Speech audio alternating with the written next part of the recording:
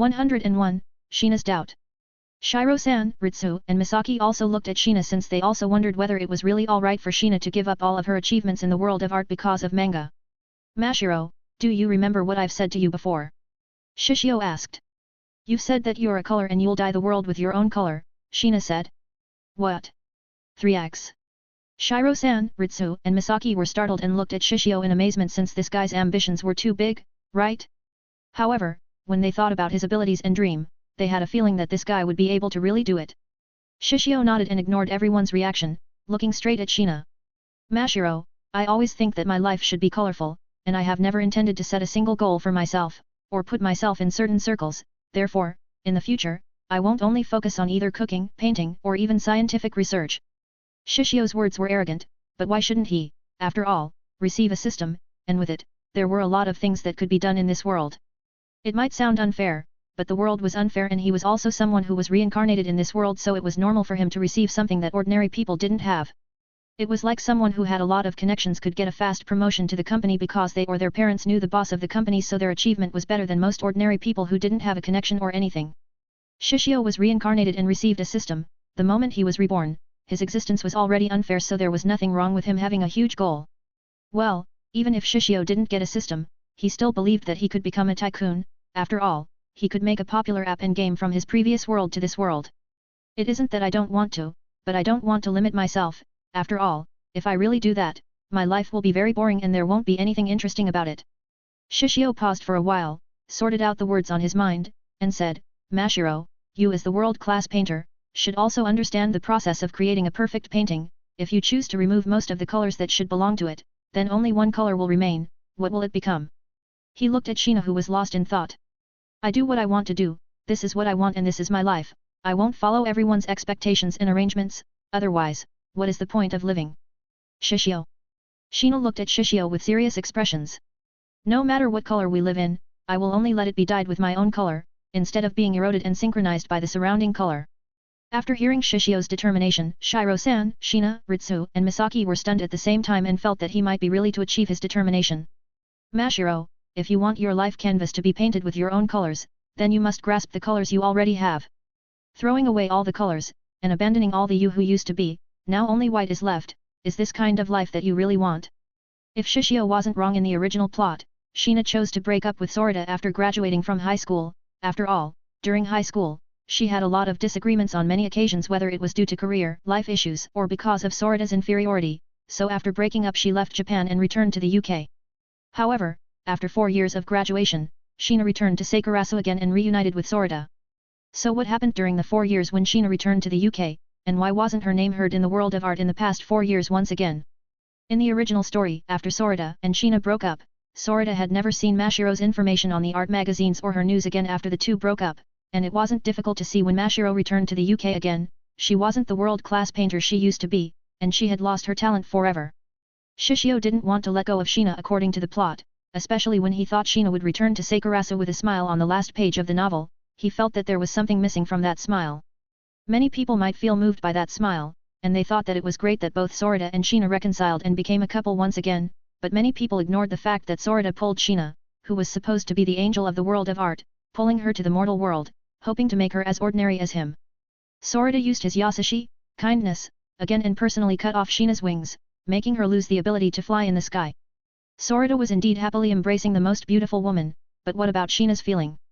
When Rita Ainsworth came to Japan, why did Shina appear to hesitate? When Shishio thought about the relationship between Sorita and Shina, he suddenly remembered the Hermione Granger in the Harry Potter.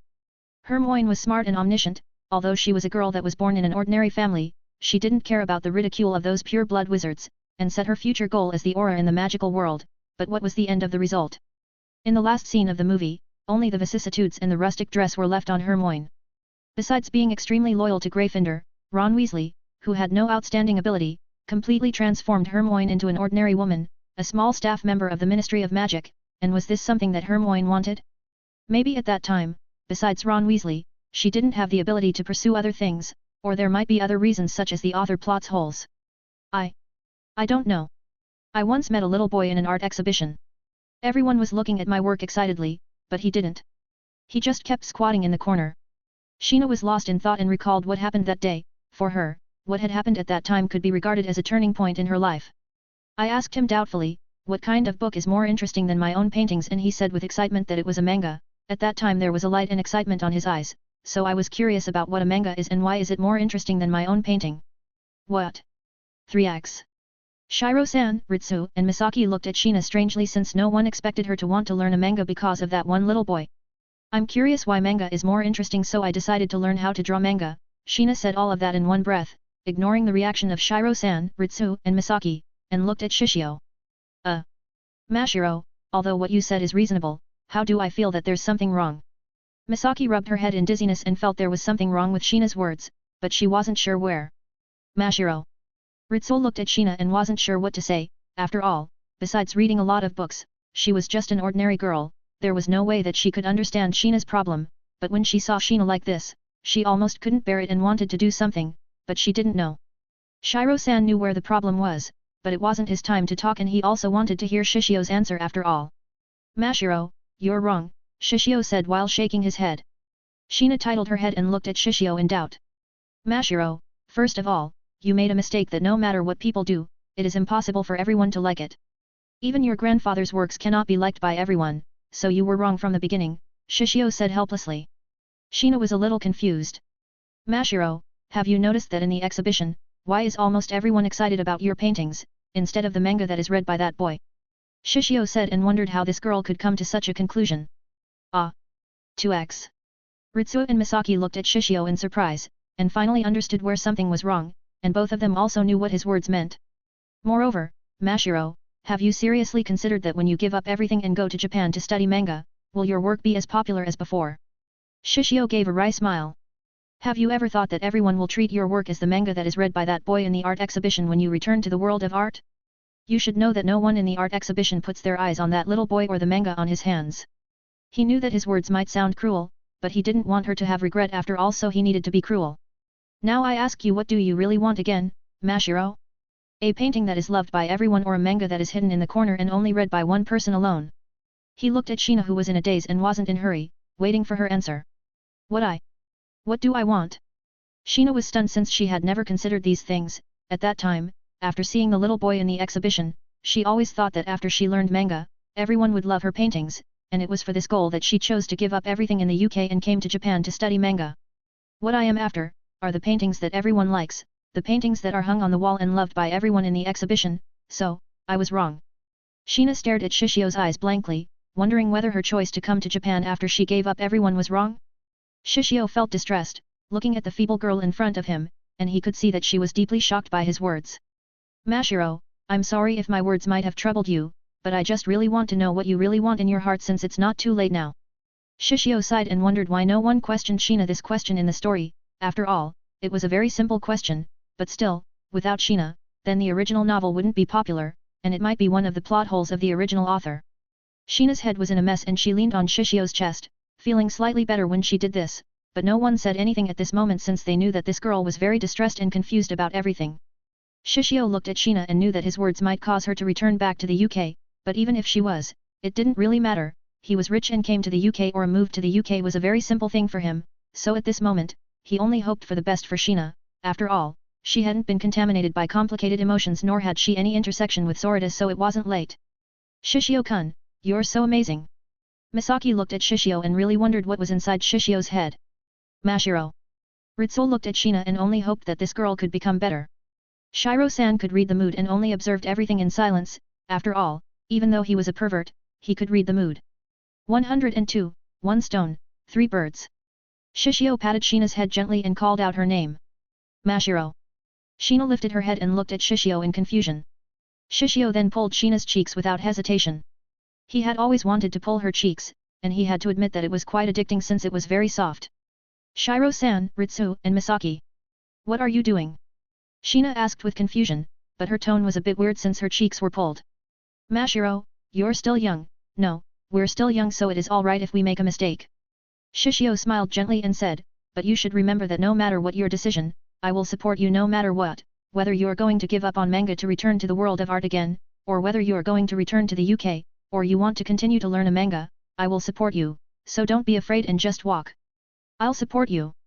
Sheena stared at Shishio and wasn't sure how to describe her emotions at that moment, but somehow she felt that she was at the flower field with a lot of beautiful flowers blooming at the same time, and this young man appeared in front of her, protecting her like a knight.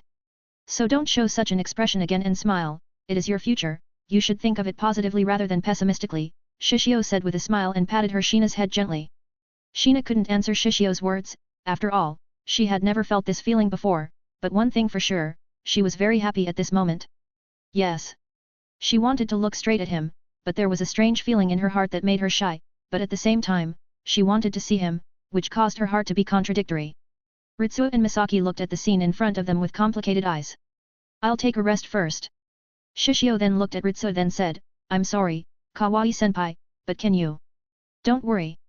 Ritsuo nodded gently, but her feelings were complicated at that moment. Shiro-san, I haven't written anything, but once I've written it, can I ask you for advice? Shishio asked. Sure, just bring it when you're ready, Shiro-san said without hesitation, then watched Shishio's back that slowly disappeared before looking at the expression of the three girls, shaking his head slightly, thinking that Shishio was a sinful man. Shishio was about to return to his room, but before that he looked at Sorita's room, before shaking his head. His room was right next to Sorita and he could pretty much tell that Sorita had returned before, but this guy tried to avoid contact with him, so he also didn't think too much. Shishio then returned to his room since there were a lot of things that he needed to do, and that first thing such as calling Claudia Hodgins and doing research about his opponent on the Kengan match. Shishio, without hesitation, took his phone and directly called out Claudia, and as expected, the phone directly connected. Boss. Shishio pulled his phone away from his ear with a frown and said, calm down Hodgins. I can't calm down. You're going to enter the Kengan match. What are you thinking, boss? When Claudia knew that Shishio had entered the Kengan match so he could become half of the investors of the wind farm that was planned by Togo's company. Even though he had to admit that the wind farm was very good, Shishio's life was worth more than that, and for a measly 5 billion yen worth of contract, he didn't think that Shishio should enter the Kengan match, especially when he knew that Shishio's opponent would be Keno Agito. Calm down, Hodgins. Shishio sighed and said, you should know that as a boy, you must have this one dream, right? Dream? What are you talking about? Claudia was confused at how their conversation would turn into a dream, after all, they were talking about his Kengan match before. As a boy, have you dreamed of becoming the strongest person on earth? Shishio asked. Well. Claudia thought for a while and remembered the superhero cartoons that he had watched during his childhood time, and at that time, he also dreamed of becoming the strongest man on earth to save everyone from everything, whether it was war, robber, bandit, pirates, etc. But yes, I have, but that's impossible, boss. He knew his own limits and he also stopped having such a naive dream. It's possible. Shishio was laying on his head, his expression turned into a bright smile, and said, the strongest fighter in the Kengan match, if I can win against this person, then shouldn't I become the strongest? Claudia was in silence, and his heart was trembling since he could feel his bloodlust, a childlike excitement, and a desire to fight, even from the distance, which was why he could only sigh and say, boss, when you go, don't forget to bring Roberto with you, at least, you need someone to protect you. He also thought that it was also better to call the hospital to prepare, after all, his boss was going to fight, but at the same time, he had to admit that it wasn't wrong to follow such a boss since such an ambition was worth following, but he had to admit that Shishio was a bit reckless, but he had gotten used to it since he knew that his boss loved gambling, but more than that, as a man, he also understood Shishio's desire to become the strongest. Roberta. Shishio murmured and nodded. All right. He also thought about calling Roberta, after all, not liking it when he was left unprotected, and after all, wasn't sure whether he could get out unscathed or not from the fight. Well, let's continue with the business, is the contract ready? Yes, it is ready, we have signed the contract with Iwami Heavy Industries as half of the investors of the wind farm, Claudia said without hesitation. Electricity wasn't cheap in Japan and it was a very precious resource, which was why this wind farm was a great investment. Shishio thought to build his own energy company in Japan, or rather was it possible for him to get some shares of the energy company, then it was all good. Both of them then continued to talk about both Kengan match and the wind farm contract, until Claudia asked, is there something again, boss? Right, can you buy Android? Shishio asked. Android? Claudia was confused. Shishio raised his hand, staring at the ceiling, and said, I feel like the development of cell phones is going to be more advanced in the future, and Android is necessary for that, but I want you to do a deep research on it first and tell me whether there's some company that wants to acquire it. If possible, we have to get Android before someone else. I see. Claudia nodded and said, I'll work on it as soon as possible. Shishio knew that Android was very necessary for one company, but he thought to grab it. After all, he knew how useful this operating system was, and he also thought to develop the App Store. By then he could get 30% of the total sales of the app, without doing anything, like both Apple and Google. The reason why Apple could become such a huge company wasn't that this company sold a smartphone, but it was because of all the apps that were sold on the App Store inside the smartphone. Apple would take 30% cut of the sales, which was why it could become such a huge company. Google was also the same. After all, they could also get a 30% cut of the sales of the app that was sold on the Google Play. Shishio's ambition was big, and even if he failed, he knew that he wouldn't lose money. After all, he was sure that there were a lot of people who wanted to buy Android once they knew its potential, but if he was successful, then he might as well buy a country, then created a harem there. Joking aside, Shishio didn't give the details about Android to Claudia, but one thing was for sure, he needed Claudia to do deep research about this. They talked for a while before they ended their conversation. Shishio then raised his body and thought to watch Kano Agito's match on the laptop, but his phone vibrated once again, but this time, he frowned since he didn't know whose number it was. He looked at his phone for a while before answering it. Hello. Is this Oga Shishio? Shishio raised his eyebrow when he heard a female's voice, and after he got a music mastery, he was very keen on voice, so he quickly remembered who this person was. Are you Kawasaki Saki? It's great that you remember me, Saki said while letting out a sigh of relief and felt happy when Shishio remembered her by her voice. Well, it is very hard to forget about you since the impression I've got for you is very strong, Shishio said with a smile while turning on his laptop. What? What kind of impression do you have of me? Saki was startled and curious. Strong and sweet girl, Shishio said simply. Wah. There was a moment of pause, before Saki said, you know, you shouldn't say something like that, or we, girl, might misunderstand you. But she didn't realize that there was a smile on her mouth. I see, should I call you a delinquent girl for going out late at night? Shishio asked. Are you teasing me? Saki asked with a slightly annoyed tone, but there was a smile on her face. Well, what's wrong? Why did you call me? You're not being troubled by those thugs again, right? Shishio quickly asked, wondering whether Saki was troubled by those thugs before. No, I'm all right, but I haven't said my thanks to you, or rather, let me treat you to something to save me that night, Saki quickly said with a blush on her face. Even though Shishio couldn't see Saki's face at this moment, he thought that her expression would be very cute at this moment. He thought for a while and said, then how about you treat me to Matsuya, Jihuden chain restaurants? Saki was startled and asked, is something cheap all right? It's all right, I love it, Shishio said. In truth, he wanted her to treat him to Vanyeria, but the meal on Vanyeria wasn't cheap and he knew that Saki didn't have that much money. Is that so? Saki was surprised, but she didn't think too much and agreed since she thought that Shishio liked Jihuden. I'll treat you to Matsuyua. All right, then when are we going to meet? Shishio asked directly. How about tomorrow night? Is that all right with you? Saki asked. Tomorrow night. Shishio tried to remember whether he had an appointment that night or not. You can't? Saki asked. No, it should be all right, let's meet each other tomorrow night at Matsuya, Shishio said. All right, Saki said. Then I'll see you tomorrow, bye Kawasaki, Shishio said. Bye Oga, Saki said. They ended the call, and Shishio put down his cell phone then took some discs and documents that were prepared by Togo. It might be his first time for the Kengan match, but he had to admit that he felt quite excited about it since he could test his ability in this match. When the call ended, Saki looked at her phone and smiled. She was glad that she braved herself to call him tonight since because of that, she could meet him again, but at the same time, she looked at the time and sighed, knowing that she needed to go for his part-time job. 103. Analyzes. Shishio didn't take the documents, but rather, directly watched the video of Kano Agito's fight on the laptop directly. After all, to understand his opponent better, it was better to watch it from the video directly rather than reading something like data. Shishio put on earphones then played the video directly, then the moment he saw Kano Agito on the screen for the first time, he couldn't help but raise his eyebrow since he had to admit that this guy was huge. Before his physical ability was doubled, Shishio's height was around 178 centimeters and he was quite tall for his age, but he was quite thin. However, after he received his reward, his height increased and became 181 centimeters, and his weight also increased and his weight was around 74 kilograms. His weight might not be much, or rather, it was slightly thin for someone of his height, and it was also the reason why no one noticed his change that much since if someone didn't see him naked, they wouldn't be able to see his strong muscles inside.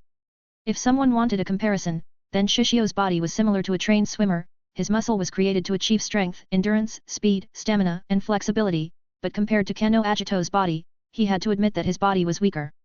Shishio, after all, had become 1.5 stronger than a normal adult. It might not sound much, and it was slightly lower compared to those champions or masters of martial artists since their bodies were 2 or 3 times stronger than normal people, but Kano Agito was more than that. Shishio looked at the document in his hand and saw the details of Kano Agito's data. He had to admit that Kano Agito's body was amazing since his height was 201 centimeters, which was 20 centimeters taller than him, and his weight was more than 128 kilograms, which almost twice of his weight, and all of that was a muscle, with a very low percentage of fat, and those muscles weren't like a bodybuilder, but rather, it was a muscle that made purely for a fight, and optimized strength, stamina, speed, flexibility, endurance, resilience, etc., etc. With that body alone, Kano Agito was a very strong fighter, but his power wasn't only that. However, Shishio had to admit that Togo's data collection ability was very amazing since he knew that it wasn't easy to collect all of those data and videos of Kano Agito. Shishio then continued to watch Kano Agito's fight, and there were 10 fighting videos. Watching all of those videos didn't take a very long time for him. After all, each of the fights ended a few minutes or so, and as expected, all of those matches, Kano Agito had won. After watching those 10 videos, there was only one word that came to mind. Strong. Kano Agito was strong. Shishio had to admit that, but rather became depressed and scared. It burnt his fighting spirit. Even more, the flame on his mind was burning fiercely. His strength, speed, height, etc. were lost compared to Kano Agito, but he didn't think that he would lose. After all, he still had his martial art. Shishio closed his eyes and then started to analyze his fighting ability and Kano Agito's fighting ability on his mind. Right now, Shishio has 2 arsenals on his body, which are Thunder Breathing and Bajiquan.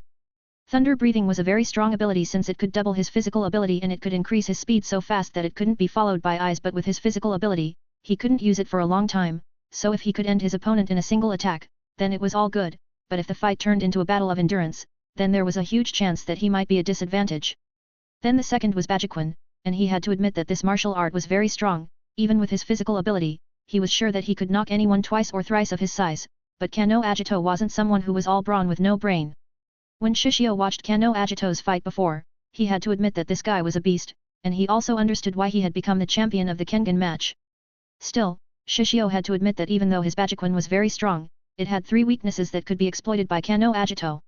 The first weakness was that Bajiquan worked the best at a narrow place, for example, an alley, a hallway, etc., and the Kengan match was held in the ring. It was an open field and it didn't fit the description of a narrow place, but it wasn't something big, and there was a lot of ways to solve this weakness. The second weakness was distance. It was one of the most obvious weaknesses, and it was also because of this weakness that most martial artists would only learn a Bajiquan at the beginning, then they would learn other martial arts when they had gotten the basics of Bajiquan. With those alone, it might be hard to understand, but the meaning of the distance was like that. Bajiquan lacked long and middle range techniques, so the practitioner of this martial art needed to get close so their attacks would be able to hit someone. Shishio saw that Kano Agito used a lot of kicks to defeat his opponent, and it could be said that the people who practiced Bajiquan might lose instantly since he could see Kano Agito's kick was like a meat cleaver. Once someone was hit by that kick, then that part of the body that was hit would be abolished. There were 2 weaknesses that had been explained, then lastly, what was the last weakness? The last weakness was that even though Bajiquan might be one of the best short-range martial arts, its advantage on the short range was also very limited. In close-range combat, there were takedowns and grapplings from judo/wrestling style, clinched from Muay Thai/kickboxing style, and punched from boxing style. If Bajiquan couldn't finish the opponent in less than 5 seconds in close range, then it would put the fighter at a disadvantage against any of the above styles. After all, a Bajiquan was a style that was created to take down their opponent was soon possible. All of the above things were Shishio's strengths and weaknesses. Then what about Kano Agito? Agito's strength was obvious, and it was his body and his fighting style.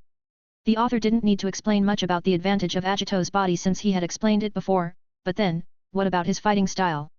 From his observation, Shishio could see that Kano Agito had 2 kinds of fighting styles. The first one was a normal orthodox martial art, and the other one was a free kind of style. As for the orthodox martial arts, Agito's face was normal, he was calm, like a machine, that was created with a mission to defeat his opponent swiftly and efficiently, but on the other hand, the one with the free kind of style.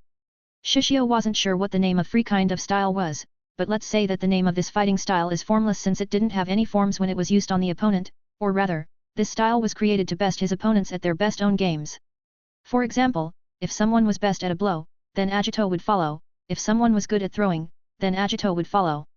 It could be said that this style was created to mock his opponent, but even so, Shishio believed that this style wasn't that simple, and in his mind, it was a style that was created to adapt any style of fighting styles, which meant that Agito could fight any fighters and win them. Strong. Most people might think the fight hadn't started, but in truth, the fight had already started the moment Shishio signed a contract to become Togo's fighter, and the moment he saw Agito's fighting video, the result of the fight had been decided. Shishio opened his eyes, but on his expression, there wasn't worry, fear, cowardice, etc., but rather, there was only pure excitement in his eyes. The strongest on earth. This dream might sound very childish, but Shishio was sure that everyone in this world had thought of this dream during their childhood time once, but as time passed, that dream died, whether it was because of the school bully, their parents' beating, etc., etc. There were a lot of reasons, but a lot of boys had given up such a pure dream during their childhood time, but now, Shishio might be able to realize that dream, which was why he was very excited, and his first opponent was the strongest fighter at the Kengan match, and with all of the disadvantages, he was going to fight Kano Agito. Shishio clenched his fist and somehow, he couldn't wait for the time of his fight. He was like a child that was waiting for a Christmas present from Santa Claus. Some might have realized or might not have realized it before, but from the beginning of the chapters, until now, Shishio had never thought that he would lose his battle against Kano Agito. Even if his body was smaller, weaker, his martial arts had weaknesses, he had never thought that he would lose his battle against Kano Agito. In the middle of his thought, suddenly the door was knocked on, and someone wanted to enter the door.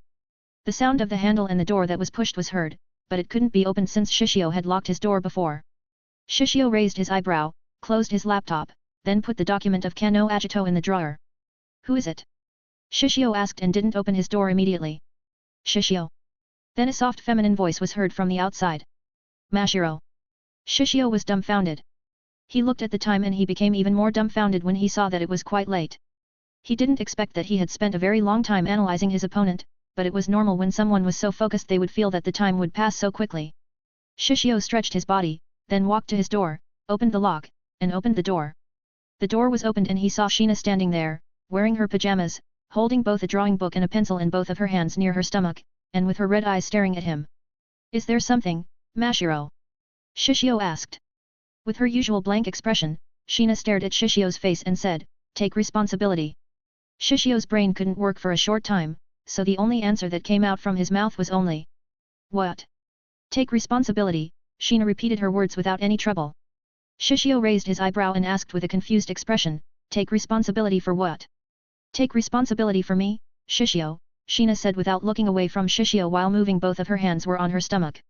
104, Shina is a pervert.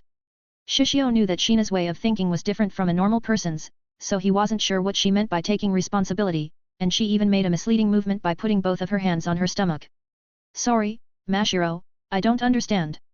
He wasn't the type who would mull over things, and if he had something that bothered him, he wouldn't hesitate to ask directly since he didn't like to waste time. Shina titled her head and she was also confused at why Shishio couldn't understand. I want you to take responsibility.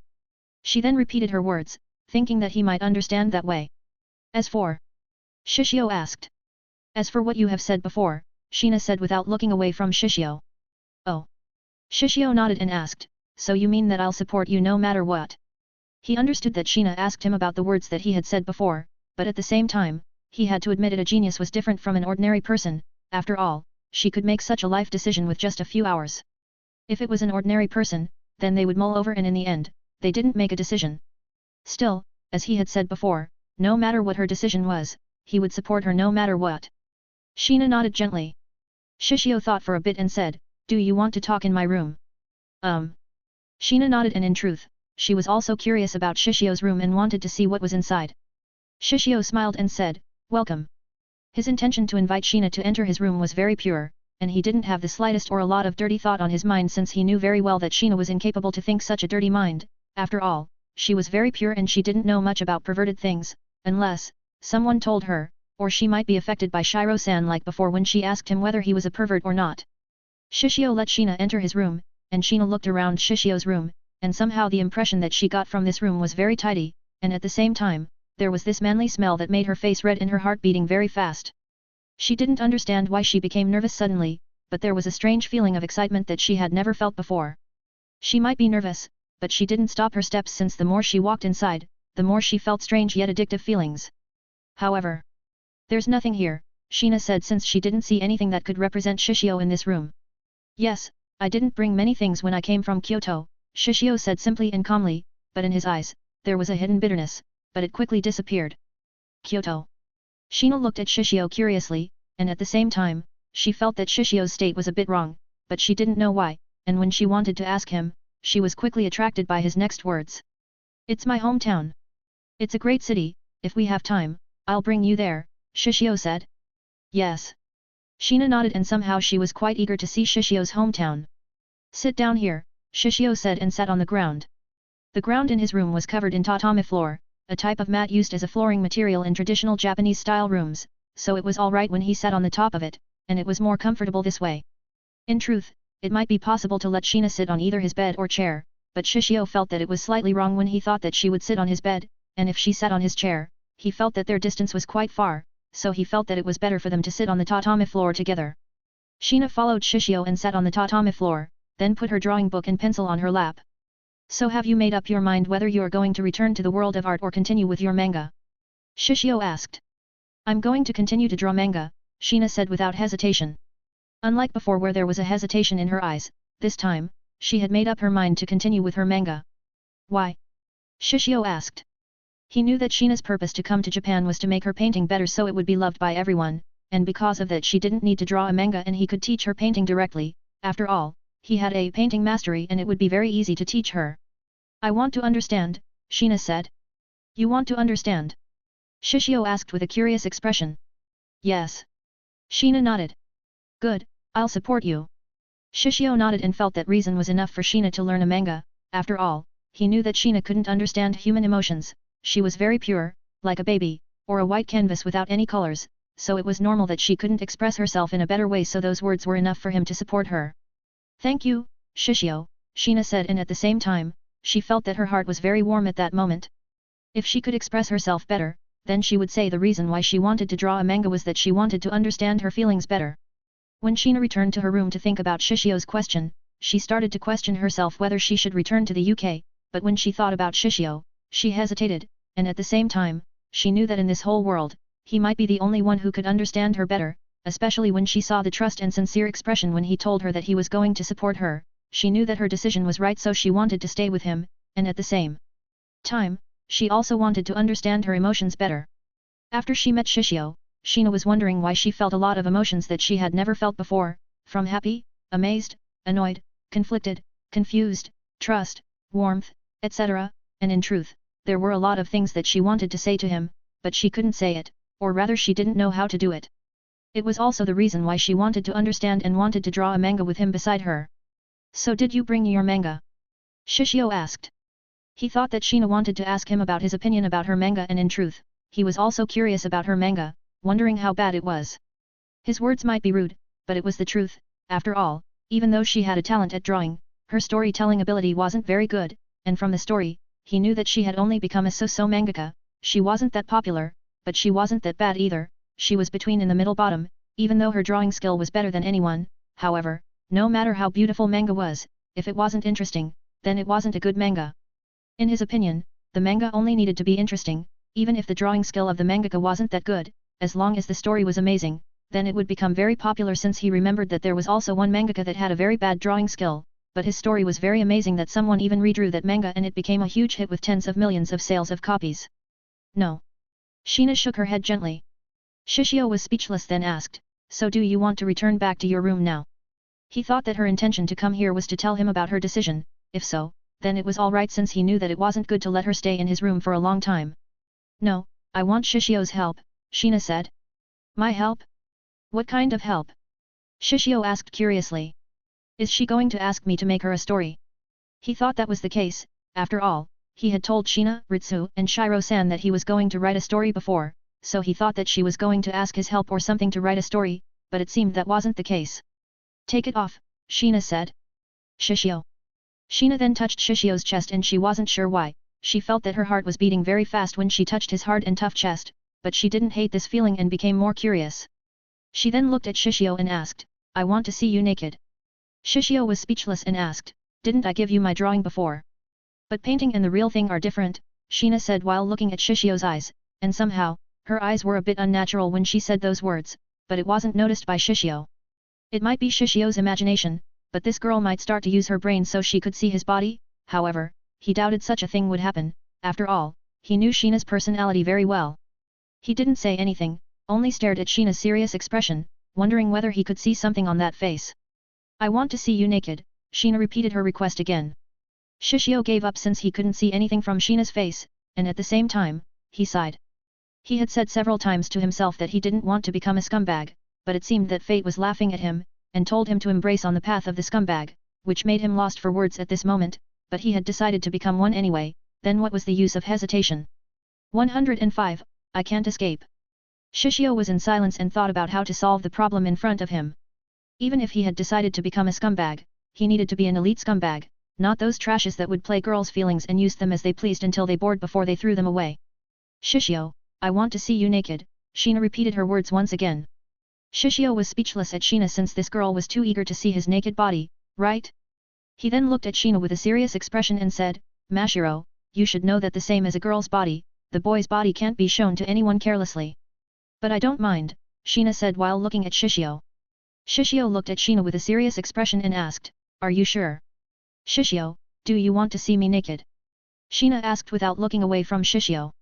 Shishio let out a sigh and said, Mashiro, I know that you're alright to show your body to me, but what if someone suddenly asks you to see your naked body, let's see, for example, Shiro-san.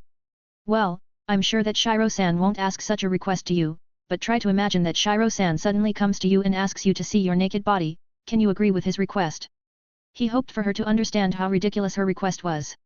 Sheena started to imagine the scenario that was described by Shishio and she couldn't help but frown, and at the same time, there was a repulsive feeling in her heart. She shook her head and said, I don't want to. She didn't know why she felt this, but when she thought Shiro-san would ask such a request, she felt disgusted somehow. You don't want to, right? I also feel the same now, Shishio said. But I'm not Shiro-san, Sheena said simply. That's true. Shishio was speechless. After all, if someone as cute as Sheena asked such a request, the majority of boys would agree without hesitation, but this was a matter of principle. If he really opened his clothes for Sheena right away then he knew that he wouldn't be that much different from Sorita, and he didn't really like that. Even if he would take off his clothes later, he wanted her to understand that her request was something that couldn't be done normally.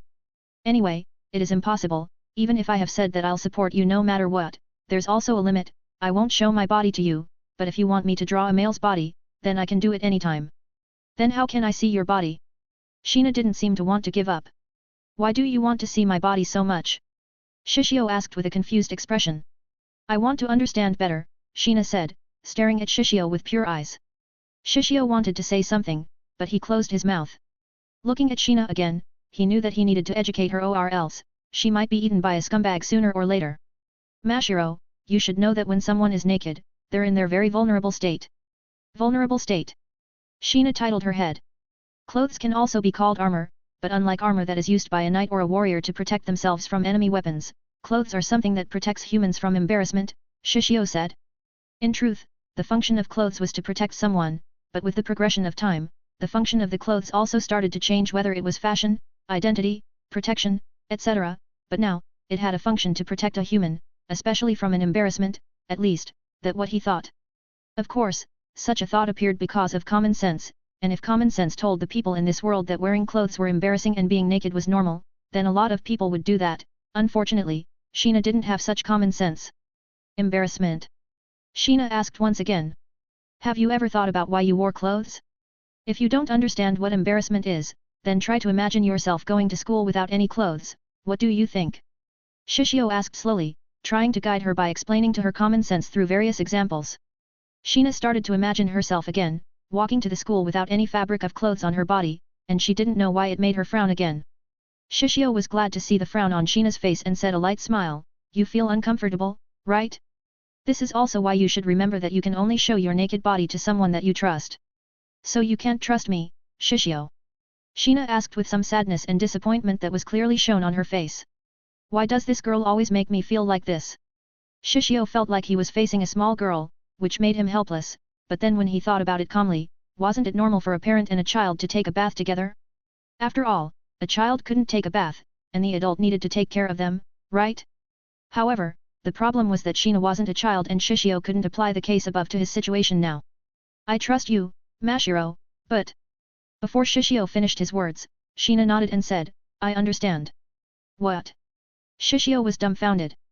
I'll also take off my clothes so you won't be embarrassed and vulnerable, Sheena said and was about to take off her clothes, but Shishio quickly stopped her. Stop. Stop. Shishio quickly stopped Sheena and felt that it was so hard to teach Sheena. Only this time, alright? There won't be next time.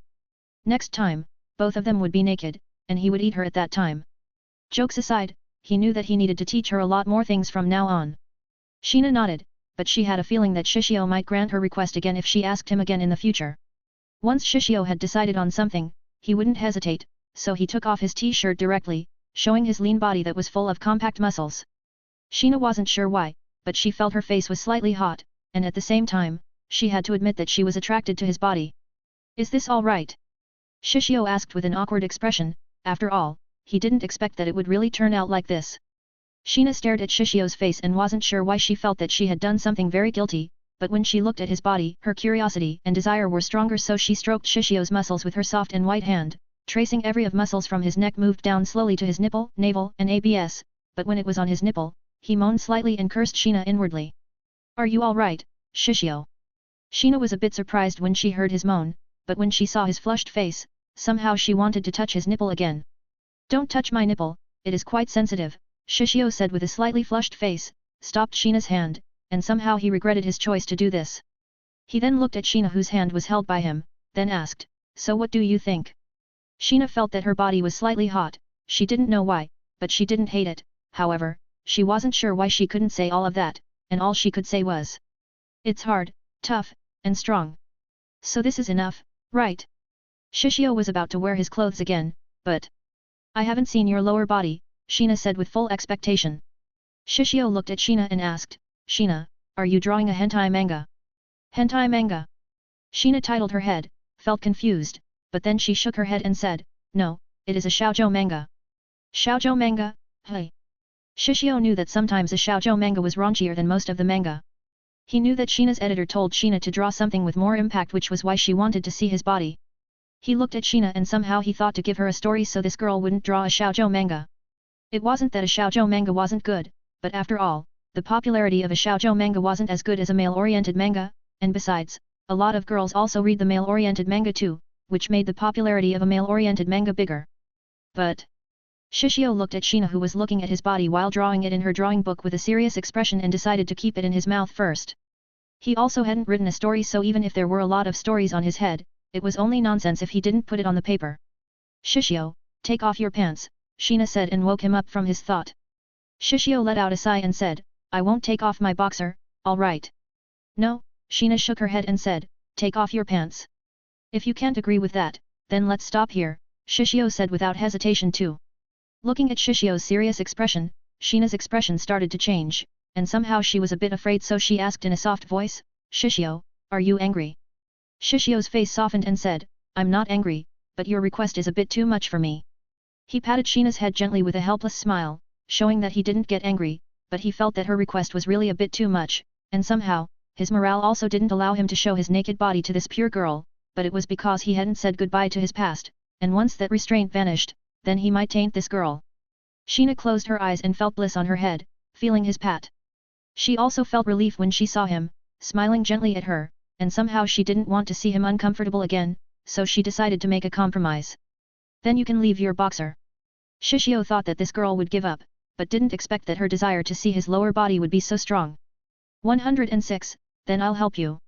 Shishio then stood up, taking off his track pants, showing his boxer to Sheena, but unlike the normal harem protagonist or Sorita on the story, where they were quite flat on their nether region, when he showed his boxer to Sheena, there was a huge bulge that couldn't be hidden there, and let him remind everyone who read the chapter that he wasn't hard and his dick was at a soft state at this moment. Even though Shishio was an adolescent boy and he was at puberty, which caused his hormones to be very hard to control, it was hard to treat Sheena as a girl, especially when her expression was so pure, staring at him like a pure angel. He felt that if he showed a reaction then he would be a sinner, which was why he tried very hard to control himself. After he took off his pants, Shishio looked at Sheena's reaction and felt a bit surprised when he saw her in a daze, staring at his lower body. Have you seen enough? He was full of a tease when he asked this question. Sheena wasn't sure, but she felt that her face was very hot and she somehow understood the difference between a male and a female, and at the same time, she also understood that Shishio's body was exceptionally good. She didn't ask about the big bulge on his boxer, after all, even though she didn't have common sense, it didn't mean she was stupid and she also understood some difference between a male and a female, but… Shishio, did you get hard? Sheena asked since she felt that the bulge was quite big. Shishio was speechless and somehow understood her question. He shook his head and said, no, I don't get hard. But I have heard that boys will get big when they're excited, Sheena asked. Well, mine is big, even though it isn't hard, Shishio said simply, and at the same time, he wanted to know where this girl learned that kind of knowledge before. Sheena blinked her eyes and somehow felt quite confused. Shishio sighed and said, you should know that among girls there are some who have a big and a small chest, boys are also like that, some of them have a small dick and some of them have a big dick. He felt that he needed to be straightforward when he talked with Sheena, after all, this girl still lacked some knowledge so he couldn't explain in a more polite way since she might not understand him, but somehow he really wanted to beat himself up when he explained all of that to her. Sheena nodded and understood, after all, she also understood that some girls had a big chest, and some girls had a small chest, but she didn't expect for a guy to be the same, but no one could blame her, after all, unlike girls' chest that could be easily seen through clothes, a guy's dick was hidden on their pants. So is this enough? Shishio asked again since he wanted to wear his clothes again, after all, even though it was spring, it was still very cold for him. Can you lay on your bed? Sheena asked. Shishio raised a question mark on the top of his head, but he nodded and laid on his bed. Sheena then, without hesitation, followed Shishio and was about to straddle his waist, but his reaction was very fast, and he quickly stopped her by holding her waist before her butts touched his nether region. Even though he had said that he couldn't treat this girl like a girl, she was still a beautiful girl, and if she really sat in his nether region. What are you doing? Shishio quickly asked and there was sweat on his forehead since he was a bit overwhelmed at that moment.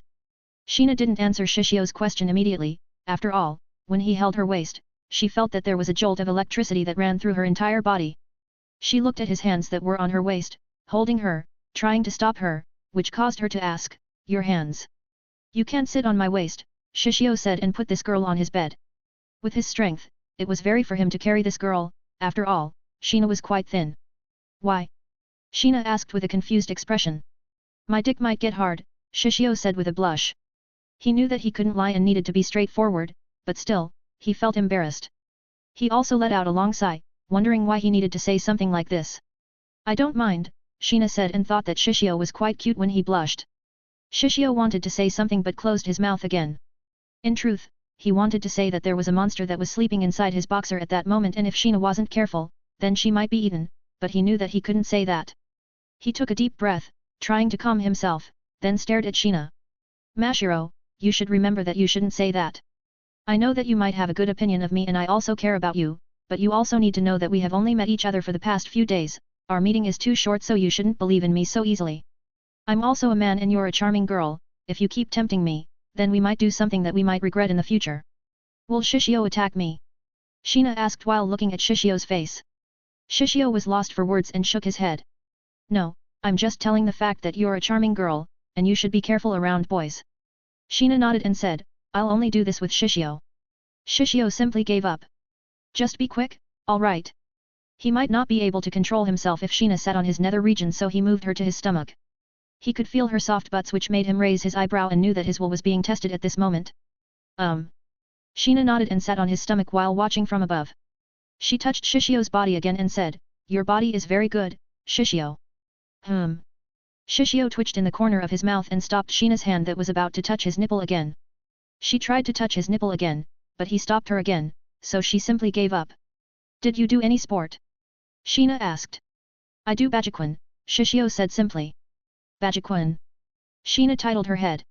It's a martial art from China. Shishio didn't seem surprised by Sheena's reaction, after all, this martial art was quite uncommon. Sheena nodded and asked, Why did you learn it?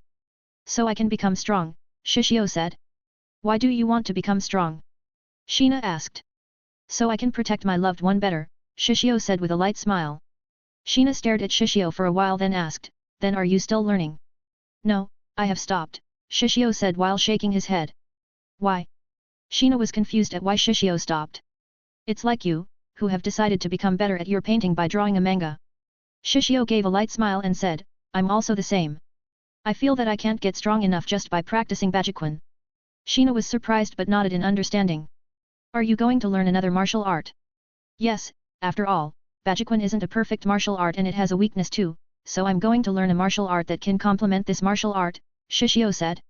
Even though he said that he didn't intend to learn another martial art, rather he wanted to fight someone strong, so he could become stronger, but there was no way he could say that to Sheena, right? Sheena nodded, then after she touched his body, she looked at him and called out his name. Shishio. Can you hold me? Sheena asked. Shishio stared at Sheena for a while, opened his arms, and said, move closer. Sheena nodded and felt his strong arms gently wrapped around her body. She felt that her heart was beating very fast and her body was very hot, but she might feel addicted to it. Tighter. She could feel that the force around his arms became tighter, that it might be hard for her to breathe, but even so, she didn't want him to stop and wanted this to continue. She looked up at him and saw that Shishio just happened to look at her eyes. Shishio. She called his name softly and looked at him with blurred eyes as if she was drunk at this moment. Shishio quickly woke up when he heard his name being called. He quickly let go of his arms and said, let's stop here. He then quickly separated from her, turned around, and tried to calm his state since he knew that he might do something that couldn't be undone if he didn't stop. Sheena felt a slight loss when Shishio let her go, but at the same time, she understood why he said that his thing was big since she caught a glimpse of his hard thing which somehow made her feel her body was burning. She looked at his back and called out his name again. Shishio. Shishio was quite wary since he was afraid this girl might ask him some strange request again. Have you ever had sex? Sheena asked. Sheena didn't receive an answer from Shishio, but she wasn't sure why it made her heart feel tight. Have you? Shishio turned around and nodded. I have. He felt that he couldn't lie to this girl. Sheena lowered her head and asked, with your girlfriend? No, I don't have a girlfriend, Shishio said while shaking his head. Sheena looked up and asked, with who? A girl. Shishio looked out the window and somehow his chest tightened when he remembered that day. Anyway, you should go back now. It's very troublesome to explain to someone why you're in my room tonight. He then wore his clothes again, with his back facing Sheena, but then he heard her voice again. Shishio. Let's have sex. Shishio frowned then turned his head, looking at Sheena who was staring at him. He then walked toward her, then flicked her forehead without hesitation. Ouch. Sheena held her forehead and cried a bit, staring at Shishio in grief. It hurts. Just bear with it, it's still better than the regret that you feel if you really have sex with me. Shishio then squatted down, then raised his head slightly, looking at Sheena's eyes while holding both of her hands tenderly. Mashiro, please promise me that you shouldn't say something like that so lightly. Why? You have done it with a girl, but why don't you do it with me? Sheena asked like a child that wasn't allowed to play a game by their parents. Shishio let out a sigh then asked, Mashiro, do you understand what love is? Love. Sheena wanted to nod, but she shook her head, but then she frowned. She might understand, but she didn't fully understand what love was. What you're doing right now is just an impulse. Shishio felt that regret so he didn't want Sheena to feel the same feeling that he felt. When someone has sex with each other, they need to feel in love with each other first. As for now, I'm not sure whether what you feel toward me is love, impulse, lust, or another feeling. After all, we have only met each other for few days, but one thing for sure, we can't have sex now. When can we have sex? Sheena asked. Shishio was dumbfounded and asked, do you love me? Sheena thought for a while and nodded. I might be. Might. Shishio raised his eyebrow. I don't understand my feelings very well, but I know that I want to be with you, Sheena said softly.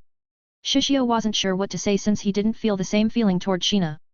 Shishio, what about you? Do you love me? Sheena asked softly, but her tone was slightly tense. Shishio knew that it might sound cruel, but he couldn't be indecisive and said, I don't love you, but I care about you. If he didn't care about Sheena, then he wouldn't stop her from contacting Sorita. After all, he didn't want to be dragged down by that scumbag, but for love? He felt that it was too early and he couldn't say something like that to a girl that he had only met for a while. Sheena didn't understand, but she felt her heart was hurt that it made her want to run, but when she looked at him, she felt quite unwilling and decided to ask him again, then, do you love someone else? She wanted to know who was the person that had made him fall in love.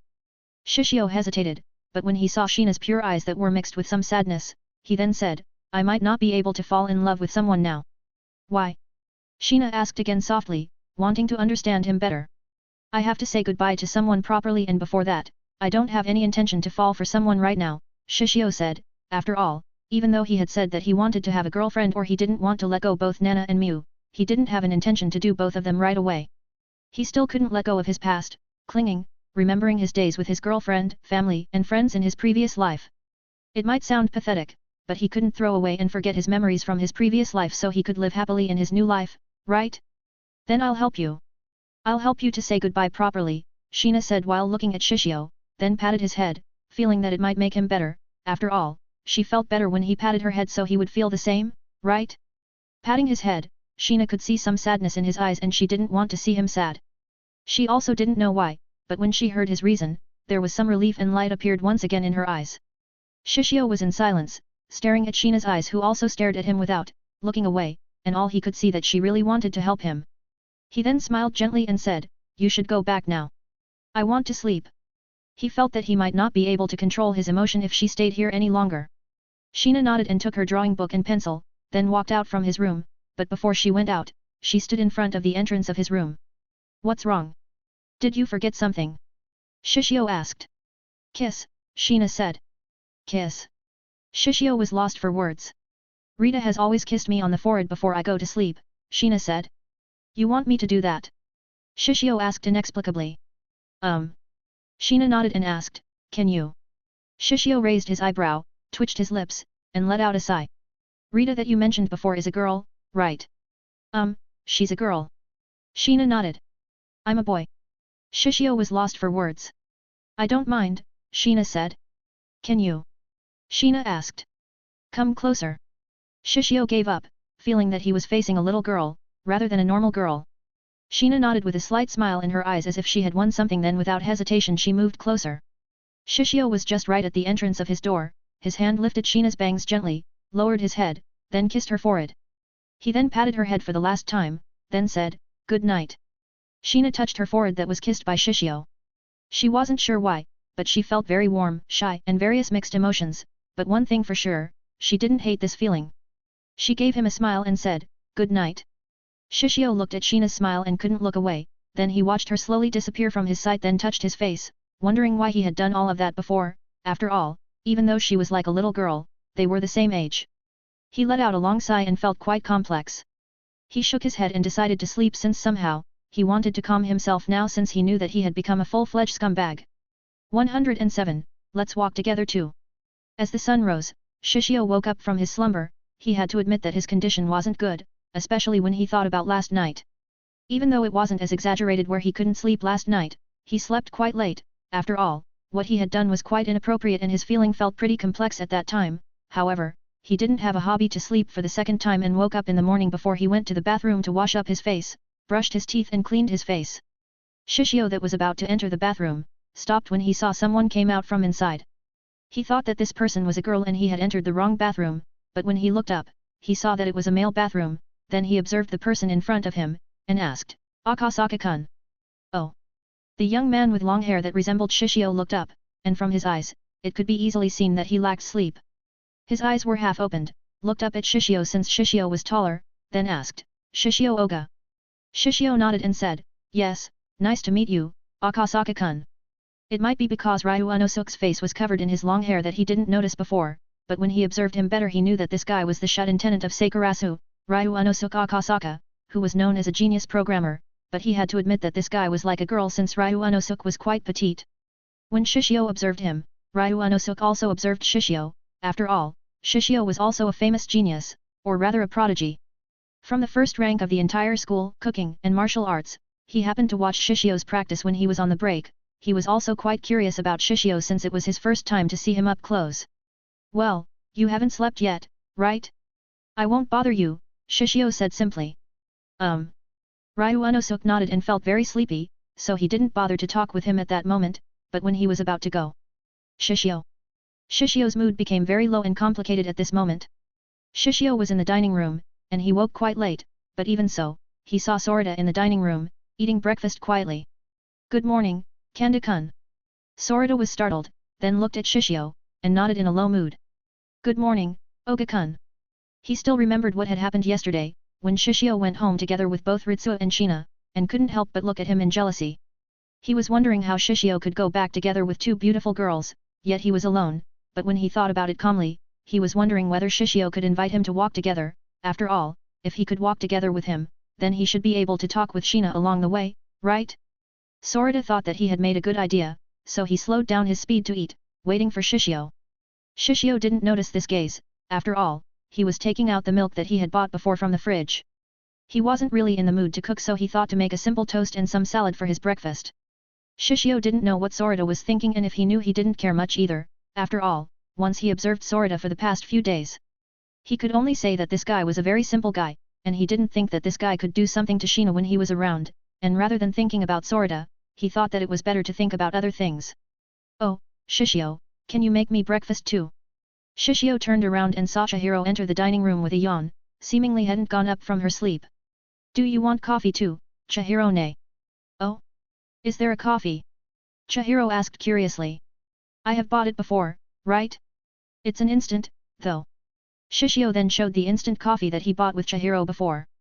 "Then make me one too," Chihiro said with a yawn. "All right, but clean up your plates on your own, all right?" Shishio somehow wanted to train this woman so she wouldn't be lazy, so her chance to get a husband would be bigger. "Oh," Chihiro answered with a perfunctory nod, then sat on the chair with a sleepy face, until she noticed Sorita, who was sitting there. "Kanda, are you here?" She felt a bit surprised since this guy's presence was quite thin, right? "I have been here for a while, sensei." Sorita was speechless. When Sorita answered, Chihiro had already ignored Sorita, resting lazily while staring at Shishio, who was making their breakfast. She thought for a while and imagined him wearing tight clothes and an apron in the kitchen, and somehow, she felt that scene was quite hot.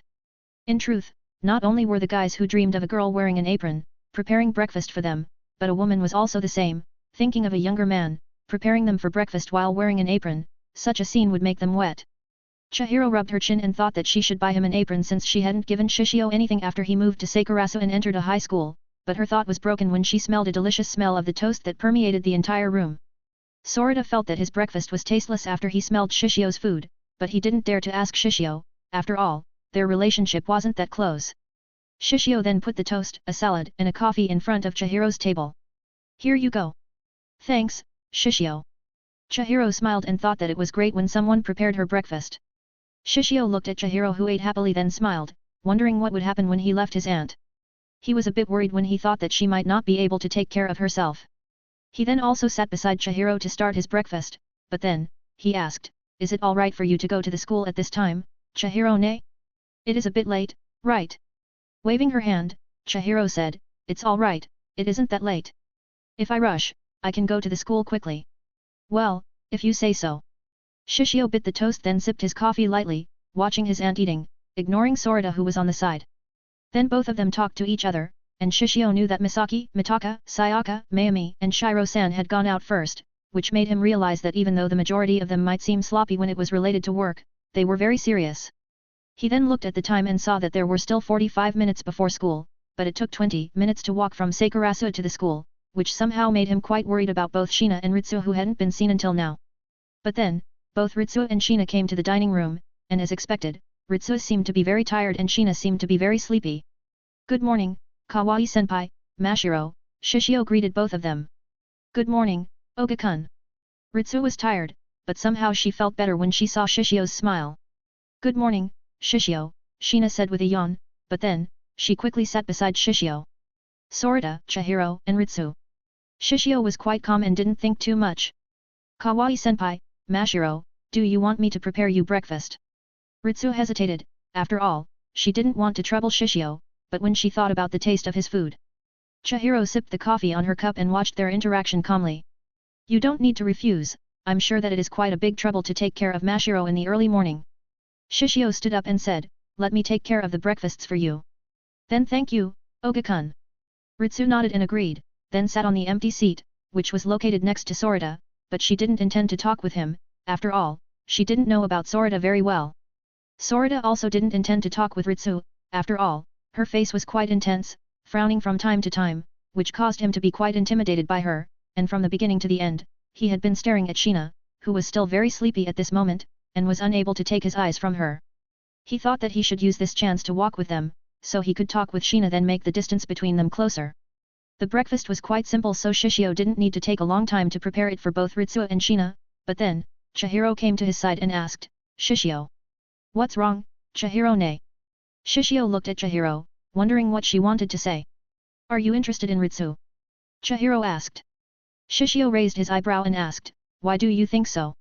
He was wondering why Chihiro thought that he was interested in Ritsu when his conversation with Ritsu wasn't much. Well, I just ask, but it's good that if you want to date her, she's a good girl, Chihiro said softly while staring at Shishio's face. Shishio shook his head and said, I'm not sure where you can get that kind of conclusion Chihiro nay, but you should know that it should be you who take care of Mashiro, but you have left her to Kawaii-senpai. I might not be able to help her much, but at least, I should help her with the food, right? In truth, he couldn't blame Chihiro that much. After all, Shina's parents just left Shina to Chihiro directly, and even though both Chihiro and Shina were relative, they weren't that particularly close, and if Shina's parents really cared about Shina, then he thought that they should give Shina a maid or hire someone who could take care of Shina. After all, Shina's situation was quite special and Shina's family shouldn't be lack of money, right? After all, Shina was coming from a famous family of artists. You should know how busy I'm and Mashiro is also your relative, right? If you don't want to trouble Ritsu, then why don't you take care of her? Chihiro said directly, giving responsibility to take care of Shina directly Shishio. I'm a man, you know. Shishio was lost for words. What's wrong with a man? Don't tell me that you are interested in Mashiro. Chihiro asked jokingly. Shishio's eyes condensed, but it quickly returned to normal. He let out a sigh and said, Chihiro nay, why don't you go to the school now? You might be late if you don't leave now. Well, that's true. Chihiro nodded and said, wash my dishes, all right. No, I won't wash your dish, Shishio said without hesitation. Chihiro wanted to leave directly, but she was caught by Shishio without hesitation. Wash your own dish, or I'll slap your ass now, Chihiro nay. His hand was ready to slap Chihiro's ass if this woman really ditched her dishes to him. Humph. Just slap my ass then. Chihiro didn't feel fear, rather pointed her ass toward Shishio so he could slap her better since she didn't think that he would slap her ass, but... Slap. Ritsu and Sorita were startled when they heard the crisp sound from the kitchen. Shina was still half asleep and didn't hear the sound of the slap. Oga-kun, what's wrong? Ritsu asked quickly. Nothing, there was really a big mosquito, senpai, Shishio said with a smile. He then walked out of the kitchen and whispered to Chihiro. Don't forget to wash the dish. It might be because this woman slapped his head last time, so he felt quite satisfied when he slapped her ass. Shishio. Chihiro grumbled and looked at Shishio in shame. She wanted to knock him down, but somehow, she felt embarrassed when there were a lot of people. After all, there was no way that she could tell her ass was slapped, right? Chihiro then snorted and gave up, washing her dishes honestly, but then she felt her butts were quite strange for some reason since it didn't feel that bad. Shishio didn't know what Chihiro was thinking, continued to eat the food, and when Chihiro was about to go out, she slapped his head, but he didn't dodge since he knew that he deserved that slap. Chihiro somehow felt quite satisfied then left without hesitation since she might be in trouble if she was late. Her mood was very good at this moment, whether it was from her conversation with him or that slap before, she wasn't sure, but she felt very good. Shishio, Ritsu, and Shina then ate together and washed their dishes when they finished. It might be because the three of them had been going to school before, so it should be natural for them to go to school together again, right? Ritsu also didn't hate to go to the school together since this way, she felt their distance became closer. Then Shishio, Ritsu, and Shina left together, leaving Sorita on Sakurasu, but before he went out, he didn't forget to say something to Sorita. Kanda-kun, we'll leave first, don't be late for school. Oh, yeah. Sorita was startled and answered with some incomprehensible words. Ritsu gave Sorita a nod, and Shina was still sleepy so she didn't do anything, then left together with Shishio. As for Sorita, he could only watch the three of them left while he was still in this dorm alone. Why? Sorita gritted his teeth and that was the only word that appeared on his mind at that moment and his jealousy burned stronger. In truth, he wanted to ask them to go to the school together, but he felt that it was a bit too much for him to ask that, so he waited for them to invite him to go to the school together, but unlike what he had imagined, they didn't even invite him to go to the school together. After all, they had talked to each other during breakfast. Well, even though they had talked to each other during the breakfast session before, Shishio was the one who took the initiative to talk with him since both Ritsu and Shina didn't even talk with him, which made him helpless. Sorita looked at Shishio, Ritsu, and Shina that had left together. He might be unwilling, but he also knew that it was his fault to be indecisive, but he thought for a while and decided to encourage himself to invite them to go home together later. It's not too late. Sorita thought positively. Shishio didn't know what Sorita was thinking at this moment since he had gone to the school, but if he knew that he would only laugh and thought that youth was really full of delusion. 108, can I invite you for lunch? Shishio, Shina, and Ritsu had arrived at the school, and before they separated in their own way, Shishio reminded them. Senpai, Mashiro, don't forget later, alright. Shina nodded and had woken up from her sleep slightly after she entered the school. She looked at Shishio and wanted to ask how to help him to say goodbye from their conversation last night, but she thought to ask him later. After all, she was quite sleepy and she didn't really want someone to hear it. Yes, see you later, Oga-kun. Ritsu nodded and didn't think too much. Still, somehow, after she met him, a lot of things happened, right? Fortunately, all the things which happened to her, even though some of them were troublesome, she didn't hate it and it made her life more vibrant. See you later, senpai, Mashiro, Shishio said, then left for his class. He felt quite glad that his task almost ended and he only needed to add one more member to the literature club. Let's see who I should invite. Out of the people he knew, except for Sorita, all of them could become members of the literature club. When Shishio thought about Sorita, he was wondering what that guy wanted to do in the morning before, but based on his observations, he could tell that Sorita wanted to go to school with them, and it was also the reason why Sorita decided to wait for them. If Sorita decided to ask him to go to the school, then he didn't mind, or rather, whether Sorita came to the school together or not, he had several ways to solve him, but Sorita didn't do that, only sat silently without saying anything while staring at Shina, which somehow made him quite creepy. If Shishio hadn't talked to Sorita before, then Sorita would have become even creepier. Shishio understood that Sorita was a very indecisive guy, but he didn't expect him to be this indecisive. He had a feeling that guy was waiting for him to invite him, which made him snort inwardly since an opportunity had never waited for anyone. If you didn't prepare, then you would get nothing, and that was Sorita now. It might be because of the story that Shishio was quite wary of Sorita before, but when he understood Sorita's personality better, there was really nothing special about him. Sorita was so ordinary that it made him yawn sometimes. If Shina didn't appear, Shishio was sure that Sorita's life was just like that, going to school, taking care of the cat, talking to his friend, and those actions being repeated every day until he graduated. But with Shina, Sorita dared to face what he wanted to do in his life, and because of that, Sorita worked hard to achieve his dream. But when Sorita learned that it wasn't easy to achieve his dream, even failed twice, he let out all of those frustrations to Shina, who was innocent and even supported him. Sorita didn't even feel grateful toward Shina, who had done all the illustrations that were made for his game plan for the competition, and in the end, Sorita blamed and got angry toward her when he failed, thinking that the world was unfair for an ordinary guy like him. Even at the end of the arc of the story, the reason why Shina left was because of Sorita himself, blaming everything on Shina, who made him felt like an inferior being. Shishio could only snort at how naive Sorita was. After all, achieving a dream wasn't easy, or rather, there was no fairness in this world. Like himself, who was reincarnated and had everything from the system, or like a child of a rich person who had a lot of connections so they wouldn't have to worry about their lives, but for someone like Sorita, unless they gritted their teeth, bleeding, and their bodies full of injuries, there was no way for him to achieve his dream. Shishio knew that everything was unfair, and he also understood why Sorita was jealous, but it wasn't the reason why Sorita could blame everything Shina. Rather than blaming the girl who was innocent, to think about how to improve himself and thinking why he failed so he could be better next time. Shishio thought for a while and thought the reason why Sorita was attracted to Shina was probably that Sorita felt that Shina was inferior to him. After all, Shina couldn't even take care of herself, but everything was only a delusion. After all, Shina was several times better than Sorita, so when Sorita realized that, all Sorita wanted was to escape from Sakurasu, escaped from Shina, who caused his inferiority to be stronger and stronger. When Shishio thought about it, USA was better, since USA had never got angry and was even patient toward his heroine in the story. Shishio shook his head and decided not to overthink Sorita, since Sorita's role in his life was no more than a background character, like an unlucky person who met Kaiju several times and ran away when the Kaiju appeared, but this person didn't have any connections with the story or anything, his face was just shown when Kaiju appeared, that's all. If Shishio had to say who he was the wariest of in Sakurasu, then without a doubt, it would be Ryu Unosuke. After all, Ryu Unosuke was a genius programmer, and that was also the reason why he had never connected his laptop to the local network in Sakurasu, or rather, he had two laptops on his room, one was filled with a lot of secrets, and the other one was for a normal operation, researching various things in this world. He also didn't put any app on his phone, since he didn't want Ryu Unosuke to see what was inside his phone. After all, there were a lot of secrets that couldn't be known in his laptops and phone. It was also the reason why Shishio was glad when he received programming mastery when he happened to see Ryu Unosuke before, even though he felt complicated.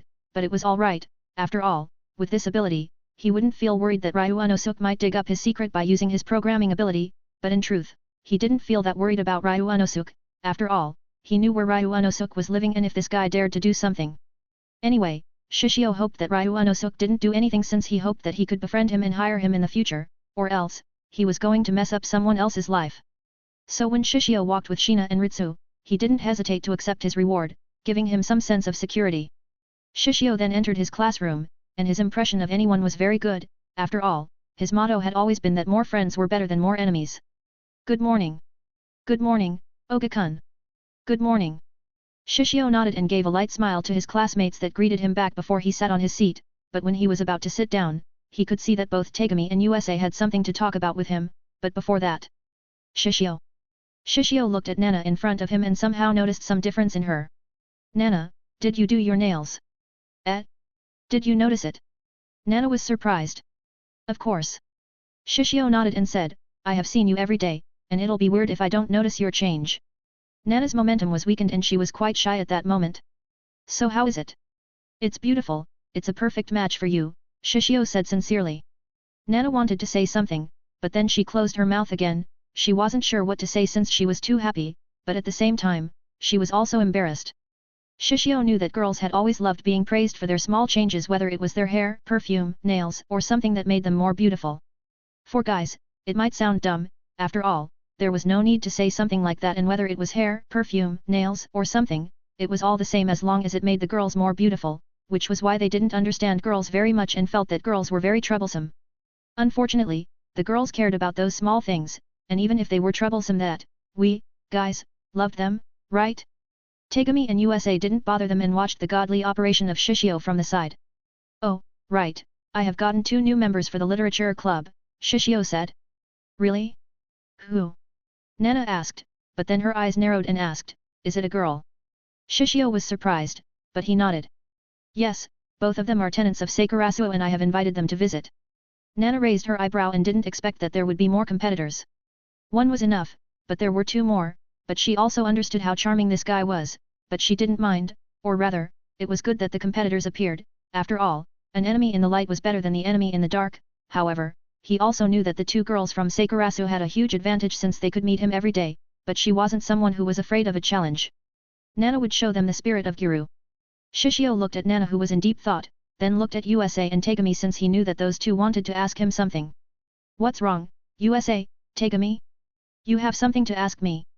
Tegami nodded and said, yeah, Oga, can we have lunch together later? He didn't want to embarrass USA, especially he knew that Nana was the type of girl who loved to cause a commotion, so it was better to talk somewhere else. Lunch? Shishio was surprised. USA is going to treat us, Tegami said without hesitation. What? USA was startled. Tegami snorted and whispered, if you don't do this then do you think that Oga will come with you? If you're told to have lunch with a beautiful girl and 2 guys, which one will you choose? USA gritted his teeth, but when he thought about the beautiful girl that he saw yesterday, he nodded without hesitation and said, yes, I'll treat you, Oga-kun. Shishio looked at USA whose expression was like a soldier who was ready to do a kamikaze operation during World War II and couldn't help but feel speechless. Well, you don't need to treat me, but let's eat in the cafeteria since I'm curious about that place. He then looked at Nana and asked, Nana, how about you? Do you want to come with us? Nana was about to agree, but... Wait. Tegami and USA quickly stopped their conversation. Oga, this is a conversation between a man. Tegami said with a serious expression. Yeah, no girls are allowed. USA nodded. Nana snorted and looked at them with disdain. Aren't you just talking about a girl? What are you afraid of? I'm not going to blabber my mouth anywhere. However, Tegami and USA were firm and they wouldn't budge no matter what. Shishio shook his head and said, well, Nana, sorry, but I'll go with them for lunch. Well, if you say so. Nana nodded and said, see you later at the club then. She also didn't force him to go with her, after all, a certain distance also created a beauty. Still, what she was more excited about for the Saturday when both of them would go out together to take her game on her big sister's dorm. She chuckled and wondered about her big sister's reaction when she introduced Shishio to her. Alright, see you later, Shishio said. He nodded, then looked at USA, and said, you're going to treat me, right? He had given up, eating together with a beautiful girl, so it was normal for him to ask for something, right? USA could only helplessly nod at this moment while thinking about his pocket money. 109. When you fall in love, you need to calm down. Shishio had never been picky with his food, after all, his motto had always been to eat to live, not live to eat, so when USA said that he was going to treat him, he didn't try to pick the most expensive food in the cafeteria, but the most standard one, which was ramen, to be exact, salt ramen.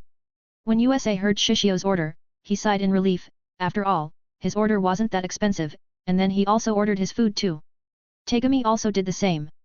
After Shishio, Tegami, and USA got their food, they went to the empty table, sitting together there, but somehow, Tegami and USA could notice the gazes of the girls on them from time to time, but they weren't stupid enough to think that it was them, but rather, it was because of the guy in front of them. Shishio sipped the broth of the salt ramen lightly and had to say that the taste was pretty good, and thought that it might be good to come to the cafeteria from time to time. He then looked at Tegami and USA then asked, "So what do you want to ask me?" He could see Tegami's serious expression and USA's shy expression, and somehow he could understand what they wanted to ask him, which made him quite helpless, but he didn't blame them. After all, it was normal for a boy in the adolescent to be attracted to the opposite gender. USA, hurry up and tell him, Tegami quickly said. USA blushed and he was very shy at that moment. Oh Oga-kun. Shishio shuddered and said, just hurry up and say it, it's creepy if you are so shy. Tegami also shuddered and nodded. Yeah, I felt like you were confessing to Oga. Shishio and USA wondered whether Tegami could shut up or not.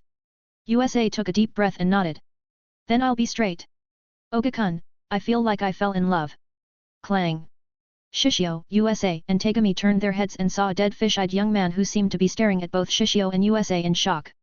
Shishio twitched his lips and said, he fell in love with a girl, not me, you bastard. He didn't mind cursing this guy, after all, this guy's misunderstanding was very malicious. I see. The young man didn't expect Shishio to talk with him, but he nodded and somehow sighed in relief. He knew that the three of them might be his underclassmen, but somehow, the normie aura from the three of them was too big for him to say anything, so he could only say sorry, bow his head, then left. So who have you fallen with? Shishio asked while eating his ramen, didn't care much about the young man with dead fish eyes before. USA also regained his bearing and said, if I'm not wrong, her name should be Kawaii Ritsu, right, Tegami? He then looked at Tegami since he knew the name of that girl from him. Shishio then looked at Tegami curiously, wondering how this guy knew Ritsu Kawaii. Tegami noticed Shishio's gaze and patted his chest proudly. It might sound quite show-off, but I know the name of every beautiful girl in this school. Shishio looked at Tegami and wondered why he felt Tegami was like the second male character on the gouge whose purpose was to help the protagonist to get the heroines on the story, but he had to admit that he was quite curious about Tegami's information. You know all the beautiful girls? Of course. Tegami nodded, but then he looked at Shishio, giving him a knowing smile, and said, don't worry, I won't say a word to Sunoera-san. Shishio was speechless and said, let's talk about USA first. You're not going to ask me anything. Tegami was somewhat disappointed since he wanted to show his power. No. Shishio said without hesitation. Tegami somehow became depressed and continued to eat his lunch.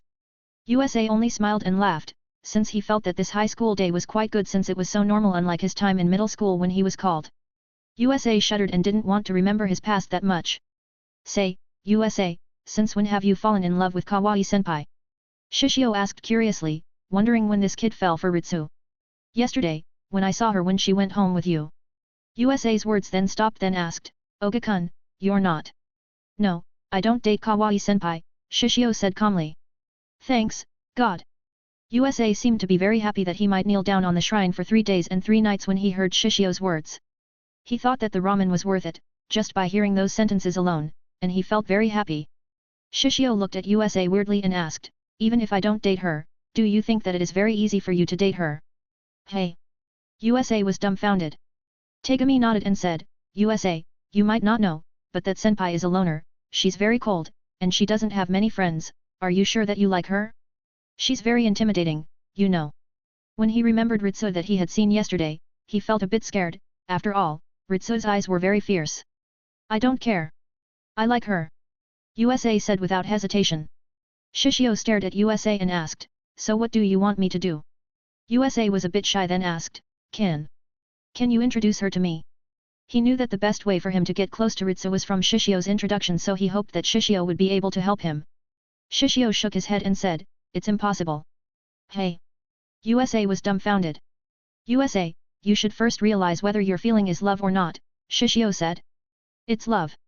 I fell in love at first sight. USA said without hesitation. Then can you say that you'll do anything for her? Shishio asked. Of course. USA was full of spirit, thinking that he had really fallen in love. Then how about you move to Sakurasu?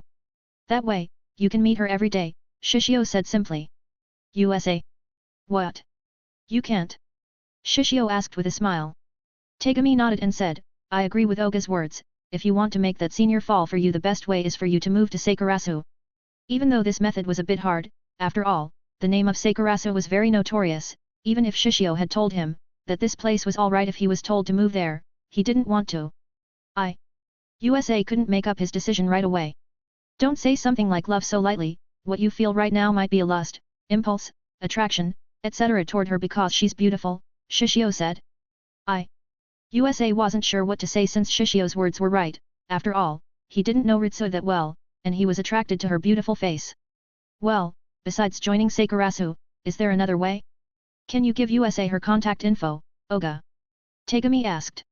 Shishio shook his head and said, no, I won't do something like that without her permission, and if I do that, not only you'll be hated, I'll be hated by her too, you should think how awkward it is for me to live with her, after all of that, alright. Tegami quickly realized his mistake, nodded, and said, sorry, I said too much. It's alright if you understand, but still, don't give my number to random girls either, Shishio said since he didn't want some random girls to suddenly call his phone. You don't need to worry, I have never done all of that, Tegami said without hesitation. Really? Shishio stared at Tegami with doubt. Well, some girls asked me for your number, but I have told them I won't give it to them unless they get your permission, Tegami said with a cold sweat. That's good, thank you. Shishio nodded. Even though Tegami might seem unreliable, in truth, he was quite alright and a good guy, after all, Shishio also knew how much Tegami had supported USA in his love life. Shishio then looked at USA, who had been in depressed mode, so he said, well, USA, if you can't move to Sakurasu, then how about you try to join my club? Club? USA looked at Shishio curiously. Yeah, I have joined the literature club, I have also invited Kawaii-senpai there, so I will join. USA said without hesitation. Shishio. Unlike moving to Sakurasu, USA didn't feel any burden to join the literature club, after all, he was also quite interested in the club, and by joining the club, he was sure that there was a chance for him to talk with Ritsu, so he didn't have hesitation. Shishio nodded and didn't think too much. Tegami, how about you? No, I still want to go home after school. Tegami rejected Shishio's invitation, after all, he wanted to go back right away from the school, and he didn't have that much interest in literature, but then he looked at USA and asked, say, USA, do you have an interest in literature? No. USA shook his head. Do you like to read books? No. USA answered weakly. Have you read any books lately? Tegami asked. A textbook. USA's sound became weaker and weaker. Just, good luck, alright. Tegami could only say that at this moment. USA. USA then looked at Shishio and asked, Oga-kun, do you think that I'll be alright? Just do your best. Shishio could only say that, after all, he wasn't sure what to say to USA at that moment. He wasn't oblivious and could tell that Ritsu had a good opinion about him, which was why, it was quite hard to say that to USA, who had a feeling toward her, and it was also impossible to say that Ritsu had a good opinion about him since if he said that he might become the most narcissistic guy in the world. He might be handsome, but he didn't believe that he could make all the girls in this world fall for him instantly, since each girl's personality was different and the way to take them down was also different and their taste in men was also different. Some of them were easy, some of them were quite difficult, and as for Ritsu, she might be in the middle of difficulty. Shishio might have decided to become a scumbag, but it didn't mean that he was going to get all the girls without hesitation, after all, his problem hadn't been solved, and there were a lot of girls that he needed to answer, so even though Ritsu was beautiful and he also often teased her, he didn't really have an idea about her, and even if he had some thought about her, he knew that it was just lust, after all, she was a beautiful girl, but even so, he didn't really want to support USA with his love life since it was very troublesome. As for the matter of whether USA could be with Ritsu or not, in truth, he didn't really think too much and it didn't really matter. He knew that it sounded selfish, but he was wondering whether USA had ever thought that Ritsu might fall for him in the process when USA asked him for his help. Looking at USA, Shishio shook his head, smiled inwardly, feeling quite amused since this guy was very innocent, and said, well, let's go to the literature club later after school. The way he looked at USA was like a little innocent bunny who was smiling in front of a hungry lion. Yes. USA said full of excitement, even though he didn't know what kind of future would await him. 110.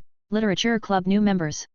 After the class, Ritsu didn't either go back immediately or spend her time at the library to read, but rather, she waited at the place where she made an appointment together with Shina, waiting for Shishio, who invited her to join the literature club. Frankly, she was quite anticipating the kind of book that was kept in the literature club and was wondering whether there was a book that she hadn't read there, but then, she was looking at Shina curiously since she could see that Shina's mood had become better than before. Mashiro, you're alright? Ritsu asked. Shina looked at Ritsu with a confused expression, clearly didn't understand what she meant by that question. Ritsu remembered that Sheena was very confused and sad yesterday after Shishio asked her what Sheena wanted to do, but at this moment, she could see that Sheena's mood was good. Did something good happen? Sheena nodded, but she didn't say much. Ritsu also wasn't the type to talk too much, so their conversation ended there. She also wasn't sure whether she should talk about her manga since she had never thought Sheena had solved her trouble by coming to Shishio's room last night. If Ritsu knew what had happened, then she might put a complicated expression. Ritsu and Sheena were sitting on the bench, waiting for Shishio, and they were watching a number of students that either returned to their homes or went to the club activities in a daze until they heard their names were called out. Senpai, Mashiro, sorry to make you wait. Ritsu and Sheena turned their heads and they saw Shishio, but he wasn't alone. There were two people besides him. One was a male, but they ignored him, but the other one was a beautiful girl which attracted their attention. Well, USA, Nana, both of them are Ritsu Kawaii Senpai, and Sheena Mashiro, both of them are the tenants of the Sakurasu and I have invited them to the literature club. Shishio directly introduced both Ritsu and Sheena to both Nana and USA. Hello, my name is Kazunari USA, USA said nervously, but he was very happy when he thought that he could talk with Ritsu. As for Sheena, he didn't think too much, or rather, even though he had to admit that Sheena was beautiful, his attention had always been Ritsu. Hello, my name is Sunoera Nana. Nana smiled and said, you can call me Nana like Shishio, and can I call you Mashiro and Ritsu senpai? She also observed both Ritsu and Sheena, and she had to admit that both of them were very beautiful girls. She then stared at this bastard and wondered how many girls that this guy knew. Shishio. Ritsu was dumbfounded since she didn't expect Nana to call Shishio by his first name, but at the same time, she looked at Nana curiously, since she didn't expect the Sunoera-san that she had heard before was a Giru girl, but she wasn't a type of people who judged someone by their appearance, and if she was such a girl, then she might not be able to live with Shiro-san, Mayumi, and Sayaka on Sakurasu. Yes. Sheena nodded. But Ritsu had to admit that she was a bit startled by how chummy Nana was, but she didn't think too much and nodded. Yes, but Oga-kun, there.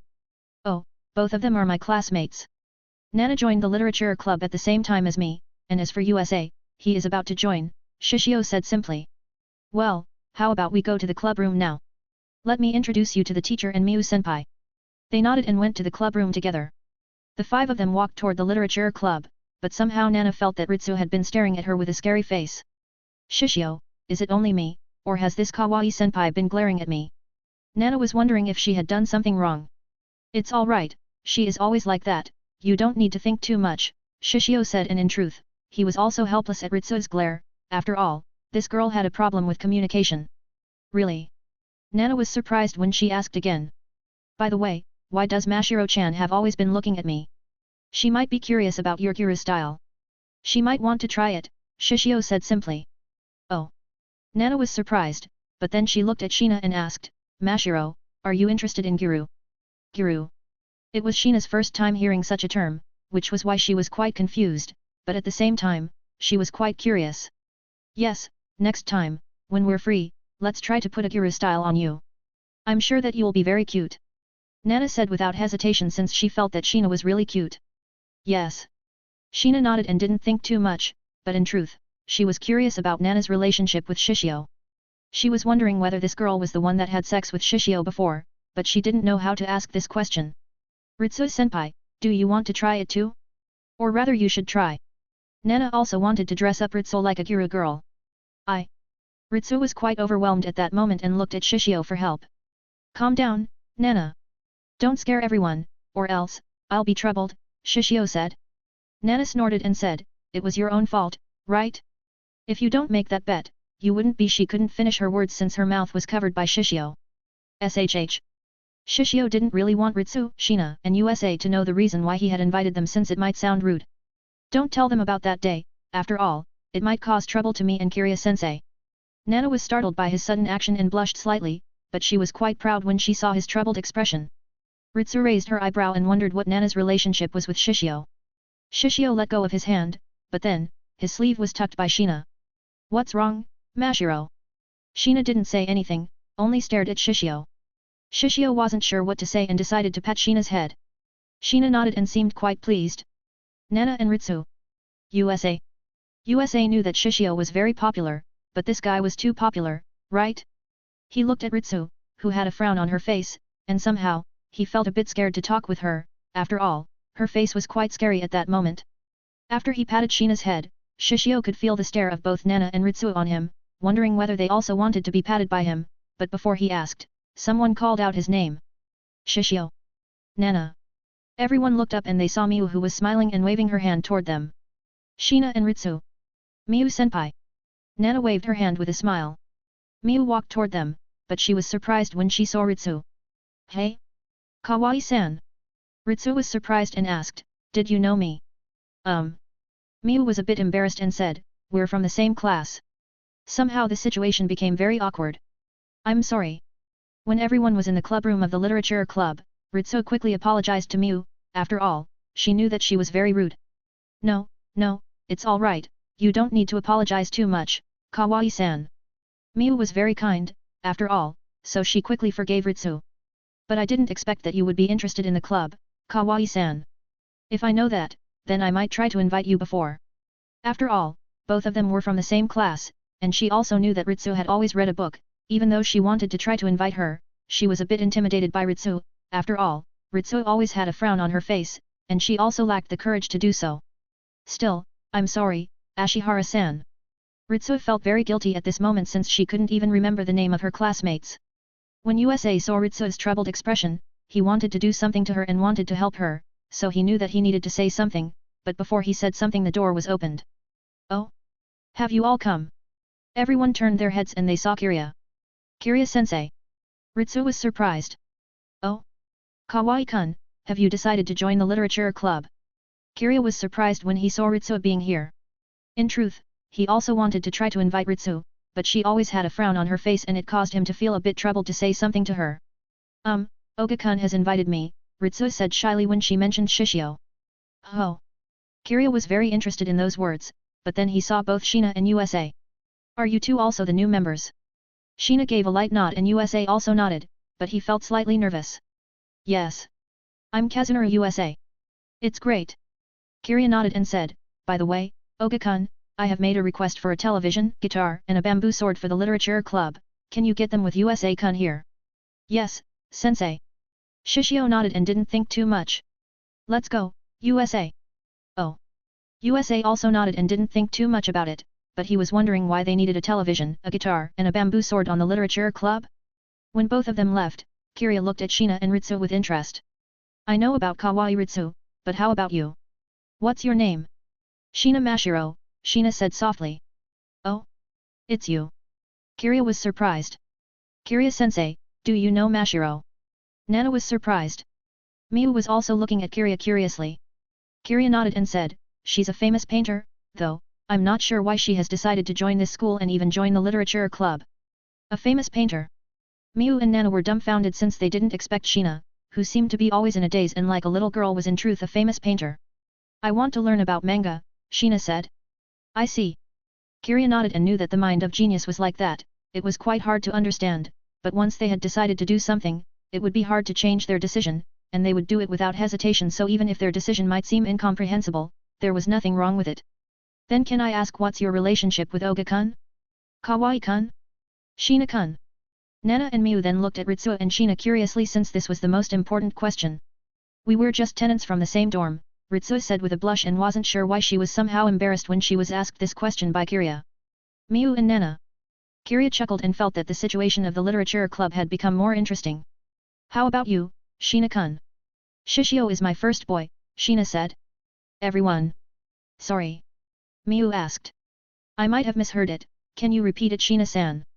She really hoped that she might have misheard everything, but... Shishio is my first boy, Sheena said. Everyone. Shishio didn't know, but a big problem had been waiting for him in the literature club at that moment. 111, Sensei, Oga-kun, what should I do? USA was on the verge of crying when he thought that he was so useless that he couldn't even talk to Ritsu before. Work hard, young man, Shishio said simply. USA.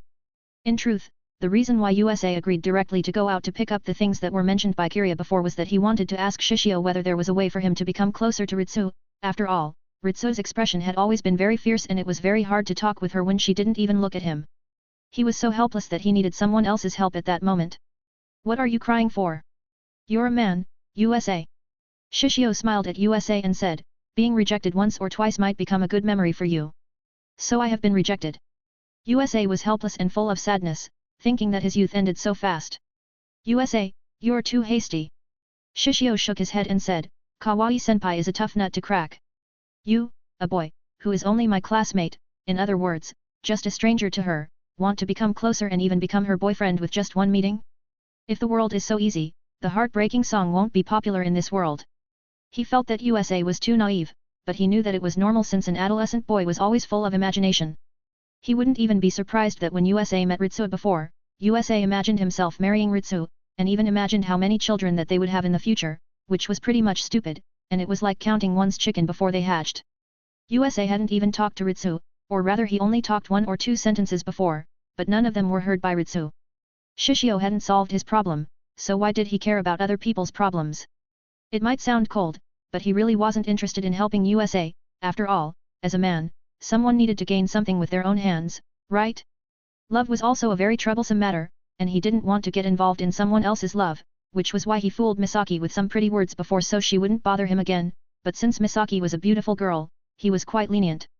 Unfortunately, USA was a boy, Shishio didn't have that much interest to help him, and he was also aiming for Ritsu, so was there any reason for him to help USA? He thought that it was better to sink USA's ship directly so this guy would be out of the competition directly. Jokes aside, he really didn't have any intention to help USA. USA was silent and started to reflect himself. Clap, clap, clap. Shishio and USA. Both of them turned their heads and saw a woman clapping her hands excitedly. Youth. Youth. Youth is full of love. Ah, how bitter and sweet. The woman smiled happily, looking at Shishio and USA, hugging her own body excitedly. Let's be in a hurry, USA, Shishio said simply. USA nodded in agreement. The woman. Don't ignore me. Shishio turned his head and asked, Tachibana-sensei, is a teacher so free that you can eavesdrop on our conversation? Yes, the one who clapped hands and eavesdropped on their conversation before was Tachibana Hina, the teacher who Shishio met before the entrance exam and during the entrance ceremony. Shishio almost forgot about this teacher before, but it seemed that fate met them again. It has been a while, Oga-kun. Hina smiled happily and said, still, it has only been few days since you have been in high school, but you have been thinking about love, hey? But the teacher will support you, so please tell me anything. She patted her chest as if telling them to leave everything to her. Shishio and USA. Let's go, USA, Shishio said. USA nodded. Wait a moment. Hina quickly grabbed their shoulders. What's wrong again, sensei? Shishio asked. Don't you want to consult me? Hina asked with full of expectation, hoping that they would trust her. USA wasn't sure what to say in this situation and he didn't know Hina was, after all, Hina didn't teach their class. Shishio then looked at USA and asked, what do you think USA? After all, the one who had a love problem was USA, not him. USA quickly shook his head since he didn't want his crush to be known by a teacher. You can see his reaction, right, sensei? Shishio said. Well, if he doesn't want to consult me, then it is all right, I won't force him, but how about you? Do you have someone that you like? Hina asked curiously, after all, she even heard Shishio's popularity from the female students in the second year and most of them were talking about him, some of them even planned to confess to him, which was why she wanted to know whether there was someone on his mind at this moment. After all, it was pretty much rare for both of them to meet each other. Shishio was the first year and Hina was a teacher in the second year, so their chance to meet was pretty low. USA realized that at this moment, he was just an extra and the real intention that this beautiful teacher was talking to them was because of Shishio, which made him sigh. Shishio looked at Hina for a while and asked with a smile, Sensei, are you free? Hina tilted her head and nodded. Well, I'm quite free. How about you help us? Shishio asked since, with Hina around him, he was sure that USA would stop talking. Helping you? Hina was confused. Thank you very much, Sensei. Shishio smiled sincerely and said, you're a great help. There were 3 items that he needed to bring to the literature club, television, guitar, and a wooden sword. He brought the television, USA brought the guitar, and he left the rest to Hina. After they got all of those items, they went back together to the clubroom of the literature club. Hina was lost for words and said, Oga-kun, I'm not impressed that you are using your teacher this way.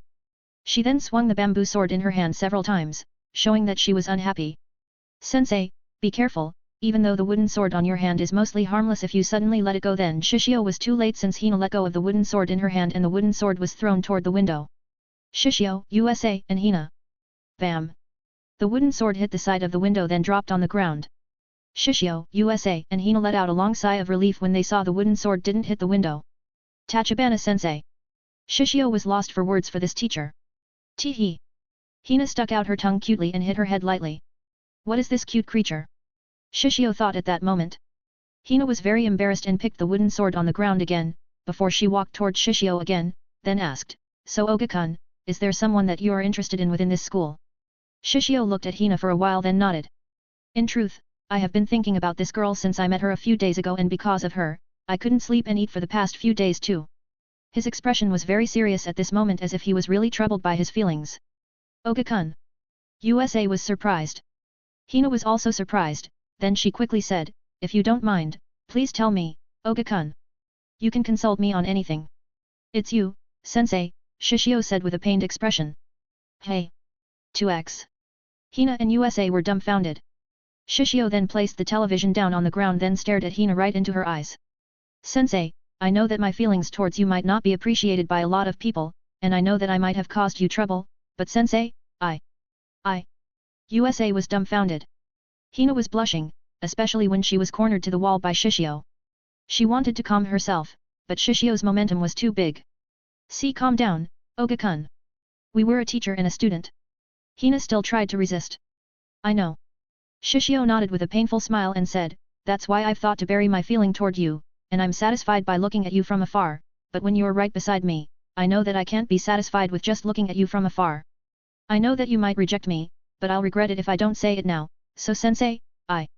Hina's mind was in a mess and she wasn't sure what to say, only watching Shishio who was right in front of her, but she had to admit that she was moved by his feeling, but they were a student and a teacher, which somehow made her feel conflicted, especially when she was just troubled by her boyfriend so at this moment, she couldn't think straight and could only watch Shishio who was staring at her with a gaze full of tenderness and pain, which made her heart shaken, but suddenly.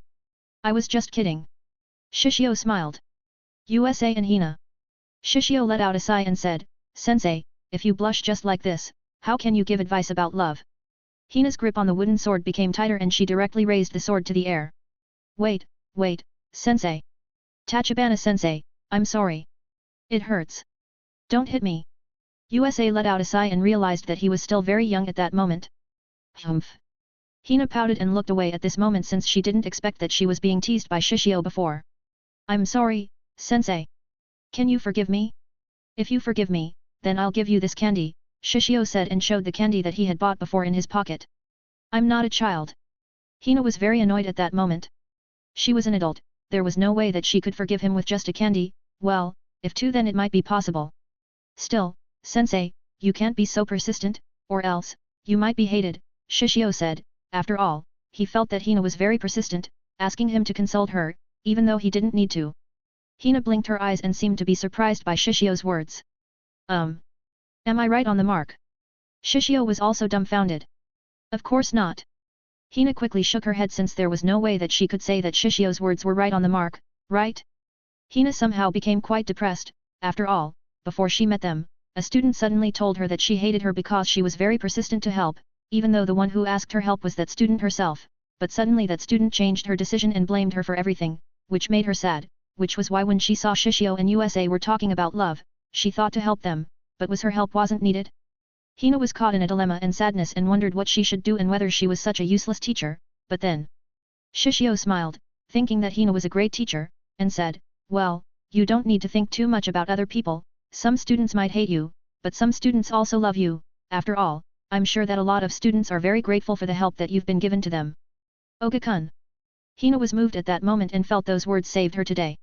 If you feel alright, then let's go to the literature club, sensei.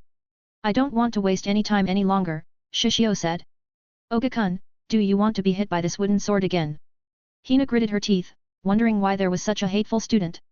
That kind of gloomy face isn't suitable for you, this kind of annoyed face is better, Shishio said with a smile. So you're going to annoy sensei every day? Hina wanted to scream her injustice at this moment. Shishio and Hina started to bicker to each other. On the other hand, USA, who was ignored, really wanted to return to the literature club as soon as possible now, since USA felt that he was watching a flirt between a couple, which made him very lonely at this moment. By then, the three of them had arrived at the clubroom of the literature club. We're back, Shishio said, but he realized that something was wrong. He looked at Shina, who was in a daze like usual, Ritsu, who still maintained her frown, but frown became more serious and seemed to be angry, and on the other hand, Miu seemed to be on the verge of crying and Nana was full of anger. Then lastly, he looked at Kiria, who pretty much shook his head, showing helplessness. Shishio.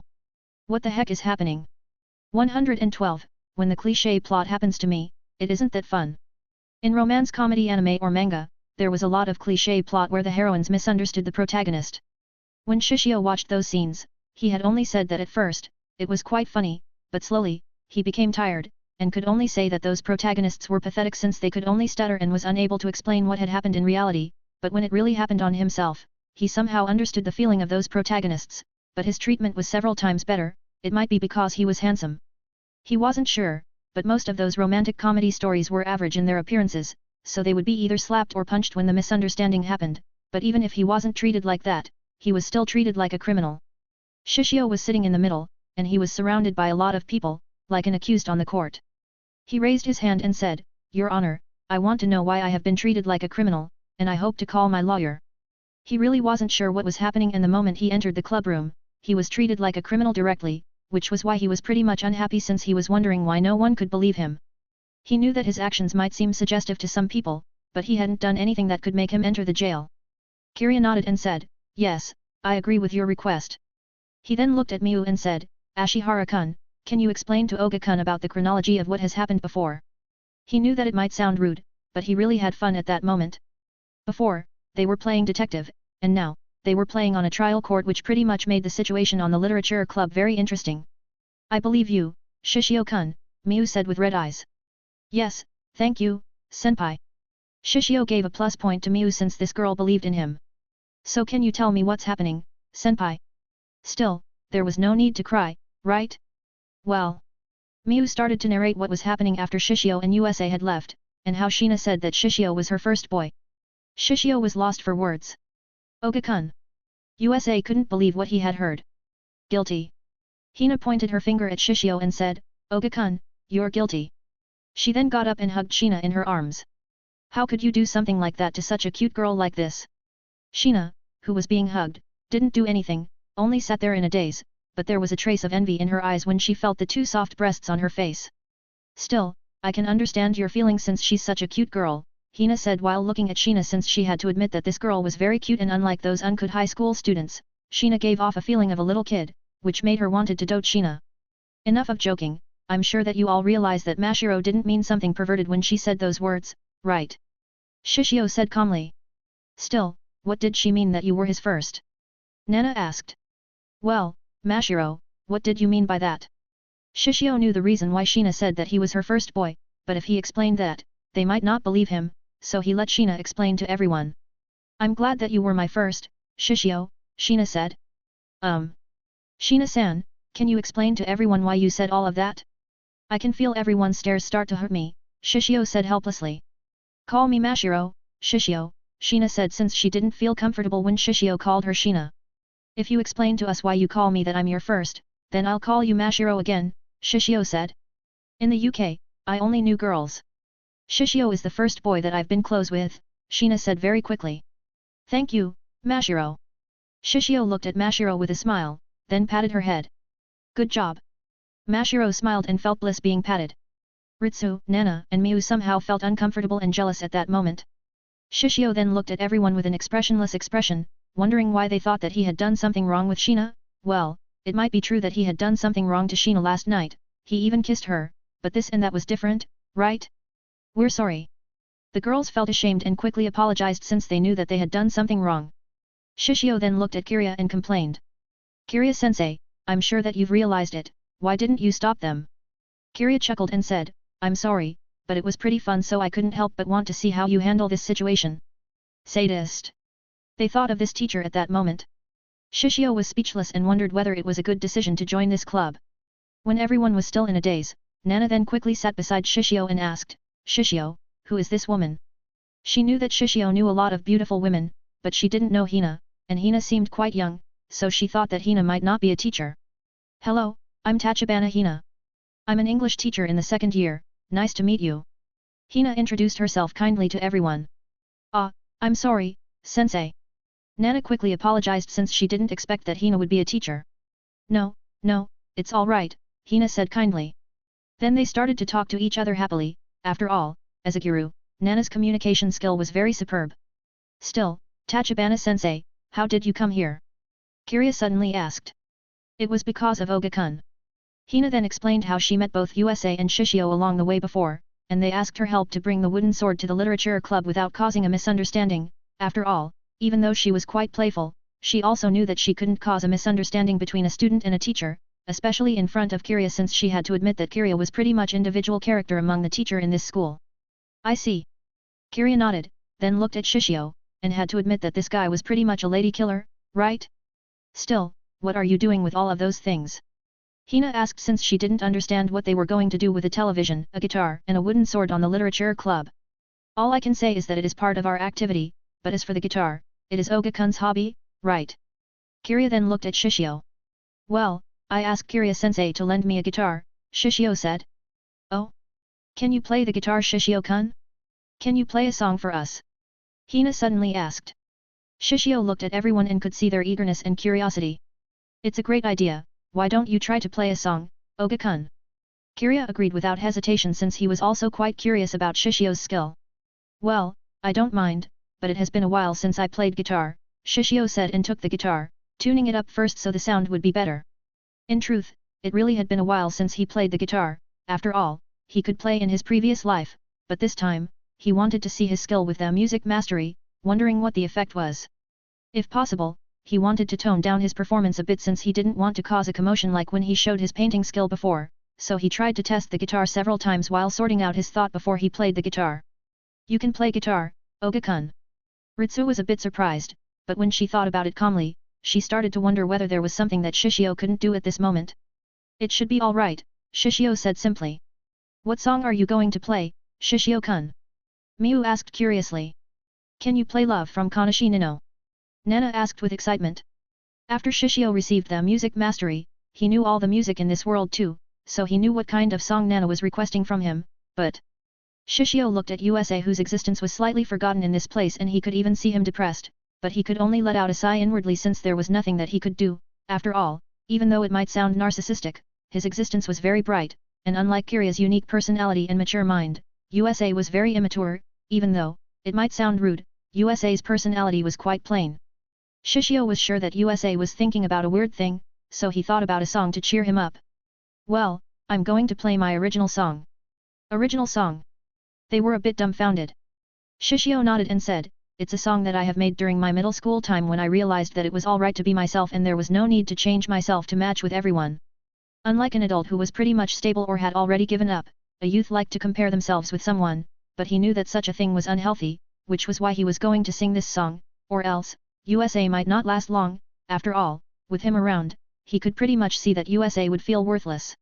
If USA was a handsome guy, rich, or with some talent, then Shishio wouldn't do something so troublesome like this, but USA was just a normal kind-hearted young man, who was quite horny for someone his age. In other words, there was nothing special about him, but unlike Sorita, USA was several times better than Sorita, so Shishio wanted to do something to him, even though Shishio couldn't support USA's love life. Oh! Kiria smiled, feeling that there wouldn't be a boring day with Shishio around, then quickly asked, can you sing the song, Oga-kun? I'm very curious. USA, who was slightly depressed, then looked up and looked at Shishio curiously, since Shishio's words woke him up somehow. Not only USA, but Nana, Ritsu, Shina, and Ritsu also looked at Shishio curiously, but unlike them, Hina was dumbfounded by the reason why this song was created by Shishio. After all, she had always obsessed to behave herself to match with everyone and acted according to the atmosphere so she wouldn't be hated. Hina often acted that way, and that was how she lived from how she remembered, but Shishio said otherwise, which made her dumbfounded. Everyone was wondering what kind of song it was, but when Shishio was about to play, the door of the clubroom opened so suddenly. Nana, we're coming to play. 2x. Everyone turned their heads and saw both Mako and Maya looking at everyone with a happy smile. Mako and Maya realized that everyone was looking at them with a strange expression, and somehow they knew that they were pretty much messed up. 113, you're you, and I'm me, we're all right. Maya, Mako, quickly come here. Nana quickly gestured to both of her friends to come closer. Maya and Mako quickly nodded, since they felt quite uncomfortable being gazed at by everyone, and when they came closer, they quickly asked. What's wrong, Nana? What's happening? Maya and Mako were wondering why there was a strange atmosphere in this place. Your timing isn't good, we're about to hear Shishio's song, Nana said. Eh? Shishio's song. 2x. Maya and Mako were confused by the meaning of those words. Well, Maya, Mako, I know that you two are curious, but since you two are here, you should listen to this song, since it might be good for you too, Shishio said. After all, he knew that both of them had a hobby to observe a little boy, which was pretty much the act of a perverted girl. You're singing your own song, Shishio? Maya asked. Well, singing quickly, I'm quite curious, Mako said. Ritsu, Miu and Hina looked at Shishio and thought that this guy was too popular, right? They weren't sure and wondered how this guy knew a lot of beautiful girls. Unlike them, Shina's eyes had been on Shishio and wondered what kind of song that he would play for them. The title of this song is Rashisha, Individuality, and don't look at me with such a serious expression, just enjoy and don't scold me if the song is bad. Shishio was quite speechless, when some of them looked at him with a serious gaze. After all, he was just about to sing, and he wasn't going to do something weird. Rashisha. Everyone murmured when they heard the title of Shishio's song. Shishio didn't think too much about their murmur, and under the light of the sunset, he started to strum the guitar with a melody that caused everyone to feel cheerful. Everyone had to admit that Shishio was very handsome at this moment and the melody of the song was great, but when they were lost in their thoughts, they heard his deep, unique, and attracted everyone's attention right away. What does it mean to yourself? That single line was so powerful that no one could look away from him at this moment. Separate yourself from your uniqueness. Saw those words in bold font on a magazine stand at a convenience store. In truth, Shishio really loved this song. After all, unlike most songs that mostly talked about love, this song was telling someone to be themselves and not to mind other people's thoughts, which was pretty much a great song. We all change, and the things we want to protect change. From treasures that weren't acknowledged, to facades to be acknowledged. As we grow into adults, we grow into creatures with regret. When Shishio sang, there were still a lot of voices outside, such as students who were talking to each other, a group of students did a sports club, and there was a lot more, but the people that stayed in the literature club were focused on Shishio. After all, his voice was great and the song was even greater. Hina stared at Shishio, hearing his song, and couldn't help but fall into a deep thought since as she grew older, she realized that she had always thought about other people's thoughts, creating a facade to be acknowledged, unlike when she was children when she could say something she hated and liked easily. Hina closed her eyes and thought about her affair, that she had been troubled for a while, and wondered whether it was good to always stay like how she used to be and whether she should maintain her relationship. But you know, despite all that there are things you start to realize. That's why me being myself and you being yourself. I don't think we need to have all the answers right from the start. I'm not you, and you're not me. USA was hit hard by those words. I'm not you, and you're not me. He murmured and couldn't help but think when he was a bit jealous, seeing how every girl gathered around Shishio, especially when he saw how close Ritsu with Shishio was, and it was also the reason why he was very hasty to start a conversation with Ritsu. After all, he felt that if he couldn't do anything about their relationship, he had a feeling that Ritsu would be out of his reach, and he also didn't know Shishio's feeling toward Ritsu, but when he thought about it calmly, he didn't think that Shishio should have an interest with Ritsu. After all, except for pretty face, Ritsu's personality was pretty much troublesome, and there was a lot of wonderful girls around him such as Miu, Nana, and even Shina. When USA stood beside Shishio, he knew that he felt pretty much that he was inferior, but in truth, that wasn't true. After all, they were different. He was USA, and Shishio was Shishio. There was no need to compare himself with him, and he should walk with his own pace. Oga-kun. USA was almost crying, wondering whether the reason why Shishio sang this song for him. The same as USA, Maya and Mako thought that Shishio was singing this song for them. After all, both of them knew very well that their hobby to like a little boy was pretty much perverted, and they knew that most people couldn't accept it, but with this song, they didn't have doubt again about their hobbies, and didn't care about others people thought, but, they had to admit that if they made a lover or a husband, then the young man in front of them was the right choice, and the best one at that. However, they had to admit to doing that, they needed to defeat a lot of competitors. After all, they weren't blind and they could see from their reaction that those girls were just obsessed with him. Mako and Maya then looked at Nana, who couldn't look away from Shishio, and only hoped for the best of their best friend, decided to support her fully. After all, they knew that Nana's competitors didn't even lose in terms of appearance. As for the personality, they weren't sure. After all, they didn't know everyone very well. Still, Mako and Maya were quite jealous of Nana somehow. So we pass by each other and hold hands, even love can be born there. That's how it is, so what does it mean to be yourself? We all have irreplaceable things, so an ever-changing life is just fine. Those lyrics might hit Miu hardest. After all, sometimes, she was quite unsatisfied with herself who was quite a scary cat and coward, She even showed a shameful act when she saw how popular Shishio was when he received a lot of love letters, which made her somehow want to change since she thought if she changed, he would look at her, but it seemed that she didn't need to that and it was alright to be herself like this. Is this what you want to say, Shishio-kun? Miu smiled tenderly, staring at this young man, and couldn't look away from him. As for Ritsu, she could somehow accept his talent at music better than she had thought. When Shishio showed his painting talent, she felt that he was so far away from her, which made her uncomfortable, but as a loner and an introvert, there was nothing that she could do, only staying in silence, hoping that he wouldn't be far away from her reach, and because of that, she also wanted to change, but hearing this song, she thought that there was no need to change, and it was just alright like this. Ritsu knew that she was thinking too much, and in truth, everything was alright, she only needed to stay like she usually did, but still, if there was one selfish desire that she could ask, then she hoped that she could talk with him better, and somehow close their distance slightly, closer by his side, and if possible, touching each other's hands. As for Nana, she didn't think too much, she only thought that the song was great and Shishio was handsome. She loved him, and she wanted him, that was enough, and she didn't need to think about complicated matters, just like how she usually was. As for Sheena, she was quite similar to Nana, and what she wanted was just to stay beside him, just like that. Oh, she also wanted to help Shishio say goodbye, she didn't know who he wanted to say goodbye with, but she didn't like it when he saw sad and wanted him to be happy. Shishio wasn't an esper, and there was no way that he knew the mind of everyone at this moment, but one thing for sure, he knew that his message had been sent to USA since he could see USA's complexion was better. Because there's a precious thing that won't change. With those words, Shishio ended the song, and he felt satisfied somehow, but then, he could see that everyone was in a daze. Can you guys say something? He felt it was quite awkward when everyone was in silence. Everyone was still in a daze, trying to reminiscence the feeling when they heard Shishio's song before, but after hearing his voice, everyone quickly clapped their hands. It's a great song. Amazing. Those were the only words that could come out of their mouths, after all, they didn't have much knowledge about music. Oga-kun, if you become a singer, then sensei will become your fan. Hina said without hesitation. Kiria nodded and said, yes, with that song alone, you can debut in instant, Oga-kun. Along with your face, I'm sure that your career will be smooth.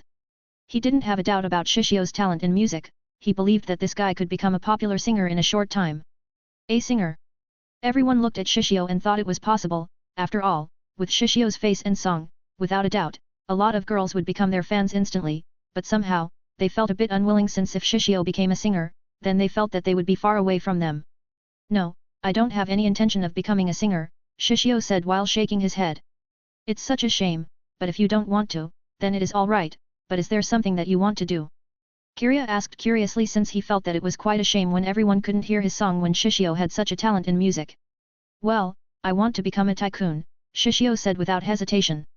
This is where you're supposed to laugh, you know. Shishio was speechless when everyone was in a daze. They weren't sure why, when Shishio said that he wanted to become a tycoon, they had a feeling that this guy might really be able to achieve it, well, it might be their imagination. Well, enough of me, so Mashiro, Kawaii-senpai, have you decided to join our club? Shishio asked. As for USA? If Ritsu decided to join, then he was sure that USA would join without hesitation. Everyone then put their attention on Ritsu and Sheena. Ritsu and Sheena didn't hesitate and nodded. Yes. Such a simple answer, but it made everyone happy since they were about to welcome a new family. Still, Shishio knew that his debt to Kiria had been paid and he could sleep soundly tonight since he couldn't stay calm by owing a debt to such a sadist man like Kiria. 114. Something more important than money. After Sheena and Ritsu agreed to join the literature club, USA also joined without hesitation, so along with the three of them, Shishio also decisively asked both Maya and Mako too.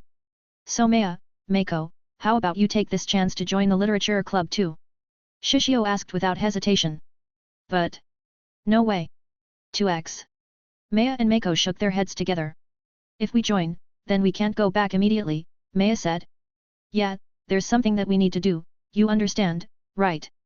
Mako said with a smile. Shishio knew about their preference over a young boy and their obsession to stare over them, but as long as they didn't become criminals, he wouldn't say much about their hobby, and it was the luck of those young boys to be stared by two beautiful girls like Maya and Mako, right? Still, if there was a time, Shishio might as well, teaching them that there was something better than a young boy, such as him. Well, joke aside, he might try to cure their Shotokan. But we'll still come and play from time to time, Maya said. Is that all right? Mako asked. Shishio didn't answer, but he looked at Miu. Miu noticed Shishio's gaze and nodded. Of course. There you go, Shishio said. Still, don't cause a mess in this place Mako, Nana said. I don't think you have a right to say that, Nana, Maya said in a pout. Yet, who told us that you were going to bring a video game here? Mako said. Video game? Hina was dumbfounded. What do you mean by that? Everyone was in silence so suddenly. Hina was a teacher, after all, so she wasn't stupid, and when she thought about the television before, she quickly looked at Kiria and asked, Kiria-sensei, did you give permission to bring a video game?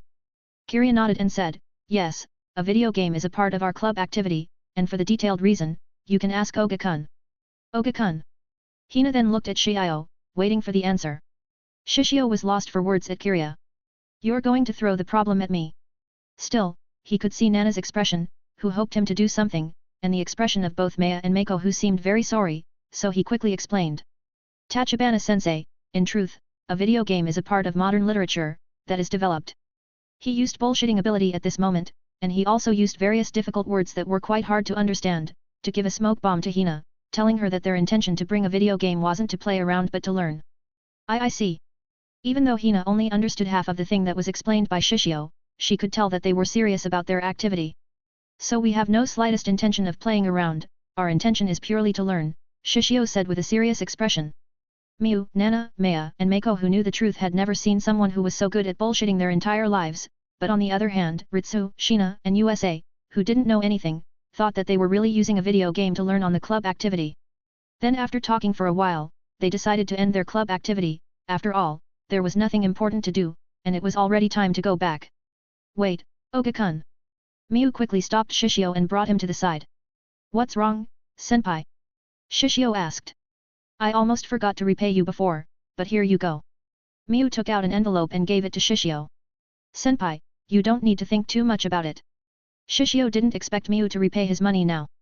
Miu shook her head and said, no, I believe that when someone owes something to someone, they need to repay them as soon as possible.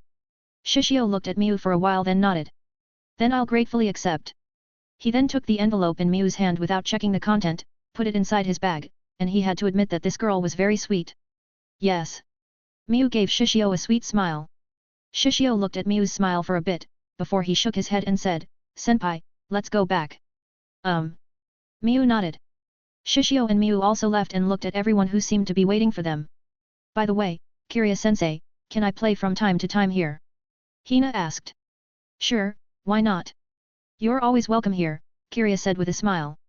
Hina then looked at Shishio and said, let's see whether you're going to use the video game to learn or not. Sensei, if you're acting like this, you'll be hated, Shishio said speechlessly. After all, I need to teach a student who is trying to deceive a teacher, right? Hina said with a smile.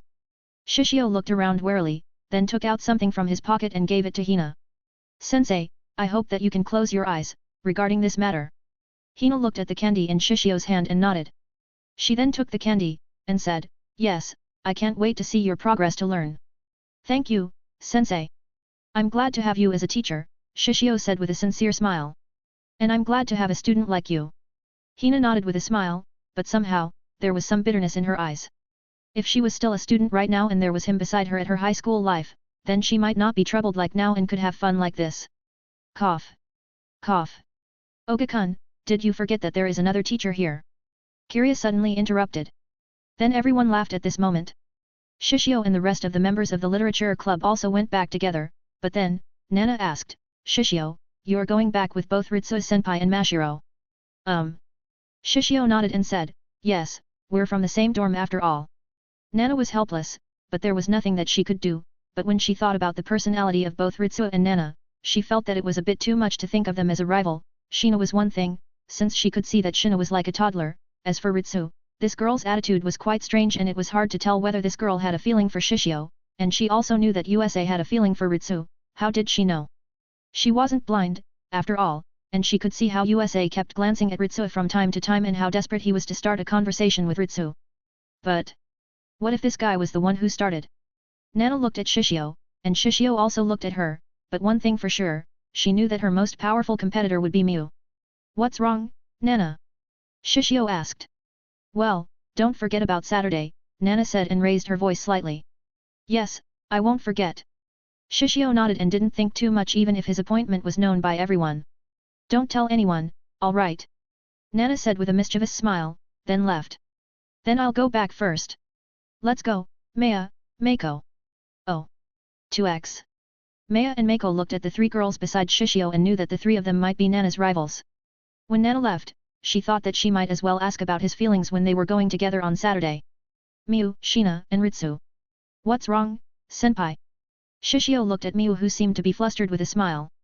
Ah. Miu blushed, especially when she saw him, showing this mischievous smile. What kind of appointment?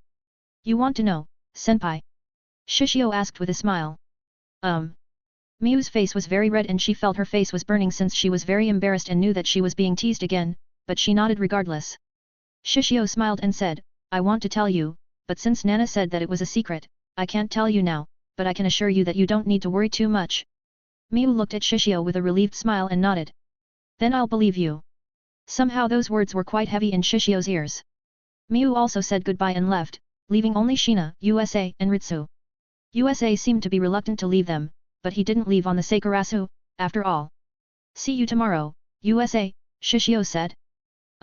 See you tomorrow, Oga-kun. USA nodded then looked at Ritsu and Shina. See you tomorrow too, Kawaii-senpai, Shina-san. Ritsu and Shina nodded when they heard USA's words. USA nodded and felt better when he saw Ritsu gave him a nod before he walked toward the dorm where he lived. When USA had left, Ritsu wanted to ask Shishio something, but when she thought about her relationship with him, she knew that she didn't have a right to control him nor questioned him. Shishio could see Ritsu's complicated expression, but he didn't talk with her, or rather, he talked with Shina, who seemed to be looking at him all the time. What's wrong, Mashiro? Do they love you, Shishio? Shina asked. What? Ritsu was dumbfounded by Shina's question. Shishio was lost for words, but he still answered. I'm not sure, after all, I'm not an esper, I can't read their minds. But you're so close to them, Shina said, and there was a trace of jealousy in her words. Shishio smiled and said, I'm also close with you, though. Shina somehow felt a bit better when she heard those words, but then, she asked, Shishio. Why do you want to become a tycoon? Shina asked. Shishio looked at Shina and asked, you don't think that I'm joking? Shina shook her head. What about you, senpai? Shishio asked. I'm not sure, but do you like money that much, Oga-kun? Ritsu asked, after all, if someone wanted to become a tycoon, then it was because they wanted money, right? It'll be a lie if I say that I don't like money, but rather than that, I like the sense of security that money can give me, Shishio said. Sense of security. 2x. Shina and Ritsu looked at Shishio curiously. You should know that a human is very fragile, sometimes, we might go sick and need to go to the hospital, sometimes, our family might have an accident, etc., etc. There are a lot of things that can harm us, and money is something that can protect us, after all, even though money might not be able to buy us everything, it can do a lot of things. Shishio looked at both of them and said, but of course, I'm not saying that money is everything in this world, but money can protect ourselves and the people that we care about. So you want to become a tycoon because you want to protect the one that you care about, Shishio? Shina asked. If you say something like that, it makes me embarrassed, Mashiro. Shishio blushed since it felt like he was a shonen protagonist character or something. Still, even though I have said that money is important, I don't think that money is the most important thing. What is the most important thing? Ritsu asked. If I have to say, the most important thing is something that can't be seen by eyes, only with your heart. Shishio looked at both Shina and Ritsu and said, such as a relationship. Relationship. 2x. Shina and Ritsu looked at Shishio curiously again, since they had to admit that every word that came out from his mouth was really interesting. Yes. Shishio nodded and said, I'll explain. To me, you two are just a girl like any other, like 100 million other girls. I have no need for you and you have no need for me. For you, I am just like a boy like any other, like 100 million other boys. But if we talk, become closer, we will have created a relationship, and so we will need one another. You two will be unique in the world to me. Ritsu and Shina were in a daze. Shishio, are you confessing to us? Shina asked. Wah. Ritsu was startled, and her face blushed instantly. It was just an example in a relationship that I mean before doesn't mean that it has to be a lover. Shishio was speechless. So you want both of us together? Shina asked. Shishio stared at Shina for a while and said, if I could have two of you in my whole life, then I might be the happiest guy on earth. Ritsu felt her face burning in shyness, but she felt a bit complex about the two of you part. On the other hand, even though Sheena couldn't understand her feeling, she felt like her chest was about to burst because of happiness. I was joking. I mean, are there any girls in this world that want to share their man together? Shishio shook his head and said, let's go back, what do you want for dinner? Sheena tilted her head and didn't understand much. After all, as long as she could be with Shishio, she felt that was enough, so she answered what she wanted to eat tonight. Bongkuken. That's not dinner, though, Shishio said. Ritsu didn't join their conversation since the words that came out from Shishio's mouth still reverberated through her mind, but when she saw both Sheena and Shishio who started to bicker to each other, feeling quite warm on her heart, then decided to join them. How about Omuris? Those words came out from her mouth naturally and there was no awkwardness from it. Well, let's have Omuris tonight. I want a bongkuken. As I said, that's not dinner. Happiness was just like this, with you standing beside me, talking without any goals or purpose, was enough to bring a smile. 115. Sometimes something won't go according to your plan. Sorita had just returned to Sakurasu depressedly. After all, he had been waiting for an hour or so for Shishio, Sheena and Ritsu to go home, but no matter how long he waited, the three of them had never come out. His mind had always been unstable after he came to Sakurasu, even though he didn't realize it, but when he didn't even see the three of them, there had always been a negative emotion and pessimistic thought that had always appeared on his mind. Have they left me? Don't they care about me? Aren't we the same tenants as Sakurasu? Where have they gone? If Shishio was a normal guy like him, Sorita might not have such a gloomy thought, or that way, he might be able to live better in Sakurasu since he felt that he wasn't the only one in this hell, but Shishio wasn't a normal student, and Shishio was different from him, which was why it made his jealousy stronger. Sorita had just come out from his room to cook some food for dinner, but then he happened to meet Shishio, Sheena and Ritsu who had just gone back. Oh? Kanda-kun, have you gone back? Shishio looked at Sorita in surprise. Ah, yeah. Sorita somehow couldn't react and nodded dumbly, lowering his head slightly subconsciously. It seems that you're about to have dinner, I won't bother you more, see you later, Kanda-kun. Shishio then left to his room, then said goodbye to Ritsu and Sheena who also left to their own rooms too. Sorita was there, and his expression became complex, wondering why Shishio didn't ask him whether they could eat together, asked him whether they could go to the school together, etc., but only Shishio only said few words before he left, which made him helpless. He gritted his teeth, then turned his head toward Sheena, who walked to the girls' area, and from the beginning to the end, she had never put her eyes on him, which made him depressed. Sorita then looked at the stairs, his hand clenched subconsciously, thinking how unfair the world was, and it somehow enhanced his thought to go out from Sakurasu as soon as possible. As Shishio said before, he prepared the omuris for dinner. In truth, he only prepared for 3 omuris, which was for him, Sheena, and Ritsu, but somehow, Misaki and Chihiro also had returned, and they also asked him to make them dinner too. I'm not a cook, you know. Shishio was speechless. That's why let's get married, Shishio-kun. If so, then I can eat your food every day. Misaki said while staring at Shishio, who was skillfully making a beautiful omelette on the pan. I refuse. Shishio didn't even glance at Misaki and asked, still, how many times have you asked me for a marriage, this time, Misaki-senpai? Misaki counted the number of times that she had proposed Shishio. It might be 5 times. She also quite forgot how many times she had proposed to him. But I won't give up. Shishio had messed up her body, she couldn't be satisfied with anything other than him, so she wanted him to take responsibility for her. Sheena and Ritsu stared at Misaki. Keep your mouth quiet for a bit, Misaki, Chihiro said simply, then drank a beer while staring at the yard. What's wrong, Chihiro-ne? Shishio could see that Chihiro's state was a bit wrong somehow. Nothing, Chihiro said simply. Shishio looked at Chihiro and wondered what had happened to this woman. After all, when a woman said nothing, there was 100% something was going on, but he also didn't want to be so persistent since he didn't want to make her agitated. He then quickly cooked his omuris for them, and suddenly thought of a good idea. When Shishio didn't ask her again, Chihiro was somehow a bit disappointed, when he didn't show curiosity, but at the same time, she also felt relief, since she didn't want to tell him that she had just met a bastard during her blind date.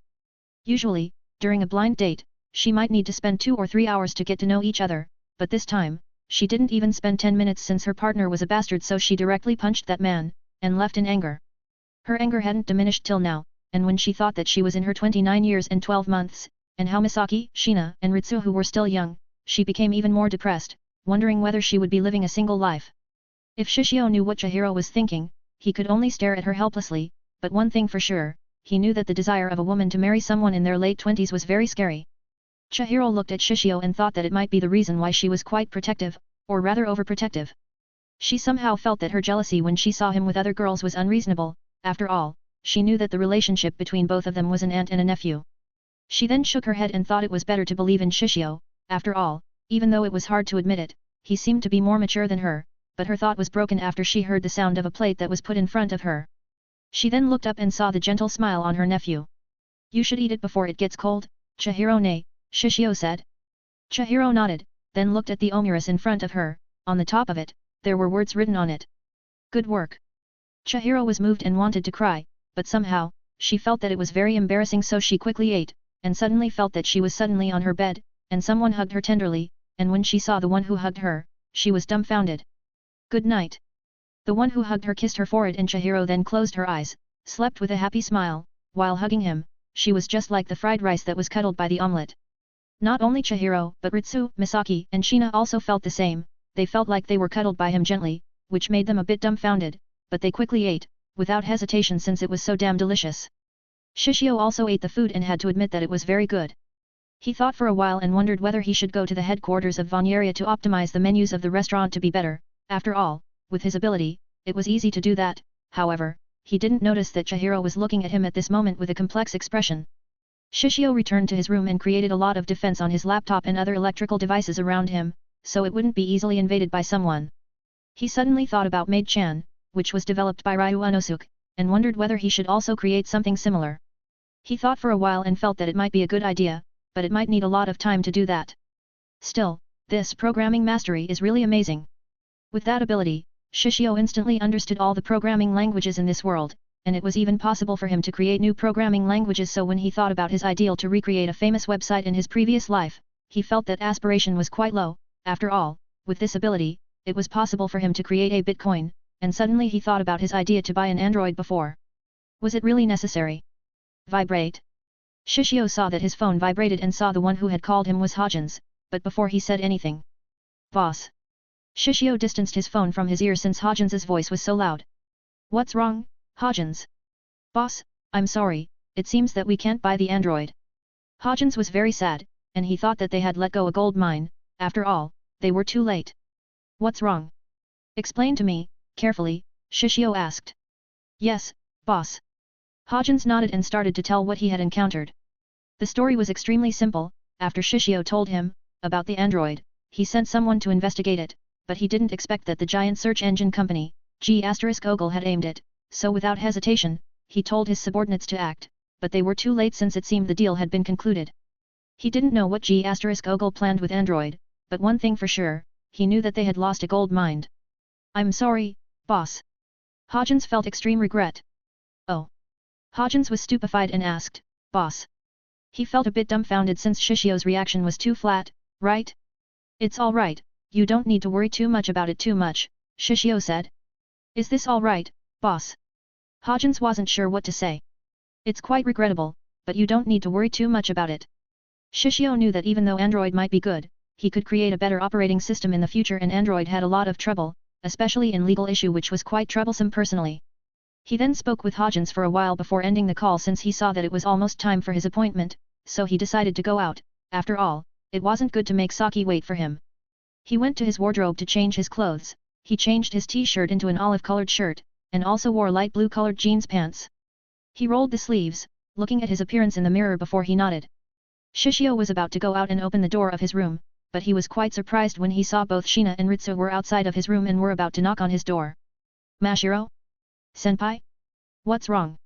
Suddenly he recalled what had happened last night, and somehow, his feelings were quite mixed, but what he didn't realize was that Shina and Ritsu observed him.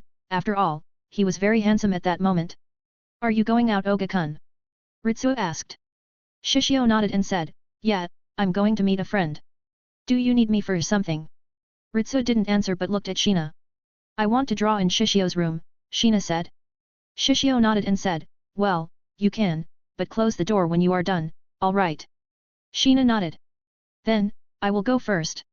Shishio then left without thinking much since he had nothing to be hidden in his room, except for a porn magazine that he bought at the Kyoto train station before he went to Tokyo because he was bored, but he didn't think that both of them would be interested in something like that, after all. When Shishio had left, Ritsu was still thinking about who he was going to meet, but then she saw Shina had already entered Shishio's room. Wait, Mashiro. Shina looked at Ritsu with a confused expression. Why did you enter his room without hesitation? Ritsu's face was very red. After all, it was her first time entering Shishio's room, and somehow, it smelled of him, which made her body feel quite hot. Why can't I? Shina was confused. After all, Shishio had given her permission. Ritsu was stuck there and wasn't sure how to answer. Watching Ritsu, who was silent, Shina entered Shishio's room directly. Wait. Ritsu also entered with a red face, and thus, started her first journey in the boys' room. 116. Just talk. As Shishio said before, Jihoudin had become a staple food for the people in this country. It was cheap and delicious, so most people in this country would eat it, and because of the demands, there were 3 famous restaurants that had become a big chain Jihoudin restaurant, and those 3 restaurants were Yoshinoya, Sukiya, and Matsuya. It could be said those 3 restaurants had monopolized the Jihoudin business in this country and created a cartel, colluding with each other in order to improve their profits and dominate the market. Those 3 restaurants wouldn't allow a new restaurant to disturb their market, and if there was a naughty one who dared to do that, the 3 restaurants would lower their price until their competitor died.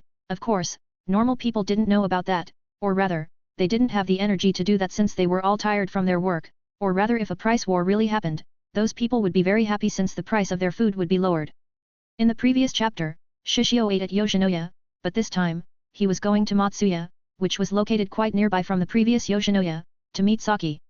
Both of them had made an appointment to meet each other and Saki had promised to treat Shishio to a Jihoudin restaurant. If it was before, she might bring him to Yoshinoya, but after what had happened to her before, she didn't dare to walk on that area, which was why she decided to treat him at Matsuya. Saki was standing outside of the restaurant, wearing a jacket, a scrunchie on her hand, and her ponytail dangling behind her back as usual. Even though she was very beautiful, her expression was very stern, and from this expression alone, everyone could tell that she told everyone to not get close to her, not to talk to her, nor even breathe near her, etc., etc. But somehow, her expression changed slightly when she saw looking at the clock that was located outside of the store. It might be because she wanted to meet him that it made her come too early, but somehow when the time got closer to the appointment time, she somehow got nervous since she wasn't sure what to talk about with him.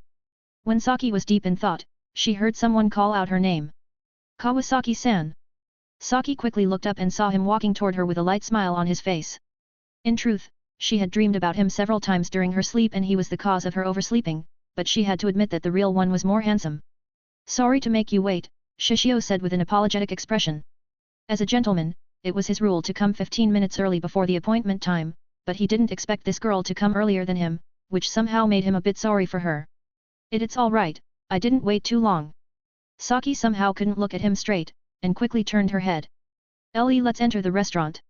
Her voice might seem quite cold, but the blush on her face and her shaky voice somehow made her quite cute. All right. Shishio smiled and followed her inside, but when he followed from behind, her dangling ponytail hair just happened to be so close and he smelled a familiar shampoo-like scent, which somehow made him relax. Fortunately, she didn't notice him, smelling her hair. If she knew, he would be treated as a pervert. Both of them quickly sat down at the seat which was located on the edge. Saki sat down on the edge right near the wall, and then she noticed Shishio who sat right next to her. She felt a bit shy, but she didn't say much. After all, it would be weird if they weren't sitting next to each other. She had held his hand before, so sitting next to each other should be all right, right? A restaurant such as Matsuya, Yoshinoya, and Sukiya had a small size, and usually, there wouldn't be a table seat, but mostly, a counter seat, which was quite similar to a bar, where the staff and the customers were separated by a single table in the middle. You can order what you want, I'll treat you, Saki said. Are you sure? Shishio asked. Yes. Saki nodded and said, this thing is cheap compared to what you have done to me. She might need money to go to a college, but treating Shishio with Jihoudin was nothing. After all, it was very cheap, and she had quite enough money from her part-time job. Then I won't hold back. Shishio raised his hand. Saki nodded and didn't really mind. She had prepared herself to treat him, but... Can you give me a normal-size Jihoudin and kimchi? For a drink, warm tea is good, Shishio said. Saki was speechless and said, don't you order more? You should get the bigger size for the Jihoudin. I have eaten before, I can't eat that much. Shishio shook his head. Even though his metabolism and food intake might increase because his physical ability was doubled, well, he was also sure that he wouldn't get fat no matter how much he had eaten because of the system. He still couldn't let Saki treat him so much. After all, he knew very well that this girl's economic condition wasn't good and she needed money for her college, based on the information he knew about her. Shishio also had to admit that the situation between Saki and Miu quite resembled each other, both of them had a little brother and a little sister, and their parents' economic condition also wasn't that good, and in terms of personality, they were also quite similar. After all, both of them had trouble with communication, but their reason was very different. If Miu was very shy, then Saki was too awkward, but deep inside, both of them were very loving older sisters. Saki felt a bit guilty and said, "I'm sorry for inviting you now."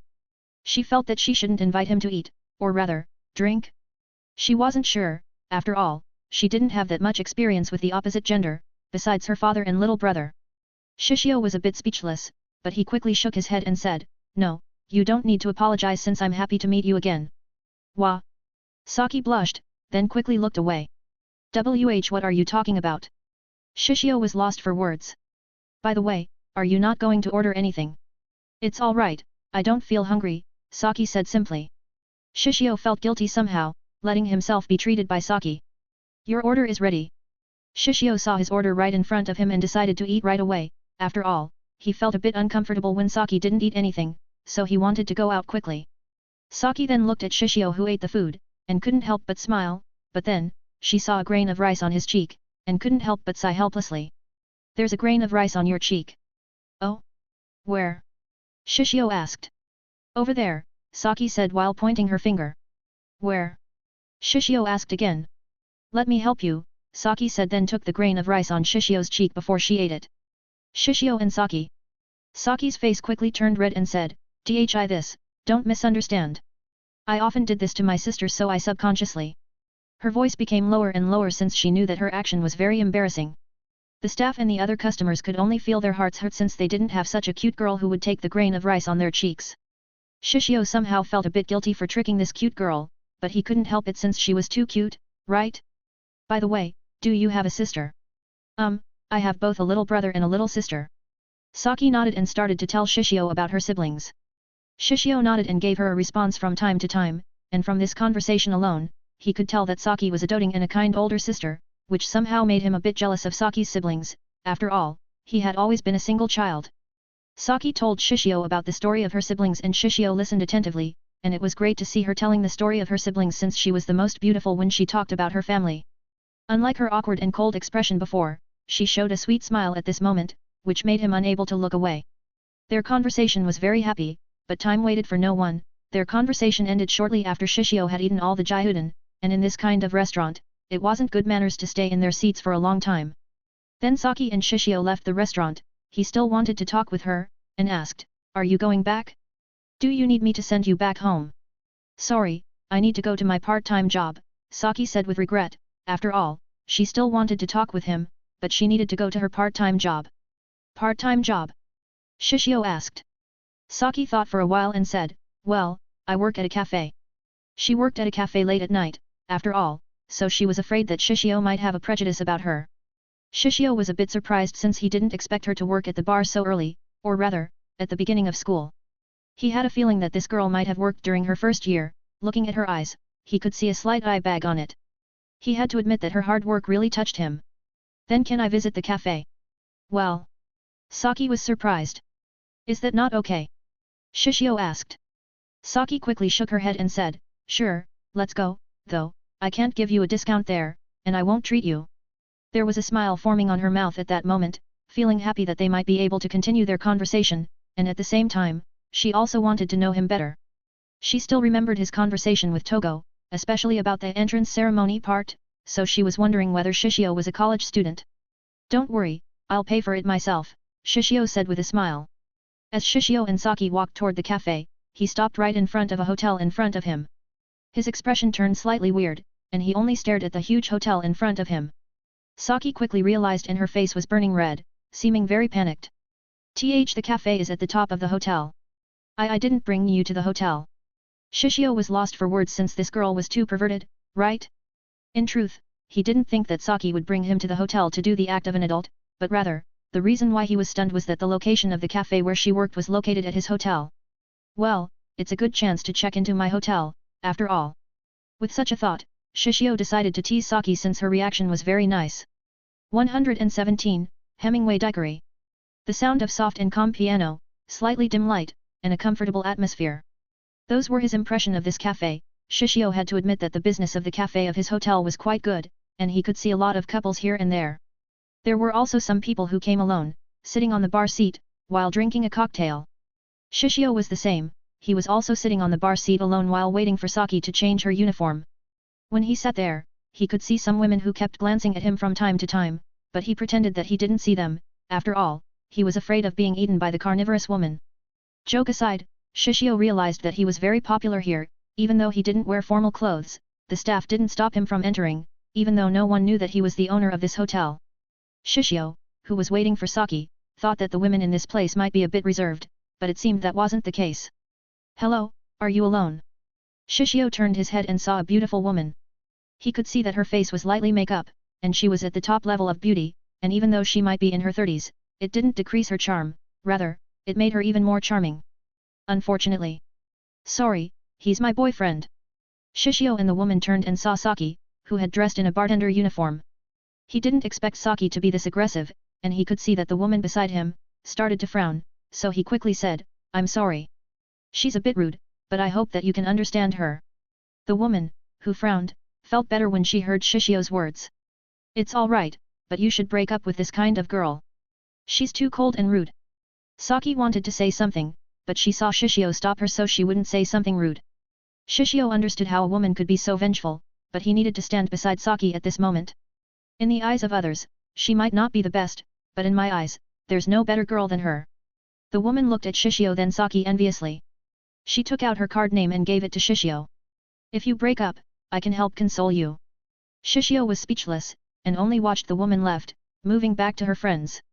He could see that the woman started to complain with her friends about Saki's actions, which caused him to shake his head. He was about to look at the card name, but Saki's movement was very fast and threw the card name directly into the trash can, which made him even more helpless. "You know, if you're so rude to the customer, you might be fired from this cafe." "What? You want to call her after this?" Saki asked while staring at Shishio. She knew that her act was very rude, but she didn't like it when she thought that Shishio might open a room with that old hag before. "No, my girlfriend might be angry if I do that," Shishio said with a smile while staring at Saki. Saki blushed red in an instant and quickly said, "Tha that, I felt like I needed to help you." "Yo, you shouldn't misunderstand, I didn't mean that way, alright?" Yes, I understand." Shishio nodded with a smile.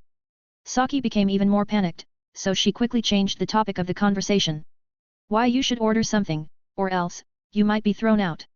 Shishio was lost for words.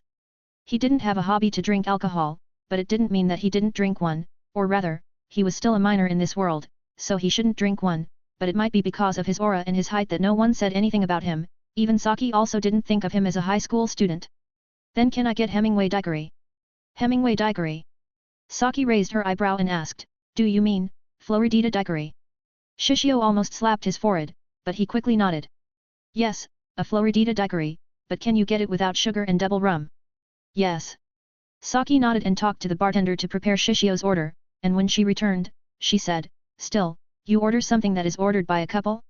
Let me remind you that I don't drink alcohol." After all, the Floridita daiquiri was always served with 2 straws and it was always ordered by a couple, which was why she thought that Shishio wanted to drink the cocktail with her. Shishio was speechless and explained. "You should know the 2 straws of the Floridita daiquiri aren't used for a couple to drink together, but rather, to be used as an extra, in case one of them becomes frozen." Oh. Saki blushed and lowered her in shame. Shishio knew that Saki was embarrassed so he quickly changed the topic. "Still, do you know that this is the favorite cocktail of a famous writer?" "Oh? Really? Who?" Saki asked while cleaning the glass on the bar. "That's..." Shishio stopped quickly. After all, there was no Ernest Hemingway in this world. He felt a bit regretful, but he didn't say much. "Well, I forgot his name, but he was a very amazing writer. I like his quote very much." "What kind of quote?" Saki asked. "But man is not made for defeat. A man can be destroyed but not defeated," Shishio said. "But man is not made for defeat.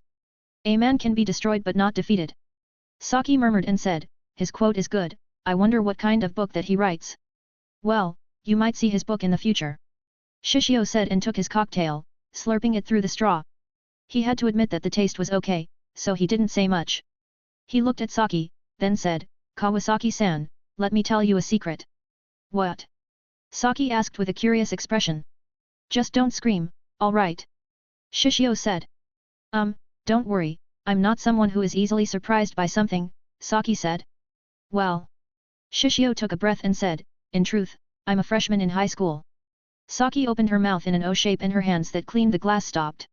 She almost dropped the glass on her hand, luckily she didn't. She looked at him and asked again, you sure? Shishio nodded and said, so don't tell anyone that I drink alcohol, all right. He showed a mischievous smile to Saki. Saki somehow couldn't help but chuckle, then she said, Oga-kun, I'll tell you a secret too. What? Shishio asked. In truth. Saki looked around and whispered, I'm also a high school student. Saki looked at Shishio who didn't show much change in his expression which somehow made her a bit annoyed. You know. Shishio nodded and said, I know, I can tell it easily that you forge your age to work here. I can't help it, I need money, after all, Saki said with a sigh, but then, she quickly shook her head, and said, forget, what I have said before, I'm lying. She didn't want to trouble Shishio with her mistake, after all, and it was her own trouble so she wanted to solve it by herself, even though she knew that it was hard. Sorry, I can't forget it. Shishio shook his head and asked, are you sure that you're alright? I have heard from the staff that you'll work until morning at 5, right? And don't you have school to do in the morning? So what can I do? I need money. Saki said with a raised voice, which caused everyone's attention to them. Kawasaki, what are you doing? The manager of the cafe was furious when he heard Saki raise her voice. That. Saki became nervous, but... Manager, Shishio called out to the manager. Hey. The manager looked at Shishio and saw him take out a card, which made him dumbfounded. That card. He looked closely at the card, then a cold sweat dripped from his forehead. He looked at Shishio again, and no matter, he needed to imprint on his brain now. Can you leave us alone? Shishio asked softly. Yes, you don't need to worry. The manager nodded with a smile, then told everyone in the cafe, that everything was all right, and everything returned to normal, but everyone glanced at Shishio, wondering who he was at this moment. Saki, who was right in front of Shishio, was dumbfounded. How about you stop working here and work to become my secretary? Shishio asked. Secretary? Saki was dumbfounded. Shishio nodded and said, I can give you this much.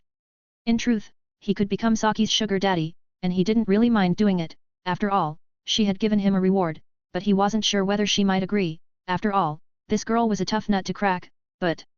I agree, Saki said without hesitation. You don't need to think first. Shishio asked. Saki shook her head and said, no, I believe in you, and I'll be dumb to reject that much of salary. After all, the salary that was given by Shishio was quite similar to her parents' salary, which was why she directly agreed. Her salary in this cafe might be high, but it was still quite low compared to Shishio's offer, and she needed to work at midnight which made it pretty tiring for her who needed to go to school in the morning. But you can't do something perverted, alright. There was a trace of blush on her face now, but well, she didn't hate it even if that was the case. Shishio nodded and said, I know. Are you sure? Saki asked with doubt. Well, how about we go back now? You can just tell the manager that you are going to quit, I'm sure that he won't stop you, Shishio said. Saki looked at Shishio with a red face, feeling a bit complicated, but then, she gritted her teeth and nodded. If he brings me to the room, should I agree? Her thought was filled with such a thought at this moment. Shishio looked at Saki who went to resign and wondered what kind of perverted thing that this girl was thinking. Shishio and Saki walked next to each other and directly returned back since her resignation process was quite fast. Saki somehow felt quite embarrassed, after all, she thought that this guy might bring him to the hotel. Now that you've mentioned it, he's in high school, right? It was because this guy was very mature that sometimes, she thought of him as older than her. Say, Oga-kun, you're really a high school student, right? Shishio nodded and said, I'm in high school because I'm 15 years old, not because I'm stupid. I'm not thinking of something like that. Saki pouted, feeling that this guy could somehow read her mind, and asked, which high school? Swime University of the Arts, Shishio said. Wah! Saki was dumbfounded. Shishio looked at Saki and asked, don't tell me that we're from the same high school. Saki wasn't sure how to describe her emotion at that moment. Well, what should I call you from now on? She was wondering whether she should call her something like a master, boss, or a young master. You can call me, Shishio, I'll call you, Saki, can I? Shishio asked. Saki nodded with a blush, and asked, then, Shishio, what should I do for now? I'm your secretary, after all. She didn't know much about her work, after all. Shishio thought for a while and said, on Saturday night, can you come to Vanyeria? The one near the school, I'll pick you up there. With Saki's personality, he was sure that Saki would be strong enough to see his match on Saturday. Sure. Saki nodded and wondered what kind of job Shishio did. By the way, if we meet at school, please don't tell anyone about the job, but if you're lonely, you can come to me, Shishio said. Who is lonely? Saki quickly denied it with a blush. Really? Shishio asked in doubt. Of course. Saki raised her voice slightly again, wondering why this guy had always teased her. Both of them talked to each other with a laugh, until Shishio sent her back. See you tomorrow, Shishio, Saki said. See you tomorrow, Saki, Shishio said, then left since it was very late. Saki didn't immediately enter her house but watched Shishio's back, and she couldn't hide her smile now since her feeling was about to burst at this moment. But if he really is going to do that? Saki blushed once again, but once again, she didn't hate the idea, or rather, she might be quite eager for it, but if she showed it, she might be mistaken as a cheap girl, and she didn't want that. Ugh. Saki wasn't sure what to do, and could only sigh, but then, she was wondering whether she should meet him tomorrow. 118. Do you like a housewife? When Shishio arrived at Sakurasu, it was already almost midnight and because of that, besides the light on the outside, he could see most of the lights had been turned off, telling him that most of the tenants had already rested. He didn't think too much and entered the dorm, opened the door quietly, and took off his shoes, but... Where have you been, Shishio? Shishio looked up and saw Chihiro was standing in front of him, but he felt that it was quite normal, considering the CCTV camera was connected to the screen in her room, so it was normal for her to realize when he returned, and even though it was almost midnight, for a lot of people, it was still early. I'm going out with a friend. Before he went back, he drank coffee and water, so the smell of rum in his mouth wasn't noticeable. Friend. Chihiro raised her eyebrow, but in the end, she shook her head and said, I know that since you're young and since you're in Tokyo, you want to go wild, especially when your parents aren't beside you, but you should know that I'm your aunt and I'm also your guardian. I won't say much whether you want to go out until midnight or not, but you should tell me first if you decide to go out, and also don't join a bad group or something. Lastly, if your academic results are lowered because of this or there's a report that you are doing something bad, then I'll report them to your parents. Yes, I understand, Chihiro-ne. Shishio nodded and understood Chihiro's concern. After all, he had been going out until midnight, and as his guardian in Tokyo, it was normal for her to be worried about him, but somehow, he noticed something different from her. Well, go back and sleep. In truth, Chihiro wanted to ask who Shishio was with and whether he was meeting with his girlfriend or something, but she decided to shut her mouth. After all, she understood that she couldn't be like before when she showed unreasonable jealousy when he was with a girl, but she knew that it was wrong, and the relationship between them was an aunt and a nephew, so there was no way for their relationship to be further deepened. She looked at him with a complicated gaze, and decided to quickly return to her room, but before she returned to her room. Chihiro-ne. Chihiro looked at Shishio. Thank you for believing in me, Shishio said with a smile. Chihiro snorted and said, just go back and rest. She waved her hand and left. Shishio looked at Chihiro's back thoughtfully and could feel that she tried to distance herself from him. He had to admit that his relationship with Chihiro was particularly close, compared to a normal aunt and a nephew, but he had never thought too much about it. He thought for a while and wondered whether it was related to what had happened to Chihiro before. Shishio thought for a while and shook his head. Even though his EQ was high, it didn't mean that he could read someone else's mind, and sometimes a female mind was very unreasonable, so it was better for him to quietly observe Chihiro for a while before he made a conclusion. Shishio also wanted to take a rest and return to his room, but then, when he was about to enter his room, it seemed that there was still someone inside. He then opened his room and saw both Ritsuo and Shina were there. Shina was quietly drawing a manga, and on the other hand, Ritsuo was reading a book quietly, but Shishio didn't think too much about them. He was more cornered about the porn book that he hid before was placed on his table at this moment. The corner of his mouth twitched, but he quickly calmed himself and asked, Senpai, Mashiro, you haven't returned to your room yet. When the door was opened, Shina and Ritsuo had already noticed him, but Shina was as usual only looked at him in a daze, but Ritsuo was looking at him with mixed emotion. From her face, there were a lot of things that could be seen. It seemed that she was embarrassed, but at the same time, she was also annoyed. Ritsuo put the porn book on the table and tapped it several times. Oga-kun, what is this? It's a magazine, Shishio said simply. Ritsuo was speechless and asked once again, I mean, what kind of book is this? You mean the title? Shishio raised his eyebrow, but he decided to read the title of the porn magazine that had been found out by Ritsuo. The lonely housewife who needs the warmth of a man when her husband is. He couldn't finish his words, since he was cut by Ritsuo. I mean, why is it here? Ritsu was furious by Shishio's nonchalant attitude and blushed when she heard him narrate the title of the porn magazine. Senpai, you ask a healthy adolescent boy something like that? I mean, isn't it normal for me to have one or two? Shishio asked with a confused expression. Well, that's true, but... Ritsu also had to admit that it was normal for Shishio to have porn or two, but the problem was the theme of the porn was a housewife. Ritsu remembered that Shishio's relationship with the housewives around the neighborhood was particularly good, which was why she was afraid. She was afraid that Shishio was doing something that only an adult would do with those housewives, especially when he had just returned back. It was almost midnight, and it was normal for her to feel doubt when she thought that he was going out with a friend.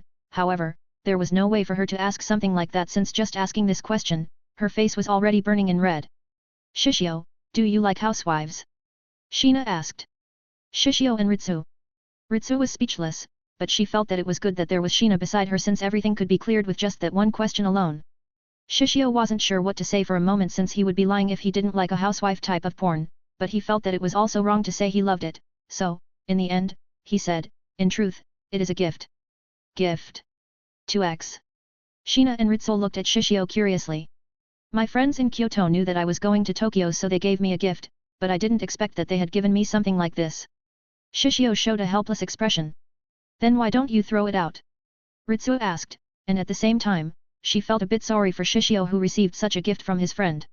Well, they have given it to me, and if I throw it, I feel it is quite rude, Shishio said while shrugging his shoulders. Ritsu nodded and felt that his reason was quite normal, and she also thought that it was quite rude to throw a gift that was given from someone, but the problem was this gift was a housewife type of porn. Senpai, have you read the magazine? Shishio asked with a smile. Wah. Ritsu looked at Shishio's smile and her face was covered in shame again. After all, even though she didn't read it by herself, she read it together with Sheena. However, unlike Sheena, who couldn't understand how embarrassing it was to read Shishio's porn book, she could understand how embarrassing it was. I have heard that Senpai likes to collect books. If you don't mind, how about you take that magazine? I don't really mind, Shishio said naturally. Who wants this kind of magazine? Ritsu directly threw the porn magazine to Shishio, but it was caught by him. Still, I have hidden this in my underwear wardrobe. Shishio raised his hand holding the porn magazine and looked at Ritsu. Senpai, you're a pervert. He sighed and could only shake his head. I'm not pervert. Ritsu was almost mad, but she couldn't control her emotion, raising her voice quite high. What's wrong? Ritsu, Shishio and Sheena could hear the voice of Sorita from the outside. Nothing, just go to sleep, Kanda-kun. I'm watching a movie, sorry to wake you up, Shishio said simply. Oh. Sorita, who was outside Shishio's room, frowned. After all, the sound from Shishio's room was quite loud and thought that there was Sheena inside Shishio's room, which made his chest tighten, and it was also the reason why he quickly came out. Fortunately, it seemed that Shishio was only watching a movie, so he didn't think too much and returned to his room quietly. Don't raise your voice, senpai. It's already late at night, you'll disturb everyone who is sleeping, Shishio said helplessly. Humph. Ritsu looked away and she was unhappy that she was being teased. Shishio smiled softly and said, I'm sorry for teasing you, senpai. Forgive me, alright. Ritsu looked at Shishio with an annoyed expression and asked, Oga-kun, is it only me, or do you treat me like a child? Shishio shook his head and said, of course not, you're my senpai. You're my senior. I respect you very much, but I hope next time, you won't rummage my room like this. He then looked at Sheena and said, you too, Mashiro. If you do this, I won't let you enter my room next time. I'm sorry, Oga-kun. Ritsu lowered her head in embarrassment. Are you angry, Shishio? Sheena asked and there was a trace of worry in her eyes. Shishio patted Sheena's head and said, it's alright, but don't do this kind of thing again, alright? If you need material for your manga, just tell me, I'll help you, and I don't mind for you to rummage my room, but you need my permission first. He had shown his body to Sheena, after all, but there was data of Kano Agito in his room, and he didn't want them to read it.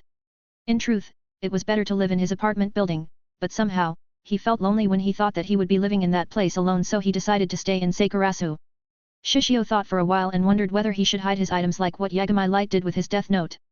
He thought that he should create a hidden compartment under his drawer, and anyone who the drawer would activate the mechanism that would burn the drawer immediately. Sheena nodded and felt happy that she was patted again. Ritsu somehow felt jealous when she saw Sheena was patted by Shishio. What's wrong, senpai? Do you want me to pat your head too? Shishio asked with a smile. What are you talking about? Don't treat me like a child, Oga-kun. Ritsu blushed again and she stared at Shishio with a begrudging stare, since it was her first time being played by someone like this. Is that so? Then I won't force you, Shishio said and kept patting Sheena's head, watching her who acted like a docile cat. Ritsu couldn't handle it anymore and wanted to separate them directly. Sheena seemed disappointed, and wanted to be patted again, but... So how long are you going to stay in my room? Shishio suddenly asked. Ritsu wasn't sure what to say in this situation, but... Can I sleep here? Sheena asked. No. 2x. Ritsu and Shishio said at the same time. Well, I don't mind if you want to stay a little longer, but I want to change my clothes, Shishio said. Then just change. Sheena asked with a confused expression, after all, she had already watched Shishio's body before. No. Ritsu quickly pulled Sheena and said, well, I'll go back with Mashiro now, Oga-kun. Yes, senpai. Shishio nodded. By the way, I'll take this. Ritsu took the housewife theme of porn magazine from Shishio's hand. If his porn magazine was about a high school girl, a short-haired girl, bookworm girl, quiet girl, a senior sister, then, she might pretend that she didn't see it. Unfortunately, the one inside his room was a housewife. Please. Shishio nodded, after all, he had read it before. Then Ritsu brought Sheena outside together, leaving his room, but... Good night, Oga-kun, Ritsu said. Good night, senpai. Shishio then looked at Sheena and said, don't sleep too late, Mashiro. Sheena nodded, but whether she was going to listen to it or not, it was a different matter. Watching both of them leave, Shishio closed the door, and somehow he felt that there were a lot of things that had happened today. He didn't think too much, took off all of his clothes, leaving only his boxer, before he laid on his bed while thinking about the literature club and thinking about how to make everyone's relationship become closer, but his thought stopped since he went to the land of dream. 119, Mayumi is drunk. As the morning came, Shishio prepared breakfast, but this time, there happened to be a lot of people, but he was too lazy to prepare breakfast for everyone. After all, he wasn't this dorm's cook, but he still prepared some for Chihiro, Sheena, and Ritsu, which caused some complaint from Misaki. Shishio-kun, cook for me too. Cook me breakfast. Misaki held Shishio's shoulders and her eyes kept staring at the food that was cooked by him, which made her unable to stop her saliva. Chihiro nay, help me, Shishio asked. Just make her breakfast so she can shut her mouth, Chihiro said simply. Shishio. Shiro-san, Mitaka, and Sorita, even though they wanted food from Shishio, also knew that it was impossible to force Shishio, and they weren't like Misaki who could ask Shishio's food so carefree, and they were a male too. Still, unlike Shiro-san and Mitaka who knew Shishio's cooking skill worth, Sorita didn't know anything, and could only stare at Shishio enviously. Oga, if you cook me breakfast, I'll let you touch my breasts, Mayumi said with a smile. Shishio looked at Mayumi and was very loose, which made him speechless. Mayumi, Chihiro said while staring at Mayumi with a frown. Cough. Cough. Mayumi coughed several times nervously, but still said, Oga, please. The same as everyone, after she tasted Shishio's food, she felt that she couldn't be satisfied with anyone else again. She felt that her body might have changed, and it was all because of the young man that was cooking in the kitchen at that moment.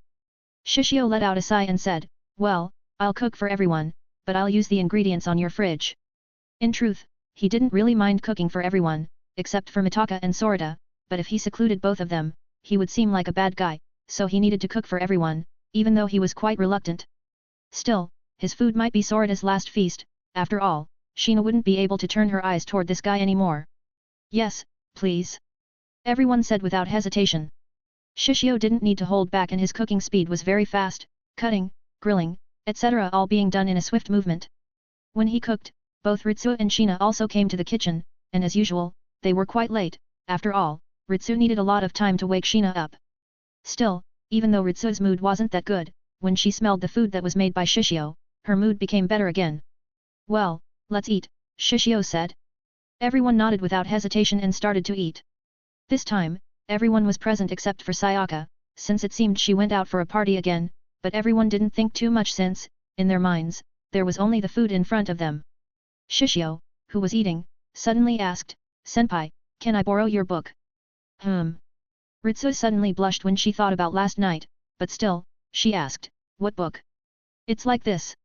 Shishio didn't tell Ritsu that he was reading during the lesson, but he told her that he wanted to read during his free time in school, so he was wondering whether she had a book that he could borrow. After all, he had read all the book that he bought before. Ritsu nodded and said, all right, I'll lend it to you. She didn't mind lending her book to Shishio, or rather, she felt that she wanted to hear his impression after he read her favorite book. Mayumi looked at Shishio and Ritsuo and wondered when the relationship between the two was so close, but it might be her imagination, after all, she knew how introverted Ritsuo was. After they ate, they went out one after another, as usual, Shishio, Ritsuo, and Shina went out together. Hey? Riken, are you going to school with Shishio? Mayumi was surprised. Ritsuo nodded and asked, what's wrong, Mayumi-san? She didn't think that there was something wrong, after all, she had gotten used to going to school with Shishio. Mayumi blinked her eyes and stared at Shishio, and thought that this guy worked pretty fast. She then walked toward him and patted his shoulder, her expression turned sultry, and said, say, why don't you dump Riken and date me instead? She felt that Shishio was too wasteful to be given to Ritsuo, after all, someone like Shishio was very rare. Shishio. Mayumi-san. Ritsuo was full of anger and hit Mayumi with a book. Stop. Stop. Don't hit me, Riken. Mayumi quickly protected herself and said helplessly. Ritsuo's face was very red at that moment and stopped to hit Mayumi with a book, but she didn't want to stay in this place any longer so. Mashiro, Oga-kun, let's go. It is very troublesome to take care of Mayumi-san when she's drunk after all. I'm not drunk. Mayumi quickly refuted with an annoyed face. Bye, Mayumi-san. By the way, don't drink in the early morning. Shishio nodded with a gentle smile then left with Ritsuo and Shina. Well, bye, Oga. Wait, as I said, I'm not drunk. Mayumi snorted softly, and also decided to go to work, but then she realized that someone had been there beside her, which made her scared. Damn it, Kanda, don't scare me. Sorita. Mayumi thought for a while and said, right, Kanda. What's wrong, Mayumi-san? Sorita looked at Mayumi curiously, wondering what she was going to say. He had to admit that even though this woman was very sloppy during her usual time when she went to work, she was very beautiful, so he had quite a good impression of her, if she wasn't drunk, of course. Don't stare at Shina all the time, it is creepy, Mayumi said simply and left. She might not care much, but her appetite decreased when she noticed how creepy Sorita was when he stared at Shina. Sorita. Shishio arrived at the school, sat in his seat, and talked with his classmates as usual. He might have noticed Sorita's state was quite weird when Sorita entered the class, but he didn't care much, and when the class started, Koharu, Shishio's homeroom teacher, announced to everyone that they would need to change their seats. Changing seats. Everyone was quite surprised since they didn't expect their homeroom teacher to suddenly tell them to change their seats, but when they thought about it, they felt that it was quite normal. After all, when they entered their class for the first time, they chose their seats randomly. This time, it was decided by a lottery. Shishio didn't think too much since all he needed was to change his seats, but if possible, he wanted to sit in the back row since that way, he could read his book without trouble. He was sitting in the middle row, which pretty much made him conspicuous. After all, he was very tall. Nana, who was sitting quite far from Shishio, looked at Shishio's back and made up her mind so she could sit next to Shishio no matter what. Then the lottery started and they chose their lottery, then found out where they would sit from now on, and when it was Shishio's turn, he was glad that he really got the back row seat which was next to the window. Shishio had gotten his position, so he didn't think too much, but... Please take care of me from now on, Oga-kun. Shishio looked at the brown ponytail-haired girl, who sat in front of him and nodded with a smile. Yes, please take care of me from now on, Aoyama-san. He didn't expect the one who sat in front of him, would be Nanami, and from the corner of his eyes, he observed Sorita's reaction, and as expected, Sorita's expression was a bit weird, but Sorita didn't say much. Shishio shook his head and didn't think too much about Sorita, but then, he was also very surprised at the one who sat next to him. He, please take care of me from now on, Shishio-kun, Nana said with a smile. Shishio wasn't sure why, but he had a feeling that this girl tried to tease him somehow, but it was 10 years too early for her to tease him. He nodded with a smile and said, yes, please take care of me from now on, Nana. Nana pouted and said, can you give me some interesting reaction? Like what? Shishio asked. Well, you need to blush or something, showing a shyness, after all, the one who sits next to you is a beautiful girl. Nana said and thought that should be a natural reaction when someone was sitting next to her. Nanami.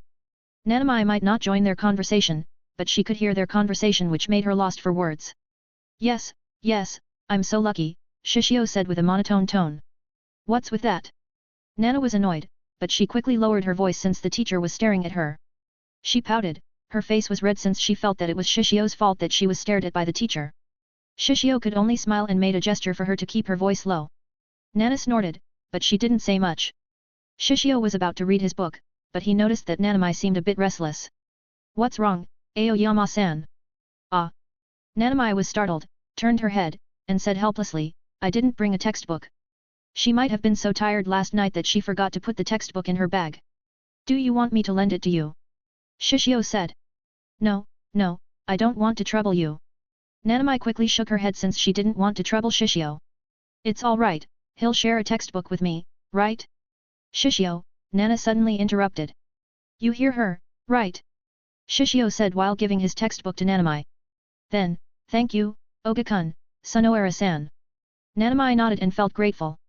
In truth, even without a textbook, Shishio didn't think too much, and he was alright with it, so he didn't intend to move next to Nana, but he didn't expect Nana to move her seat right next to him. Here, I'll share my textbook, don't you need to say thank you? Nana asked with a smug smile. Thank you, Nana. You're really a great help, Shishio said with a sincere smile. Nana blinked her eyes and said, if you thank me so sincerely, it is very hard for me to respond. Just say, you're welcome, can you? Shishio said speechlessly. Still, don't you feel happy that you can sit next to me? Nana moved even closer to Shishio as if she was trying to push him, she even moved her bust to Shishio and blew hot air on Shishio's ear. Shishio could feel her sweet smell and soft body, which somehow made it a bit unbearable for him, after all his ear was quite sensitive, and at the same time, he felt a bit annoyed since she could tell that this girl was trying to tease him, especially when he saw the amused expression on her face, which was why he was going to tell her that it was 10 years too early for her to tease him. Shishio turned his face directly toward Nana so suddenly and that caused the distance between them to be very close. Nana was dumbfounded, but then Shishio nodded with a smile and said, yes, I'm very happy that we can sit next to each other. Nana's face and neck gradually covered in red blush since she didn't expect this guy to confess to her directly, but she saw him flick her forehead gently. It's too early for you to tease me, Nana, Shishio said with a slight smile. Nana's face turned red once again, but this time, she was full of anger. Nana didn't expect that she was being teased. She stood up and was about to scold him, but she saw the teacher was glaring at her again. Nana sat down once again and glared at Shishio. Shishio smiled and said, but I'm not lying that I'm very happy that I can sit beside you like this. He didn't continue their conversation and started to read a book. Nana was in silence and would be lying if she didn't feel happy, but then pouted, pinching this guy's thigh since this guy started to ignore her and read a book.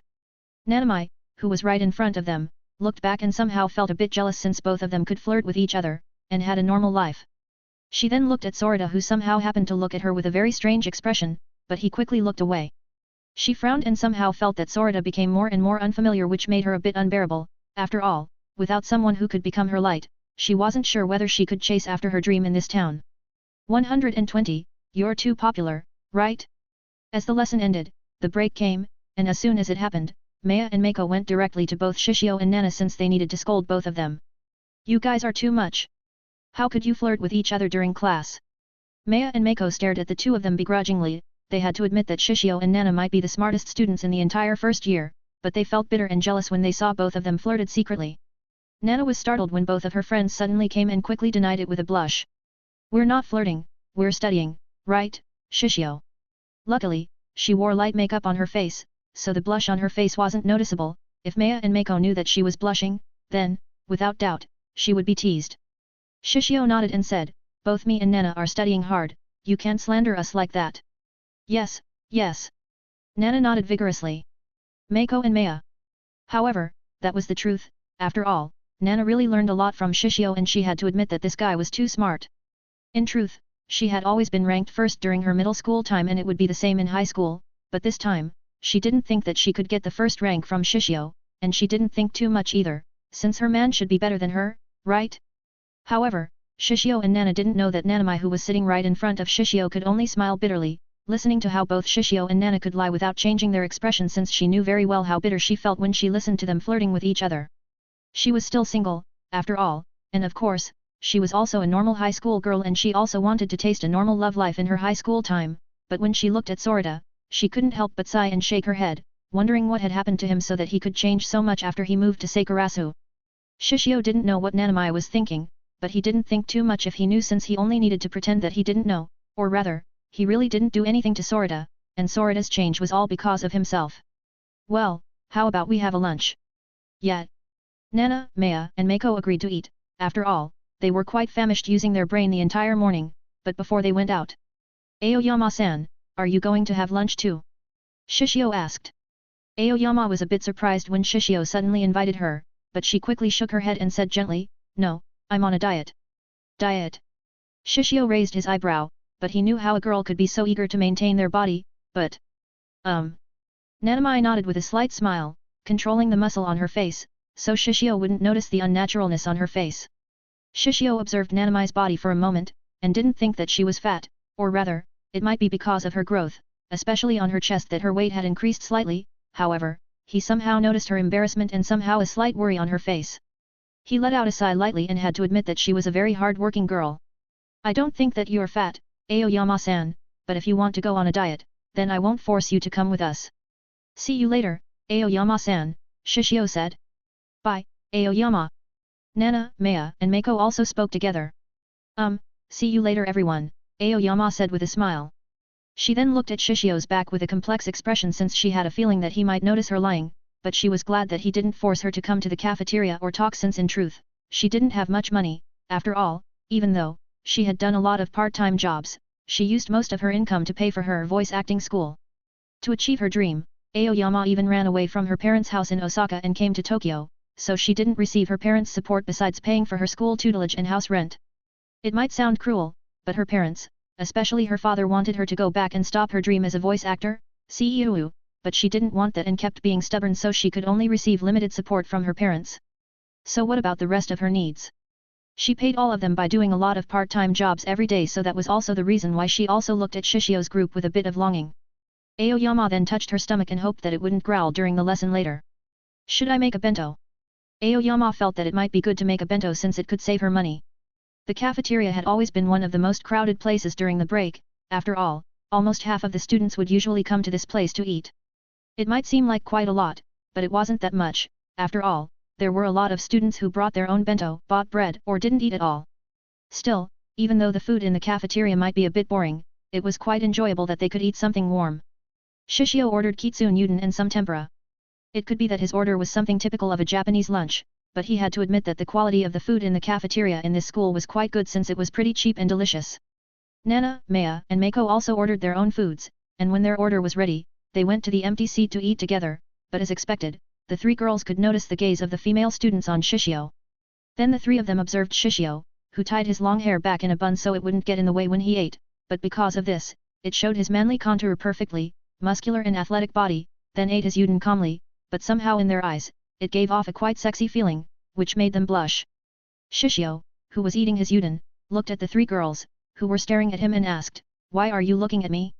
Your food won't be good if it gets cold." "Shishio, you know, you're too popular," Maya said helplessly. Mako nodded and said helplessly, "A lot of my friends keep asking you." "Is that so?" Shishio didn't think too much about his popularity. Mako and Maya were speechless. If it was a normal guy, they would be very happy and they might become a fuckboy and fucked almost every girl in this school, but Shishio's response was quite flat. Nana somehow felt satisfied by Shishio's response and asked, "Don't you feel happy?" Shishio then looked at Nana and asked, "You want me to be happy?" "Wah?" Nana was startled by his sudden question, but then she asked, "Why does my opinion matter?" "What? So you want me to accept their love letters or something?" Shishio asked with a smile. "No." Nana said without hesitation, but then, she noticed Shishio was smiling at her. She clenched her fist and her face turned red once again. Shishio. She knew that she was being teased again by him. Maya and Mako felt bitter and jealous, looking at their two friends flirting with each other, and was about to tell them to stop flirting in front of them, but… Shishio-kun, Nana, Maya-san, Mako-san. The four of them quickly turned their heads and saw Miu was there. "Senpai. Here. Here." Nana waved her hand directly toward Miu. Miu smiled and nodded. It had been a while since she had eaten in the cafeteria. After all, there were a lot of people and it was hard to search for a seat among the students. She was very shy and quite introverted, so when she saw someone she knew, she felt very happy and joined them without hesitation. "Come here, senpai." Nana patted her side directly. Shishio only stared at Nana and didn't say much. Miu followed Nana. After all, even though she wanted to sit beside Shishio, she felt embarrassed if she did that. She then joined them, but suddenly she heard someone call Shishio again. "Shishio." The five of them turned their heads and saw Shina and Ritsu coming toward them. "Mashiro, kawaii-senpai." Shishio nodded and asked, "Are you coming to have lunch too, senpai?" "I want to see Shishio," Shina said. Nana, Miu, Maya, and Mako. Mashiro wants to see you, but we have heard that you're at the cafeteria, Ritsu said and somehow had gotten used to how Shina had always caused a misunderstanding. I see.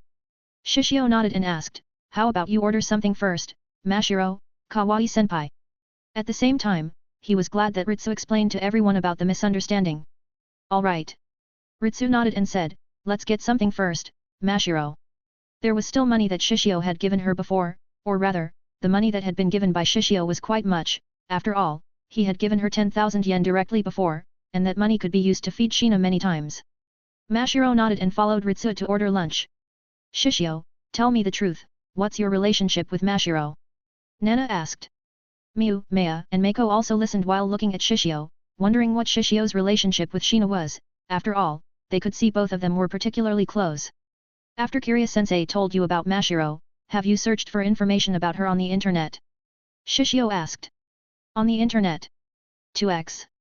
Maya and Mako were dumbfounded, wondering about Shina's identity. Nana nodded and said, she's a very amazing world-class painter. Yes, I have seen her picture shaking hands with the Prime Minister of the UK, Miu said with amazement. World-class painter? Shaking hands with the Prime Ministers? 2x. Maya and Mako were even more dumbfounded since they didn't expect that dull girl to be such an amazing girl. But I don't understand what you want to tell us by knowing all of that. Nana asked with confusion. After all, she knew that Shina was amazing, but what she wanted to know was the relationship between Shishio and Shina. Well, you should know that during her childhood time, or rather, her entire life before coming to Japan, Mashiro has always been painting all the time, so her situation is quite special, or rather, besides painting, she might be quite careless at anything, Shishio said and told them the truth with a slightly better way to say, since if he was rude, he would say that Shina wasn't much different from a toddler directly. Shishio looked at everyone and knew that they would meet Shina so often, and unlike Ritsu, who knew about Shina's situation directly, they didn't know much about Shina's situation, and it was better to explain to them since he hoped for them to be friends with Shina.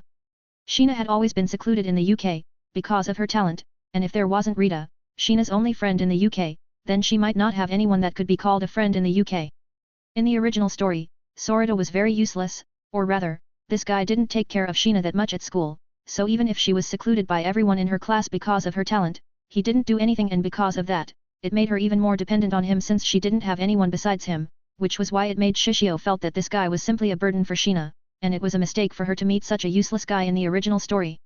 Shishio wanted to change everything. He didn't want her to be a loner and wanted her to have a vibrant high school life, or rather, a memory that made her glad to move to this country, which was why he wanted everyone to know her better. After all, even though Shina might be quite ignorant, she was a very kind girl, and he knew they wouldn't be troubled to befriend with each other as long as they understood her situation, and as long as they weren't from an art circle.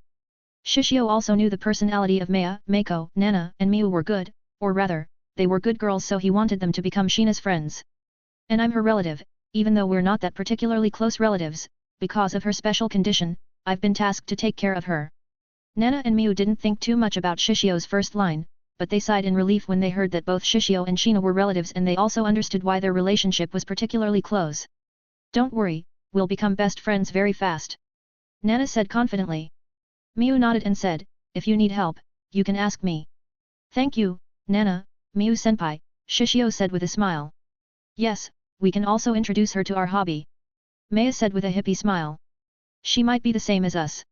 Mako nodded in agreement. Please don't, Shishio said helplessly. Even though he wanted Shina to befriend them, he didn't want her to become a Shotokan. But... Shishio looked at Maya and Mako and thought, should he teach them the charm of a real man? 121, Club Activity. Can we use the club's budget? Hikigaya Hachiman, that was his name. Some people might have noticed him before, but he was a young man with dead fish eyes, who often met Shishio at the most awkward time. The first time they met was in the shoe locker area, where he saw him taming two girls at the same time, and the second time was when he saw him being confessed by a young man, but it seemed the latter was a misunderstanding, which made him a bit disappointed somehow. Usually, Hikigaya would spend his break in a deserted place where no one was around to eat lunch or pretend to sleep in his classroom, but after he came to the cafeteria for the adventure last time, he was quite hooked, since that way, he could listen to Shishio's interesting conversation. Hikigaya was also quite curious about Shishio until he learned from his classmates that the name of that young man was Shishio Oga, the freshman, which meant, Shishio was his junior. Even though Shishio was his junior, he was quite helpless at him. After all, that guy had scolded him before in the cafeteria, but somehow he couldn't get angry at him. After all, Shishio's aura somehow intimidated him, so even though he was annoyed, he couldn't say anything. It didn't mean he was scared, but he was a pacifist and his dream was to maintain world peace, so even though Shishio was a bit rude to him, he decided to forgive him. After all, he also knew that he was at fault when he thought that he misunderstood the relationship between Shishio and USA. Hikigaya had to admit that their meeting was quite unforgettable, and when he learned more about him from eavesdropping on his classmates, especially the girls, it seemed that his popularity was very high. Even the most popular guy in his class, Hayato Hayama, also lost against Shishio, which somehow made him feel better and happy. After all, Hikigaya didn't know much about Shishio and they didn't have any connection with him, and compared to Hayato, Shishio's expression was more real, unlike Hayato who often showed a fake smile, which was why he had to admit that Shishio was better than Hayato in his mind, but in truth, if possible, he, as the representative of the unpopular guy, wanted to say to both Hayato and Shishio to explode. However, Hikigaya knew that such a thought was unrealistic, and once again, he wanted to say that he was pacifist so he refrained himself to have a conflict, especially when he thought about Shishio's tall, muscular, and athletic build. Once again, he wasn't scared, but his build wasn't a brawl type, but his body was more of an intellectual type, and it was also the reason why his dream was to become a household husband. He had prepared himself with various knowledge as a household husband, the only thing that he lacked was a girl that would be able to support him for an entire life. If possible, someone who reads this, please introduce me to a girl who can take care of me for an entire life. Hikigaya thought so, but he knew that it might be hard for him to seek such a girl, but he wouldn't give up. Hikigaya somehow let out a long sigh and understood that a world was just unfair sometimes, especially when he learned that Shishio was also the one who achieved the highest score on the entrance exam on the history of Swimei University of the Arts, and if he wasn't wrong, Shishio should be also rich, considering he had seen him coming out from a luxury car. Rich, smart, and handsome. Hikigaya somehow also understood why a lot of girls in his class became nymphos when they thought about Shishio, but he had to admit that it was interesting to see the girls' reaction when they saw Shishio, so here he was, coming to the cafeteria again, hoping that he could see a glimpse of Shishio, wondering what kind of amazing thing he would be able to see. Last time, Hikigaya had seen a huge amount of love letters on Shishio's shoe locker and saw him flirting with a beautiful girl easily. He had thought that nothing would surprise him anymore, but when he saw him was surrounded by 6 beautiful girls at the same time, he knew at that moment a god had died. After Ritsuo and Shina had gotten their lunch, they went to the seat where Shishio was sitting with everyone, and they didn't know about Hikigaya's struggle at this moment, nor did they care so much about it since they didn't know each other. Shina sat directly next to Shishio which caused Ritsuo to feel helpless so she decided to sit on the opposite seat of Shina. Miu, Nana, Maya, and Meiko then observed Shina for a while. After all, they had heard from Shishio that Shina couldn't take care of herself very well since almost on her entire life, she spent her time drawing. They might not understand how someone could spend all their time doing nothing, but drawing, but they had to admit that they admired that Shina who could do that. Shishio saw that both Ritsuo chose to buy a lunch set, and Shina followed him to eat udon. He looked at Shina and asked, "How is your class?" "It's okay." Shina wasn't sure how to describe her class, after all, she mostly either slept or drew something, and no one really talked to her at the class. "Well, if you want then just come to my class," Shishio said simply. After all, he was sure that Shina's classmates were hesitant or they couldn't understand Shina, but it was normal, after all, her situation was very special. He looked at Shina and hoped that her EQ could be higher, but sometimes God was fair, when Shina had the talent to draw, she lost her ability to understand people. Shina nodded softly with a light smile on her face then started to eat her lunch. Shishio looked at Shina, and was about to eat his lunch, but noticed everyone was looking at him. "What's wrong? Your food isn't good." "Shishio-kun, your relationship with Shina-san is pretty close," Miu said bitterly. "Our relationship is also very close, senpai," Shishio said simply. "Shishio-kun." Miu blushed and lowered her head. "Everyone. Why are you looking at me with that kind of expression? Stop looking at me like that." Shishio was speechless, but then, he thought for a while and said, "Say, when I think about it, all of us don't know each other very well, right?" They nodded at each other. After all, they had only known each other for the past few days. "So how about we go out together to understand each other well?" Shishio suddenly said. "Do you mean, we're going to play?" Maya asked. "I agree." Nana said without hesitation. "Where are we going to go play? Karaoke? Arcade?" Meiko asked with eagerness. After all, Azakiru, Maya, Nana, and Meiko knew how to enjoy their lives very well. Shishio thought for a while and looked at Ritsu, Miu, and Shina. He thought that the 3 of them might have trouble singing, so he thought to go to the arcade, but he needed to ask them first.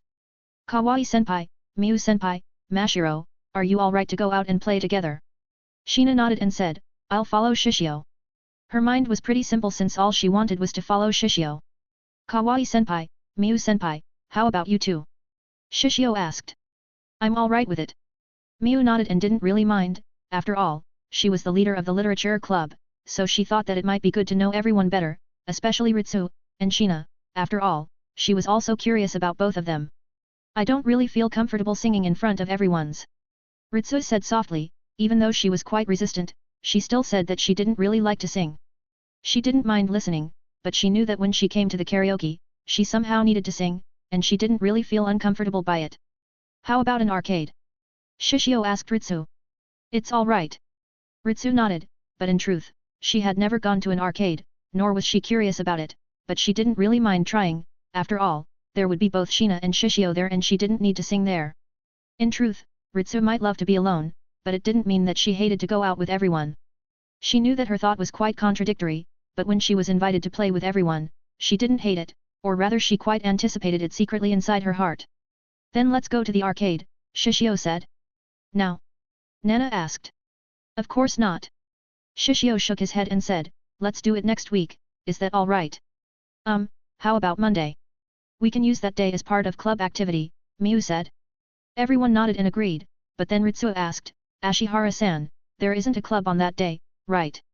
That's alright, we can go out together and use that day to deepen our relationship, Miu said without hesitation. Senpai, you sound so lewd, Nana said with a smile. The quiet one has always been the lewdest, hey. Maya nodded with a smile. Senpai is lewd. Meiko smiled. Shina tilted her head and asked, Miu-senpai is lewd. What are you saying?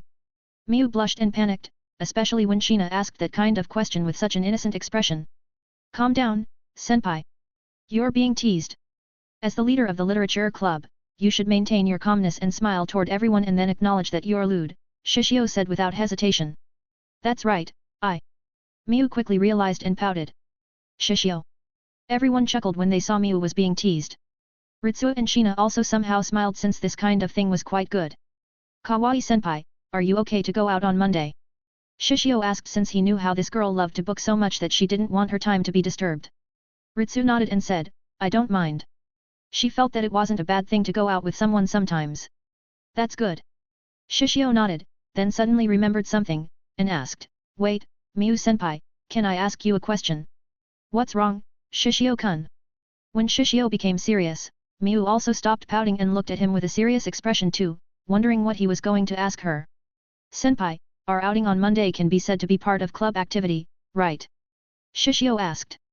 Yes. Miu nodded and asked, what's wrong with that? So is it possible to use the club's budget for our outing club activity? Shishio asked. Everyone was speechless. Shishio-kun. Miu stared at Shishio with a strict expression. Yes, senpai. You can't. Miu said without hesitation. Shishio looked at Miu and had to admit when Miu showed such a strict expression, she was very charming. Then everyone continued to eat while talking to each other, after all, Shishio paved the path for them to talk to each other, so even if he didn't say anything, the girls continued to talk to each other since a girl was such a creature, they really loved to talk, which somehow made him helpless and wanted to shut their mouths with his lips. Joke aside, it was good that the circle of friends of both Ritsu and Shina had expanded. After they ate in the cafeteria, they wanted to return to the class, but... I'll go out to buy some bread first, Shishio said. Hey? Do you still want to eat? Meiko was surprised. I'm a grown-up boy. Shishio raised his arm and patted his bicep, showing a muscle through his uniform. Everyone was looking at Shishio and somehow wanted to see his body, after all, they could see that his body was quite muscular and very athletic. Do you want me to come with you? Nana asked. You should go back first, I'll buy it very quickly, Shishio said. Alright. Nana nodded and didn't force him, after all, she would be sitting next to him later. Miu-senpai, Kawaii-senpai, Mashiro, see you later, Shishio said then left them directly since he was afraid the bread might be sold out. Looking at Shishio's back, the girls talked for a bit before they decided to return to their class, after all, the break would end soon, and at the same time, they thought that it was pretty good to spend their time eating lunch together. Shishio had bought 2 pieces of bread and 2 drinks and then he quickly returned to his class. He didn't run, but his steps were quite fast. He kept moving, but then from the side, suddenly someone appeared. He might be alright, but because he appeared so suddenly this person was surprised, lost her balance, and was about to fall down, but he quickly caught this person with his hand. I'm sorry. Are you alright? Shishio thought that this school was really amazing. 122, Yuk or Semet? Of course, he's the Semet. Ebina, why do you want to see this Shishio Oga? If Hayato knows that I'm coming with you, he might misunderstand me. Do you like this guy? If so, do you want me to help you? The girl with slightly wavy waist-length blonde hair said with a worried expression. Isn't that good? If he shows a reaction when he knows that you are coming to see Shishio Oga, then he might have a feeling toward you. As for whether I like him, or not, I haven't even seen him, how can I like him? The girl, whose name was Ebina, said with a light smile. The girl stopped and looked at Ebina in surprise. She then quickly patted Ebina's shoulder several times and said, Ebina, you're so smart. Ebina pushed the frame on her glasses and said, but Yumiko, the truth is, I want to confirm something. Confirm something? What do you want to confirm? Yumiko asked her friend with a confused expression. I have heard from everyone that Shishio Oga is very handsome, but that's not all. Ebina was full of excitement and her face was flushed in red. I have heard that his hair is very long, which means, his face might seem like a girl. So what if he's a Yug, the bottom at boys' love relationship? It might be good to pair him with Hayato, right? What do you think? Her breathing was very heavy at the time. If her face wasn't beautiful, then a lot of people would be disgusted by her. Yumiko stared at her friend with a sigh. After all, even though she had accepted her friend's hobby which was BL, it didn't mean that she understood what was so good about it. But Shishio Oga might be a Semet, the top at the boys' love relationship. After all, I have heard that he's very tall. Ebina put a very difficult expression, thinking whether Shishio was a Semet or a Yug. Some readers might have realized it, but Ebina was someone who was known as Fujoshi, rotten girl. Some people might not know what Fujoshi, rotten girl, was, but in a simple term, it was a term for female fans of manga, anime, and novels that feature romantic relationships between men. Ebina was full-fledged of Fujoshi, so when she heard that there was a very handsome new student, she wanted to see him and wondered whether he was as handsome as the rumor told. If so, then it might be good to make him a model for her Fujoshi doujinshi and pair him with some guys in her class such as Hayato, or Tatsuka. No matter what, Hayato is the most handsome you know. Yumiko said simply and ignored the part where Ebina was going to pair Hayato with Shishio on her talk before. In truth, she hadn't seen Shishio, so she didn't really understand why some girls in her class seemed to be quite obsessed with Shishio Oga, and couldn't help but snort at them. After all, before they were Hayato's fans.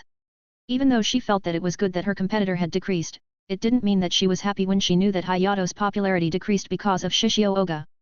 Well, whatever, but let's stop at the library first. I want to return a book, Yumiko said. Ebina smiled and said, but what if this Shishio Oga is more handsome? Even so, I won't stop to like Hayato. Her love wasn't as shallow as because Hayato was a handsome guy, and even if Shishio Oga was more handsome, she didn't think that this guy was able to make her heartbeat move so fast.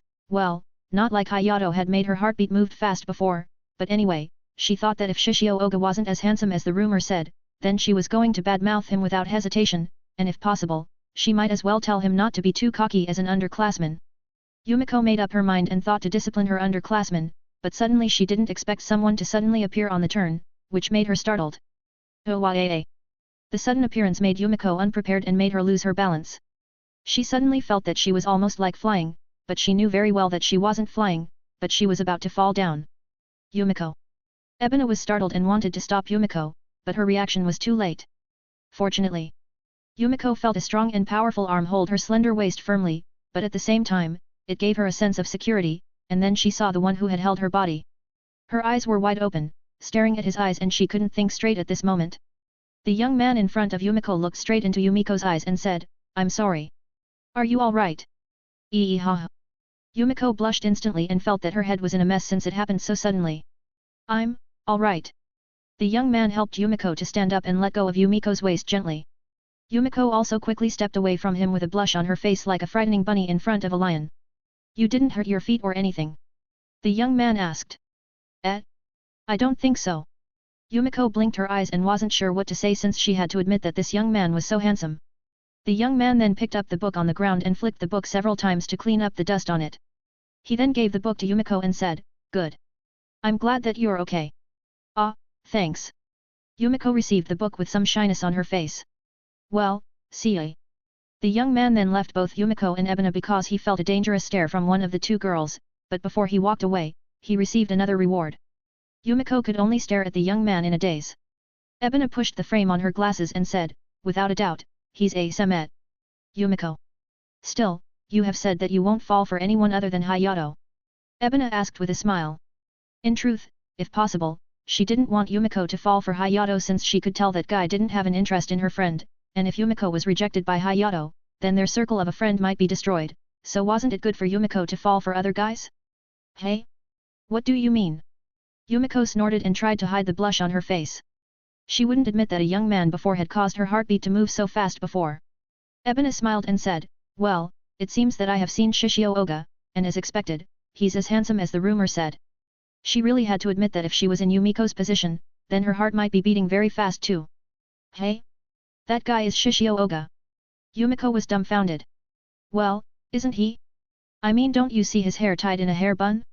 A lot of guys try to mimic his hairstyle, but since they're not handsome, the result is a failure, but that guy is so handsome with that hairstyle, other than Shishio Oga, I don't know who he is, Ebina said and had to admit that Shishio's man bun made him look manly and handsome. That's Shishio Oga, hey.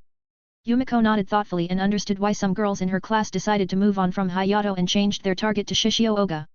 What? Are you interested in him? Ebina asked with a smile. He's handsome, I admit it, but I still like Hayato. My love isn't easily shaken like that. Yumiko said without hesitation, though, she wasn't sure what would happen if that guy suddenly asked for her contact info, rather than leaving directly, or asked for a date. She wasn't sure whether she could reject or accept it if such a thing really happened. Ebina could only shake her head and said, well, without a doubt that guy is ASMF from how aggressive he is, I can see that most males might become a uke in front of him.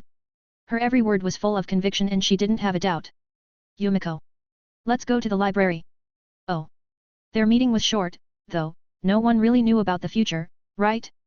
Shishio, who almost crashed into a girl before slowed down his speed, didn't expect that he would receive a reward. He was about to accept his reward directly, but he felt his phone vibrate. He opened it and saw a text from Saki. Saki, where are you? Shishio, are you going to visit me in my class? Saki, yesterday, you said that you are going to hire me, right? I have resigned from that cafe, you should take responsibility for me. Shishio was wondering how Saki's words could be so misleading, and he also had to admit her texting speed was very fast. Shishio, well, it's alright if you don't meet me now, let's just meet tomorrow at Vonyarea like what I have to you before. I'll have you as my manager at that time.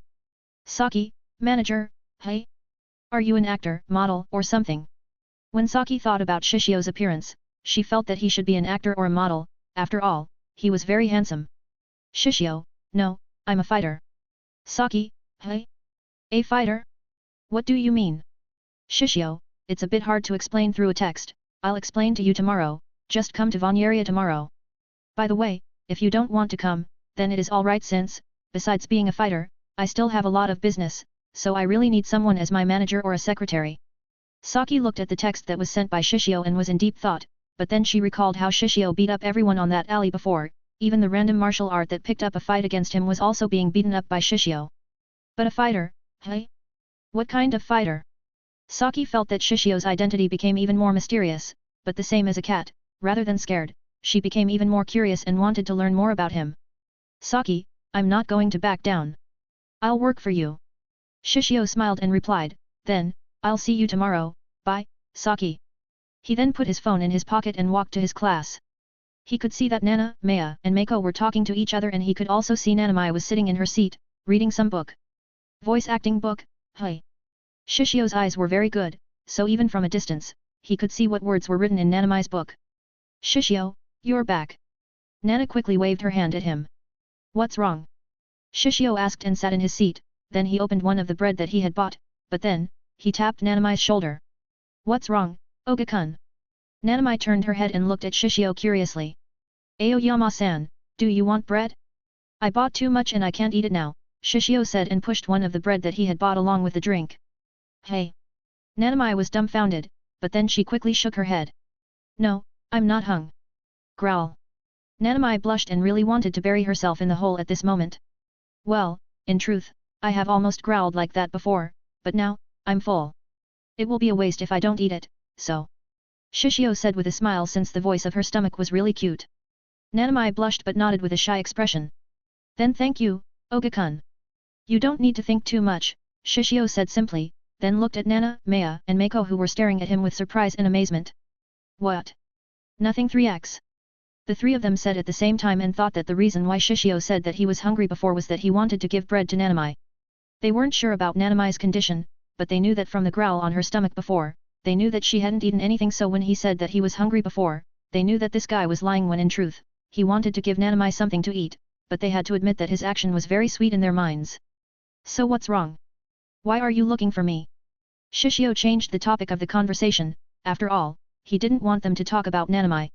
Well, it's not us, but him, Mako said and pointed at USA, who then quickly ran toward Shishio, when he saw him, sitting on his desk. Oga-kun. USA seemed to be in a very miserable state and cried out when he saw Shishio as if he saw his mother that he hadn't seen for 10 years. It might sound a bit exaggerated since he often met his mother, but that was how he felt now. Shishio frowned and thought that USA was very troublesome at this moment.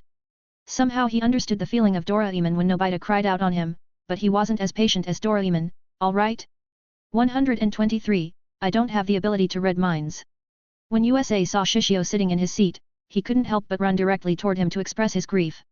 During his break, as usual, USA ate with his classmates, and as usual, he also had gotten used to seeing Shishio, who went out together with Nana, Maya, and Mako together, and as long as there wasn't Ritsu there, he felt relief, but at the same time, he longed to eat together with Ritsu and talked with her.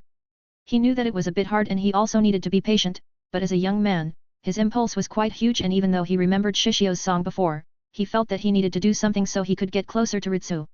USA was in deep thought, but his thought stopped when he saw both Ritsu and Shina suddenly appear at the entrance of his class. Hey? Kawaii-senpai? Shina-san.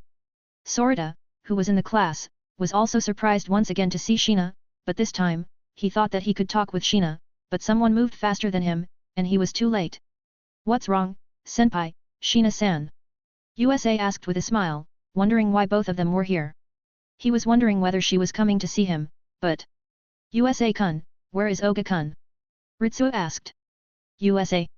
USA felt that he wanted to cry somehow, but he still said, if I'm not wrong, he should go to the cafeteria together with Sunoera-san, Asanoi-san, Mako family name, and Uchifuji-san, Maya family name.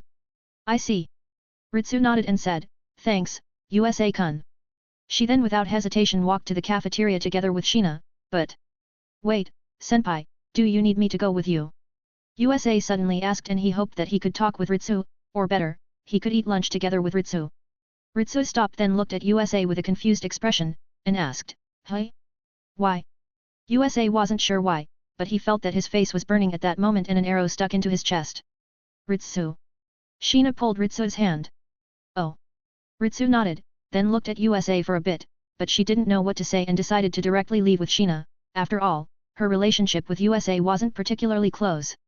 In her mind, USA was just like other male classmates in her class, she could ignore them, and she didn't care much about them at all. USA. Somehow when Sorita saw USA, he felt that he could befriend him. So after all of that, USA wanted to tell Shishio about what had happened before and wanted to ask him whether there was a way for him to get close with Ritsu, but... Shishio quickly raised his palm and said, Stop, I know that you are going to tell me about Kawaii-senpai, right, USA? Hey. USA was dumbfounded and asked, how did you know? He didn't even tell the story, but how did Shishio know about what he was going to say?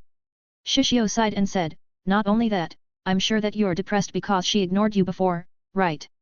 USA became even more dumbfounded. This is the last one.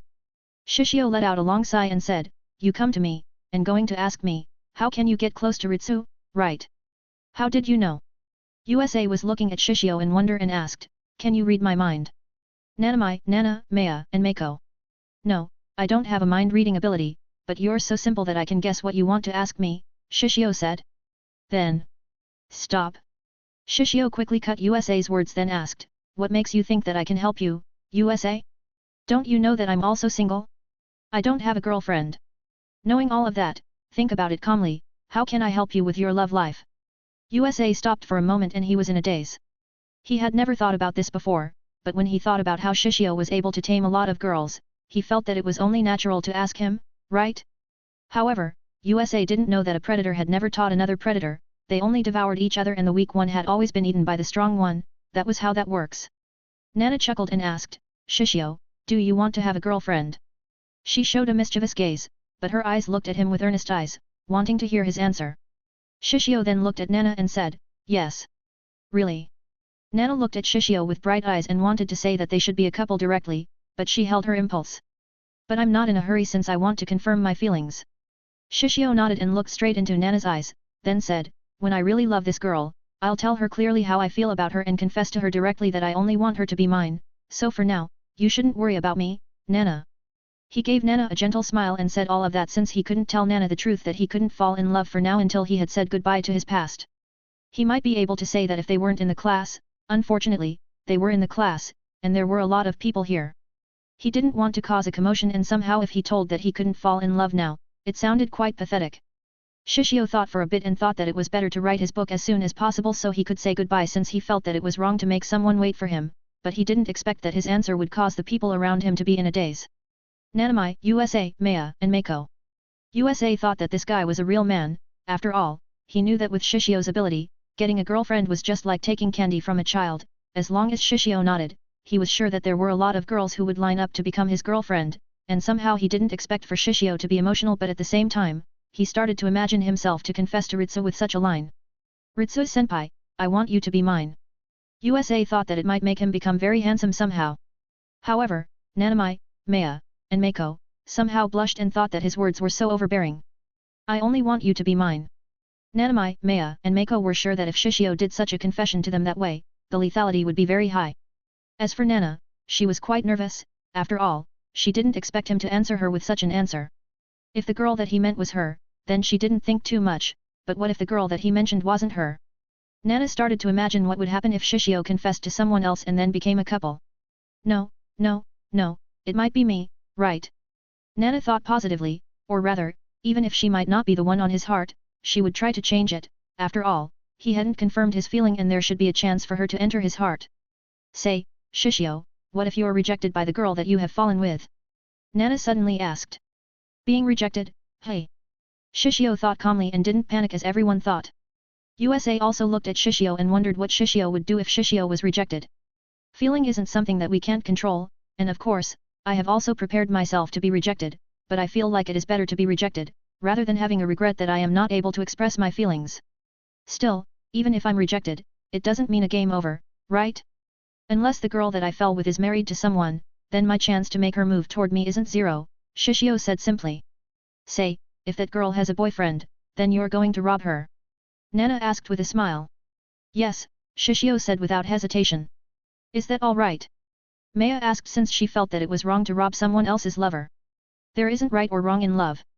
Shishio looked at Maya and said, if you fail, then you'll be sad and heartbroken, but if you're successful, then you'll be very happy, so unless you want to be sad or heartbroken, then you need be successful, right? But of course, as long as someone hasn't married yet, the chance isn't zero, you're not at the end yet, though, in some cases, there is always something that is impossible to change and if that happens, all you can do is to give up. In his mind, love was similar to a war, victory had always been the right one, and the loser, well, he didn't need to explain much about this, which was why if you had a girl that you loved, then it was better to not have hesitation or else someone else might take her, but as long as someone wasn't married, or rather even if they were married, he believed that he could get those he loved, which was why he wasn't in hurry. Everyone was in silence for a while until. I understand. USA bowed his head toward Shishio and said, thank you, Oga-kun. Then he left directly and unlike his depressed figure, this time, he was very cheerful and excited. Shishio wasn't sure what to say toward USA, but he had to admit that this guy was very simple. I see. Nana showed a bright smile and said, I understand. Shishio looked at Nana and asked, what do you understand? Nana laughed and said, it's a secret. You don't need to know, Shishio. Shishio looked at Nana and had to admit that she was a very wonderful girl, but there were a lot of wonderful girls around him, so he made up his mind after he had said goodbye, even though he knew that it was wrong, and he might be cursed, but he wouldn't stay hypocrite and faced his real feelings. Then, Maya and Mako looked at Shishio and Nana, and somehow, they felt a bit jealous. Even though both of them loved a young boy, they knew that it was only a fetish, and they knew very well that those young boys couldn't give the excitement that they felt at that moment and sooner or later, they would grow old, and when they grew old, these young boys wouldn't be much different from all those perverted boys around them and they would lose their cuteness. Maya and Mako looked at Shishio then Nana felt a bit complex somehow. Nanami, who had been eavesdropping on their conversation, was in deep thought. She thought what Shishio had said before, then turned her head toward Sorita, who seemed to be talking happily and showed a stupid expression with Daiichi Miyahara. She let out a sigh and somehow she just couldn't feel the feeling that she felt before. She would be lying if she didn't have an interest in love, but she knew very well that it wasn't the time for her to think about all of that. What she needed to think about was how to achieve her dream, and become a CEO, voice actor, so she could face her father and told him that she could be successful without his help, but... Nanamai cast a glance at Shishio and Nana who were talking happily, and somehow, there was a trace of longing in her eyes, even though she didn't notice it. With all of that, the class started, and Shishio thought that it was his time to open his rewards. 124, finally, I have thought to cut my hair. There were 2 rewards that Shishio had received before, one was hairdressing mastery, and the other one was Acanthus site bookstore. Shishio decided to accept the Acanthus site bookstore first, after all, it was an asset, and the moment he received this reward, he nodded and thought that this reward was a modern kind of bookstore. In 2005, most bookstores were just normal bookstores, their business was just selling books and stationery, but in the future, a bookstore wouldn't just be a bookstore, they would also do other kinds of business to give a lot of experience to their customers. The Acanthus site bookstore was that kind of bookstore, it didn't only sell books and stationery, but also sold movies, music, travel, toys, and various services. The various services that Shishio meant was a service that could make the customers who came to his bookstores feel the conveniences, from a pet service, restaurant, travel agency, bicycle, library, lounge, etc. The Acanthus site bookstore had 20 stores around Japan, which might not sound much, compared to the biggest chain bookstore in Japan, Gynakuya, but each of the stores was very huge, and it was like a small department store rather than a bookstore. Shishio knew that in the future, if the bookstore didn't change and offered various services like what he mentioned above, then they might not be able to survive like the video rental industry that had gone downhill because of the video streaming service industry in the future, especially when most people would order their book online, or bought an ebook directly on the internet, which was why he was glad when he didn't need to change the business focus of his bookstore. There should be one nearby, should I visit it? Shishio checked this Acanthus site bookstore and found out that there was one that was nearby Sakurasu, and this store was a bit different from the rest since it had a very unique theme cafe, which was why he thought to visit it. After all, he also loved to read a book. Drinking coffee or tea, listening to calm music, and reading a book was enough to make him happy. Then after he felt that it was enough, Shishio then accepted his next reward. The moment Shishio accepted the hairdressing mastery, he received various information about the hairdressing related matters, from cutting hair, treating hair, hair texturing, creating various hair products from shampoo, conditioner, pomade, etc., and even treating the baldness. Shishio then thought about his physics teacher that had gotten angry at him and wondered whether he should test his bald treatment formula on him since if it was working, then he was sure that this product would be a big hit. Shishio knew that there were a lot of people who were troubled by baldness, and a lot of people even dared to eat medicine that could cause their reproduction organs to be weakened and even caused an erectile dysfunction, but they still dared to try that medicine so they could get their hair again. There was also a hair transplant that had a very scary process, but people still dared to do it, which was why, if he made a bald treatment formula that didn't give any side effects or didn't use a scary operation, then, without doubt, this product would become a big hit, right? Shishio felt that it was possible, and he knew that the ingredients weren't that hard to find, so he thought to try to make it later.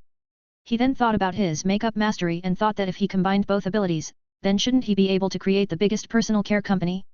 However, Shishio wasn't in a hurry to create his own personal care company. After all, unlike an internet company that was developing very fast, the personal care company only needed a good product. As long as the product was good, and he spent money to put it on the advertisement, he was sure that it was only a time that this company would grow into a giant.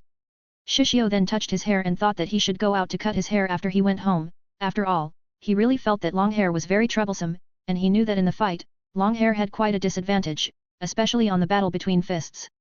With long hair, he believed that there was a chance someone would pull his hair and it would be very troublesome if that really happened, especially when he fought to rely on his speed and dodging ability. If his hair was caught, then his mobility would be limited, so he thought to cut his hair, especially after he received hairdressing mastery. He already had an idea what kind of hairstyle that he should change into. After the class ended, as usual, Shishio walked out of the class together with Nana, Maya, and Meiko. Shishio, don't forget about tomorrow, alright? Nana said. You don't need to worry. Shishio nodded and said, I'll come to your house tomorrow. Nana nodded with a smile and said, I'm going to wait for you. Can you not flirt in front of us? Meiko sighed. Yeah, do it in another place. Maya also let out a long sigh. Meiko and Maya knew that neither of them intended to flirt, but somehow they didn't feel comfortable when they saw their affection in front of them. Will you go back with Kawaii-senpai and Mashiro? Nana asked, ignoring both Maya and Meiko. Well, we're living in the same dorm after all, Shishio said. That's true. Nana nodded, and in truth, she didn't feel that worried about both Ritsuo and Shina. After all, Ritsuo was being liked by USA, even though she didn't have confidence in USA was able to get Ritsuo, she knew that Shishio wouldn't touch Ritsuo because of USA, and on the other hand, in her mind, even though it might sound rude, she felt like Shina was like a little girl. It was the feeling that she got when she talked with Shina before, which was why she didn't need to worry about both of them too much. Well, I'll go back first, bye Shishio. See you later, Shishio, Maya said with a smile. Bye, Mako said with a smile. See you next Monday. Shishio nodded with a smile. Watching the three of them who left, he didn't leave immediately but stood near the entrance of the school waiting for both Shina and Ritsu. He could see that a lot of girls were looking at him, but he pretended that he didn't see them. After all, he had a feeling that if he smiled at them, they would come and talk with him. He didn't have time to talk with them since he wanted to check the various heroines in this school and wondered whether he could get more rewards. Shishio looked at his watch and watched some people boringly until he heard someone call his name. Shishio. Shishio turned his head and saw both Shina and Ritsu. Mashiro, Kawaii-senpai. Shina quickly walked to Shishio, and Ritsu apologized to Shishio. Sorry to make you wait, Oga-kun. It's alright, Kawaii-senpai, but don't you want to borrow a book from the library or something first? Shishio asked. Ritsu shook her head and said, No, I have read most of the books in the library and I have just borrowed a book from the literature club before so I don't really need it now. Shishio had to admit that Ritsu was more fanatic about the book than he had thought about since he really expected that this girl had almost read all the books in the library. He remembered that there were a lot of books in the library, but this girl had read almost all of them, which was pretty much an amazing thing. Shishio thought that it was a great thing that he had given his porn magazine to Ritsu since that meant, her book collections should increase, right? Jokes aside, Shishio wouldn't say such a thing, and said, Well, senpai, if you want to read the book, then I'll take care of Mashiro, so you don't need to go back in hurry. No, I'll go back with you, Ritsu refused without hesitation since she didn't really want to see the scene where Shishio and Shina walked back home together. Shishio and Shina. Ritsu's face quickly turned red and said, And no, I mean I also want to go back with Mashiro. Shina looked at Ritsu and somehow she nodded thoughtfully. Still, if you want to stop by the library or bookstore, you shouldn't hold back and tell us. Shishio then looked at Shina and asked, What do you think, Mashiro? Shina nodded and said, If Ritsu wants, we can stop at the bookstore first. Ritsu smiled and nodded. Then, if I want to stop at the bookstore, then I'll do that. She felt warmth when the two of them cared about her. Shishio thought for a while and asked, How about we exchange our contacts? That way, if you want to stop at the library or have something to do, you can tell me. He was wondering why he didn't ask for the contact info of both Shina and Ritsu until now, but it was probably because he didn't need it. Sure. Shina nodded simply. Ritsu's face was slightly red, but she also nodded. After all, she didn't think that Shishio was the type of guy that would bother her with a lot of messages, or rather she felt that he could understand her, and she also wanted to know his contact info too. The three of them exchanged their contact info before they walked back together to Sakurasu. When Shishio was about to walk out of the school, he saw the girl that he had helped to buy bread before. The girl also noticed him and showed a surprised expression, clearly remembering him. Shishio gave the girl a slight nod with a smile before he left with Shina and Ritsu. The girl was surprised, but quickly also gave him a nod with a nervous smile, then she realized the two girls that walked beside Shishio which caused her expression to turn complex. Walking back, Shishio said, Mashiro, senpai, I'll go somewhere first after this, you can go back first. Hey. Ritsu was surprised and wondered where Shishio was going to go out, but with her personality, it was hard for her to ask such a question. Where are you going? Shina asked softly. I'm going to cut my hair, Shishio said. Cut your hair. Ritsu was surprised and asked, Is that all right? She felt that it was a bit wasteful for him to cut his long hair since she had to admit that he was very handsome this way. I have been thinking about cutting my hair for a while now, Shishio said simply. Can I go with you, Shishio? Shina asked. After all, unlike Ritsu who was quite shy, she had never thought too much since she wanted to see how Shishio was going to cut his hair. It's alright, but it is going to be boring you know? I don't think that there's something interesting about watching someone cutting their hair, Shishio said the truth. After all, when he thought about his experience waiting for his girlfriend at a salon in his previous life, he felt that he was almost dying of boredom. It's alright. I want to see it, Shina said. Then, it's alright. Shishio nodded, then looked at Ritsu, and said, Then senpai, I'll go to the barbershop with Mashiro, it might take some time so you can go back first. Ritsu opened her mouth, then closed it again. In truth, she also wanted to follow them, but somehow, she couldn't say it. After all, she was very shy, and she had never had this kind of experience before and also wasn't sure what to say in this situation, so she could only pout and her face seemed to show an annoyance, then directly said, "No, I'll go with you." Sheena didn't say anything and only thought that Ritsuo's expression was a bit interesting. Shishio was speechless and said, "But I mean that this trip will be quite boring. Before you have said that you are going to wait for me whether it is from the library or the bookstore." Ritsuo stared at Shishio and said, "You can even wait for me, why can't I wait for you?" In truth, she felt a bit hurt since she felt that Shishio thought of her as an impatient girl with only a book on her mind.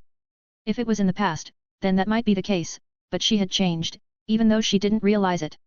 Shishio looked at Ritsuo for a while and said, "Sorry, senpai, that was my fault so let me repeat it."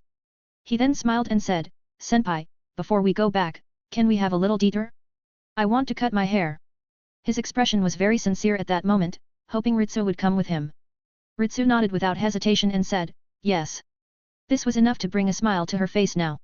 125, Haircut 1. Shishio had decided to cut his hair, especially after he had received hairdresser mastery from the system, but even so, it didn't mean he was going to cut his own hair, and to cut his hair, he was going to a barber shop, but he wasn't sure where he should go since he had never come into one in this country. It was also the reason why Shishio had always maintained his long hair since he wasn't sure where he should cut his hair. After all, even if the influence of the internet in 2005 was huge to a business, there were still a lot of people who didn't care much about it either since you wouldn't die even if you couldn't use it, right? Such long hair, if this hairstyle became a weird haircut, Shishio would cry without tears. Worst case, he might as well cut his hair into a buzz cut directly. "Senpai, do you know where a good barber shop is?" Shishio asked. Ritsuo looked at Shishio and wasn't sure what to say for a moment. She closed her book and thought for a while. "Well, I usually cut my hair at Asanoi Salon and Barbershop." "Asanoi?" Shishio raised his eyebrow. "It's nearby, let's go," Ritsuo said and strode while holding Sheena's hand. Shishio nodded and followed. As for Sheena? Well, Sheena didn't say much, only quietly followed, while wondering what kind of hairstyle that Shishio would change. Their trip really didn't take a long time, and they had arrived at the Asanoi Salon and Barbershop. Shishio looked at the shop and had to admit that this place was quite big. In Tokyo where the land price was very expensive, it was quite rare to see such a huge place, but the big one in Japan was different from the big one in the country where there was a lot of land such as China or the US. The design of the shop was very clean with white color as the main color of the building, it had a wooden floor, a huge and clean glass so everyone could see the interior of the shop clearly, there were also some decoration plants that were placed outside, and somehow this shop gave off a friendly feeling, it was as if anyone wouldn't be troubled to enter the shop. Even though Ritsuo was quite a loner and didn't care about other people's opinions, she was still a girl, so she cared about her appearance. She then looked at Shishio who had been looking at the store and said with a smile, "You don't need to worry, there's also a male hairdresser inside, or rather, this shop is owned by a married couple." Shishio looked at Ritsuo and knew that this girl had misunderstood him. The reason why he was looking at this shop in a daze was that the name of Asanoi seemed to be quite similar, and as expected, when the door was opened, he saw a familiar girl came out from the shop, wearing an apron and carrying a lot of plastic bag on her hands. "Hey? Shishio? Why are you here?" Meiko was dumbfounded when she saw Shishio outside of her family shop.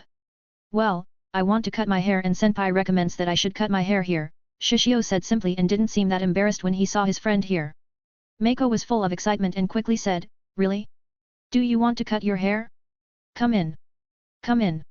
I'll cut you high." "Meiko, hurry up and throw away that trash. What are you standing in front of the entrance for with those trashes? You're going to disgust the customers with those plastic bags." A loud sound of a woman was heard from the outside. "Then hire someone. How can you ask your cute daughter to do such a dirty job like this?" Meiko complained. "Oh.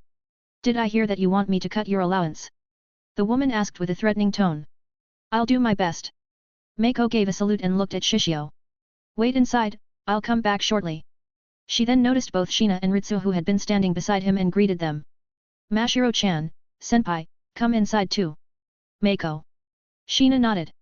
Ritsuo was surprised since she didn't expect that this shop was owned by Meiko's parents. She suddenly felt that the world was quite small for some reason. "All right." Shishio nodded and said, "Senpai, Mashiro, let's go inside." Ritsuo and Sheena nodded and followed inside, and when they entered, they saw a man and a woman.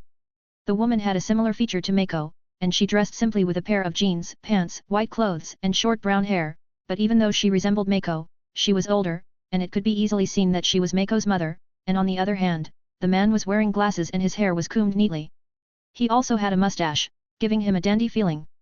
When they observed the man and the woman also observed them, they had to admit that Sheena and Ritsu were very beautiful, but as for Ritsu, they had known her since she often came here, and as for Sheena, they didn't really know well, but they wanted to pamper her somehow. But when they saw Shishio, they looked at him thoughtfully since it was rare for them to see such a handsome young man, or rather, it might be their first time. Then they looked at his hairstyle, and they made a nod together since his hairstyle was very good. Oh? You're Mako's friend? The man asked since he saw their uniforms were similar to their daughters. Yes. Shishio nodded simply. Boyfriend. The woman looked at Shishio, then looked at the two girls who had a change in their expression beside him and said, I guess not, hey. She then looked at Ritsu and asked, Kawaii, are you going to cut your hair again? She looked at Ritsu and asked, but before Ritsu responded, Mako, who had returned, quickly cut Ritsu's words. Mom, Dad, I'm going to cut Shishio's hair. Mako said as she entered the door. No. 2x. Mako's parents said without hesitation. Why? Mako was in grief and really wanted to trim Shishio's long hair somehow. It's not why, you're not even a hairdresser, how can we let you touch his hair? The woman said. Mako pouted, but she didn't say much. Then I'll wash his hair. Well, that's all right. The woman looked at her daughter and asked, why are you so eager? This boy has two girls on his side, do you want to be the third one? How can you say something like that to your daughter? Mako blushed and felt angry at her mother. Cough. Cough. There's a customer in front of us, you two shouldn't fight, the man said calmly. The woman and Mako nodded and also stopped talking. The man then looked at the three of them and asked, so which one of you is going to have a haircut? I am. Shishio raised his hand and said, I want to have a haircut. The man nodded and said, well, follow me, I'll cut your hair. The woman looked at Sheena and Ritsu and asked, how about the two of you? Will you have a haircut too, or wait for him? We will wait for him, Ritsu said and pulled Sheena to the waiting area of this shop, then took a random book, before she started to read again. Sheena looked around curiously since it was her first time to be in this kind of shop since when she was in the UK. She didn't think too much about her hair and her friend was the one who cut her hair for her, but she was also a girl, so she also wanted to appear beautiful, right?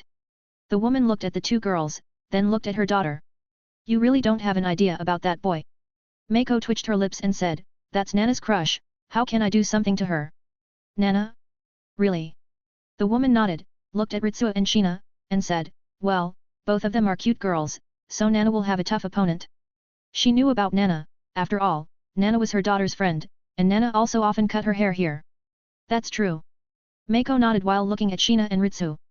Still, I have thought that your little boy's hobby is cured, but... The woman sighed. She was glad that her daughter was obedient, but her little hobby was a bit too much. The corner of Mako's lips twitched. Well, it doesn't really matter, but just don't let a man ruin your friendship, all right? The woman then looked at her daughter. Hey? What do you mean by that? Mako asked with shock. I'm your mother, that's all you need to know. The woman patted Mako's shoulder and continued with the preparation of the salon.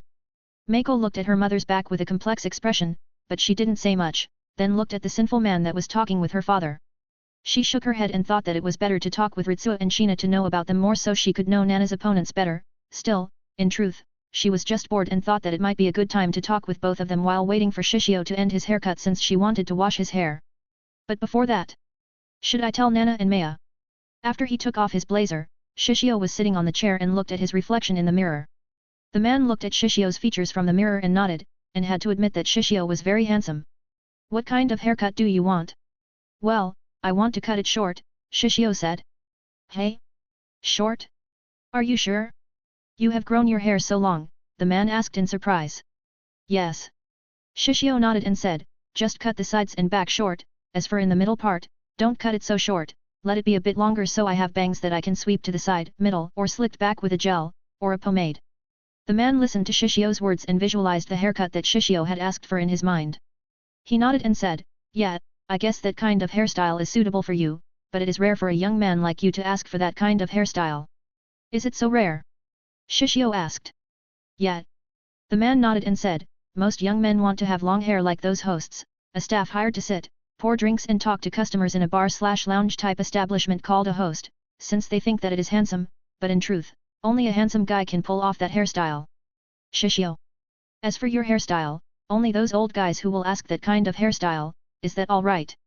The man asked. After all, what Shishio asked was quite an uncommon hairstyle in 2005, and only some old guys who asked that kind of hairstyle. It's alright, long hair is very troublesome, after all, and the hairstyle that I have asked for is quite convenient for me. It can also be styled in various styles too, Shishio said. Oh? Do you know about haircuts? The man asked. Just a little, Shishio said. The man smiled and asked, if your hairstyle fails, what are you going to do? I'll cut it in a buzz cut, Shishio said simply. The man nodded and said, that's true, even if you have a buzz cut, you'll still be very handsome. Shishio.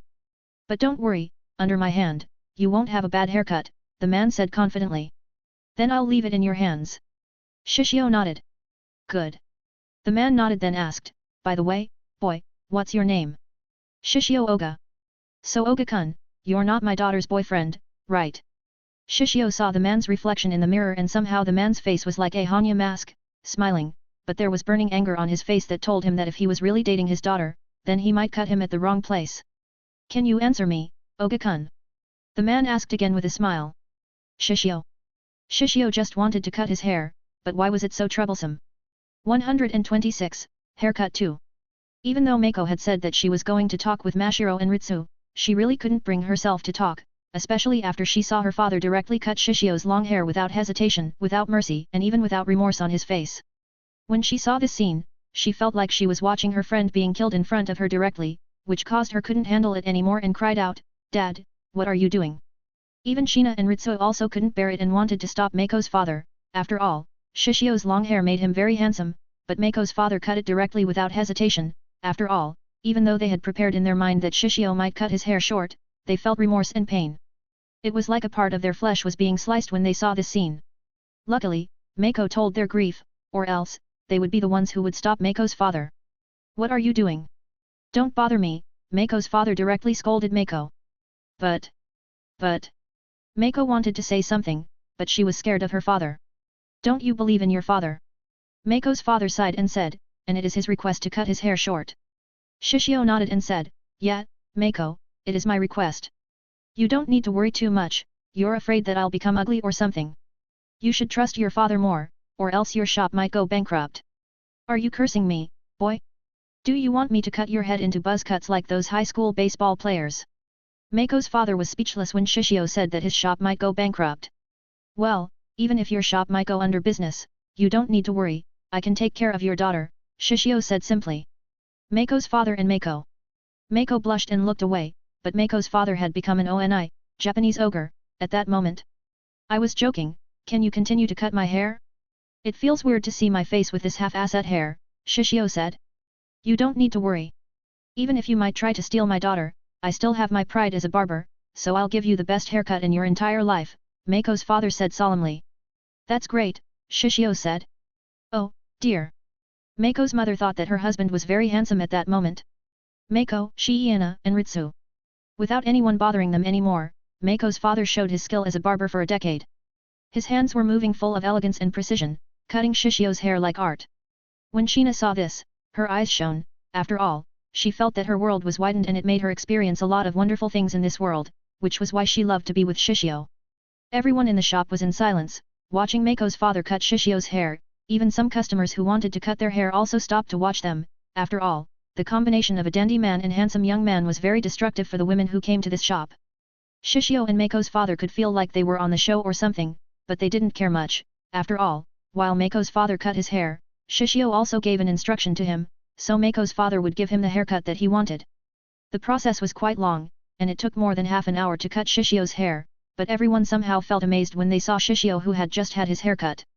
Mako, Shina, and Ritsu couldn't look away. They felt that they were stupid before when they thought that it was very wasteful to cut his long hair, but when they saw the end of the result, they had to admit that Shishio was very handsome. Mako, you want to wash his hair, right? Mako's father called out his daughter, then told his staff to clean up the hair on the floor, but he didn't realize that the female staff seemed to look at Shishio's hair that was dropped on the ground with excitement. Oh. I'll wash his hair. Mako quickly nodded, walked, and directly cleaned up the hair around Shishio's shoulders. She then took off the hairdressing cape again, then cleaned the hair around again.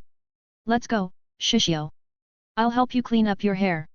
She smiled and patted Shishio's shoulder several times from the back. Shishio nodded and followed Mako toward the washing barber chair. Sit here. Mako patted and Shishio nodded. Shishio sat, tried to find a comfortable position, and asked, "Have you been helping your parents, Meiko?" Meiko nodded and said, "Yeah, I have been helping them here since my childhood." She smiled and asked, "Do you want to be washed with cold water or warm water?" "Warm please, I'll die if you wash me with cold water." Shishio shuddered and felt cold just by imagining that his hair was washed by cold water. He he he. Meiko chuckled and said, "Still, this hairstyle really makes you very handsome." "Thank you, but it is your father who is amazing," Shishio said since he really thought so and thought that Meiko's father's haircut skill was simply an art. Of course. Meiko was proud of her parents and she was happy when Shishio praised them. While talking, Meiko started to wash his hair gently while massaging them. "I might not be allowed to cut hair in this shop, but my skill at washing people's hair is really good, what do you think?" "It feels great, your hands are amazing," Shishio said while closing his eyes. "You know it sounds lewd when you say that," Meiko said with a laugh. "Shishio. Say, Shishio. What's your relationship with Senpai and Mashiro-chan?" Meiko suddenly asked. "We're just someone who lives in the same tenants, and if you're asking me why we seem to be so close, then I can only say that I'm very good at making friends," Shishio said simply. "You're not good at making friends, you're good at making girls fall for you," Meiko said with a snort. "Shishio. Say, Shishio. What is it? You're not going to ask some dumb question again, right?" Shishio had learned his lesson somehow.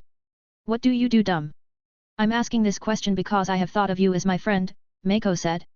Shishio opened his eyes and looked at Meiko, who looked at him with a smile. He showed a helpless expression and asked, "What is it? Why did you decide to cut your hair? Is it because you're going out with Nana tomorrow?" Meiko asked. "Why do you think so?" Shishio asked. Meiko wanted to say something, but she closed her mouth again since if she really said it, then she would clearly tell him that Nana was in love with him. She wasn't blind and she could tell that even though Shishio and Nana were very close, it didn't mean that he was in love with her friend, and even though he treated Nana gently, he also treated the girls around him gently too, including her.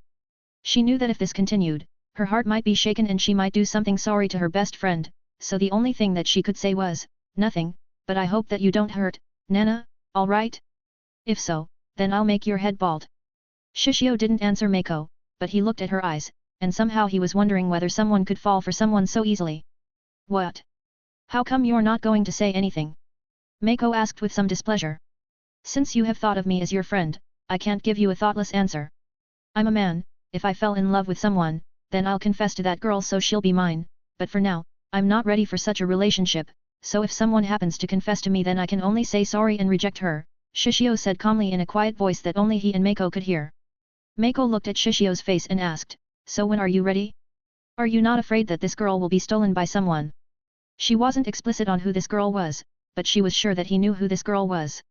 "If I really fell for this person by the time that I'm ready, even if she has someone beside her, believe me, I'll steal her, make her fall for me, and make her mine both body and heart," Shishio said.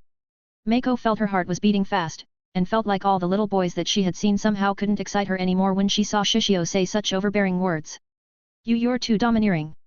You'll be hated if you're like this." "I'm alright be hated, after all, being hated is several times better than being forgotten." Shishio looked at Meiko and asked, "Meiko, do you hate me because I'm so domineering?" "Why are you asking me such a question?" Meiko asked in a blush. "So you hate me?" Shishio asked. "No, I don't hate you." Meiko was quite panicked, then she quickly cleaned up his hair, but because of that, her head was knocked down by her mother. "Ouch! It hurts. Why are you washing the customer's head so careless?" Meiko's mother was furious. But, huh? Did I hear that you want your allowance to be cut down?" Meiko's mother asked with a threatening tone. "Sorry." Meiko then stared at Shishio resentfully since everything was his fault. "Shishio." Shishio then sat on the chair again, and this time, it was Meiko's father who took care of him. Meiko's father dried Shishio's hair and looked at this hairstyle for a while. "I have to admit that there are a lot of ways that I can do with this hairstyle, what's the name of this hairstyle?" "Well, let's just name it 2 block, Shishio said. 2 blocks, huh? Very suitable name." Meiko's father nodded. After all, the lower part and the top part of Shishio's hair were different, one was short, and the other one was quite long, which was why it was suitable to be called 2 block haircut. "How do you want to style it?" "Just let it be," Shishio said and looked at his hangs that reaching the top of his head. "Well, like you said this hairstyle isn't troublesome," Meiko's father said. "By the way, do you sell pomade?" Shishio asked. We have a water-based and an oil-based pomade, which one do you want? Mako's father asked. Just the oil-based, Shishio said. Oh, it'll be hard to wash, though, Mako's father said. I don't like a lot of chemicals on my head, on the other hand, oil-based is much more natural, Shishio said simply. It seems that you know a lot about this industry, do you want to enter one in the future? What do you think of my daughter? If you marry her, then this shop will be yours too, Mako's father asked. Shishio. Anyway, even though just going to let it be is alright, can you show me what you can do with this hairstyle? Mako's father asked. It's alright, but can you lend me some stuff? Shishio asked. Sure. Mako's father nodded. Shishio then took the necessary tools and started to style his hair again. Unlike before where he just let his hair down, showing his bangs, this time, he swept his hair to the side and created a comma-like sign style on his bangs. Interesting. Mako's father nodded and asked, this hairstyle, how do you name it? It's called comma hair, Shishio said. I see, the round part on your bangs are like a comma symbol. Mako's father nodded and asked, say if I use your hairstyle to cut someone else's hair, is that alright?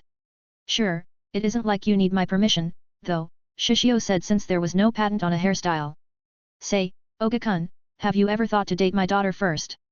Mako's father asked since rather than waiting for a random man to steal his daughter, wasn't it better to choose this one who was clearly talented and had the ability to inherit his mantle? Shishio. Shishio then paid the service, and also bought a pomade, even though Mako's father told him not to. After all, Mako's father learned a lot of things from Shishio, but he felt weird if he didn't pay, especially when Mako was looking at him weirdly, wondering how his relationship and her father could become so close to each other. After paying, Shishio walked to Shina and Ritsu, then looked at them with a gentle smile and said, sorry to make you wait, let's go back. He didn't wear his blazer, only a white shirt, and a tie, making his appearance very proper with his new hairstyle. Ritsu and Shina could only stare at Shishio in a daze for a while before they quickly nodded.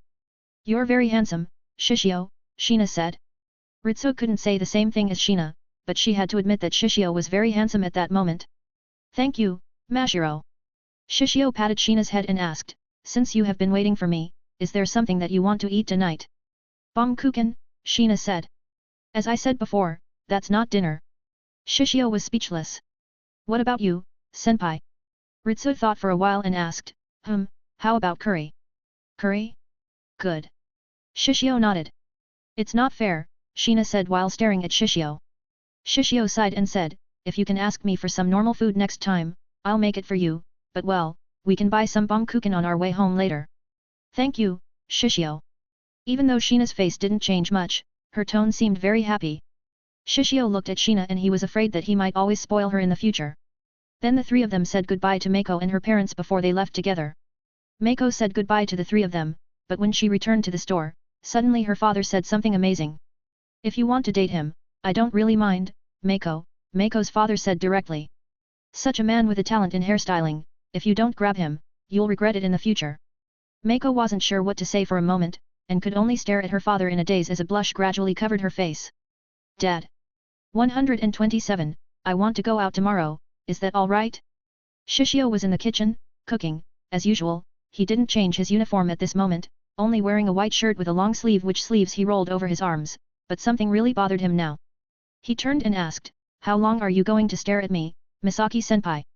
Misaki stared at Shishio and looked at his new hairstyle. In truth, it wasn't only Misaki, who stared at him, Chihiro and Mayumi also did the same, including Shiro-san who also stared at him. After all, it was quite weird to see Shishio without his long hair, but when they thought that a short hair wouldn't suit him, they were surprised to see that this guy was more handsome. Unlike the rest, Ritsu and Shina had been looking at him for a while before so they had gotten used to it, but for everyone, they hadn't made preparations so the change of his hairstyle made them surprised, but unlike everyone who stared from a distance, Misaki directly stared at him from a close distance. But everyone had gotten used to Misaki's uniqueness, so even though she was so close to Shishio, they didn't think too much. Say, can I use your portrait as one of the characters in anime? Misaki asked. Shishio stared at Misaki in surprise and asked, are you serious?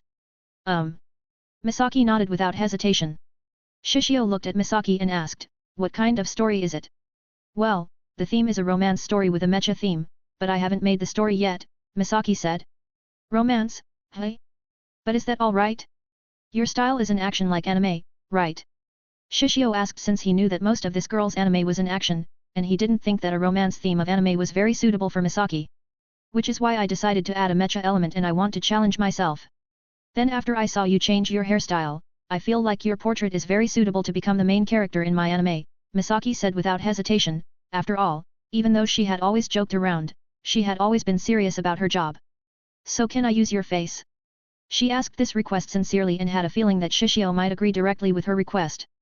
Everyone was also looking at Shishio and Misaki, but Mayumi didn't care much, only stared at Shishio since this guy was too handsome, right? Shishio shook his head and said, no. Hey? Why? Why can't I? Just a little bit, I won't make a bad story. Misaki quickly asked. Well, rather than asking, it was more like begging since she started to hold his pants, trying to pull them down. If you bother me, then I won't share the curry with you, Shishio said simply. Shishio's threat was successful, Misaki quickly stopped, but she cried and hugged Chihiro, who was drinking alcohol. Oyaa Shishio is bullying me, Chihiro-sensei. Chihiro let out a sigh and said, Misaki, don't bother me too much. She then looked at Shishio and asked, say, why don't you let Misaki use your portrait as the main character in her story? Chihiro nay, I haven't seen Misaki-senpai's story yet, and even if the story is good, but if my character is bad on the story, then won't I be miserable by then? Shishio asked. He wasn't sure what kind of story that Misaki would make, but if he was pictured as a villain, then what would happen to him? No, I won't picture you as a villain. Misaki refuted without hesitation. I need to see the story first. In truth, Shishio didn't really mind having Misaki use his portrait for her anime, but he needed to see her story first. If the story was crap, then he wouldn't agree no matter what. After all, it was his face, and he didn't want his face to appear on the crappy anime, especially when he heard that this was an experimental anime, and her first challenge, so he didn't really want to bet his portrait right to be used on her anime.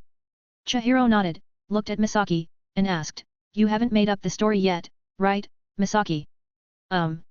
Misaki nodded and said, I have asked Jin to write me the script, but he hasn't completed it yet. Her voice was a bit low, and somehow she was a bit unconfident. Chihiro ignored Misaki's tone, and said, then wait until the story is ready, it isn't that late, after that, right? Well. Misaki nodded, but her expression was quite unsure at this moment, but no one noticed her, or rather, everyone's attention was on Shishio. After all, the smell of curry was so delicious. Is it ready, Shishio? Chihiro touched her stomach and felt very hungry. If we let it sit for an entire night, then it'll be more delicious, but... Shishio looked at everyone who seemed to be very heartbroken and smiled. I guess you want to eat it as soon as possible, hey? Well, prepare your plates, let's eat. Oh. Everyone was excited, and quickly grabbed their plates to eat. After all, the smell of the curry was too destructive for everyone here. When everyone ate the curry, they somehow felt like they were being sublimated and entered nirvana. Shishio nodded and had to admit that the Japanese curry might be the best food in Japan since it was very flavorful, unlike most Japanese food that was quite thin in a taste, even though it was said to maintain the original taste of the ingredients. But a human wasn't a robot, even if the chefs had an experience over decades, it was still normal for them to make a mistake, so it was really hard for them to create a perfect dish with very minimum seasonings, and minimum preparation. Once the chef made a mistake, it would become more apparent and the taste became crap, which was why he felt that rather than being hard-headed about pride, it was better to create delicious food, so it could be enjoyed by anyone. Shishio, I want a second. Misaki said without hesitation, lifted her plate, ignoring the fact that there was a trace of curry on the corner of her mouth. Are you sure? If you eat more, Mitaka-senpai might not be able to eat it, Shishio said while looking at Misaki, trying to see her answer, even though he didn't care much whether Mitaka would eat his food or not. It's alright, I'm sure that he has eaten while he's going out with his I don't know what number girlfriend is, Misaki said simply. After all, she felt that the food in front of him was more important than scumbag Mitaka who was going out with a random girl one after another in her opinion. In truth, she was a bit annoyed, when she thought that Mitaka was going out with a girl, especially when he had requested to be the one who wrote the manuscript of her experimental anime. It was her first attempt to create a romance anime, but Misaki wanted it to be the best, even though it was her first time. Then how did she suddenly think about creating a romance anime? It was just her spur of the moment or might be the appearance of someone, she wasn't sure. Or rather she just wanted to make it. At first, she thought to ask a professional to make her a script. After all, her name was quite loud in the anime industry, and it wouldn't be difficult to search for a good scriptwriter, but Mitaka insisted that he would be the one who made it, so she could only agree. After all, he was her childhood friend, and she also had a crush on him, but when she thought that he was going out with a girl while ignoring his job to write a script for his anime, even though it was only a day that she made up her decision, she felt very annoyed. In truth, Misaki might not realize it, but the reason why she wanted to create a romance anime was when she saw how Shishio talked with Sheena at that time. She saw how Shishio was so good at Sheena and how he would support no matter what her decision was, which made her a bit jealous, and longing for Mitaka to be able to say something like that wholeheartedly with all of his feelings to her, but she knew that it was a bit impossible now, which was why she thought that if she couldn't have that romance in real life, why didn't she make it on anime? However, Misaki didn't realize the reason, and in her mind, the reason why she wanted to create a romance anime was that she wanted to create it. It was as simple as that. Yeah, let's just eat it ourselves. You don't need to think too much about other people, Chihiro said simply, but then her phone vibrated. She raised her eyebrows since she didn't expect to receive a message from Ryu Unosuke. Ryu Unosuke, the smell of the curry is very delicious, can you put some on the container for me? Maid-chan, yes, please share some with Ryu Unosuke-sama. The corner of Chihiro's mouth twitched and she shouted, if you want to eat, just come out. She then put down her phone and continued to eat, but then, she touched her stomach and sighed. Shishio, your food is so delicious, what will you do if I get fat and can't get a husband? Will you be responsible for me? She was just joking, but... Yes. Shishio nodded without hesitation. Oga, rather than Chihiro-san, isn't it better to date me? I'm still much more beautiful than her. Mayumi hadn't finished her words, but her head was knocked down. What were you doing? Do you want me to raise your rent? Chihiro asked in anger. Mayumi shut her mouth honestly, but she was really tempted to date Shishio. After all, he, who was in a new hairstyle, was very handsome, and his cooking ability was simply superb. She believed with this skill, he wouldn't lack money. Such a young man, she was sure that his future prospects were boundless, and it was too late to catch him if he had grown up. Yes, can you shut your mouth, Mayumi-san, Ritsu said while staring at Mayumi. Huh? What do you mean by that, Riken? Do you have a feeling for Oga? Do you like him? Mayumi asked with a smile, teasing Ritsu, who was easily embarrassed, but she was also very annoyed since she didn't expect that Ritsu would pick up a fight against her. Ritsu was full of anger and asked, it seems that you have been cheated by your boyfriend again, Mayumi-san. So is this guy 2-timing or 3-timing, is Shiro-san's prophecy right? Riken. Mayumi was furious and stood up. Ritsu also didn't lose her momentum and also stood up. You two, shut up. Chihiro glared at both of them. It's Mayumi-san's fault. It's Riken who has caused trouble for me. Shut up. When they stopped fighting, Shishio, who ate his food, suddenly said, right, Chihiro-ne. What's wrong? Chihiro asked. I'll go out tomorrow, is that all right? Shishio asked. Sure. Chihiro nodded and said, tomorrow is a Saturday, after all. She felt that there was nothing wrong with Shishio wanting to go out tomorrow since there was no school. I won't be back until Sunday, is that all right? Shishio asked. All the girls and women in this place stared directly at Shishio, and some of them were uncomfortable since they thought that he might hook up with a girl or something. Chihiro stared at Shishio with a frown and asked, what are you going to do? Do you remember Tamari-san? She asked to go out tomorrow and she said that she was going to introduce me to a lot of people. Shishio looked at Chihiro and said, I know that it might worry you, but I want to go. After all, it is a rare chance for me to know various people from various industries. They thought that Shishio was going out to hook up with someone, but they didn't expect that this guy was so serious. Chihiro looked at Shishio for a while and recalled his dream of becoming a tycoon. Well, you can go. All right, thank you. Shishio nodded with a smile. He had received his permission so he didn't need to worry about anything. Then they continued to eat, and before they cleaned up their dishes, and returned to their room. As for Shiro-san, he had to admit that this ignored play was a bit extreme, but he had to admit that it was very enjoyable, especially when his body was being stomped by Mayumi at the last moment. Thank you very much. 128, Night's Call. As usual, Shishio returned to his room, and then took out his phone to call out Roberta directly. After all, he knew that he needed someone to protect him when he came to the Kengan match tomorrow, and it was better to bring her with him. Shishio took his phone and the moment he called, in the next second, Roberta answered his call directly. Young master. Roberta's voice was quite cold, like a robot, but there was some excitement when Shishio called her. Roberta, I know that it is a bit sudden, but tomorrow evening, can you pick me up in my private parking building? Shishio asked. Yes, young master, Roberta said without hesitation. Well, that's all I want to say, but I also want to know how do you do now? Shishio was a bit worried about Roberta and wondered how her situation was after she was placed on his fire range. Young master, can I follow you? In truth, Roberta was a bit hesitant, but when she heard his words, she directly asked, whether she could follow him, rather than staying on his fire range. Shishio had somehow expected this, but it was a bit too sudden. He thought for a while and said, "It's all right, but I don't live in my apartment, though. I'll follow you no matter where you go," Robert said. Shishio knew that the system's existence was very cheating, but he didn't expect it would be this much. "Let's talk after we have met tomorrow." "Yes," Roberta said. Then Shishio asked how Roberta's situation was, what she ate, where she slept, etc., etc., a lot of things about herself, like a boyfriend who asked her long-distance relationship girlfriend. After all, even though the system had told him about Roberta's situation, it didn't mean that it was told in detail.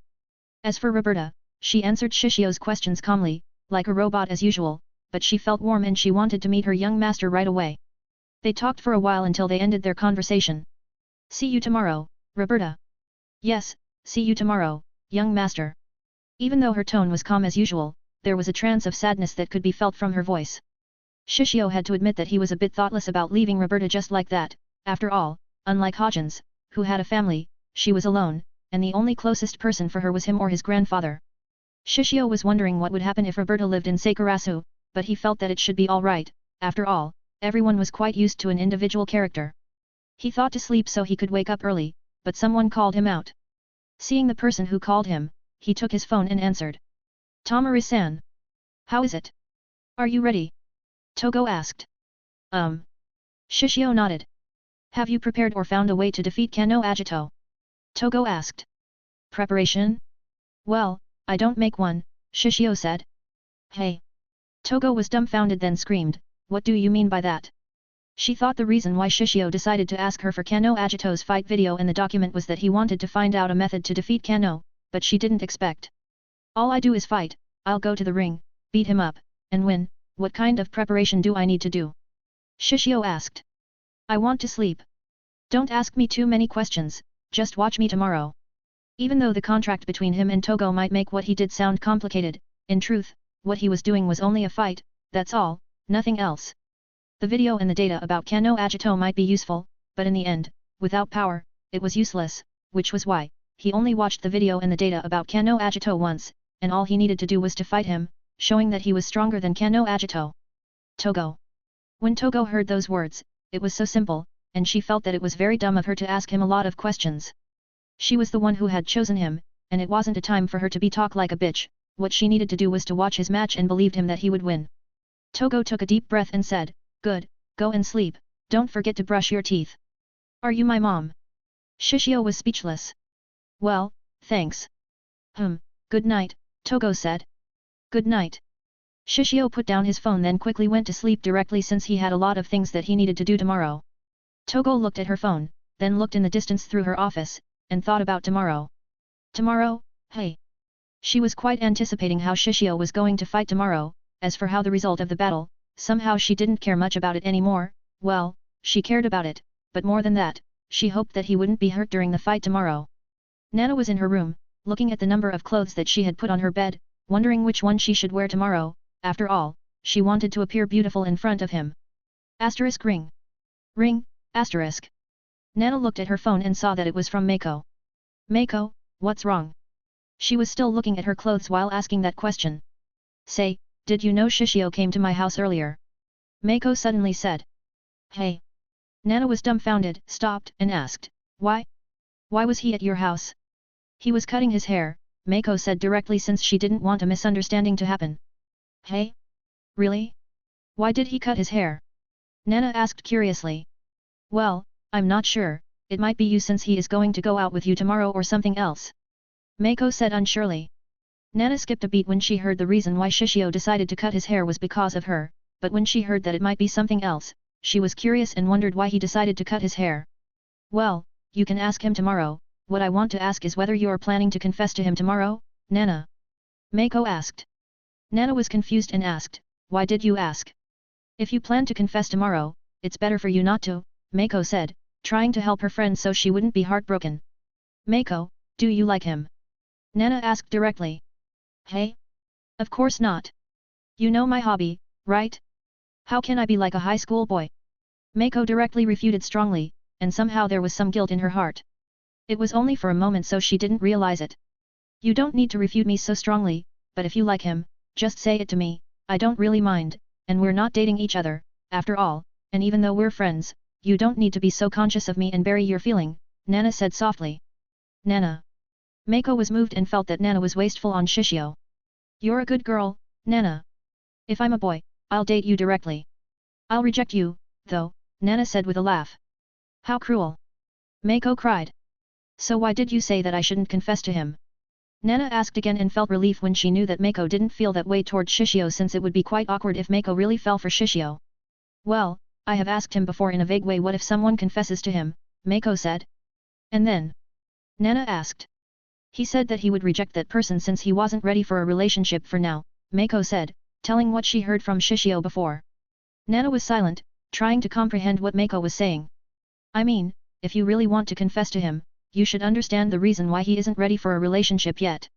I'm not trying to stop you, but if you really like him and want your confession to be accepted, you should prepare your strategy, don't recklessly attack. After all, both war and love are similar, you need to make a strategy to take down your opponent, right? Mako said with a smile. Thank you, Mako. Nana laid on her bed and smiled when she heard Mako's words. Well, that's all, I won't bother you now since I'm sure that you are still thinking about what kind of clothes that you need to wear tomorrow, right? Mako said. How did you know? Nana was dumbfounded. I mean, when a girl falls in love, their IQ is lowered to 0, not like I have fallen in love with someone, though, Mako said. Was this your payback for my rejection before? Nana was speechless. Mako chuckled and said, well, just do your best. He's going to visit your big sister's dorm, right? You have a lot of allies there, use your allies to take him down. By the way, your competitors are very strong too. Competitors? Nana asked. Kawaii-senpai and Mashiro-chan were with Shishio when they came to my house before. I could pretty much tell that they were going home together, Mako said. It's alright, it's more fun this way, or rather, should I date him together with everyone? Nana asked with a laugh. Mako was dumbfounded and asked, are you serious?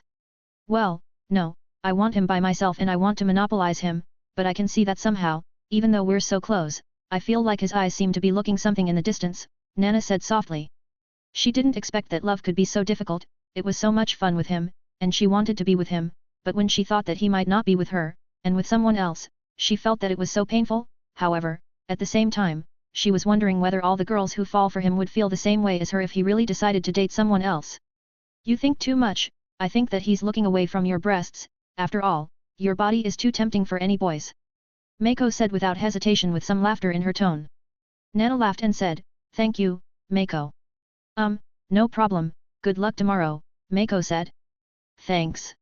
Oh, right, by the way, if he's ready, he'll confess to the girl that he loves right away, so all you need to do is to fill the gap in his heart and when he's ready, you'll receive his confession immediately, Mako said. Really? Has he said that? Nana asked. Well, he is a man, after all, and unlike those boys, who can only beg for a girl to date a girl. He's different. If he loves and wants a girl to be with him, he'll hunt the girl like a lion on savannah, Mako said with a serious tone. Shishio's name might have a meaning of lion, but he isn't a real lion. Nana said with a laugh. That's true, if he's a real lion, then he might have a harem, Mako said with a laugh. That might be true. Nana somehow couldn't laugh at that joke since she felt that it wouldn't be weird if Shishio might have a harem in the future.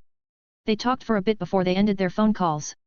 Nana rolled around the bed while wondering why Shishio wasn't ready for the relationship, but at the same time, it made her become more curious about him, and when she thought about how Mako described Shishio, she felt her body trembled and her face was red, wondering how it felt being hugged by his strong and tough arms. Hurry up and quickly come morning. Nana closed her eyes and somehow wanted to meet him as soon as possible. 129, Noisy Girl. As usual in the morning, Shishio did his workout, running around the neighborhood to clear up his mind. Along the way, he met several housewives around the neighborhood, greeted them then left shortly after since he didn't have time to talk with them. After an hour of working out, Shishio then returned back, washing his body cleanly under a shower. When it ended, he then walked to his room, changed his clothes into black track pants, a black t-shirt, and a grey sweater. He then looked at his hair and let it flow naturally on his forehead, covering most of his forehead. He nodded and decided to go out directly after he cooked breakfast, but before that, he took the backpack since he knew that he would bring a lot of things later. Even though Shishio had woken up in the morning, he spent a lot of time working out and doing various things, so he thought that there were some people who had woken up, but it seemed that everyone was still sleeping since it was Saturday, but when he was about to go to the kitchen, he suddenly felt someone was staring at him. Shishio turned his head and looked in the direction of the girls' area, somehow he could see that one of the doors was opened, and there was the head of a woman that could be seen laying on the ground without moving with her hair scattered around. He stared at it for a bit, and because of the dim light, it made this scene feel creepy and scary, and suddenly it moved. Shishio might not forget this scene in his entire life. It was like the scene where Sadako Creepola came out from the television, but this time, it happened in reality. The woman that was laying on the ground, moving Creepola toward him, without raising her head even once, and her messy, scattered hair, caused her became even scarier, but he was just standing there, looking at this woman without saying anything. Shishio's reaction caused the woman to stop, and asked, "Hey you, there's a depressed girl over here, why aren't you coming to help?" As expected of a virgin, you don't understand a girl's heart. Shishio took a deep breath and said, "Mayami-san, if you want me to console you, then come closer, I can't enter the girl's area. If I go there, you might attack me after all." He knew that he was lying that he was a virgin, still, it felt weird when he was mocked as a virgin, even though he wasn't. Don't think about the risks. Young people shouldn't be so hung up about the risks of doing things. Mayami complained. You say that, but there's a stun gun in your hand, Shishio said with helplessness. He understood somehow why this woman was dumped, and at the same time, he felt that this woman was too old to call herself a girl, considering how loose her lower mouth was, not that he was going to say it out loud. I have no idea why you're so depressed, but since it is a holiday, why don't you have some fun? Mayami became even depressed, staring at the ground, and said, "That's right, I don't have a plan." She folded her arms, letting her chin rest on it, and there were tears dripping in her eyes. The time when the stupid couples of Japan start hectically making out, there's no way for someone to be able to have fun alone. I will probably be alone until the day I die, since I don't have any eyes for good men. When I was a student I would never believe that I'd turn out like this, not even my dreams. Am I easily tricked perhaps? Do I have that kind of aura around me? Even though I'm at a good age and all. All my friends have married already. Shishio had to admit that this woman was really troublesome and he wanted to shut her mouth quickly. Say, why don't you drink so you can forget everything? I'm not going to drink, so don't even bring that up. I want all kinds of holidays and the events that come with them to just disappear. Mayami screamed in unhappiness. Shishio was selfish, but it was his first time seeing the embodiment of selfishness. He then moved his hand and patted Mayami's head. Feels better. Mayami was stunned, and when her head was patted, she felt very comfortable and watched Shishio's handsome face. She felt like all the bad thoughts on her mind vanished immediately, but then, she noticed Shishio's clothes and asked, "Say, you're not going on a date, right?" Date? Well, I'm not, I'm just going out with a friend, and you should know already yesterday, right? Shishio said. Really? You're not secretly dating someone, right? I won't let you date someone until I have someone to date, or rather, don't you think that I'm beautiful enough? Mayami asked directly. Shishio. Mayami looked at Shishio and asked, "Say, you're not lying to me, right?" Lying. Shishio titled his head. Tell me the truth, you're not a virgin, right? Mayami said. Why do you think so? Shishio asked. Girls are pretty much sharp at this kind of thing, we can pretty much tell whether someone is a virgin or not easily, Mayami said while staring at Shishio. So are you still a virgin or not? If you're a virgin, do you want me to help you to pop your virginity? Ugh. But suddenly she felt someone hit something in her head. It hurts. She became furious, quickly turned her head, and saw Ritsu there, which stunned her. Can you not seduce someone, Mayami-san? Ritsu looked at Mayami with a furious stare. Rikin. Mayami was annoyed. Shishio took the book, patted it slightly, then looked at Ritsu. Good morning, senpai. Good morning, Oga-kun. Ritsu nodded. Don't throw your book, it might get damaged, Shishio said, patted the book, then gave it to Ritsu. Well, that's true. Ritsu nodded. Do you want to have breakfast together? Shishio asked. Yes. Ritsu nodded again. Both of them left together, leaving Mayami alone. Mayami. Wait for me. In the dining room, Mayami and Ritsu ate the breakfast that was cooked by Shishio without hesitation since it was very delicious. This time, Shishio cooked a French toast. He wasn't sure how such a dessert could become a staple breakfast food in this country, but well, since it was good, he didn't think too much and enjoyed it. Senpai, I have prepared some of the French toast and pizza toast in the fridge, all you need to do is grill it on the pan or put it in the microwave. You can eat it later with Mashiro. Ritsu nodded and her mouth was slightly stained from the sugar of the French toast. Thank you, Oga-kun. No problem, you have helped to take care of Mashiro, after all, Shishio said. Mayami was very jealous and asked, Say, why don't you prepare me one too? Well, I don't mind, but don't tease me like that again, Mayami-san, Shishio said. Mayumi smiled and asked, what is it? Is my charm so big for you that you can't hold it anymore? She rested her chin on her hand, staring at Shishio with a smile, thinking that Shishio was smitten by her. No, it is simply annoying, Shishio sighed while shaking his head. Ritsuo and Mayumi somehow shuddered, when a handsome guy was looking at them with this stare, they felt like they might awaken to something different. Mayumi-san, I know that you have a share of a bad relationship with Scum, but because of this, you shouldn't treat yourselves like some cheap woman. I know that all of the guys from your relationship are all after your body, considering your body is really sexy. Shishio wanted to finish his words, but he was cut. Hey? You're interested in my body? Mayumi asked with a smile while looking at Shishio. Ritsuo frowned and looked at Mayumi's body. Even though she didn't really want to admit it, she also had to admit that Mayumi's body was better than herself. Let me finish it first. Shishio was helpless against Mayumi's personality, but there was nothing that he could do in the end. He said these words without hesitation. Say, Mayumi-san, why don't you just date Shiro-san? Huh? Are you crazy? Why should I date such a perverted masochist? Mayumi got angry, and even slapped the table. Ritsuo thought for a while and nodded. I think that it is very suitable for you to date Shiro-san, Mayumi-san. Considering how bad Mayumi's personality was, and there was no way for it to change, she felt that it was better for Mayumi to be together with Shiro-san since he was a masochist, and she was sure that Shiro-san would be very patient with Mayumi, or rather, Shiro-san would be happy, if he was being tortured by Mayumi. Ritsuo, are you trying to spit on me? Mayumi got even furious, then looked at Shishio. You say all of that, but you're interested in me, right, Shishio? Not even the slightest. Shishio shook his head without hesitation. Mayumi was directly slumped on the chair, she seemed to be burnt out since her body was all white, like a boxer who had lost on the match. Ritsuo looked at Shishio and thought that this guy was quite a sadist. Are you Ashita Nojo? Shishio thought at this moment, and when he wanted to say something more, someone called him out. Shishio. Shishio looked up and saw Shina. Oh, Mashiro, you have woken up? Do you want me to make you breakfast? Shina didn't answer him, but asked a question. Shishio is out until tomorrow. Shishio raised his eyebrow and nodded. Yes, I won't be back until tomorrow. Can I go with you? Shina asked. Mayumi and Ritsu. Sorry, I can't bring you with me. Shishio patted Shina's head and said, well, your hair is quite messy, do you want me to fix it up for you? He didn't really want to talk about his destination, so he changed the topic of conversation. Shina nodded, and somehow, felt better. Sit there, I'll help you. Shishio pointed at the tatami floor near the dining room.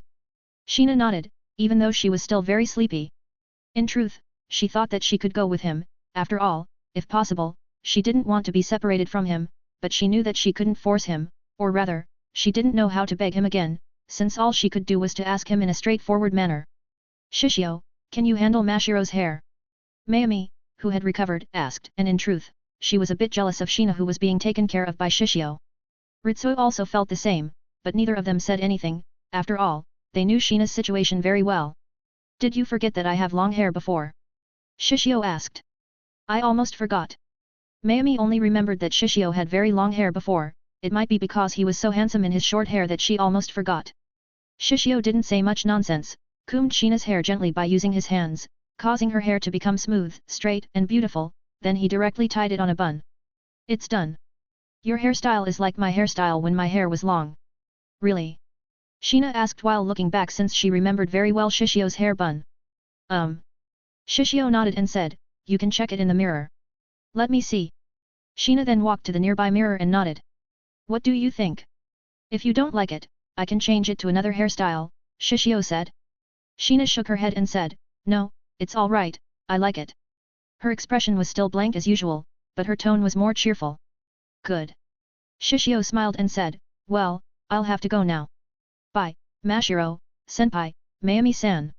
He then left since it was almost time for his appointment. Bye, Shishio.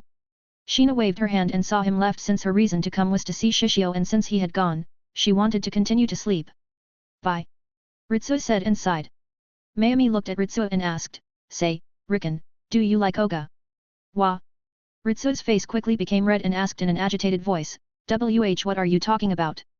Mayumi shook her head and said, I'm not saying anything bad, but someone like Shishio won't lack any girls around him, so if you want him, you should move fast, or else someone might steal him from you. You can also see Mashiro before, she has a face of a girl in love. But Mashiro is his relative. Ritsu refuted Mayumi's words. Even though they're relatives, they can marry each other. Mayumi looked at Ritsu and said, you know a guy like Shishio is very rare, he is smart, handsome and he can cook very well, he's the best husband candidate out there, even I'm tempted by him, or rather most girls will be tempted, so if you don't move, it is better for you to retire quickly rather than feeling heartbroken. She had a share of heartbreaking experiences, but unlike Ritsu, she was able to make himself drunk with alcohol. Well, just think of me like a noisy girl or something, if you don't want to listen, I'll go back to sleep now. She yawned since she hadn't taken a wink last night, watching the horror movie all night. Ritsu was in silence and wasn't sure how to describe her feeling, after all, it was her first time to feel like this, and even though she wanted to do something, she didn't know what to do. Ugh. Ritsu sighed again, and laid her head on the table, staring at her book absent-mindedly, wondering why Shishio was so popular. If he wasn't then, there shouldn't be anything that she should be worried about, right? Ritsu looked at her book, and it might be her first time to feel that she didn't want to read a book for a while. 130, MILF Hunter. As Shishio came out from Sakurasu, he walked directly toward his private parking park to get his vehicle, but he had to admit that it was quite far away since it took him 15 minutes to arrive and wondered whether he should park one of his motorcycles at Sakurasu so he could ride it directly. Shishio looked outside his private parking park and could see that it was quite luxurious, and huge. With this building, he could directly open a private parking service, or something, after all, just like in Hong Kong where the land was limited, Japan, especially in Tokyo, was quite similar and the fee to park the car was very expensive. He saw that there was a guard there, he gave them a nod, and the guard saluted at him. Shishio entered directly and saw various vehicles inside from SUV, sedan, bus, vintage cars, van, motorcycle, etc., etc. He then looked around the motorcycle area and directly took the Vespa inside since it had free space to put something. He wasn't sure what Nana would bring later, but it was better to have more space to put something, right? Shishio then directly turned on the Vespa and walked away from his private parking park saying goodbye to the guard, but before he went out, he didn't forget to bring a spare helmet. The guard bowed his head and told Shishio to be careful. On the way, Shishio lifted the wind protector on his helmet and felt the wind. He had to admit that even though Tokyo might be the busiest town in Japan, the pollution level was very small. Shishio was on his way to Nana's house, but then he thought that he should bring something to her parents or something. It wasn't that he had an intention to court her daughter, but somehow, he felt that it was a bit rude when he didn't bring anything, so he stopped at the nearby cake shop. Shishio parked his Vespa and saw a thin young man sweep the front of the store. He saw the young man had long hair that was tied in a lot of piercing holes in his ears. He looked up and saw that the name of the store was Cake Shop Iori.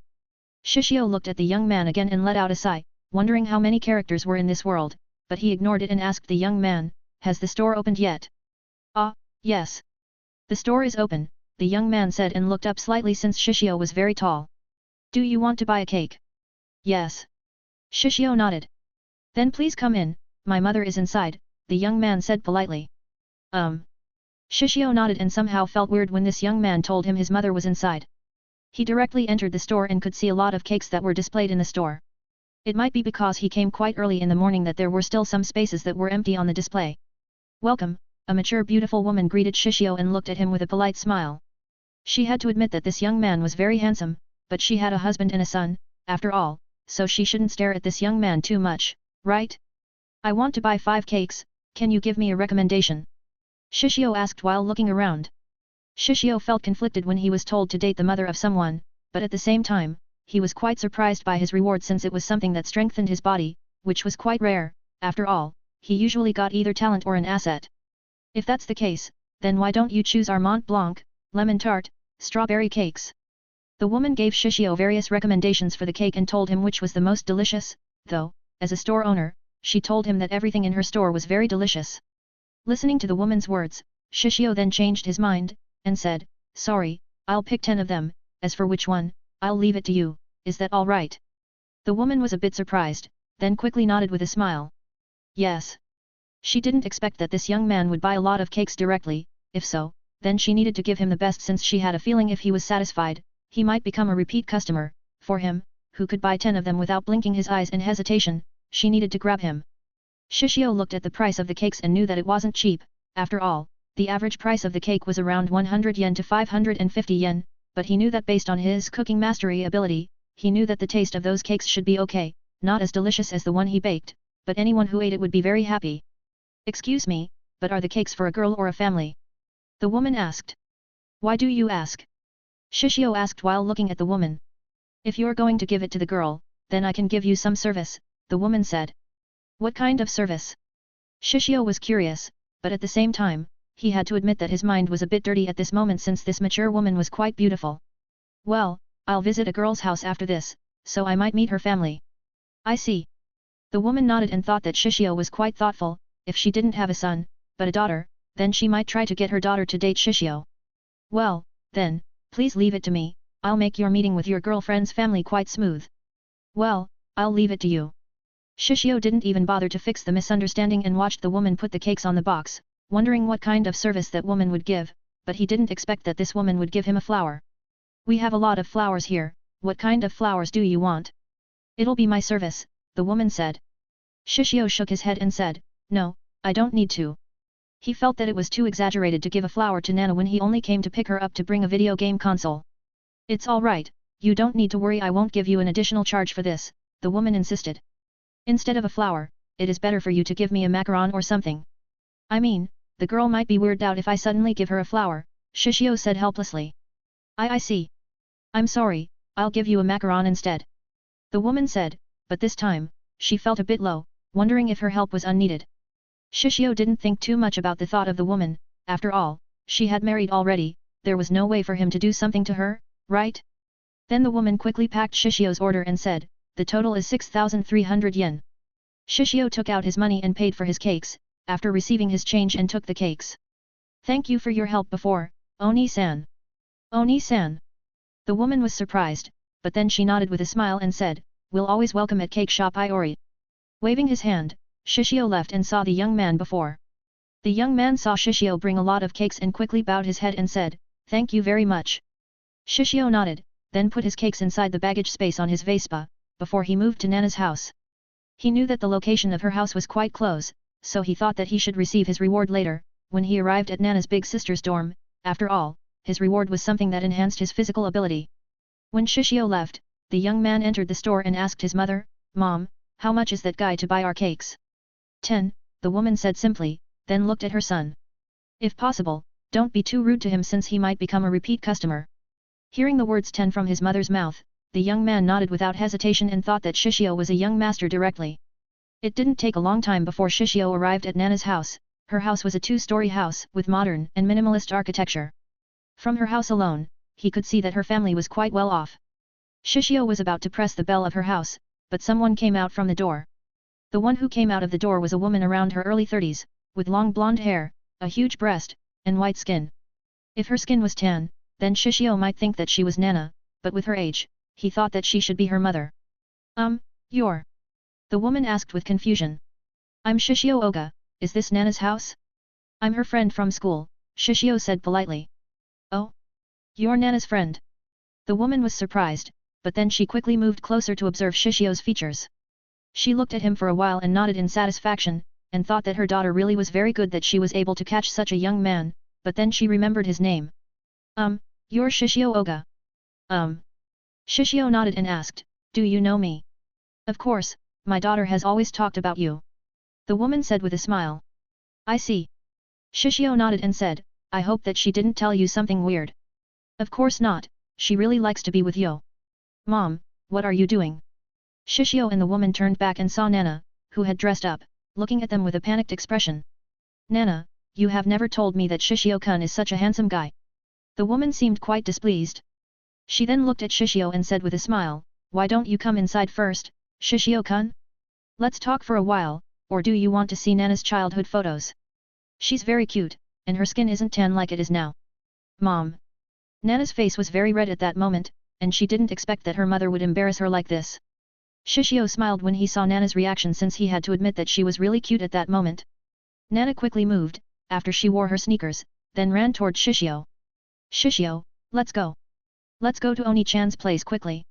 Wait a moment, I have brought a cake for your family, Shishio said and took out a box of cakes that he had brought before. Oh my, thank you very much. The woman took the box of cakes and said, but you shouldn't bother yourself to buy us a cake like this. It's alright, I only did this because I wanted to, Shishio said simply. Then I'll accept it, but... Nana's mother looked at the box and said, isn't the number is a bit too much? Well, there are a lot of delicious cakes before, so I can't help but buy them, Shishio said with some embarrassment. Then how about bringing those cakes to Oni-chan? I'm sure that Oni-chan will be happy with it, and there is also Yuzuki, Sumireki, and Yurika there. Nana said with a smile, and couldn't look away from the cakes. Well, is that all right, Shishio-kun? Nana's mother asked. It's all right. Shishio nodded and said, after all, it'll be wasteful if you don't eat it. Then wait here, I want to take the same too for me and your father, Nana's mother said, then looked at Shishio. Wait, leave some for me too. Nana said and followed her mother. Shishio, come follow me inside. Nana's mother stopped and said, yes, come inside first, I will show you Nana's photos from when she was a baby. Mom. Nana was blushing again and wanted to smack her mother's butt somehow, even though she knew that it was wrong. Shishio was wondering whether the system told him to be a MILF hunter, but at the same time, he was wondering why his reward was a bondage mastery. Looking at the smiling face of Nana's mother, Shishio somehow felt that he might have opened a Pandora box somehow. 131. Nana is my goddess of luck. When Nana's mother was sorting out the cakes that were brought by Shishio and Nana were sitting while staring at each other. Nana might have panicked before since her mother teased her so hard, so she didn't say much about Shishio's new hairstyle, but now, when she observed him quietly, she had to admit that he was really handsome, that it made her heart beat very fast right now. On the other hand, Shishio also looked at Nana and wondered how their clothes were quite similar. After all, both of them were wearing a light-colored sweater, and when he wore black track pants, she was wearing a black pantyhose, which somehow made those juicy legs seem to be more unbearable. You look cute, Nana. Nana smiled happily and felt that it was great that she had chosen these clothes. Your new hairstyle is great too, but why did you suddenly cut your hair? She didn't think that Shishio's long hair was weird, since most high school boys this year loved to have long hair, or rather, they felt that long hair was very cool, and when Shishio had that long, she also didn't think it was weird since it was mainstream. Nothing, I feel like long hair is very troublesome, Shishio said simply. Yes, this hairstyle is better, Nana said without hesitation and a bit obsessed with his new hairstyle. She wanted to touch it, but somehow, she was quite shy to do it. Alright, how long are you going to flirt with each other? Hurry up and go to your big sister's, I'm sure that she'll be happy to see you have already become a high school, Nana's mother said. Shishio and Nana nodded, but he somehow quite anticipated to see Nana's big sister, wondering what kind of rewards that he would get by seeing her. Nana was looking at Shishio's Vespa and somehow she wanted to try to ride on it. Shishio, can I ride it? Can you ride it? Shishio asked. Nana. Well, I'll teach you later, Shishio said. Yay. Nana smiled happily. Wear this. Shishio gave the helmet to Nana, and she also wore it quickly. When he sat down, she also sat behind him, hugging him tightly. Can you not hug me so tightly? I can feel it, Shishio said helplessly. What can you feel? Tell me. Nana asked with a mischievous smile, whispering to his ear. You know, I don't lose anything, or rather, I feel like it is a reward for me, Shishio said simply. That's good, this is my reward for helping me out, Nana said with a smile. I don't mind, but don't you realize that your mother is watching us? Shishio asked. Nana. Nana's mother. Ellie, let's go, Shishio. Let's go to Oni-chan's place now. Nana couldn't handle her mother's stare anymore and quickly hurried him to go, or else, she felt that she might be dying of embarrassment. Yes, yes, Shishio said with a smile, then looked at Nana's mother. Then Auntie, we'll go first. Yes, be careful, Nana's mother said with a smile, hoping that he might become her son-in-law. Bye, Mom. Nana waved her hand with a smile, then hugged him again. You're hugging me, again? Shishio asked helplessly. It's your fault to have a huggable body. Nana blamed Shishio directly. I feel like I should be the one who said those words, though. Hehe, do you want to hug me now? Nana asked with a smile. Nana's mother looked at Nana and Shishio and could only shake her head, wondering who Nana had followed after. Well, she might follow after me. She then thought about Shishio and her face reddened. Still, Shishio-kun, hey. If she hadn't met her husband, hadn't married, and didn't have 2 daughters, then she might be tempted, but now? Well, as long as he could be her son-in-law, she would be satisfied. Still, is he old enough to have a driving license? Nana's mother was wondering at this moment. Nana, you should maintain some distance with me, Shishio said since he really couldn't concentrate at that moment. He, who had tasted the forbidden pleasure, knew how good it was, and with his hormone, it was very unbearable to feel Nana, who was hugging him tightly, smelling her nice smell, and her soft body was something that he couldn't defend with, especially when this girl tried to touch over his body. What's wrong? You like it, right? Nana asked with a smile. I like it, but as I have said before, I'm a man, do you want me to bring you to Love Hotel now? Shishio asked. Low Love Hotel. Nana was stunned, and her face turned red again. The Love Hotel is a type of short-stay hotel found around the world operated primarily for the purpose of allowing guests privacy for sexual activities, Shishio explained. You don't need to explain it. I understand what it is. Nana quickly said with some helplessness. Well, there's one over there, should we take a rest? Shishio asked. Wait. Wait. I'm not ready yet. Nana panicked and quickly said. So don't play this kind of game with me, alright? Shishio said helplessly. But Nana seemed to learn her lesson, but still, she didn't care much, and put her head on Shishio's shoulder, smelling his smell, and hugged his waist, feeling his strong abs with her palms. There was some question that she wanted to ask him, but in the end, she held back since it was so nice to just hug him like this. Shishio also didn't say much, after Nana didn't move only hugged him in silence, and he felt that it was a bit too much if he couldn't control himself. Say, Nana, can I ask you a question? What's wrong? Nana asked. Can you tell me more about your big sister? Is she frightening or something? Shishio asked. She's very frightening, if she gets angry, Nana said without hesitation. Shishio. But she's very kind, I love her, Nana said with a smile. You don't need to worry too much, she won't get angry at you, unless you hurt her little sister. Don't worry, her little sister is very happy with me, Shishio said confidently. HOH? You're so smug, hey? I wonder if you can say all of that after I have beaten you in the game later, Nana asked with a smile. If you lose, then you need to act like a dog, Shishio said. Good, if you lose, you also need to act like a dog, Nana said without hesitation, thinking that it would be fun to see him act like a dog. Nana guided Shishio along the way, but when they were at the shopping district, she quickly said, Shishio, wait a moment, stop at that liquor shop first. Liquor shop? Are you sure? Shishio asked weirdly. The owner is a big sister who has taken care of me, I want to talk with her for a bit since I haven't talked to her since I have entered high school, Nana said. Alright. Shishio agreed and stopped in front of the liquor shop. Nana came down from the Vespa and shouted, Nishiki-san, I'm here. She strode inside directly to search for Nishiki-san. Shishio also came down and looked curiously at this liquor shop, after all, it was his first time entering one. He was still a minor and there was no way for him to drink one, except at the hotel last time. Most of them are sake, hey. Shishio didn't touch the product, only looked at it since he knew that touching a product wasn't allowed, and it might change the taste, even though there were no words that were written on it. Oh? You want to buy a sake? Shishio turned and saw a quite beautiful woman with black hair that was tied in a ponytail, and even though she couldn't describe her clothes were, she dressed like Tsunade in the story of Naruto somehow. As expected, her chest was huge, but compared to Tsunade, there was still some distance. Sorry, I'm just waiting for someone, so I'm looking around the store since I have nothing to do. Sure, you can look around, but who are you waiting for? The woman asked while looking at Shishio since she had never seen him around this area, and even though she was a bit shy, she had to admit that he was her type. It might be because his expression was very calm, and his neat hair made her unable to think that he was a teenager, and thought of him as in his early 20s.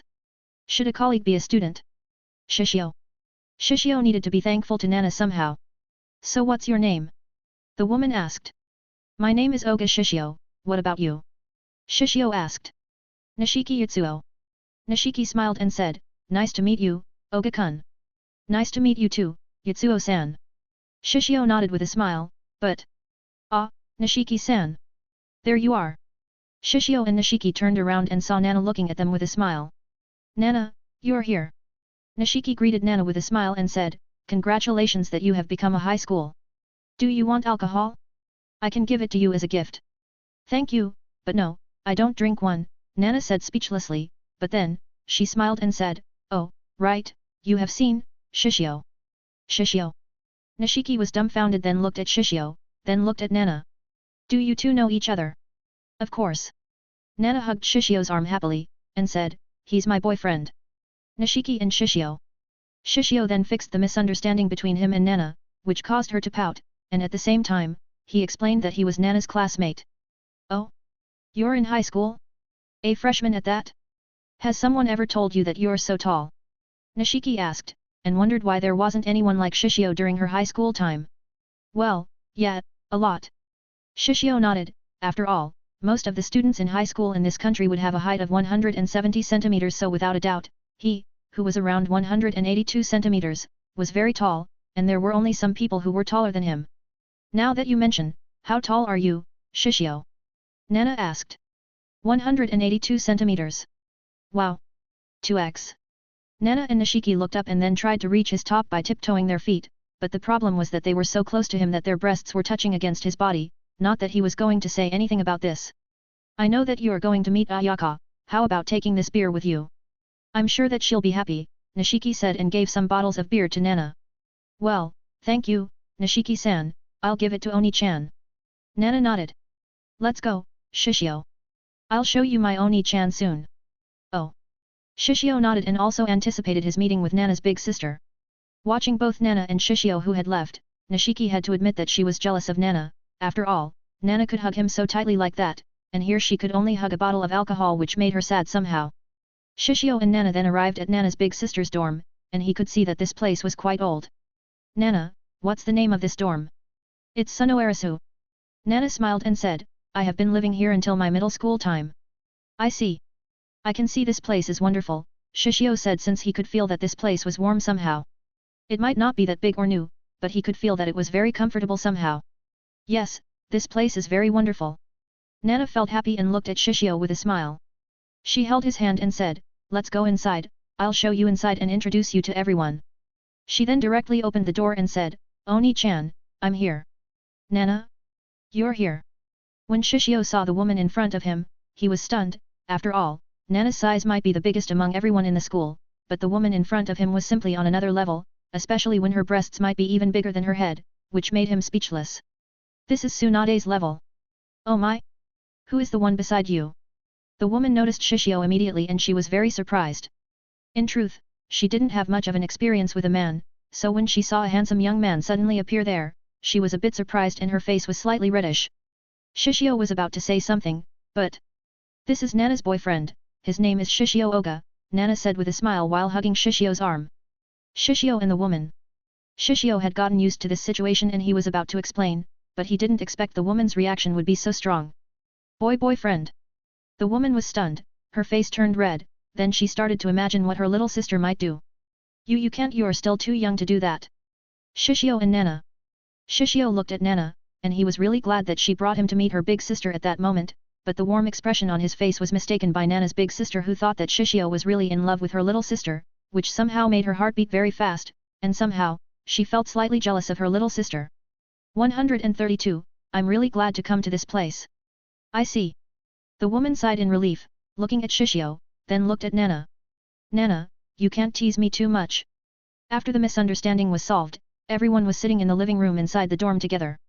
Compared to Sakurasu, Sunoarasu might be smaller, but it had this sweet smell, which clearly made him think that all the people who lived in this place were all female, but he knew that there was one male that was living in this place, which made him feel quite jealous since it was a dream for every guy to live with a group of girls, right?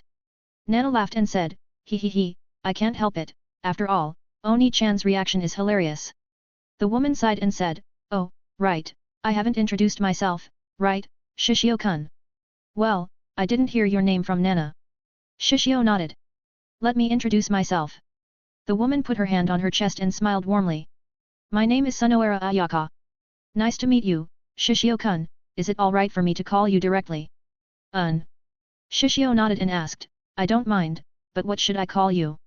Just call her Oni-chan, Shishio, Nana said with a smile. Shishio.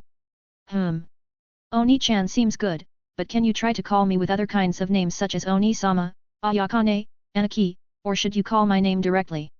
Try to call me Sayaka directly, Shishio-kun. I want to try to see how it feels to be called by a young man, Ayaka said with a smile. Shishio and Nana. Oh Oni-chan. Nana was dumbfounded and wondered when Shishio had seduced Ayaka. Ayaka chuckled then moved closer and whispered, don't worry, I won't steal him from you. What are you talking about? Nana blushed and felt embarrassed. Then I'll call you Ayakane, is that alright? Shishio said without hesitation. It's good, I feel like I'm really your big sister if you call me that way, Ayaka said with a smile. Shishio wasn't sure, but he felt that Ayaka had this strong motherly aura that radiated from her body, which made everyone who saw her feel comfortable somehow, but at the same time, it was so seductive. Oh Oni-chan. Nana wasn't even sure anymore. Right, I have brought a cake here. Shishio felt that the atmosphere was quite weird so he quickly took out his weapons. My, you don't need to trouble yourself too much. Ayaka didn't really want him to be troubled just by visiting her place. It's alright, if you don't eat it, then Nana might not be able to eat all of it, Shishio said. Nana nodded and said, you don't need to worry, Oni-chan. You can share it with Yuzuki, Yuriki, and Sumireki later. Is that alright, Shishio-kun? Ayaka asked. That's alright, I don't really mind, Shishio said. Then I'll gladly accept the cakes. Ayaka accepted the cake with a smile. Still, Oni-chan, what smell is this? It's so sweet, Nana said while raising her nose high, wondering what kind of smell that she smelled for a while. Oh, I have baked a cookie, it is for a treat for everyone, but since you're here, you should taste it first. Ayaka looked at the oven and saw that it was almost done. It's almost done soon, wait a moment. Let me see. Let me see. Nana quickly moved beside Ayaka to see the oven and the cookie inside. Shishio didn't move from his seat and looked at the two sisters while sipping the tea that was prepared by Ayaka before, but he had to admit that Nana acted differently when she was with her big sister since she was more spoiled, but he didn't think that it was weird since he could see quite huge age difference between two sisters, and Nana must be spoiled by Ayaka. Oh, the cookie is ready, I'll take it out now, Ayaka said and put an oven glove on her hands before she took out the tray of cookies from inside the oven. Oh, it's all done very well. Oni-chan. Oni-chan, hurry up. I want to taste the cookie. Nana said hurriedly, after all, the smell of the cookie was very good. Wait a moment, Nana. The tray is still hot, Ayaka said helplessly. We're back. From the entrance of the dorm, they could hear someone entering the dorm, and from the voice, Shishio could tell that it was a little girl. Oh, both Yuzu-chan and everyone should have come back, you should see them first, Ayaka said. I can do that later, Oni-chan, I want to see the cookie first. Nana tried to see the cookies on the tray. Wait a moment, the tray is still hot, Ayaka said helplessly. But Nana didn't seem to hear Ayaka's words and when she didn't watch her steps, she pushed Ayaka in an accident. Ack! Ayaka, who was pushed by Nana, couldn't maintain her balance and let go of the tray of cookies in her hand and also was about to fall down on the ground. Oni-chan! Nana quickly realized her mistake and was about to help Ayaka, but she was too late, but Ayaka didn't feel the impact when she hit the ground, but rather, she felt a strong arm and chest that saved her. Are you alright? Ayaka looked up and saw Shishio who had saved her. Her face was reddened and she was quite shy at that moment. Ah, why yes, thanks. But then the door opened and the voice of a girl was heard once again. Ayaka-san, we're. The words that were about to say stuck in the mouth of the girls, or rather, the people who came to the kitchen opened their eyes wide and couldn't believe the scene in front of them. In front of them, there was Ayaka, leaning on the chest of a handsome man that they had never seen, and the man also hugged Ayaka's waist intimately. Ayaka-san, what are you doing? But Ayaka didn't care about the voice of the girl, and quickly asked, Shishio-kun, your hand. Hurry up and place down the tray. She didn't realize at that moment that there was someone who was heartbroken at that moment. It's only tepid heat, you don't worry, Shishio said calmly, but he felt glad that he accepted his enhanced balance right away, but still, he had to admit that his hand was almost burning now. When Ayaka took care of Shishio, there was one male among the group of girls looking at this scene in shock. CA caretaker. His voice was full of timidity, his eyes were almost in tears, and he couldn't believe what he had seen, knowing his crush was hugging another man that he didn't know inside this dorm. Shishio, is your hand, alright? You're alright, right? Nana was crying, looking at Shishio's red hand, and knew that it was because of her that his hand was almost burning. You're so exaggerating, it isn't like I'm dying. Stop crying, it makes you ugly and your makeup is falling off now, Shishio said, but in truth, he was a bit helpless, after all, his hand was almost scalded by the heat of the tray before. He looked at his hand that was watered by the water from the sink, and he could feel that it should be alright since his body ability had been enhanced. Even though his body might be only 1.5 stronger than normal people's, his organs, skin, bones, and even recovery were 1.5 faster than normal people. Unlike those strong martial artists or champions, they might be able to strengthen their muscles, but they couldn't strengthen their speed recovery, organs, or skin, right? This was why, even though Shishio knew that he might scald his hand, he still did it without hesitation, since he knew about his body very well. Oh you're so cruel. Nana cried harder, but she didn't let go of him since she was still worried. Here's a basket of water, put your hand here, Shishio-kun so you won't be scalded, Ayaka said while bringing a basket of cool water. Thank you, Ayaka-ne. Shishio then put his hand on the basket. You're really alright, right, Shishio-kun? Ayaka asked. You don't need to worry, I'm alright, Shishio said with a light smile. Ayaka sighed in relief but still felt worried. You shouldn't catch the tray since it was very hot. It's alright, I want to taste your cookie, Shishio said simply. If you want to eat it, I can make it for you anytime, so don't do that again, alright. Ayaka said while staring at Shishio, hoping him not to do such a dangerous thing again, but she had to admit that it felt nice being saved like before. She then looked at her little sister and said, Nana, you can't do something dangerous again like before.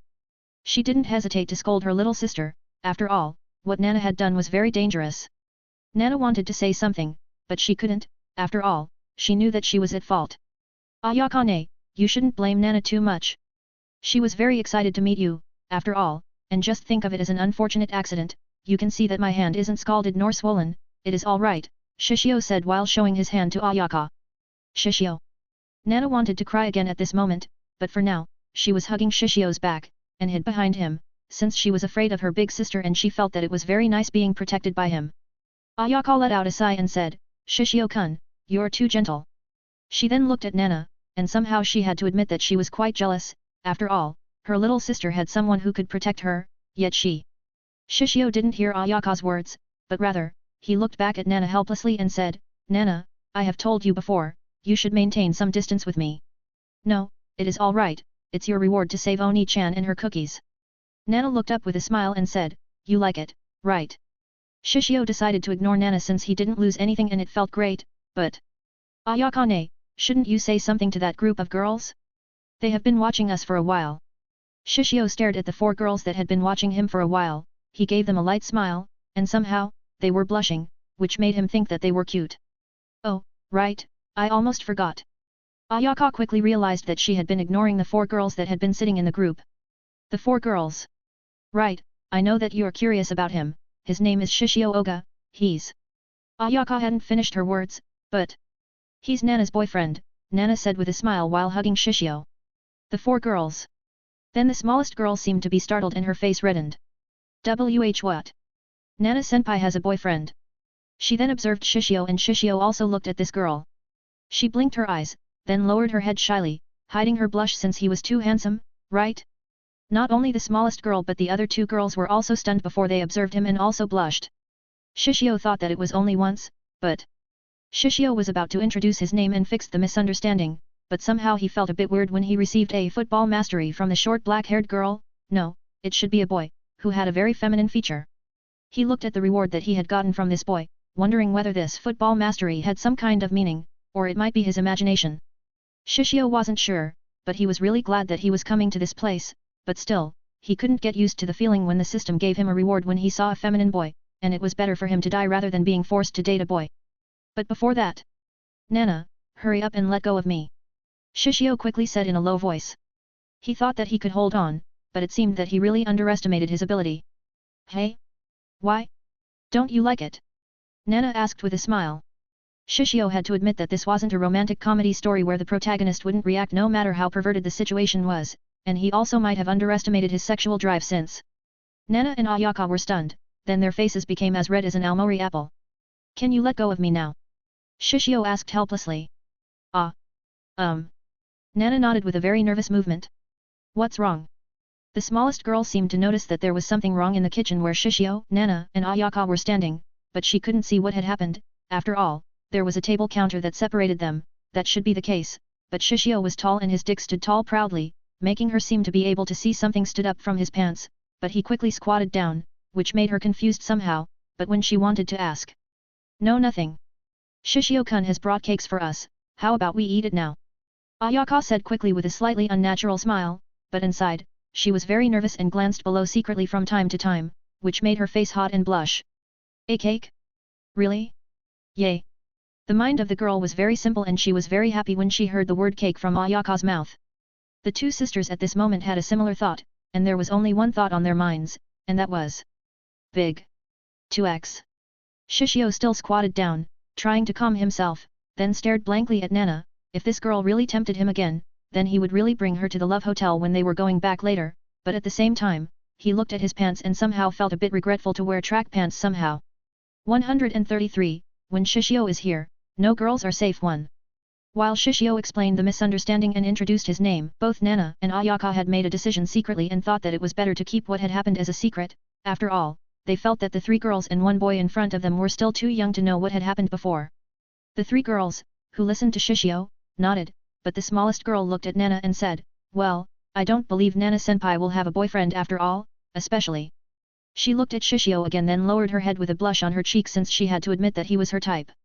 "What do you say, Yuzuki?" Nana was annoyed and quickly pressed the smallest girl who made fun of her on her breasts. "Stop! Stop! Nana-senpai, stop!" The smallest girl seemed to be unable to breathe. Shishio could only watch this scene enviously. Oga-san, can I call you Shishio nii? Suddenly a short pink-haired girl whose eyes closed all the time raised her hand and asked. "Sure, I don't mind, but you're..." Shishio looked at this girl and even though he knew her name, he needed to pretend that he didn't know, right? "Yes, my name is Yuri Kazumi. You can call me Yuri, Shishio nii," Yuri said without hesitation. Shishio nodded and said, "Nice to meet you, Yuri." He didn't add a strange suffix like Chan or something, and directly called out her name. After all, he wasn't a flirtatious type of guy, and he also wasn't sure why the people in this country loved to add Chan suffix. Yuri, who was being called by Shishio directly, felt that her body trembled. After all, his voice was very deep and heavy, and she had never felt like this before so she blushed and lowered her head too. The 2 girls also noticed Yuri's reaction and also heard how Shishio called out Yuri's first name without hesitation, and easily, so they also wanted to try it. "Yes. Yes. My name is Yuzu Yukimoto. You can call me Yuzu too, and can I call you, Shishio nii too?" Yuzu asked. "My name is Sumire Yamanashi. You can call me Sumire." Sumire bowed her head politely and said, "I'll also call you, Shishio nii too, is that all right?" Shishio nodded and said, "Sure, Yuzu, Sumire, you can call me, Shishio nii." Yuzu, Yuri and Sumire had to admit that a mature man was really different, and somehow both Yuzu and Sumire also understood why Yuri asked Shishio to call her first name directly since it felt very nice being called by their first name directly. Ayaka only smiled and didn't say much, but Nana somehow felt a bit of regret to bring Shishio here. After all, Nana also knew Shishio's charm very well. "How about you? What's your name?" Shishio looked at the short and dainty boy whose black hair reached his chin. The little boy seemed to be startled and he became very nervous when he was being asked by Shishio. Looking at Shishio, he had to admit that this what manly was, and he had to admit that he wanted to be like Shishio, whose body was very tall, and athletic. My name is Aki Shina." "I see. Nice to meet you, Shina-san." Shishio nodded and didn't say much, but he had to admit that this little boy was very lucky to live with a lot of beautiful girls. "Oni-chan, you have a new tenant here?" Nana asked. Ayaka nodded with her hand on her cheek and said, "Yes, Akun has lived with us for the past week." Nana nodded and didn't say much. After all, she didn't have that much interest in Aki. "Ayaka-ne, is this dorm for a female only or a mixed one?" Shishio suddenly asked, wondering whether it was really alright for Aki Shina to live here. "Well, I usually only accept female tenants, but with Akun, then this dorm should be a mixed dorm now." Ayaka said with some confusion. After all, she had to admit that Aki's wee-wee was so small, when she compared it to Shishio and thought that Aki might be a female. She then shook her head and didn't think too much. She then looked around and remembered that Aki's size should be around a pen's cap. Shishio nii. Can I ask you a question?" Yuri raised her hand. "What's wrong, Yuri?" Shishio asked. "How did you and Nana-senpai know each other?" Yuri asked. "Well, Shishio approached me and asked me out," Nana said proudly. "Shishio?" Shishio stared at Nana and wondered who was the one approached who. Is that true?" Yuzul looked at Shishio in amazement and thought that a high school boy was really different. It was like when an elementary school student thought that a middle school student was an adult, the middle school student also thought of a high school student as an adult, and a high school student also thought of a college student as an adult too. It was like that, but in truth, whether they were in elementary school, middle school, high school or a college student, there wasn't much of difference between them. Shishio looked at Nana who was smiling then looked at Yuzu, then nodded. "Well, Nana was very beautiful at that time, so I couldn't help but approach her." What? 4x. Yuzu, Sumire, Yuzu and Ayaka were blushing and didn't expect Shishio to be so bold. What were you talking about? Nana also blushed since she didn't expect that this guy would tease her. Shishio looked at the girls and thought that they were really interested in a love-related matter, which made him a bit helpless. "Well, in truth, Nana was the one who approached me." Nana-senpai did. Yuzu then looked at Nana. Nana nodded and said, "Well, I was curious about the face of the first rank of the entire first year so I couldn't help but approach him." First rank. 4x. Then they looked at Shishio, who ate the cake calmly in shock. Shishio, who enjoyed the cake, looked up, and asked, "What's wrong?" "Shishio nii, were you the one who had gotten the perfect score on the entrance exam of Swimmay University of the Arts?" Yuri asked. "Do you know me?" Shishio was wondering whether his name was very loud that even the middle school students would know him. Yuri, Yuzu, and Sumair. The three of them could be said to be the smartest among their school, and once they graduated from middle school, then, without doubt, they would join the Swimmay University of the Arts since it was one of the best school nearby. So of course, they also knew how difficult the entrance exam was, but they would have never expected that the person who had taken the perfect score would be right in front of them. "Shishio nii, wait a moment. I want to ask you a lot of questions." Yuzu then quickly ran to her room to get her book. "Me too." Yuri also did the same. "Wait a moment, I'll get mine too." Sumair also did the same. The three of them left quickly, leaving a baffled Shishio, Ayaka, Nana, and Aki. "Hey, why didn't you ask me?" Nana became annoyed when she saw that her three juniors would ask Shishio rather than her. Ayaka only smiled and didn't say much, but then she asked, "Is your hand all right, Shishio-kun?" "Yes, it is better. You can see that it is all right." Shishio took out his hand from the basket of water and knew that it had recovered. In truth, when he caught the hot tray, he quickly accepted the enhanced balance, so when he caught the tray with his hand, he always threw it into the air lightly with his fingers so the hot tray wouldn't touch his fingers too long, and with his enhanced balance it was very easy to maintain the balance, which was why he was alright and the tray didn't fall on the ground, but still, a hot tray was a hot tray, even though it was only a moment, his fingers almost scalded. After all, it just freshly came out from the oven. "Let me see it." Ayaka then touched Shishio's wet hand to see whether it was really alright or not. She touched it along the way, and asked, "It doesn't hurt, right?" "No, it doesn't hurt," Shishio said. "Well, let me check it for a bit." Ayaka then kept touching Shishio's hand, but she had to admit that, unlike a girl's soft and small hand, his hand was big and tough as if it was created to protect a girl, which somehow made her blush. "Nana and Aki. Oni-chan, what are you doing?" Nana couldn't accept it when she saw her big sister touching Shishio's hand. Aki felt jealous and somehow felt bitter. He wanted to scream and told Ayaka not to touch Shishio's hand in front of him, but he was too timid to say that. He could only sit there with an uncomfortable expression with some tears in his eyes. "I'm just checking his hand, you don't need to worry too much." Ayaka gave Nana a smile as if telling her that she wouldn't steal him from her. Nana really wasn't sure what to say, so in the end, she pulled Shishio, as if it was a life and death moment. "Shishio, how can you let a woman touch your hand so casually? You're a boy. You need to protect yourself from a girl." "Shishio. Aren't you the one who has hugged me all the time?" Shishio was lost for words, but he was too lazy to refute. Ayaka only smiled when she saw the interaction between Shishio and Nana, but then she asked, "Right, Shishio-kun, where are you from?" "I'm from Kyoto, Ayaka-ne," Shishio said. "Oh? Kyoto? Really?" Ayaka was surprised. "Is there something wrong?" Shishio asked, wondering why Ayaka showed such a reaction. "Wait a moment. I'll get something." Ayaka then stood up and left directly. "Shishio and Nana. What's wrong with your sister?" Shishio asked with a confused expression since Ayaka suddenly left. "I'm not sure." Nana shook her head and also felt confused. "By the way, how long are you going to hug me? You should know that I might not be able to control myself again, and if that happens..." Shishio didn't continue since he was sure that Nana knew what he meant. Nana blushed, but she didn't let him go, and whispered, "Well, there's only both of us here, I want to see it standing again." She knew that Shishio's dick was very big, which was why she wanted to see it again since she only saw it for a short time. Did she forget that there's one more person here? Shishio was speechless and somehow felt a bit sorry for Aki, who was being ignored. "Ah!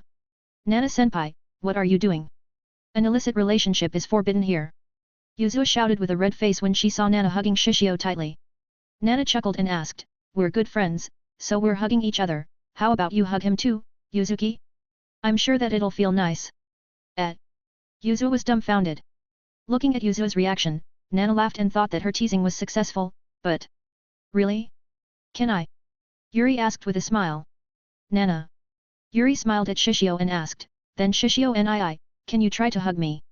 "Nana." Shishio looked at Yuri weirdly and asked, I don't understand why you want to be hugged by me, and you should know that as a girl, you shouldn't let a boy hug you so easily, after all, we have only known each other for a short time." "I don't mind," Yuri said simply with somehow a blush on her face since she really wanted to try how it felt being hugged by Shishio, or she only simply wanted to tease certain someone. Shishio looked at Yuri for a while and nodded. Well, come here. Yuri nodded shyly and walked toward Shishio, but... No, you can't. Nana directly stopped Yuri and said, Yuri, you shouldn't let a boy hug you so easily. Then she looked at Shishio and said, and Shishio, you shouldn't. She stopped her words since she was hugged by Shishio. You have always hugged me before, so how does it feel to be hugged by someone? Shishio asked in a whisper. Nana was stunned, and her face was red, but somehow it felt very comfortable. It feels nice. She murmured, letting herself be hugged by him. Sorry, what did you say? Shishio had heard it, but he decided to pretend that he didn't hear it. No, nothing. Nana said with a blush. Still, this girl really smells really good.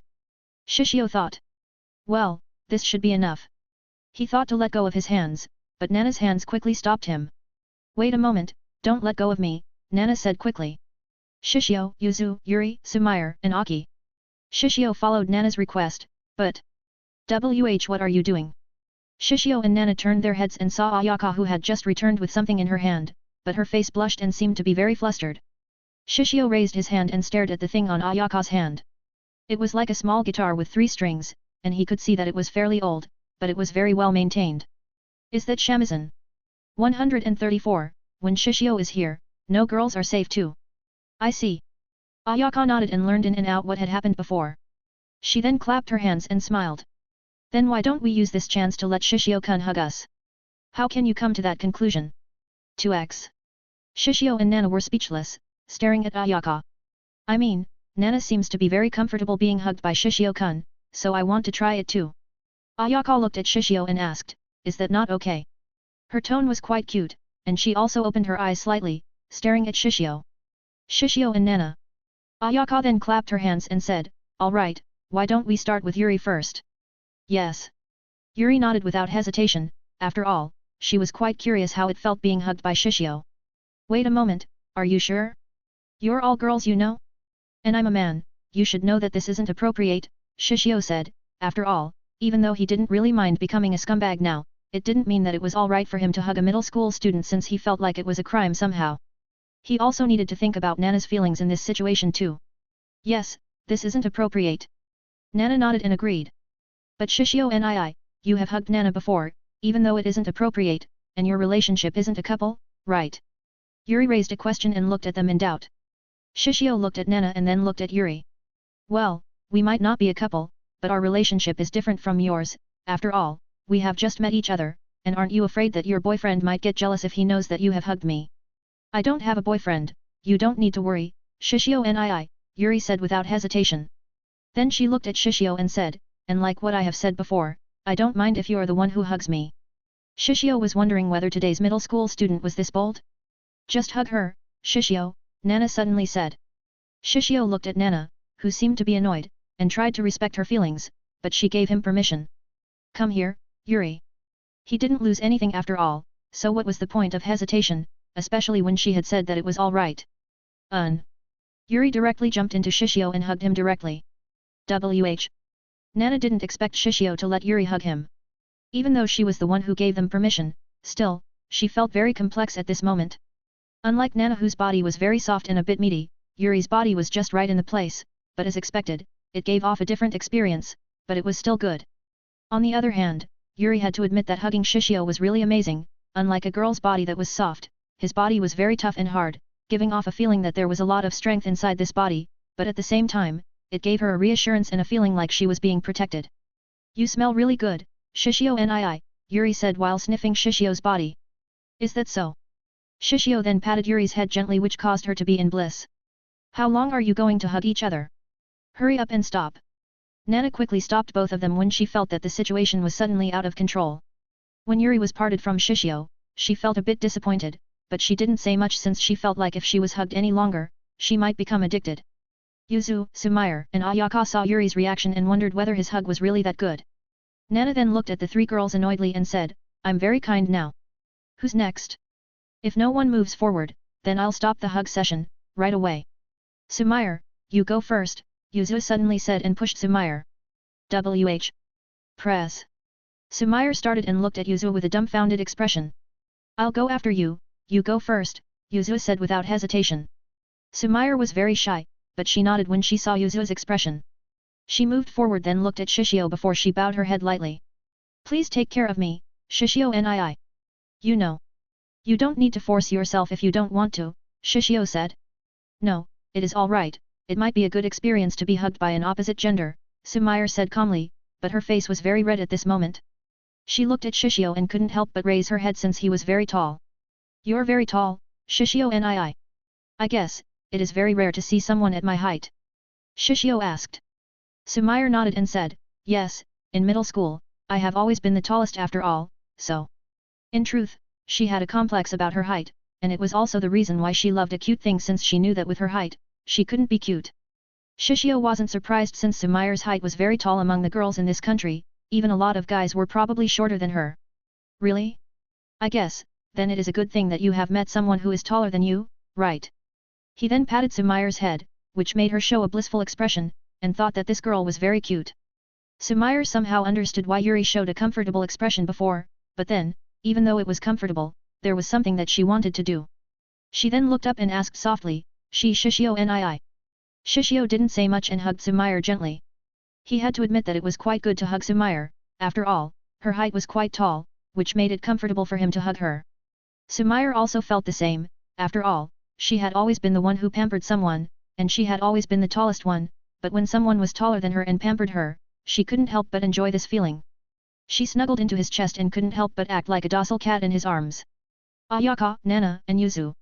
Yuri nodded since she understood why Sumire showed such a reaction, but while Shishio and Sumire were hugging each other, she took out her camera to take their picture. Shishio stared at Yuri and couldn't help but feel speechless. On the other hand, Yuri only smiled when she saw his expression. Enough. Nana quickly separated from both of them and said, Yuzuki, quickly come. It's your turn. Wah. Yuzu was startled and her face was very red at that moment. Sumire, who was being forcibly separated by Nana, showed some displeasure, but she didn't say much. After all, it was embarrassing to ask Shishio to hug him again. What? You don't want to?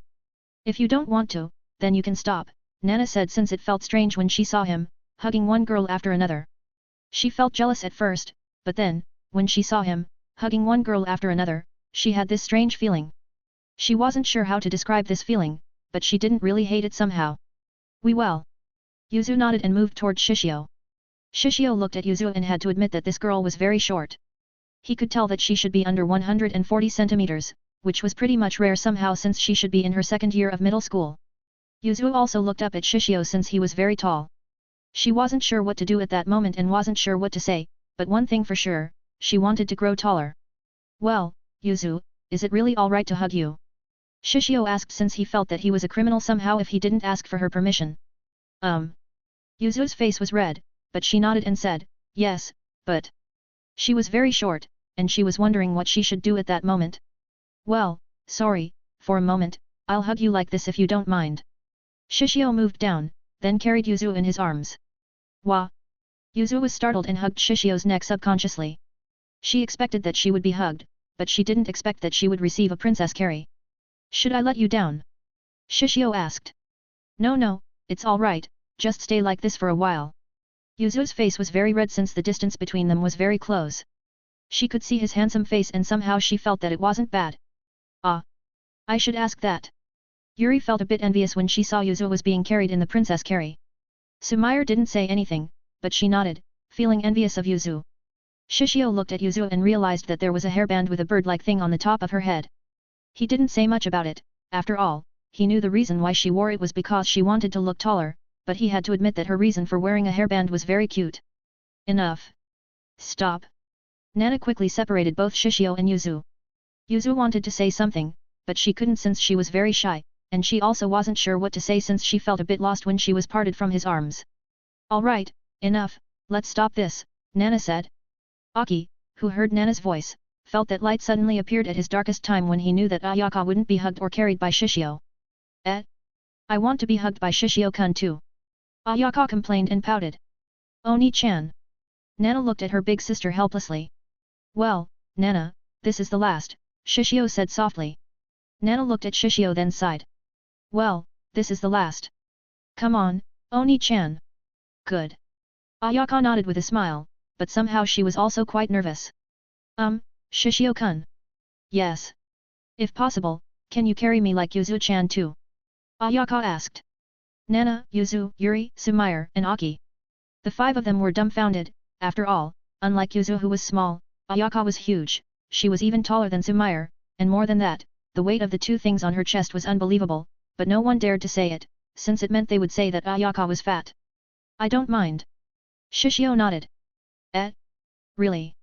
Ayaka was surprised. After all, she knew that she was a bit on the heavy side, but... Shishio nodded and didn't say much. Excuse me. He then without any hesitation carried Ayaka in his arms and said, You're very light, Ayaka-ne. Ayaka blinked her eyes and somehow understood why Nana couldn't get away from this guy, since she was a bit tempted to steal him from her little sister. Looking at Shishio who could carry Ayaka easily, they were dumbfounded, and at the same time, they realized that he was very strong. Ayaka also hugged Shishio's neck and somehow she understood why Yuri, Sumire, and Yuzu seemed to be happy when they were hugged and carried by him. Looking at Ayaka who seemed to be very happy, Aki seemed to be at loss and he felt that his body was trembling, but he couldn't do anything and he could only watch. After all, the relationship between them was just a tenant and the caretaker, and he couldn't control what Ayaka was doing, which made him very uncomfortable and wanted to cry at this moment. Alright, enough. Nana quickly separated both of them. Wait a moment, I want to ask another request. Ayaka quickly said and looked at Shishio. Can you pat my head too? Well, sure. Shishio didn't think too much and patted Ayaka's head. Ayaka, who was patted by Shishio, showed a blissful expression. Aki seemed to be at a loss and he wanted to run away at this moment, but he couldn't. After all, he didn't want someone to notice him at this moment and he didn't know what kind of thing that they would do once he had left, which was why he decided to stay, even though it was hurt. He only hoped that everything would end so soon, and Shishio would go back as soon as possible since he might not be able to bear it any longer. After all, his crush was being touched all over by him, without him being able to say anything. Enough. Enough. Nana quickly separated both Shishio and Ayaka, then she glared at Shishio. Shishio could only smile helplessly. After all, Nana was the one who gave him permission, so he quickly changed the topic of conversation. Ayaka-ne, is that shamisen? He glanced at Aki whose eyes were red at this moment and couldn't help but feel bad since he felt like he was bullying a little kid, but he didn't regret his action. After all, he knew what kind of lucky things that this little kid had gotten, and in truth, he was also quite jealous of this kid so he decided to create some mischief. Oh, right. Ayaka only remembered and took shamisen on the table and said, Shishio-kun, can you play this? Nana wasn't sure what to say to her big sister at that moment. Even though Shishio was coming from Kyoto, it didn't mean that he could play a shamisen, right? Well, he can play guitar, though, but... After all, the guitar and shamisen were very different, but unexpectedly. I can play it, Shishio said. Nana wasn't sure what to say at that moment. 135, Aki Shinobi Strong. The shamisen or samisen, also songan, is a three-string traditional Japanese musical instrument derived from the Chinese instrument sangxian. It is played with a plectrum, a small flat tool used to pluck or strum a stringed instrument, called a baki. When Ayaka had heard that Shishio was coming from Kyoto, she thought that he might be able to play shamisen, which was why she brought it directly, hoping that she could hear it to be played in front of her again. Shishio, are you sure? I know that you are from Kyoto and you can play guitar, but this is shamisen, you know. Nana asked since she knew that both guitar and shamisen were quite different. It isn't that much different, Nana. Guitar has 6 strings, and shamisen has 3 strings, in other words, shamisen is easier to play, right?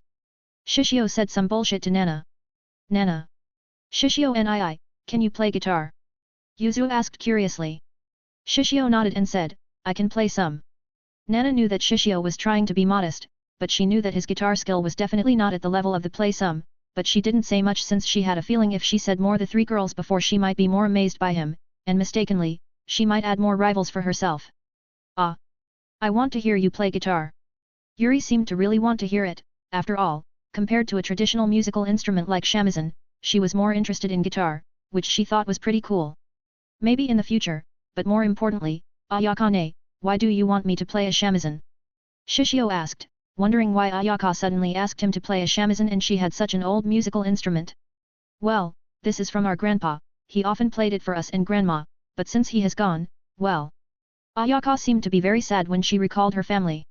Oni-chan. Nana hugged Ayaka since she also missed her grandpa, but she couldn't remember him well. After all, he had passed away when she was still a child, but she remembered that he often played shamisen for everyone. Shishio looked at the 2 sisters and nodded. Let me check the shamisen for a bit, Ayaka-ne, is that all right? Ayaka nodded with a smile while patting Nana's head and said, yes, please check on it. Shishio took the shamisen and checked its sound for a while. He had gotten music mastery after all, so he could play pretty much every musical instrument in this world, including the shamisen in front of him. He nodded and said, this is pretty old, but it is very well maintained. You have taken care of it very carefully, Ayaka-ne. In truth, there was some problem with the shamisen, especially the strings, but it should be alright for him. After all, similar to the cooking mastery, the music mastery also had a passive skill where it could enhance the quality of the musical instrument that he held. Thank you. Ayaka nodded with a smile and felt happy with his praise. Shishio, can you play it? Nana asked curiously since, in truth, she also wanted to hear the shamisen to be played again since, during her childhood time, she really loved to hear her grandpa play it during the family meeting.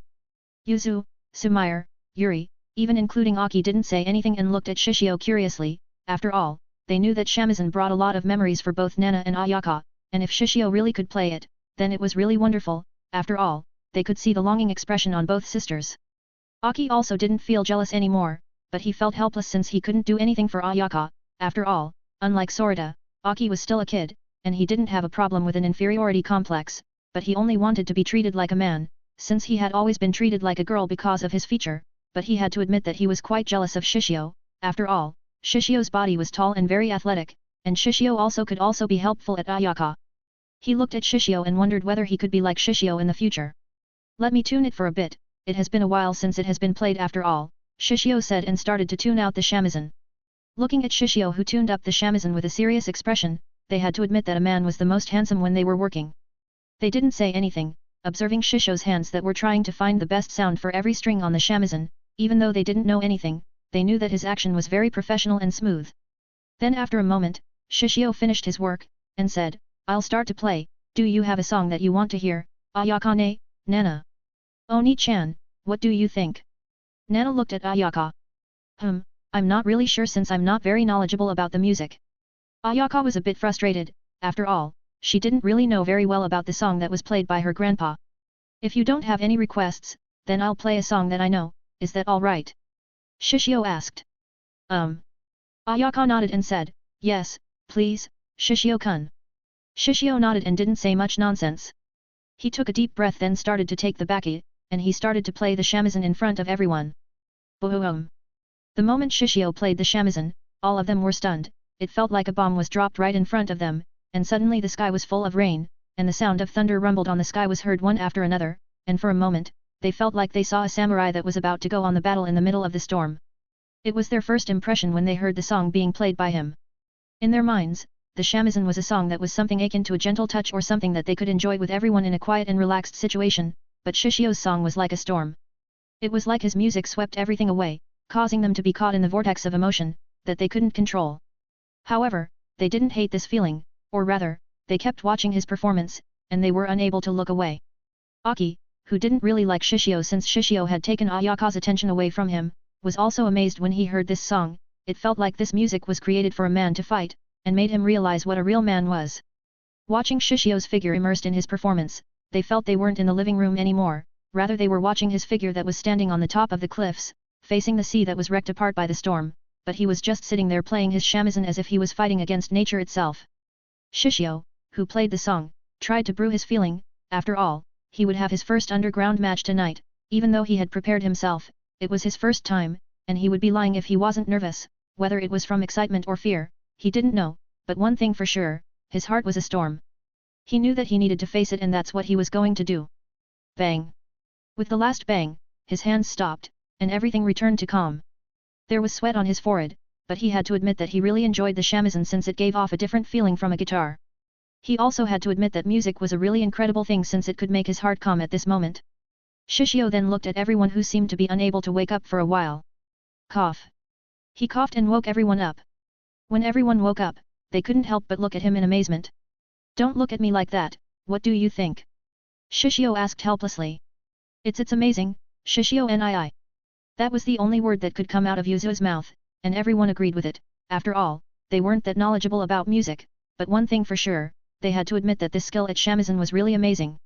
It's good that you like it. After all, I have thought that you like a more gentle song, rather than this kind of rock-like song, Shishio said. No, it was a very amazing performance, Shishio-kun. When I heard that song before, I felt like I was watching you drenched in a storm and fought against it, Ayaka said with some excitement in her eyes. Yes, the title of the song is A Storm, so you're not wrong if you feel like this song is like a storm, Shishio said. Wait, Shishio, is this your original song too? Nana suddenly asked. Ayaka, Yuzu, Yuri, Sumire, and Aki were dumbfounded. It isn't that important, right? Shishio raised his eyebrow, but he didn't clarify whether it was his original or not. Of course, it is important. Nana pouted and looked at his face, trying to see whether there was a change or not. Unfortunately, she couldn't see anything. She looked at Shishio again and hoped that she could uncover all of his secrets, and at the same time, it made her unable to get away from him. Well, are you satisfied, Ayaka-ne? Shishio asked and decided to change the topic of the conversation, but everyone thought that he was trying to be modest at this moment, which somehow gave him a better impression. Yes, but can you play more? Ayaka looked at Shishio with a cute expression and asked, this time, can you play a more gentle song? I didn't expect that shamisen could be this good, Sumire said in amazement. I want to hear the song more, Shishio nii, Yuzua said while raising her hand. After you have played the song, can you teach me, Shishio nii? Yuri asked. One by one, all right? I'll play one more song, and yes, the shamisen sound is very interesting. Shishio then looked at Yuri and said, I don't mind teaching you, but this shamisen is Ayaka-ne's, you should ask her permission. Ayaka-san. Yuri quickly looked at Ayaka. Ayaka nodded and said, well, let's ask him together after we hear his song. Yuri also nodded and also waited for Shishio to play. This song's title is Arigato, thank you, ... Shishio looked at everyone then started to play, but he cast a glance at Aki and shook his head inwardly, and didn't think too much about this little kid. Then everyone listened to his song again, even Aki, whose crush had been touched by Shishio all over, also listened since he had to admit that his song was great. After all, Shishio's song had made him spirited, but Aki didn't know that at this moment, he might have lost his chance to have a lot of lucky pervert situation in the future, and lost his first crush, but it was all good, since that way Aki could grow up, right? 136, I'll be the one, not the other way around. After his performance, Shishio taught them his knowledge regarding shamisen, teaching them slowly, and gently since it was their first time, and as expected, after he taught them, they learned the enjoyment of music, but the girls were quite greedy after they were taught shamisen, they also wanted him to teach him a different lesson, which he readily agreed. After all, he was a gentleman, there was nothing wrong with it. Still, he maintained some distance with them, especially the trio middle school students, except for Nana and Ayaka, of course. When they were doing something fun and happy, the time always moved very fast. In the evening, Shishio decided to go back, and Nana also followed him, after she got the video console game from her previous room. It seemed that her previous room was being used by Akishina, but she didn't think too much, after all, she had already moved away. I see, you two can't stay tonight. Ayaka seemed to be disappointed, after all, she learned that being with Shishio was pretty much fun. Sorry, Ayaka-ne, I need to go back before night, and Ayaka-ne, there's no room available in your room, where can I sleep? Shishio said. Well, if you want, how about my room? Ayaka asked with a smile. Everyone was dumbfounded, and Akishina's complexion became very pale when he heard that Ayaka was going to sleep with Shishio. Shishio looked at Ayaka and wondered whether this woman didn't understand how dangerous it was to keep an adolescent boy inside her room. I was just joking. Ayaka smiled and said, how about you stay in your Akun's room? My room. Aki was dumbfounded. Well, let's see in the future, for now, I can't stay, sorry, Ayaka-ne. Shishio was, in truth, tempted to stay in Ayaka's dorm, after all, he wanted to see what was the difference between Sakurasu and Tsunaharasu. He definitely didn't have a dirty thought where he thought that he could be pampered by a beautiful older sister, not at all, alright? Ayaka was a bit disappointed, but she nodded. Then be careful on the way, alright? Don't ride your motorcycle too fast. I know. Shishio nodded and was about to put on his helmet, but then. Shishio nii, can we exchange our contact info? Yuri asked. Shishio looked at Yuri for a bit and nodded. Yes. Yuri smiled and took out her phone to change their phone number. Ah, me too. Can you exchange with me too, Shishio nii? Nana knew that this guy was very popular and very good at coaxing girls, but she didn't expect that he would be this skillful. After exchanging contact info with each other, Shishio didn't stay any longer and returned back with Nana. Nana sat behind Shishio and hugged his waist without hesitation. She looked at everyone with a smile and said, bye everyone. Ayaka, Yuri, Yuzu, and Sumire. The four of them could only watch Nana, who hugged Shishio's waist like she was his lover, and they had to admit that they were a bit envious of her, even though they knew that the relationship between Nana and Shishio wasn't a lover. Shishio gave them a nod before he left and didn't talk much. After all, the more he talked, the longer he stayed in this place. If he didn't have something to do, he didn't really mind. Unfortunately, he had something to do. When Shishio and Nana left, the one who felt the most relieved was Aki, and felt a boulder had been lifted from his back. He didn't need to worry that his crush might be seduced by Shishio again. I really want to become a high school student as soon as possible. Yuzu suddenly said with a hint of frustration. Yes, being in high school seems to be very good. Yuri nodded, and thought that it would be wonderful to ride behind Shishio, and toured around the city, or various places together. Sumire nodded but didn't say much. After all, she was fairly quiet, but she had to admit that it felt good when she saw someone who was taller than her and treated her like a normal girl. She had always had a complex about her height, and if there was a school drama, she would play to either a male character or a tree part, when in truth, she wanted to be the princess, but when she was with him, she felt that she had become a princess. Well, he has a motorcycle, so it'll be easy for him to visit our place from time to time, Ayaka said with a smile. That's true. Yuzu, Yuri, and Sumire nodded. Aki was dumbfounded when he heard everyone's words. Well, let's go back, it is a bit chilly in the evening. Ayaka looked in the direction where Nana and Shishio had gone, and she had to admit that she envied her little sister. After all, her high school life was fairly lonely, and she didn't have someone who could accompany her like that, which was why even if she was in her early of the 20s, she didn't have a lover even though she was very beautiful. But if Shishio was really dating her sister when they returned, Ayaka might not react since somehow she couldn't congratulate them fully. She then shook her head and thought about what kind of dinner she should make rather than thinking something so messy. Shishio was riding his Vespa back to Nana's house. After all, he needed to send her back, but isn't it great?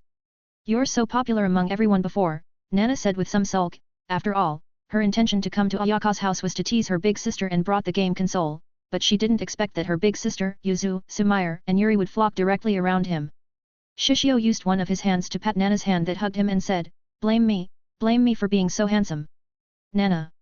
I was just joking, you don't need to look at me like that, Shishio said with a light smile on his face while watching Nana, who looked at him in disdain and rolled her eyes. Sometimes, you're so narcissistic. Nana put her chin on Shishio's shoulder, then looked at his complexion from the side. Well, he's really handsome, though. Well, it's not like I'm going to tell him. After all, she felt that it was too embarrassing if she said that. She then thought about how close Shishio's relationship with her big sister was before, and couldn't help but ask, say, Shishio. Do you like quiet girls? Nana asked since she had always thought that Shishio liked Mew, and when she saw how her big sister and Shishio were so close before, she thought that he liked a quiet girl. Shishio raised his eyebrow and said, not really. Then what's your type of girl? Nana asked eagerly. If I have to say that the girl that I love is my type, Shishio said. Nana. Isn't that the same as you don't have any preference? Nana seemed to be annoyed since she really wanted to know his type of girl. I mean, really, I don't really have much of a preference. After all, when you fall for someone, you'll feel everything about them is beautiful. Even if she picks her nose in front of me, I might feel that girl is lovely, Shishio said nonchalantly. It's hilarious. Nana laughed when she heard it since she knew that this guy was joking.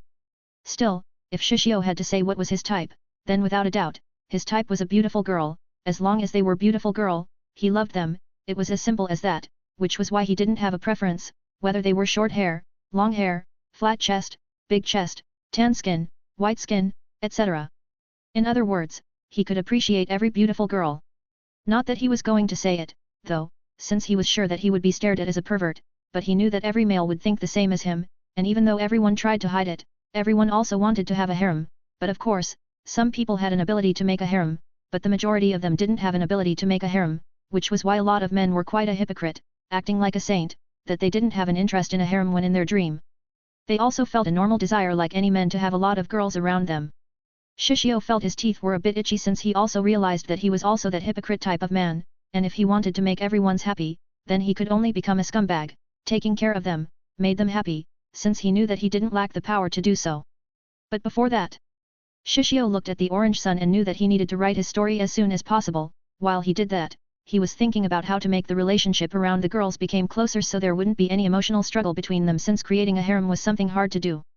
Nana enjoyed this quiet situation, and hugged him gently, letting his hand caress her hand.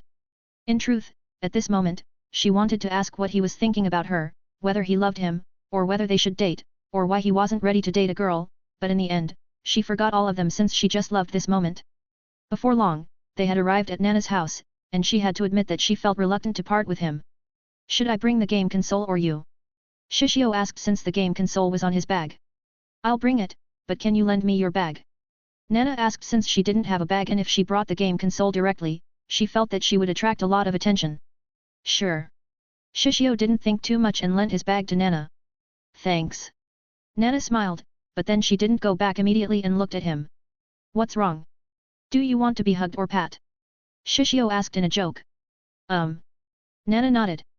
Shishio. Shishio looked at Nana and said, you know, if we keep doing this, I might not be able to hold back. Should we stop at the Love Hotel?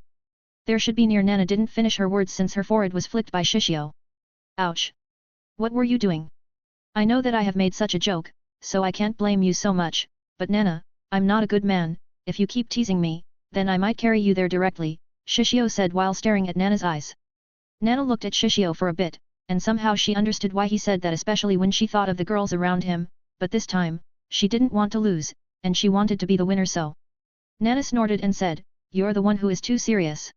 It isn't like we're married to each other, if we don't do well, then we part, if we do well, we'll be together, isn't that what you say? Shishio. Still, even though I don't really like it to see you be with everyone, I can't deny your charm, but I'll definitely be the one who gets you, remembers my word. Nana then without hesitation, moved forward to take Shishio's lips, but her movement was stopped by Shishio. Nana. Nana wanted to scream that she was the one who took his first kiss, but she didn't expect that her movement was being stopped by Shishio. Shishio had an enhanced vision, and of course, he noticed Nana's movement that was about to kiss him, but he quickly stopped her. In truth, Shishio might have had an impulse to accept the kiss directly, but suddenly an image of Sheena appeared on his mind, which made him full of guilt somehow. He had said to Sheena that he needed to say goodbye, but here he was letting himself be kissed by another girl, so he quickly stopped Nana. I'll be the one who takes yours, not the other way around, but not now, wait for me, alright. He would be lying if he hadn't thought about Nana, but he needed to think about Sheena too and knew that he would be unfair toward Sheena if he really accepted Nana's kiss. Nana blushed and she nodded obediently. Shishio patted Nana's head and said, do you still need a hug? Nana felt very blissful when she was patted and thought that it was wonderful. She also understood why everyone was addicted to his patting, but when she heard his words, she gave him a nod. After all, she was very greedy. Nana then without hesitation, and hugged him. Shishio felt a bit complicated and said, you might regret doing this, though. He lightly hugged her while patting her back. It's my own choice and I know that I won't regret it, Nana said with a smile while hugging him tightly. She then without hesitation tried to kiss him again, but she was stopped by him again. You perverted girl, stop for me, Shishio said while staring at Nana. He knew that he didn't have a right to say this, but he felt that it was necessary. Nana pouted and said, your guard is so tight. You're one who is too lustful, Shishio said helplessly. Just a kiss, won't hurt you, Nana said eagerly. Shishio. Auntie, can you see your daughter like this? Shishio suddenly said. WH. Nana was startled and turned around, but she didn't see anyone. She was confused, and was about to ask him, but then she heard the sound of his Vespa coming from behind. I'll go back first, Shishio said and left. Hey! Don't run away! Nana shouted, but she only saw him waving his hand, and couldn't help but snort. She looked at his back and shouted, believe it or not, I'll make you mine. She smiled then returned back, and somehow her mood was very good since she knew that he didn't reject her and there was a reason why he couldn't accept her, but she was sure as long as she pushed him enough, he would become her. You can't run away, Shishio. 137, these rewards are good. Shishio didn't come to the Vaughn area where he had his appointment with Saki directly, but he returned to his private parking building first, but then, someone attracted his attention the moment he arrived there. At the entrance of the private parking building, there was a pale-skinned young woman with waist-length dark purple hair that was tied in low pigtail braids with square bangs hanging over her eyebrows, blue eyes that were hidden under large, thick, and overly round glasses. She was seen wearing a long maid uniform and a cross necklace, holding a huge suitcase with both of her hands in front of her, standing there without moving. Her expression was stern, and there was this aura that made people unable to move closer, but when his Vespa sound was heard, the aura around her became softer, and she couldn't help but call out, Shishio-sama! Shishio! Shishio! Shishio was stunned by the woman and stunned by his reward, but before that, he quickly came toward her, parked his Vespa on the side, and asked, Roberta, how long have you been waiting? Are you alright? Let's go inside, let's take a rest for a bit. With this woman's personality, he was afraid that this woman might have been waiting for him for several hours, standing in front of this building. When Roberta heard his words, she felt warmth and shook her head. No, it is all right, I didn't wait too long. Her voice might be cold, but it sounded so soft. Shishio looked at Roberta and looked at the spot when she stood and knew that she had been standing there for few hours or so. After all, he could still see her boots mark on the spot where she stood. More importantly, I have heard from Hodgins that you are going to fight on the Kengan match, right, young master? Roberta asked with some frown on her eyes. Yes, this is the reason why I have called you. Shishio nodded. Do you want me to fight? Roberta asked, her eyes became sharp, and the hand that clutched into her bag became tighter, seemingly ready to fight anytime. Shishio. No, I'm the one who will be fighting, you just need to guard me when something happens, Shishio said. Is that all right? Do you have any experience fighting? Roberta asked since she didn't remember that Shishio could fight. Shishio put his hand on Roberta's shoulders, pushed her inside the building, and said, it's all right, I'll be fine, how about we go to Vanyeria? I'll get my new secretary there. Roberta still wanted to ask something, but in the end, she decided to believe in him and nodded. Yes. After all, if there was trouble, she just needed to shoot everyone down, right? If Shishio knew what this woman was thinking, he wasn't even sure whether he should laugh or cry, but he had to admit that it was reassuring to have her beside him. Inside the anti-bullet, anti-explosive and anti-tracking black Land Rover, Roberta was driving with Shishio sitting next to her. Shishio-sama, can you explain to me, what's your intention to fight on the Kengan match? Roberta asked since she knew that Shishio didn't lack money, and it was weird when she thought that he wanted to fight against someone. I'll explain it later together with my new secretary. Shishio looked at Roberta with a smile and said, I know that you are worried about me, but you don't need to worry too much. Roberta looked at Shishio for a while, before she gave him a nod, and didn't say much. After saying that, Shishio decided to check his rewards, after all, it was necessary and he also felt that he needed to strengthen himself. He looked at his rewards and had to admit that he had received a lot of things.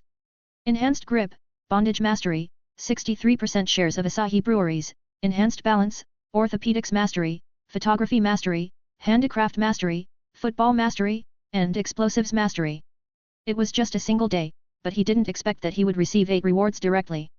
Shishio had received an Enhanced Balance before, and he had to admit that it was a great thing since, with this reward, it would be almost impossible for him to be knocked down or imbalanced, falling down, except for a lucky perfect moment, joke, and able to recover from momentary imbalance near instantly.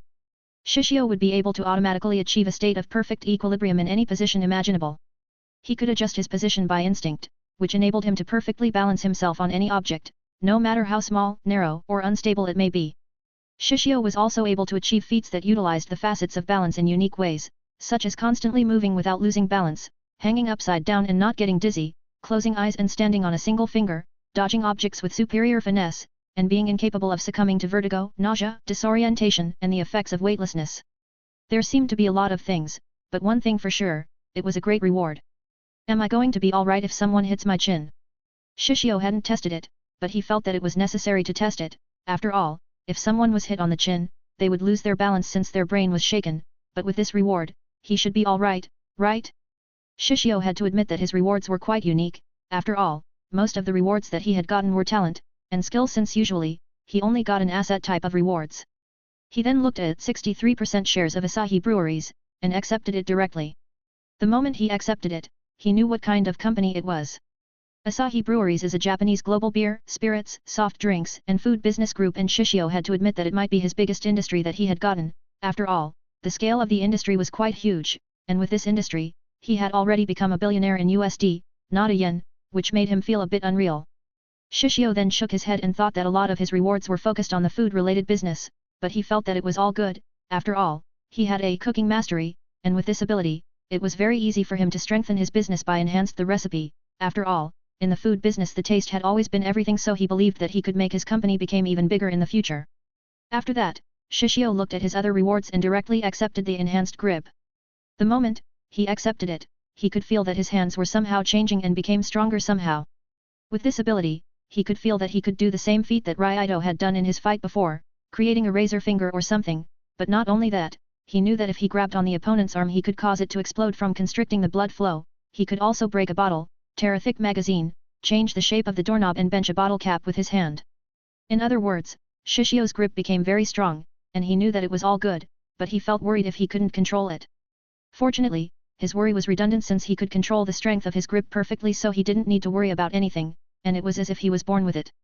After Shishio received all of those rewards, there were still some rewards that he hadn't accepted from bondage mastery, orthopedics mastery, photography mastery, handicraft mastery, football mastery, and explosives mastery.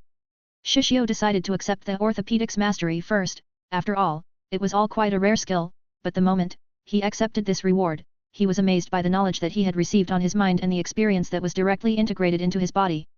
Orthopedics is a medical specialty that focuses on injuries and diseases of your body's musculoskeletal system. This complex system, which includes your bones, joints, ligaments, tendons, muscles, and nerves, allows you to move, work, and be active. Shishio felt that he could apply this skill to his fighting ability. After all, he was very clear about the position, weakness, and every detail of bones, joints, ligaments, tendons, muscles, and nerves, which allowed him to manipulate them as he wished, whether it was breaking them, detaching them, connecting them, etc., etc. Shishio closed his eyes to accept every piece of information on his head, and after everything was absorbed, his eyes were full of light, feeling very good. He then looked at Roberta, who was driving and could see her posture was beautiful and understood why she was an ex-soldier. "Is there something wrong, Shishio-sama?" Roberta asked in doubt. "No, it is just that it has been a while since I have seen you, so I miss you," Shishio said. Roberta looked at Shishio for a bit and said softly, "I also miss you, Shishio-sama." Shishio looked at Roberta for a moment and thought that it might be his imagination. "Well, we'll meet often from now on." Roberta nodded and seemed quite cheerful. Shishio thought that he really needed to apologize to Roberta for leaving her alone on his fire range, but he could apologize later since what he needed to do was to accept all of his rewards first. He then directly accepted photography mastery, and got all the photography information on his head. There was a lot of information on his head, whether to use an angle, light, color, or various cameras. In other words, he had become the best photographer in this world. Shishio thought about Yuri where he had gotten his reward, wondering whether she loved to photograph. If so, then he might give her a gift of a camera or something in the future. After that, Shishio accepted the handicraft mastery, and thought that this ability was more amazing than he had thought. In the description, the handicraft is a wide variety of types of work where useful and decorative objects are made completely by one's hand, hence the term handicraft, or by using only simple, non-tech related tools like scissors, carving implements, or hooks. When Shishio received this reward, he could feel that he could create anything with his hands, whether it was from textiles, leather, wood, metal, clay, bone, horn, glass, stone, paper, canvas, etc. As long as there was material, he could create something, and if he combined it with his other skill, it could be said that he really could create anything. Shishio felt that it was possible to combine his chemist mastery and this handicraft mastery to create the best katana, but he knew that he needed more skill if he wanted to create a perfect sword that could even cut through steel. Shishio didn't waste his time and decided to accept football mastery. When he accepted this reward, he thought that he should buy a football club since he knew that it was fairly cheap in 2005. "But I lack money, hey." Shishio thought that once he had enough money, he should buy a domestic football club since it would be wasteful if he didn't buy one. There were only 2 rewards left that Shishio hadn't accepted, one was bondage mastery and explosives mastery. Shishio didn't hesitate and accepted an explosive mastery, then he was amazed.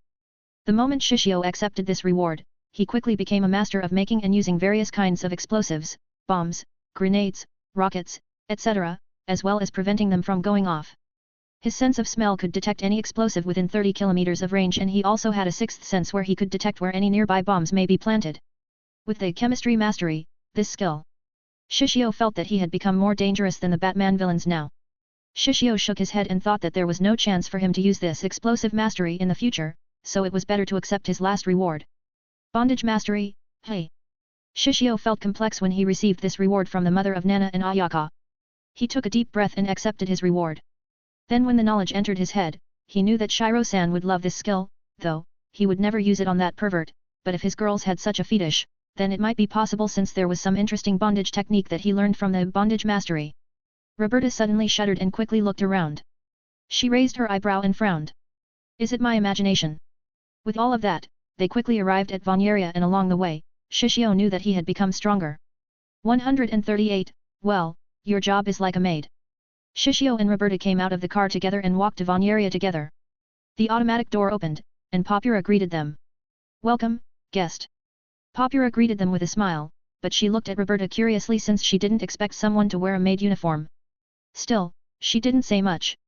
After all, there were many unique people in this restaurant, but then, she looked at Shishio and felt that she had seen him somehow. Shishio smiled and asked, "Did you forget about me, Tanshima-san?" Hearing his voice, Popura was surprised and asked, "Oga-kun. It's me." Shishio nodded. "Wow, you have cut your hair." Popura looked at Shishio and couldn't help but blush. His long hair made him handsome, but his short hair wasn't bad either, or rather she liked this short hair better. "Is there an empty seat?" Shishio asked. Popura nodded and said, "Yes, please follow me inside." She then guided both Shishio and Roberta to the empty table. Shishio looked at Roberta, and she didn't seem to be interested in Popura, so he didn't say much. He looked around and didn't see Saki anywhere, so she shouldn't have arrived yet. Popura guided them to the empty table and Shishio and Roberta sat while facing each other. "I want melon soda and French fries," Shishio said. Popura nodded and wrote down Shishio's order. "Do you want something, Roberta?" Shishio asked. "No," Roberta said. "We'll stay out for a long time, so you might as well have dinner here," Shishio said again. Roberta thought for a while and nodded. "Then, I'll order the same thing." Shishio. Popura nodded and said, "2 melon sodas and 2 French fries." "Please wait for a moment." She bowed her head then left for the kitchen to prepare their order. When Popura left, Roberta looked at Shishio and asked, "Isn't it time for you to explain to me, Shishio-sama?" "Wait a moment. Let's wait for one more person," Shishio said. "But is it alright for you to order the same thing as me?" Roberta nodded and said, "I just want to try it." "Well, if you say so." Shishio nodded and asked, "Can you tell me how are you doing? Have you met trouble when you stay at the shooting range?" Roberta shook her head and said, "No, everything is alright." So then, she started to tell Shishio what had happened during her stay at the shooting range. Sometimes, his grandfather came to visit her from time to time, but she really missed him. Shishio nodded and felt glad that Roberta's life at the shooting range didn't seem too bad, and there wasn't any explosion or anything there. When Roberta talked, she thought that it was a good chance to talk to him that she wanted to live together with him, but... Shishio. Shishio and Roberta turned their heads and saw Saki walking toward her. "Saki, come here." Saki nodded and walked toward Shishio, but then she noticed Roberta sitting on the opposite side of him quietly while wearing a maid uniform. Her face suddenly turned red, and she asked, "Are you going to ask me to wear a maid uniform too?" Shishio.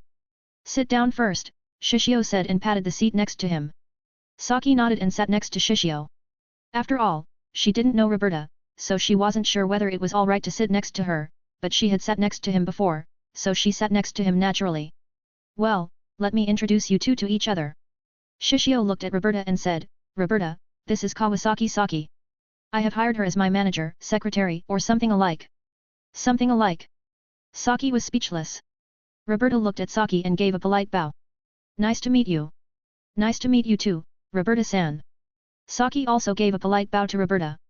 She then looked at Shishio, hoping to introduce her to Roberta since she wondered about her identity. Is she really a maid or just a cosplayer? After all, it wasn't uncommon to see a cosplayer in this country. "Saki, she's my maid. Her name is Roberta," Shishio said. "Maid?" Saki was dumbfounded, but then she remembered how Shishio could make the cafe manager where she worked previously become quiet. She wanted to know more about him, but she wasn't sure whether it was alright to ask him. "Well, you can say that my family hired her. You might communicate with each other further in the future," Shishio said since he knew that Saki's role might not be much different from Roberta's, but of course, Saki wouldn't be fighting. "Oh." Saki nodded, then bowed again toward Roberta. "Please take care of me, Roberta-san." "Yes, please take care of me too, Kawasaki-san." Roberta gave her a nod. Shishio looked at Roberta and didn't seem that surprised when Roberta was very polite toward Saki. After all, even though Roberta had an ugly past, she was very well-mannered. "Shishio, can you explain to me what you are going to do?" Saki asked. "I'll explain, but you should order something first, and I'll treat you, of course," Shishio said. Saki seemed to be a bit hesitant. After all, even though Shishio had hired her, she really hadn't done anything, which made her pretty much helpless. "It's alright. Your job might be quite hard later," Shishio said. "Then, please tell me what am I going to do?" Saki asked since she had received her salary, and if she did nothing, she would feel very uncomfortable. Shishio looked at Saki and said, "Well, in short, you'll take care of me. I'm going to be your maid too." Saki asked in a blush. "You can say it that way. After all, Roberta is a bit clumsy at that, Shishio said. Shishio-sama. Roberta seemed to be embarrassed when Shishio mentioned how clumsy she was, but that was the truth. After all, if she washed something, she would tear the clothes apart. If she cooked something, it would explode. If she was told to clean up the grass around the backyard, she might flip the earth apart. As long as it was something that had something to do with a household chore, she would be very awkward and cause destruction, but if she asked to become a guard, then, without doubt, her skill was top-notch. I understand. Saki nodded, and in truth, she didn't really mind becoming his maid, but... Do I have to come out at night? Saki asked. Well, today is a bit special since I'm going out to fight, Shishio said. Hey? Fight? What do you mean? Saki asked in confusion. Wait a moment, Shishio said. Your order is ready, Oga-kun. Papura then placed down Shishio's order on the table, looked at Saki, and asked Shishio, your friend?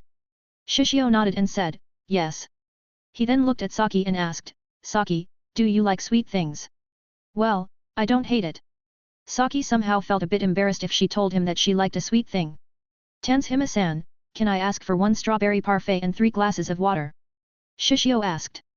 1 strawberry parfait and 3 glasses of water. Papura wrote down the order and nodded. I'll prepare your order right away. Saki looked at Papura with a dumbfounded expression, but when she wanted to ask. No, she isn't an elementary school student. She's a high school student, Shishio said. Saki. I can see that you want to ask that, Shishio said with a smile. Saki. Well, can you tell me more about this fight that you're talking about? What kind of fight? Saki asked. I'll explain to you, but you need to keep this a secret, alright? Shishio said. Yes.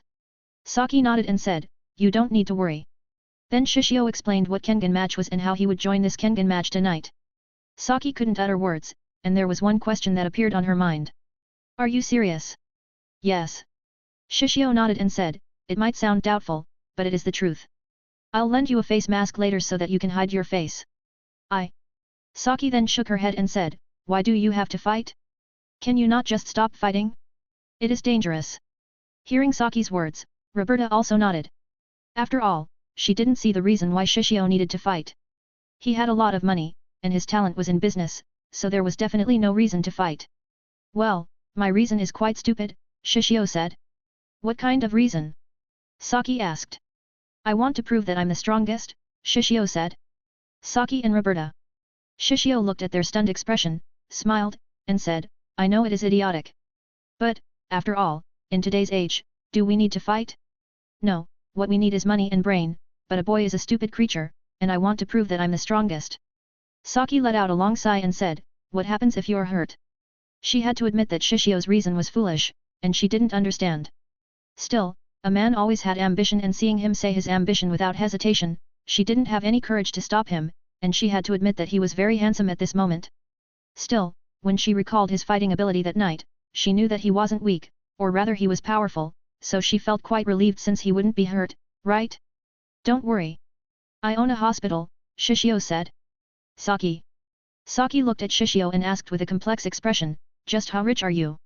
Well, you'll slowly know in the future. Shishio didn't answer and took his lightly salted French fries before he dipped them on the ice cream floating on his melon soda and ate it. He had to admit that this unhealthy combination tasted delicious, though. If a system didn't enhance his body, then he might not dare to eat it so often. Roberta didn't say much after hearing Shishio's reason and also tried her melon soda and her French fries. She had to admit that the taste was quite good, but she knew that the things in front of her were very unhealthy. Saki became more curious about Shishio. After all, he was so mysterious. Finally, she calmed herself, then asked, when are you going? She felt that she really needed to take care of him since she was afraid of what this guy might do. Shishio was about to say something, but his phone vibrated. So he took his phone and saw that it was Togo. So he connected directly and was about to say something, but...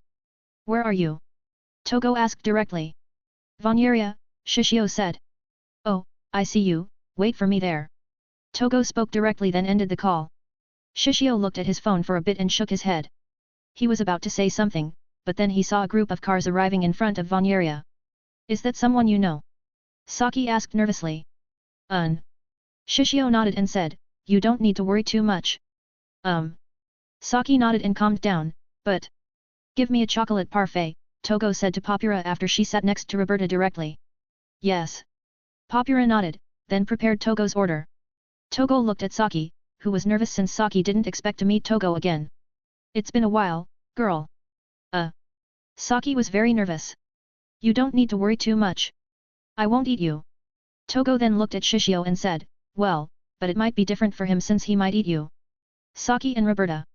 Where is the location? Shishio asked to change the topic of conversation. It's at Shinjuku. Togo looked at Shishio and asked, will you go in the same car as me? No, I brought my own car, Shishio said. I'll stay in your car, Togo said. Shishio nodded and said, I don't really mind. Good. Togo nodded, then saw Papura bring her chocolate parfait. She quickly ate it and emptied it. Let's go. In the car, Roberta was in the driver's seat, Saki was sitting next to Roberta, but even though the two of them sat on the front seat, they kept glancing back from time to time, wondering about the relationship between Shishio and Togo since they seemed to be very close. Togo and Shishio were sitting next to each other in the back seat. Togo talked on the phone with someone, and Shishio took something from his bag. What is that? Togo asked curiously while holding her phone. Pomade, Shishio said, then applied the pomade to his hair before he slicked it back. With his hairdressing mastery, it was simply impossible for him to mess up, and the moment he slicked his hair back, the three females in the car could see his eyes changed somehow. It was like a predator, like a lion, but one thing for sure, this scene might make them wet. 139, are you sure that you are going to fight? In Shinjuku Ward, a parade of cars was moving together, ignoring the bustling city, and moved toward a deserted place. Saki looked at the scenery in front of her and wasn't sure what to say.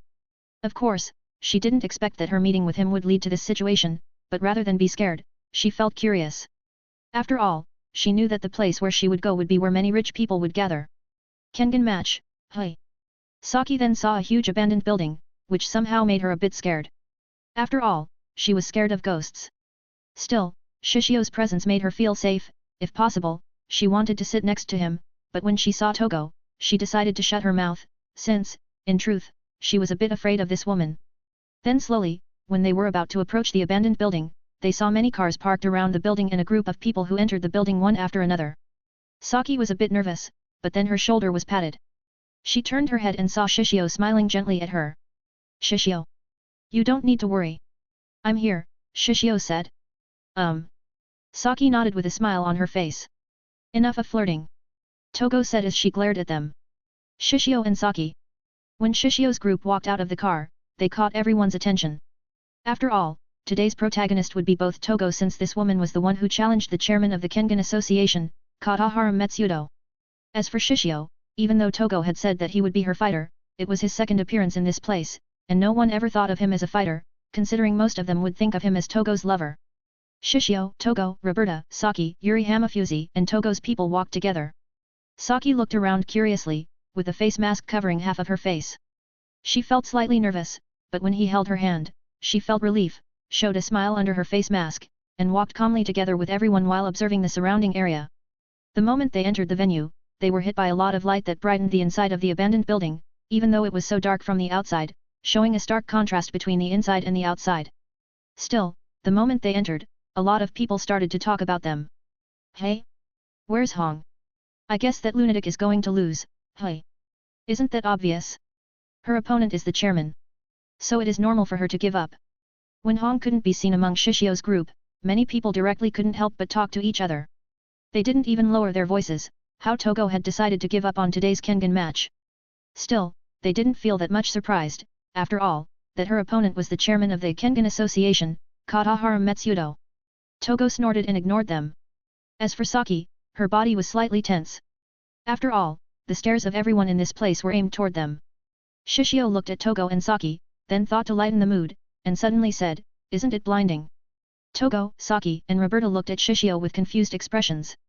As for Fuzi, she looked at Shishio unsurely and asked, you mean the light? No. Shishio shook his head, looked at everyone, his eyes smiled, raised both of his hands, and said, the aura I emit. My aura is so blinding that everyone is looking at me now. Shishio raised his hands, took a deep breath as if he was the center of the world. No one could utter a word since it was their first time to see someone so narcissistic. Can you laugh? I'm trying to lighten the mood. Can you give me a smile or something? Shishio looked at everyone with a speechless expression.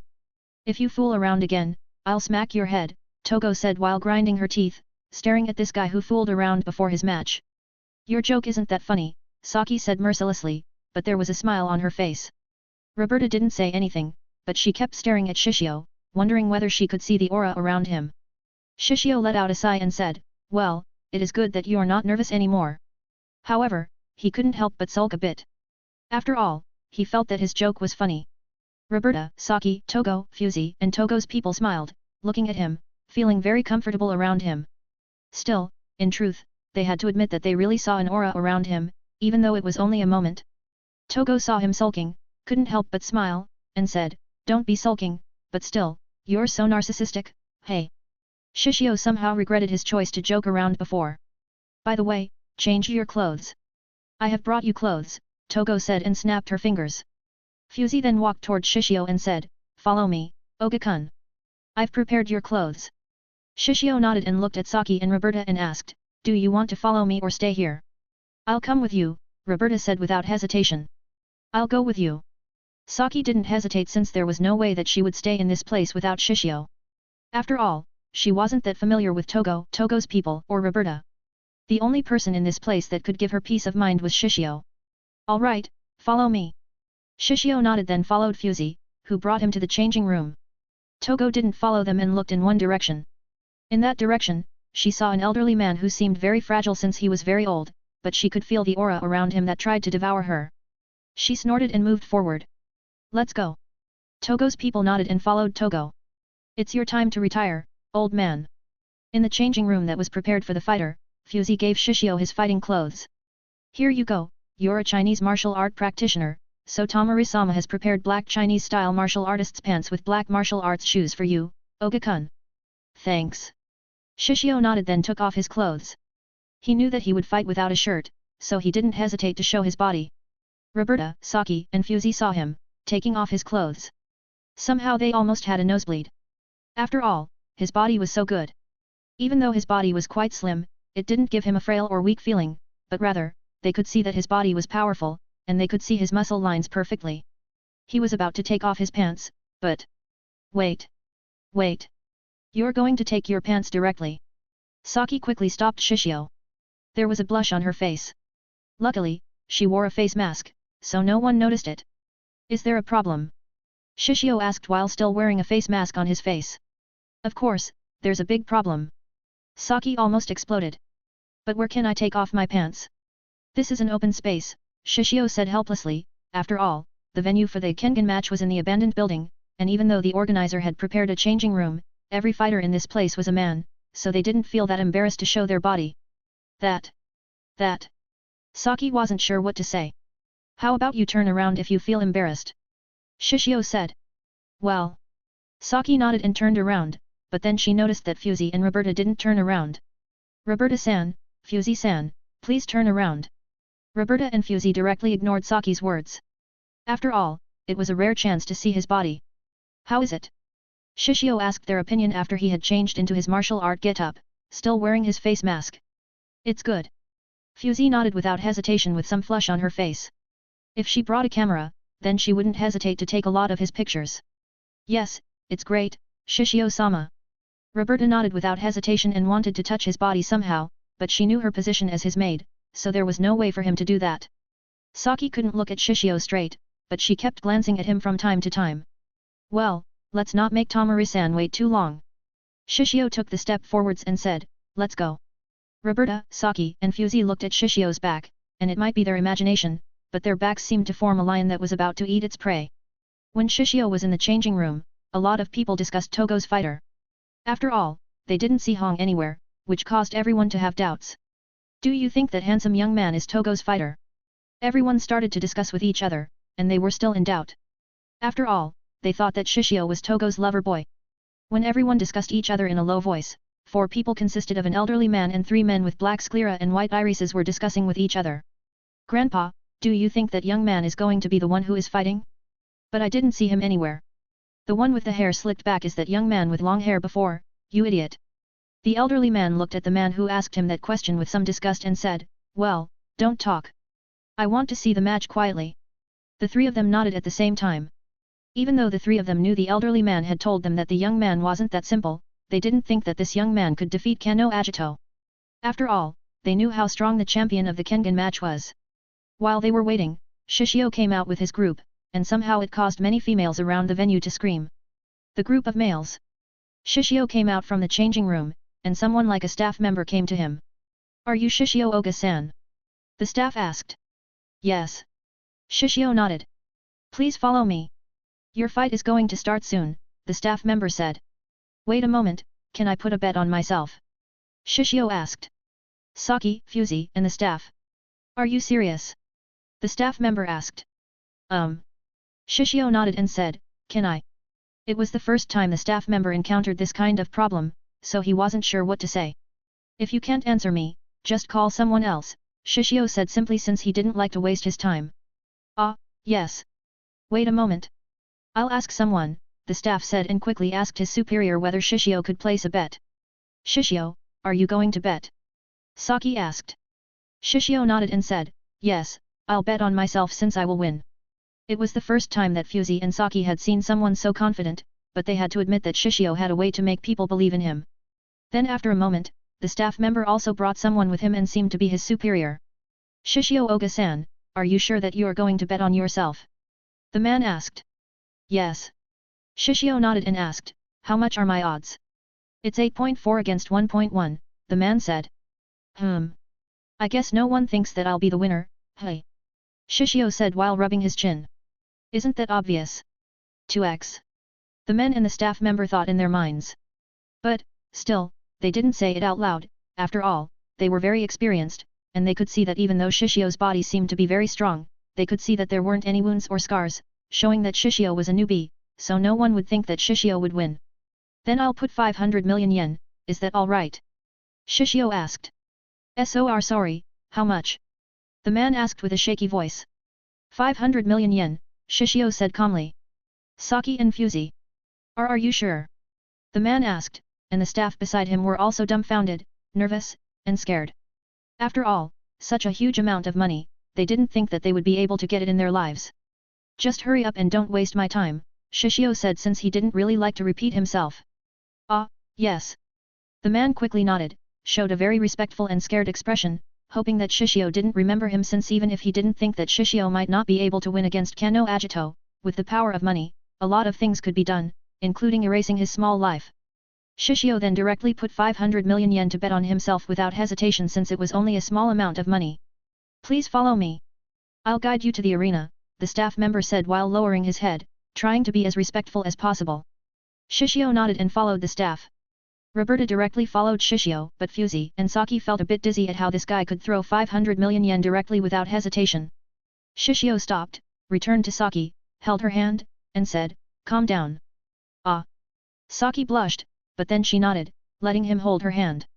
Then, she looked at him and asked, say, Shishio, who are you going to fight? She knew that Shishio was strong and thought that Shishio had a 100% chance of winning, but... that guy, you can see it from here.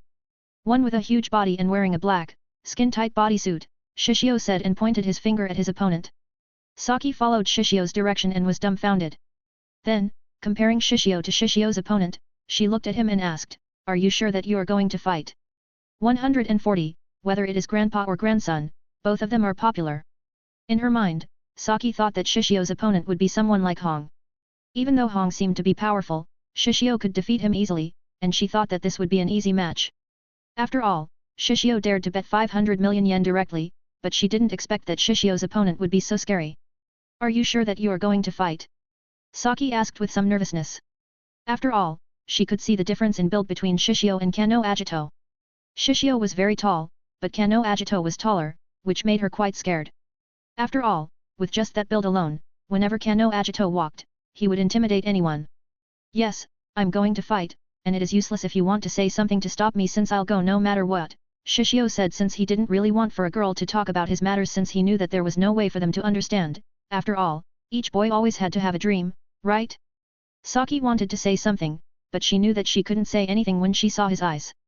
You just be careful, alright? Shishio smiled and nodded. Yeah.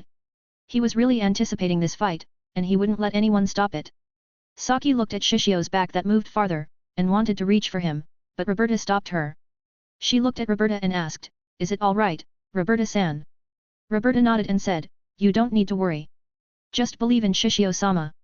Saki was still nervous and worried, but she nodded regardless, standing next to Roberta, hoping the match would end soon as possible and Shishio wouldn't hurt in this match. Shishio was about to walk to the arena, but Togo quickly stopped him and asked, how is your condition? I have never been so good, Shishio said simply. Togo looked at Shishio for a while, and somehow there was a mixed feeling in her heart. Of course, as the CEO of a giant enterprise, she should prioritize profit above everything, but when she thought that Shishio was about to enter the arena, she felt a bit shaken. After all, she was worried that he might be hurt.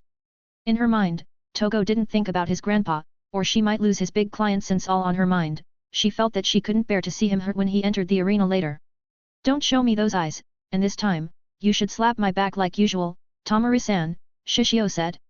Togo snorted and felt complex, but she decided to do what Shishio asked and slapped his back hard. Go and beat the shit of him.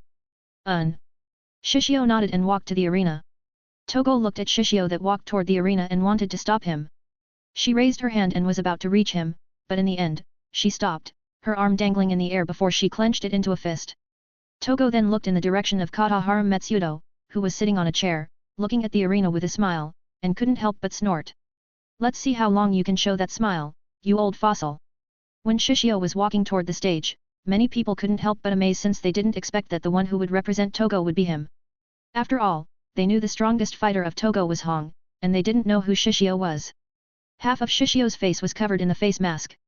A lot of people really wanted to see the face under that mask, wondering about his real face, especially the female guests since they had already licked their lips, and somehow, even if Shishio lost, they thought that it might be a good thing since that way they could console him. Ho ho ho, that girl is sure to be brave enough to have a new fighter to represent her.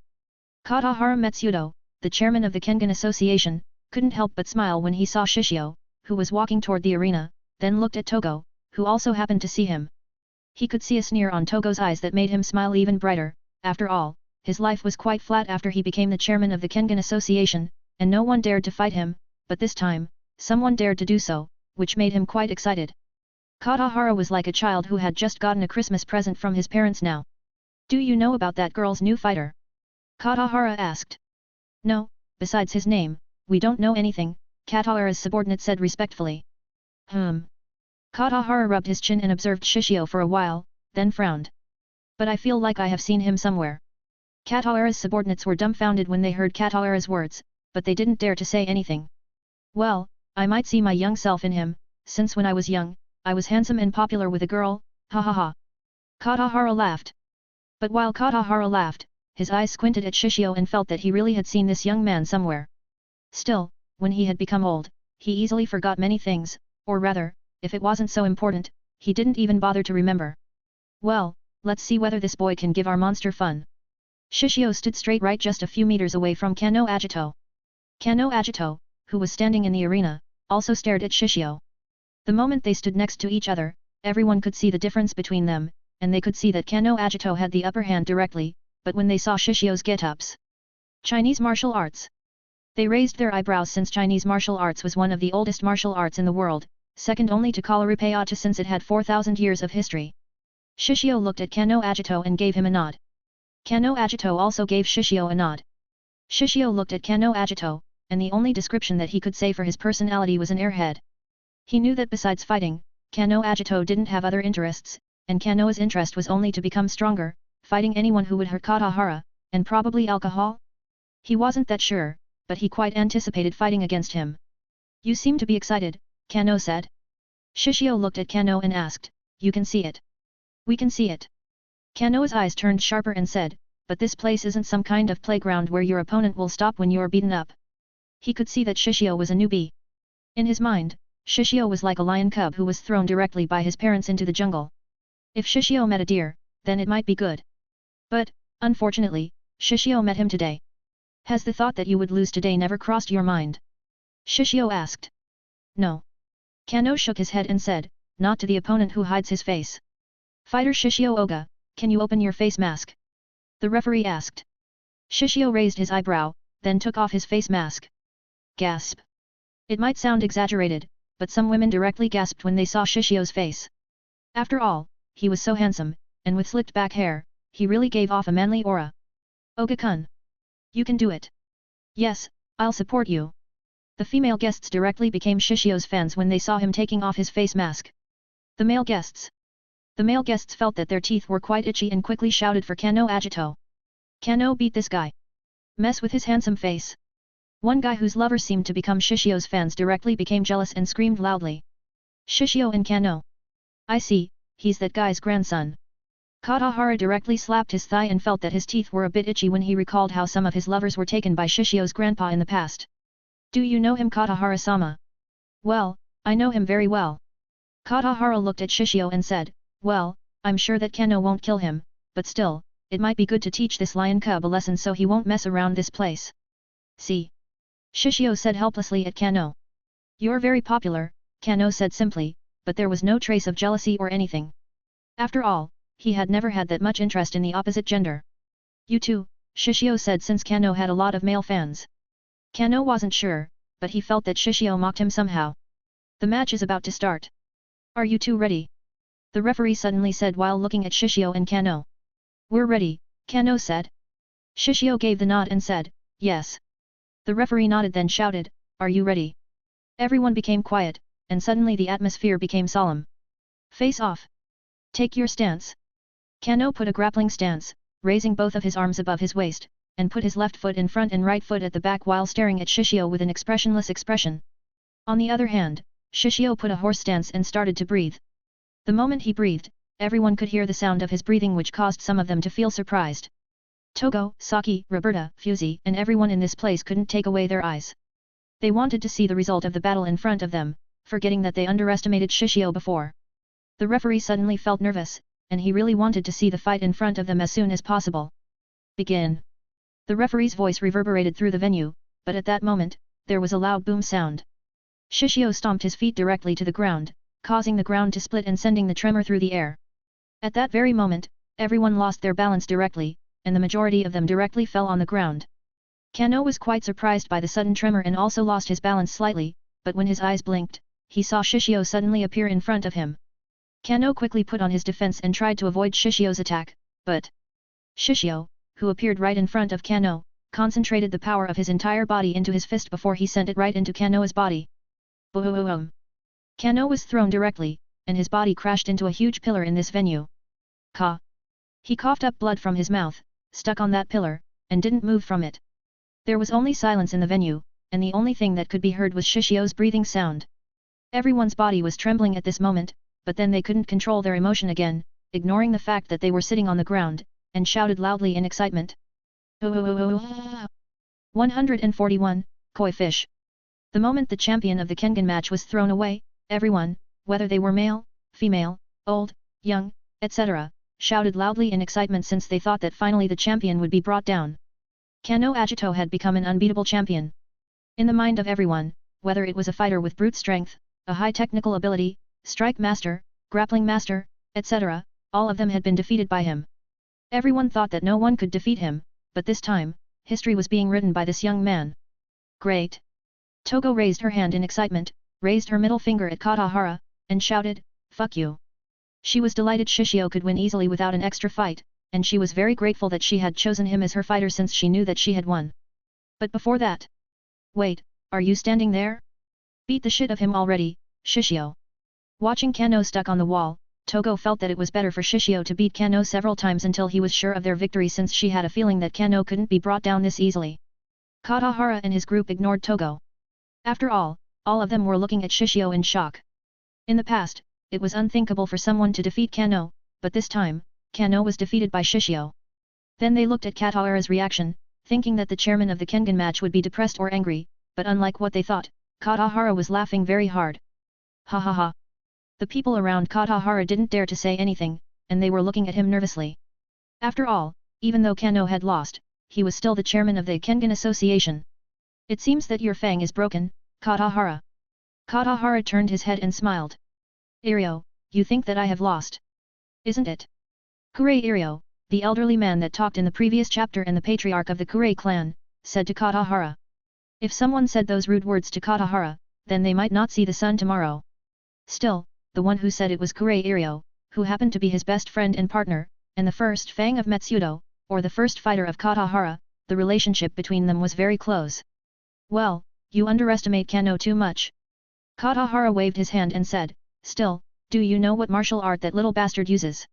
Little bastard. Irio looked at Shishio and suddenly remembered someone and asked, is he grandson that has he stopped since he could see that Katahara was staring at him. He coughed and said, well, from what I can see, that young man has practiced Bajiquan. Bajiquan. Everyone was surprised when they heard Irio's words.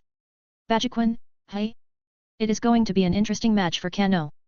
Katahara had never doubted Kano's strength after all.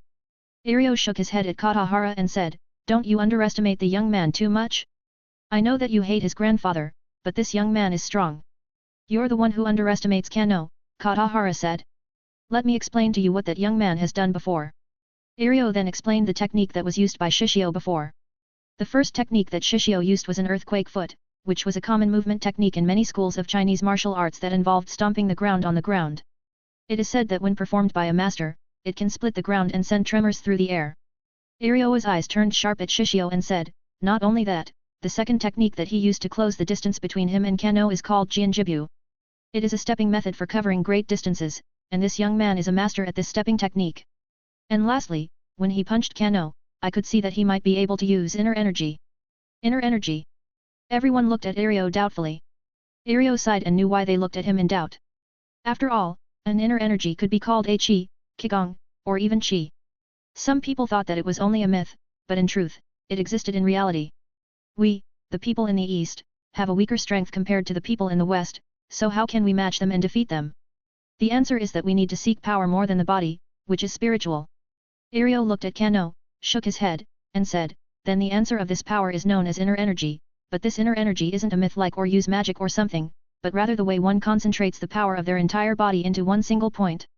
He pointed his finger at Kano and said, if someone struck directly with it, they would have their internal organs and nerves temporarily collapsing following the blow. So you can see why Kano hasn't woken up, and he stopped since Kano had woken up. What did you say? Katahara asked with a smile, since he believed that Kano wouldn't disappoint him. Saki was amazed since she didn't expect that Shishio would be so strong, and at the same time, she was also thrilled. Fusey-san, Roberta-san, has Shishio become the winner? If possible, she wanted to end this match as soon as possible without him being hurt. Yes. Fusey was also happy that Shishio could become the winner of the match easily without any trouble. But it isn't over yet, Roberta said, and her glasses seemed to gleam for a moment, staring at the match in front of them. Fusey and Saki looked at Roberta with some confusion, but when they saw Kano, who slowly got up and showed an expression that made their bodies tremble. The two of them couldn't talk nor moved, but there was only one thought that crossed their minds. That's not a human face. Shishio didn't move from his spot and raised his eyebrow, staring at Kano, who was stuck on the building pillar, and understood somehow why this guy was being called a champion. When Kano was thrown, the referee walked directly toward Kano and checked his condition so the match could be concluded. Kano, are you alright? The referee asked, but Kano stood up directly from, and somehow, unlike before when he saw a very calm and blank expression, at this moment, he showed a maniacal expression and creepy grin. Shishio put his horse stance and breathed softly. Come. Kano charged directly toward Shishio and raised his fist. Shishio saw Kano, who was about to reach him and was about to punch him, but suddenly changed his position to grapple with him. He only snorted inwardly and thought that this guy really underestimated him. Well, let's finish this. Kano was about to grab Shishio, but his hand was being parried, and his face was directly punched. Shishio directly launched a barrage of fists toward Kano's face, and when he was about to slam his fist right onto Kano's top of the head, Kano grabbed his wrist. Kano turned and was about to slam him to the ground, but the back of his head was being stomped directly by Shishio's feet and caused his head to smash on the ground. Bam! Kano's nose was bloody since his head was stomped on the ground, but it wasn't enough to defeat him. He directly turned his body to sweep Shishio's feet on the ground, but Shishio directly stomped his right leg's joint. Kano directly flinched. Even though it wasn't broken, he could see that there was some change on his feet, but when he was about to chase him, Shishio had already distanced himself from him. He had become a fighting machine in this state, but he wasn't stupid since he knew that Shishio wasn't weak, so he didn't move and stared at him, trying to find an opening. In truth, Kano's body was still hurt, even though he had jumped back to reduce Shishio's strike before, but he felt that his organs were jumbling around, and it was tough for him to move. Luckily, his reaction speed was very fast, so he jumped and lessened the damage caused by Shishio's strike before, or else, he would lose instantly before. There was only silence in the arena, and no one said anything. The only noise that they could hear was the sound of their breathing and their heartbeat, since no one expected the situation would develop into such a match. But then that silence was being broken by Shishio. It seems that you have finally gotten serious. Shishio asked. Allow us to apologize, Shishio Oga. Kano showed his maniacal expression again and said, allow me to use this me. His shoulders started to weave around, creating a pattern similar to the shape of a sideways figure 8. Come. Shishio put his left foot in front, his right foot behind, and made a circular motion with both of his hands. He inhaled a huge amount of air before he let it out in one go, and along with his breath, everyone seemed to be waiting for this moment. Kano, then without hesitation, charged and lunged toward Shishio. He raised his left fist to smash Shishio. But Shishio directly parried Kano's fist. However, Kano didn't stop, kept charging, and sent out a fist one after another in an exact and strong manner, trying to take down Shishio, but Shishio hadn't moved from his spot. His hands kept parried the attacks that Kano sent one after another, and when people saw his figure, they felt like they saw a figure of koi fish that fought against the waterfall. When everyone was amazed by him, in truth, Shishio could see Kano's every attack, and it was like he saw a slow-motion movie. I guess enhanced vision is more amazing than I thought, hey. If Shishio had to describe the power of enhanced vision, then it would be like the eyes of the fly. To illustrate this, have a look at a clock with a ticking hand. As a human, you see the clock ticking at a particular speed. But for a turtle, it would appear to be ticking at twice that speed. For most fly species, each tick would drag by about 4 times more slowly. Shishio's eyes were like that, and at this moment, he saw the world in slow motion. If he could describe his eyes more exaggeratedly, then it felt like he could see the future itself, like a precognition type of power, which was why he could parry and deflect all of Kano's attacks. Kano kept sending out his attack, but slowly, the more he sent out, the more sweat he produced, and because of a long attack, he felt a slight fatigue, and in that very moment, Shishio did his counter. Shishio used his palm to strike Kano's chin.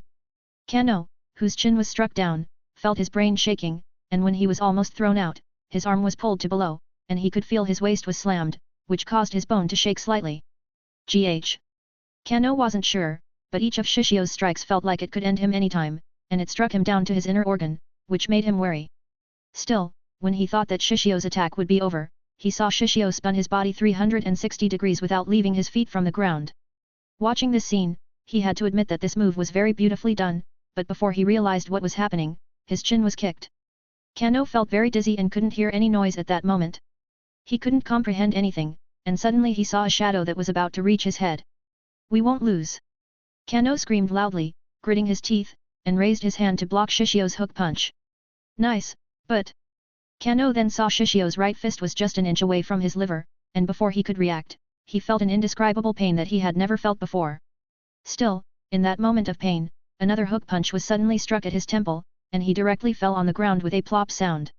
No one said anything for a moment. They could only see Kano, who was lying on the ground, and Shishio, who was still standing with a lot of sweat dripped his body, fatigue in his face, but his eyes were clear, showing the result of the duel.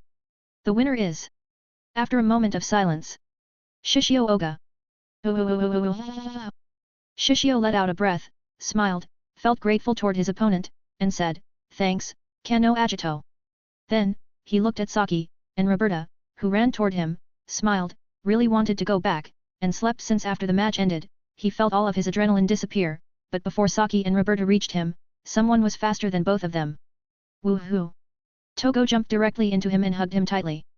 Shishio stared at Togo and wanted to throw this woman, since if he didn't have an enhanced balance, then he might fall down, but Shishio looked at his reward, then looked at Togo and hugged him tightly with a smile. Well, I'll forgive her this time. 142, I just want to go home, but Saki looked at Togo, who hugged Shishio and wasn't sure how to describe her emotion. She wanted to separate both of them directly, but when she thought about Togo's identity. Tamari-san, can you let me go? Shishio asked, since he felt tired, and he didn't have the energy to carry this woman in his arms, and it was also hard to breathe. As for the gaze of the crowd, he didn't care much since they were just background characters. Togo snorted and looked at Roberta and Saki, who were looking at her, and as for the crowd around her, she didn't care much since, in her mind, they weren't much different from a piece of meat. Well, you're tired now. You should go back and rest. I'll take care of the rest. Then I'll accept your offer. Shishio was really tired. After all, even though he didn't have any injuries, it took a toll on his body, and his nerves had been high when he fought Kano, since he couldn't let go of his guard. Let's go back, Saki, Roberta, Saki and Roberta nodded and also followed Shishio to go back. Oh, my, you're going back immediately. Shishio turned his head and saw a beautiful young woman with long fair hair that fell past her neck to her sizable chest, an hourglass figure, and full lips neatly painted with lipstick. He raised his eyebrow and didn't doubt that this woman was coming from the night leisure industry, from her dress and temperament alone. Shishio raised his eyebrow since he didn't expect that he would get such an ability from this woman. Back down, bitch. Don't talk to him. Togo barked directly at this woman, standing in front of Shishio as if trying to protect him. Oh my, is that how you treat your only friend, Tamari-san? The woman seemed to cry. Togo felt a lot of goosebumps on her body and shouted, don't talk disgustingly like that, Reno. Shishio and Saki looked at Togo's reaction and thought it was quite interesting, considering how she had been quite wild. Well, I want to talk to your fighter for a bit, Tamari-san. The young woman then looked at Shishio, bowed her head slightly, with both of her hands in front as if squeezing her bountiful breasts, and showed her cleavage through the gap of her dress. Nice to meet you, Oga-kun. My name is Kurayoshi Reno. Bitch. 2x.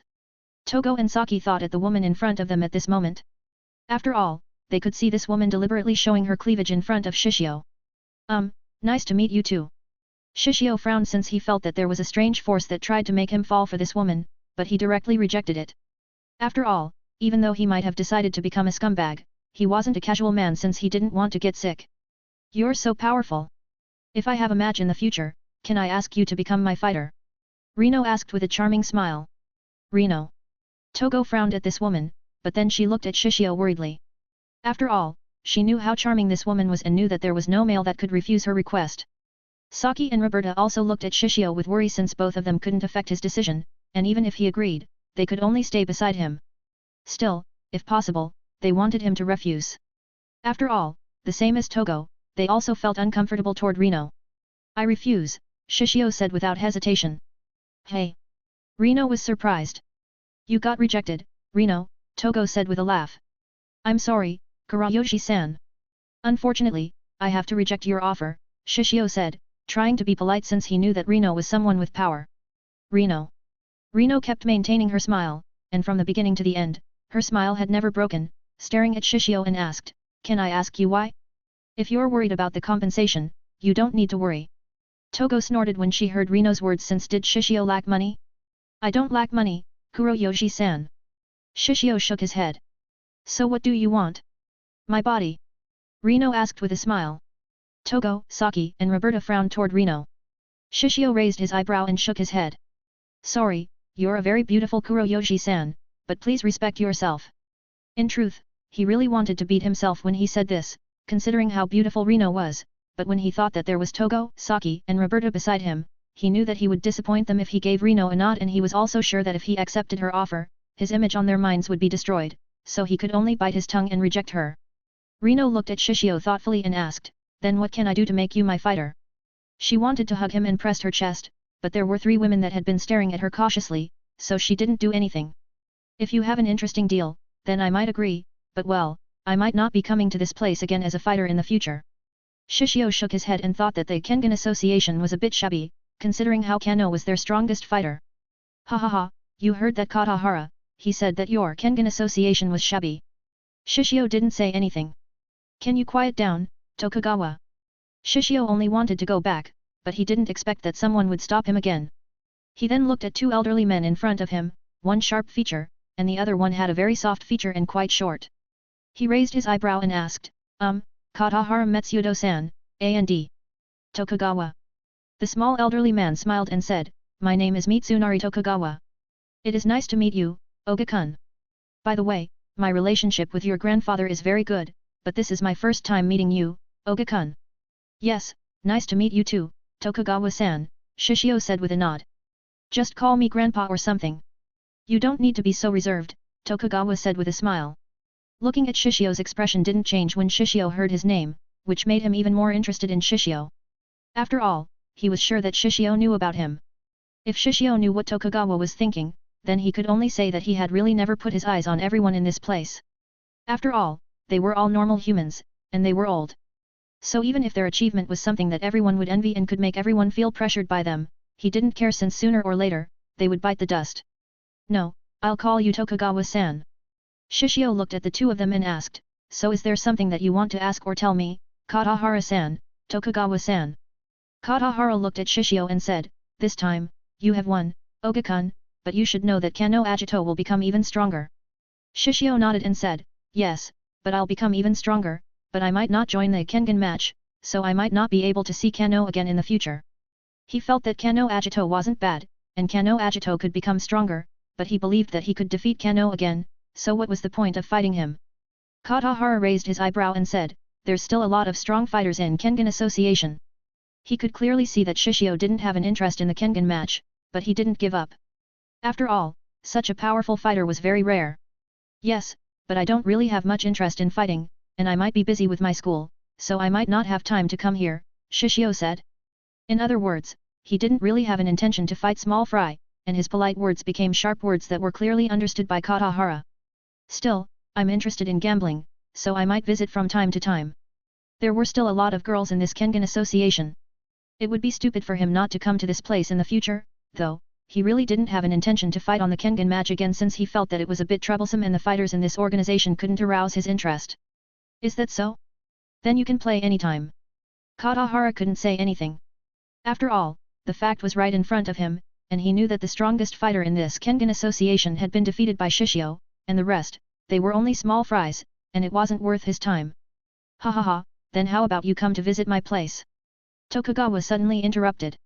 Your place? Shishio looked at Tokugawa weirdly. I'll give you my phone number. If you're interested in fighting with all of your might, without rules, betting yourselves to become stronger, then call me, all right. Tokugawa said. Shishio looked at Tokugawa for a while and nodded. Well, I don't mind. It didn't hurt to expand his channel anyway. Both of them then exchanged their contact info, and after that, Shishio decided to say goodbye. Then I'll excuse myself. He waved his hand and left together with Saki and Roberta, but before that. Wait, Shishio. What's wrong, Tamari-san? Shishio stopped and looked at Togo. Fusey, give him the sword, Togo said. Fusey nodded and brought a katana to Shishio. Oga-kun, this is the katana that you have asked for. Shishio looked at the katana on Fusey's hands. It had a black scabbard, a black handle, and a hand held with a shape of circular shape with 4 slight indentations, with a black center and a golden border. He took the katana and nodded. Well, I'll take a rest first, see you, Tamari-san, Fusey-san. He wasn't sure whether he would meet them again shortly in the future, but he knew that he would meet them again. He then put on his face mask again and covered half of his face. Shishio, here's a towel and a bottle of water, Saki said and gave both items to Shishio. Thanks, Saki, it seems that I have made the right decision to hire you, Shishio said with a smile under his face mask. Saki also nodded and thought that it was great for him to hire her. After all, she knew how popular this guy was, and by staying by his side, she could watch over him, so there wouldn't be any vixen that tried to seduce him in the future. When Shishio left with both Saki and Roberta, no one stopped him, or rather they created a path for him while looking at him in awe. After all, the strong had always been respected, and he was the one who had defeated the champion of the Kengan match, which made everyone feel even amazed at him, especially when he was very young. They knew that his potential would be even more amazing in the future. But when they left, Reno couldn't help but ask Togo, by the way, Tamari-san, is that katana his payment? Togo looked at Reno and asked, do you want him to become your fighter? Of course. Reno nodded. I'm also curious, what kind of deal that made him agree to become your fighter, Miss Tamari? Tokugawa asked. Nothing, just half of the contract and that katana, Togo said. Reno, Katahara, and Tokugawa. Tokugawa then patted Katahara's shoulder and said, his price is very expensive, just give up. With his background, a JSDF might come to visit your house if you cause trouble. I know. Katahara let out a sigh, but what could he do? In the end, the position of the Kengan Association was just like that. Even though he could control some business in this country, he was just a CEO of a bank, and he was a businessman. So he didn't see that it was worth it to cause a fuss or make an enemy of the general of JSDF. Oh, right, Katahara-san, you can send my money later, Shishio suddenly said, then left. Money. Katahara raised his eyebrow, but when he learned that Shishio had bet himself with 500 million yen. Tokugawa, who was standing beside Katahara, could only pat Katahara's shoulder while looking at the youngest billionaire who was walking away with 2 girls on his side, living a chic life. Inside the car, Shishio looked at Saki and asked, do you want to stay at my house tonight? Saki blushed and wondered whether she would lose her first time soon. 143, when Shishio sleeps a lot of things happen. When someone was staying beside someone that they could trust, they would be able to relax, and that was what Shishio felt at this moment when Saki and Roberta were beside him. He really wanted to sleep somehow, but he felt quite uncomfortable when he thought that he hadn't washed his body. Shishio and Saki were sitting on the back, while Roberta was the one who drove the car. Are you sure you're staying at my house? Is it alright with your siblings and parents? Shishio asked since he knew that Saki cared about her siblings so much. Saki nodded and said, it's alright, my siblings are big enough to take care of themselves, and my parents are working as usual. You have just finished your fight. You should just rest up. Her tone was quite strict, as if trying to reprimand him, but in truth, she really reprimanded him. After all, she was really worried about him. Fortunately, he was alright, he had won, and he didn't receive a single injury, but then she noticed some parts of his arms and hands became blue and purple. Shishio, your arms. It's alright. It'll get better after I have rested, Shishio said simply since it was just a bruise. Shishio-sama, do we need to stop by the hospital? Roberta asked worriedly. No, it's alright, let's just go back to my apartment. I'll sleep there tonight, Shishio said and felt a drowsy feeling hit him again. Yes. Roberta nodded and didn't ask him again, but she slowed down the car when she saw him close his eyes slightly. Saki wanted to tell him something, but she saw he had already slept and rested his head on her shoulder. She was surprised and wanted to say something, but stopped when she saw him sleeping. She let out a sigh, then patted his head gently since she knew that he had worked really hard before. Looking at his sleeping face, Saki somehow felt relief. After all, he had always been strong, facing many people, and even protected her from anything, but when he slept, he was like other people, which made her want to take care of him somehow. Saki then thought about his words and was glad to know that Shishio might not fight again, but when she thought about Tokugawa's words, she felt worried, wondering whether he would be fighting again. If possible, she didn't want to, but if he really was going to fight, then she could only be there with him and take care of him when he had won his match. Shishio, wake up. We have arrived at your home, Saki said while shaking his shoulder. Shishio opened his eyes and wiped his eyes lightly. Oh? Have we arrived? He looked around and could see that his car was parked in the parking park in the basement area of his apartment building probably. Why probably? It was because it was his first time coming here. Well, let's go. Shishio took his katana and said, Roberta, Saki, sleep here tonight. Yes, Shishio-sama. Roberta nodded and she sounded quite pleased. After all, she wanted to stay with him. Saki nodded while blushing, but then she had to admit that this apartment building was very amazing from the outside before, which somehow made her quite nervous when she was inside. The three of them walked together inside and saw the guards who guarded this place. When the guards saw Shishio holding a katana, they didn't say much, only bowed their heads. Shishio gave them a nod then left. Saki. Even though it was his first time here, Shishio was familiar with his luxurious apartment building since he received the information from the system. When they arrived at the lift, Roberta took out a card, and the door of the lift was opened. They entered together, then Roberta pressed the highest floor of the apartment. The door was closed, then the lift started to move, but Saki couldn't help but ask, Is this your house? She knew that this guy was rich, but this was too rich, right? Not exactly. My house is in Kyoto, Shishio said. Then this place? Saki asked. Well, rather than a house, this place is more like a business, Shishio said. Business? Saki raised her eyebrow. I'm a landlord, and I have gotten my money by renting a room in this building, Shishio said simply. Saki. Saki took a deep breath and said, Are you really a high school student? Shishio smiled and said, I'm really a high school student, but I'm just slightly richer than the majority of people. Saki. Then the door of the lift opened, and they could see a huge room with a mixed style between Japanese and Western. It had wooden ground and huge glass that made them able to see the panoramic view of the entire Tokyo through this room. Saki. Come in. There is a lot of room here. You can choose whichever you want, Shishio said while holding Saki's hand. Saki blushed, and somehow she felt that she was a heroine of the TV drama where she was a poor girl who happened to meet a rich guy by coincidence at that moment. I'll take a bath first. You can choose your room with Roberta, Shishio said and left while yawning.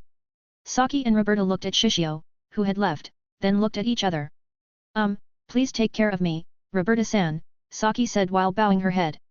After all, even though she often frowned and blunt toward the people, she couldn't do something like that in this place. She was also working under Shishio, which meant Roberta would be her colleague. Roberta gave a polite bow to Saki and said, Likewise, Kawasaki-san, do you want to tour around this place first? Yes, please. Saki nodded, and in truth, she wanted to see this place more. Shishio was having a shower, washing his entire body, and couldn't help but feel quite surprised when he saw Tokugawa, since that meant there would be Baki in this world, and of course, there would be the strongest human in this world too. Yujiro Hanma. Shishio closed his eyes, let the warm water wash over his entire body, and couldn't help but shake his head. After all, he knew that the world wasn't as peaceful as he had thought, so when he thought about Tokugawa's invitation, he felt that it was better to ignore it. After all, he didn't want trouble to come toward him.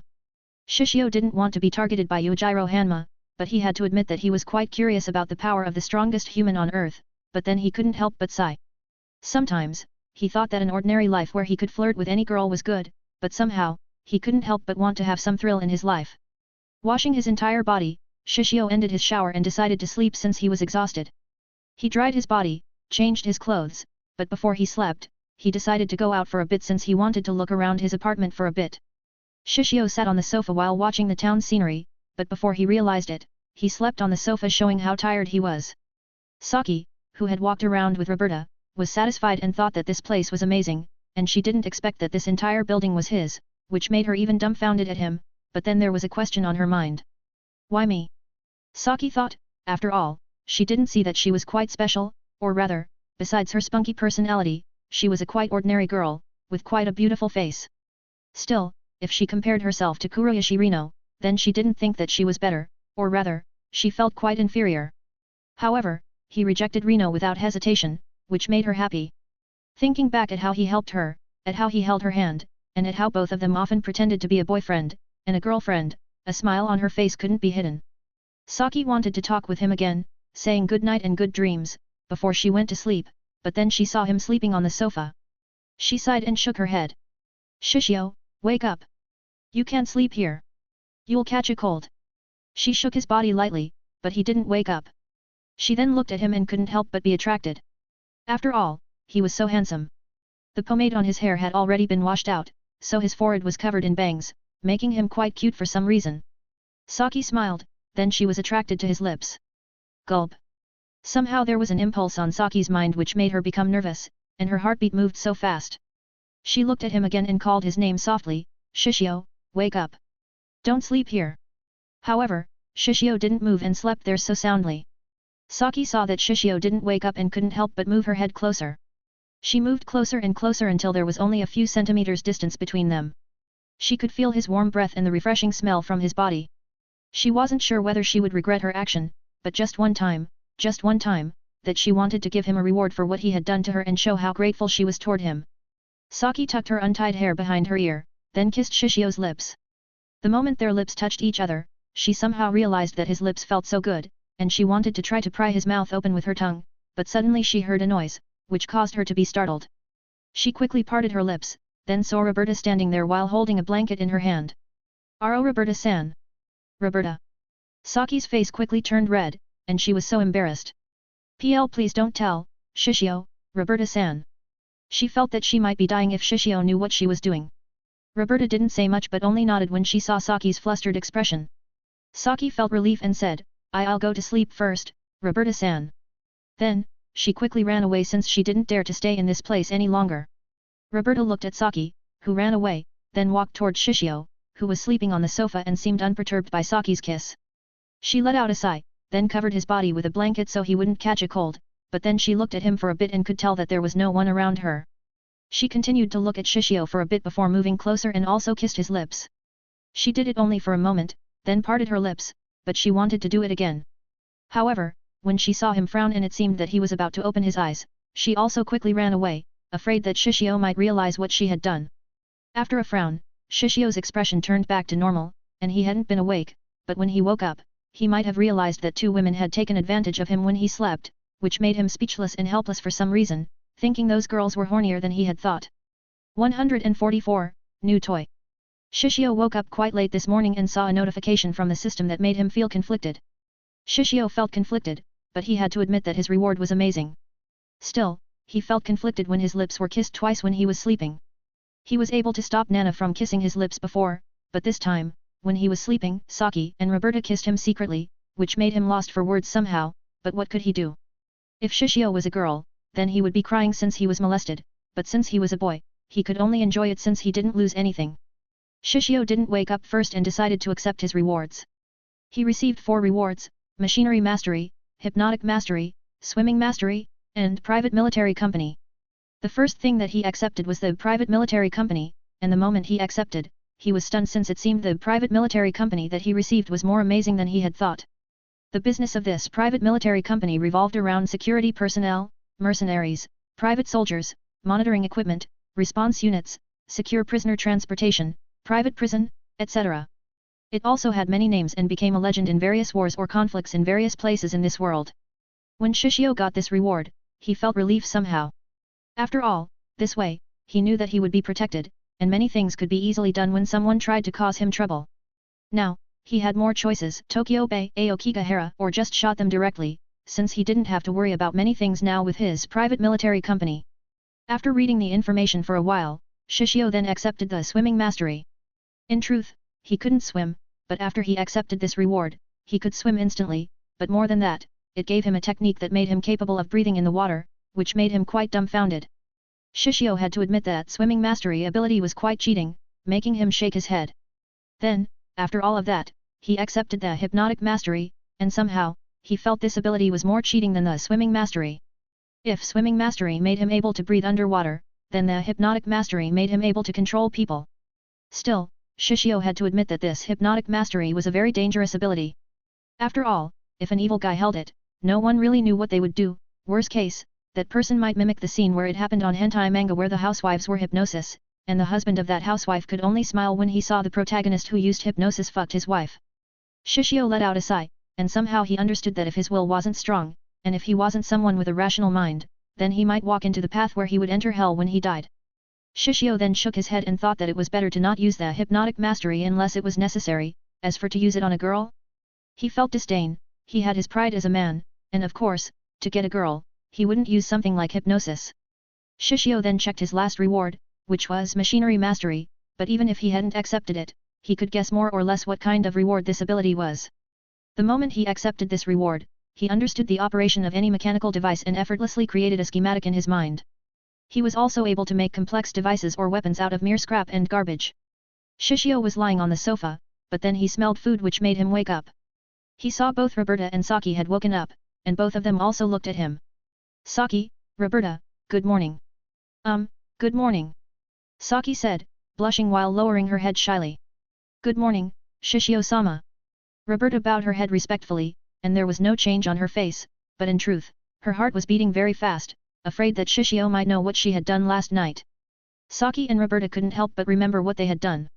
Fortunately, Shishio didn't wake up and didn't know since they weren't sure what to do if he knew. Did you cook something? Shishio asked.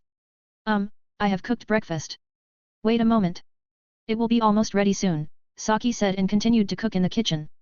In truth, she was a bit overwhelmed before, but when she saw many ingredients on the fridge, she thought to show her cooking ability to him. Shishio walked nearby and stared at Saki's back. Somehow, he felt that it was nice to see a girl who cooked for himself.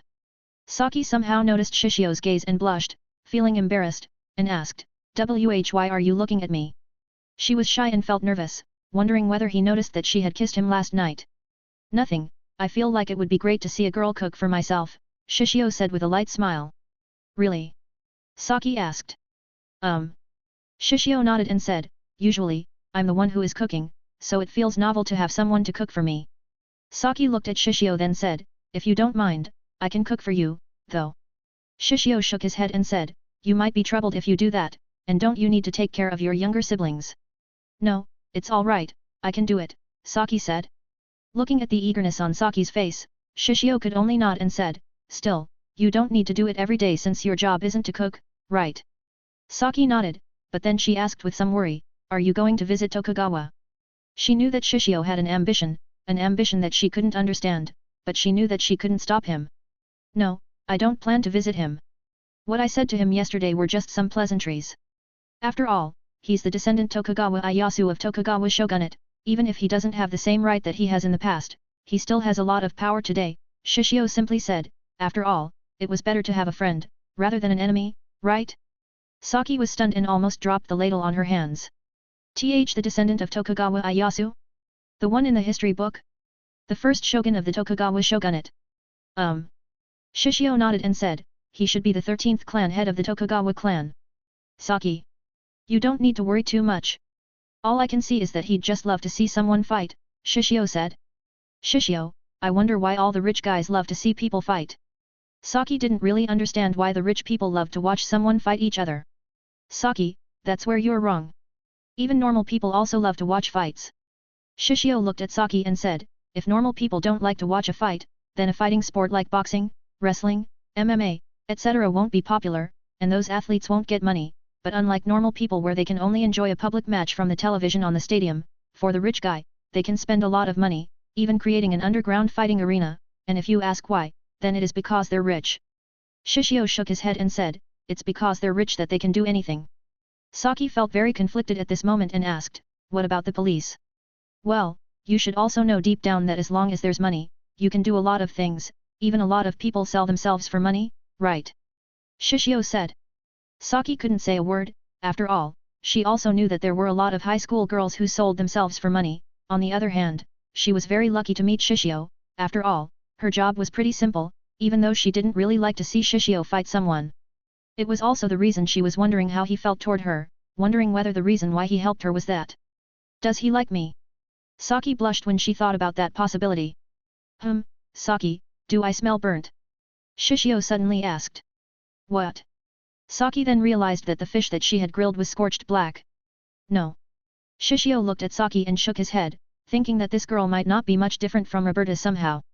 On the other hand, Roberta only tilted her head, seemingly couldn't understand why she felt that someone was thinking something rude about her. After they had eaten, Shishio then took his katana and walked to his courtyard. What are you doing? Saki asked. I'm going to check my katana, Shishio said simply. Hey? That katana isn't a decoration. Saki asked since she thought that the katana on Shishio's hand was just for decoration. Shishio. Don't be too close if you want to watch, Shishio said with a serious expression. Saki and Roberta then, without hesitation, followed Shishio since they were curious.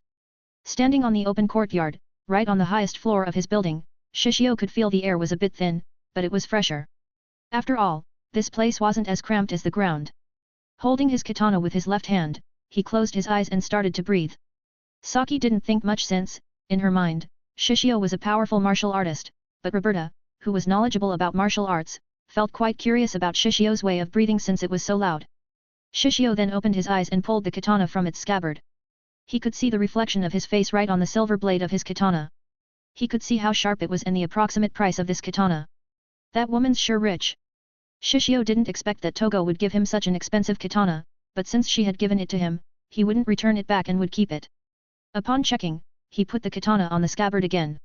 He then held the handle with his right hand tightly, showing how powerful the muscle of his arm was, but then in that very moment, the sound of breaking air was heard for a moment. Swoosh! Shishio then took a deep breath after that one slash, and he had to admit the katana was very good since it was very smooth. He wanted to test it again. After all, he hadn't tried his thunder breathing with katana before since he didn't have katana, but this time, it was different. He could test it any time he wanted.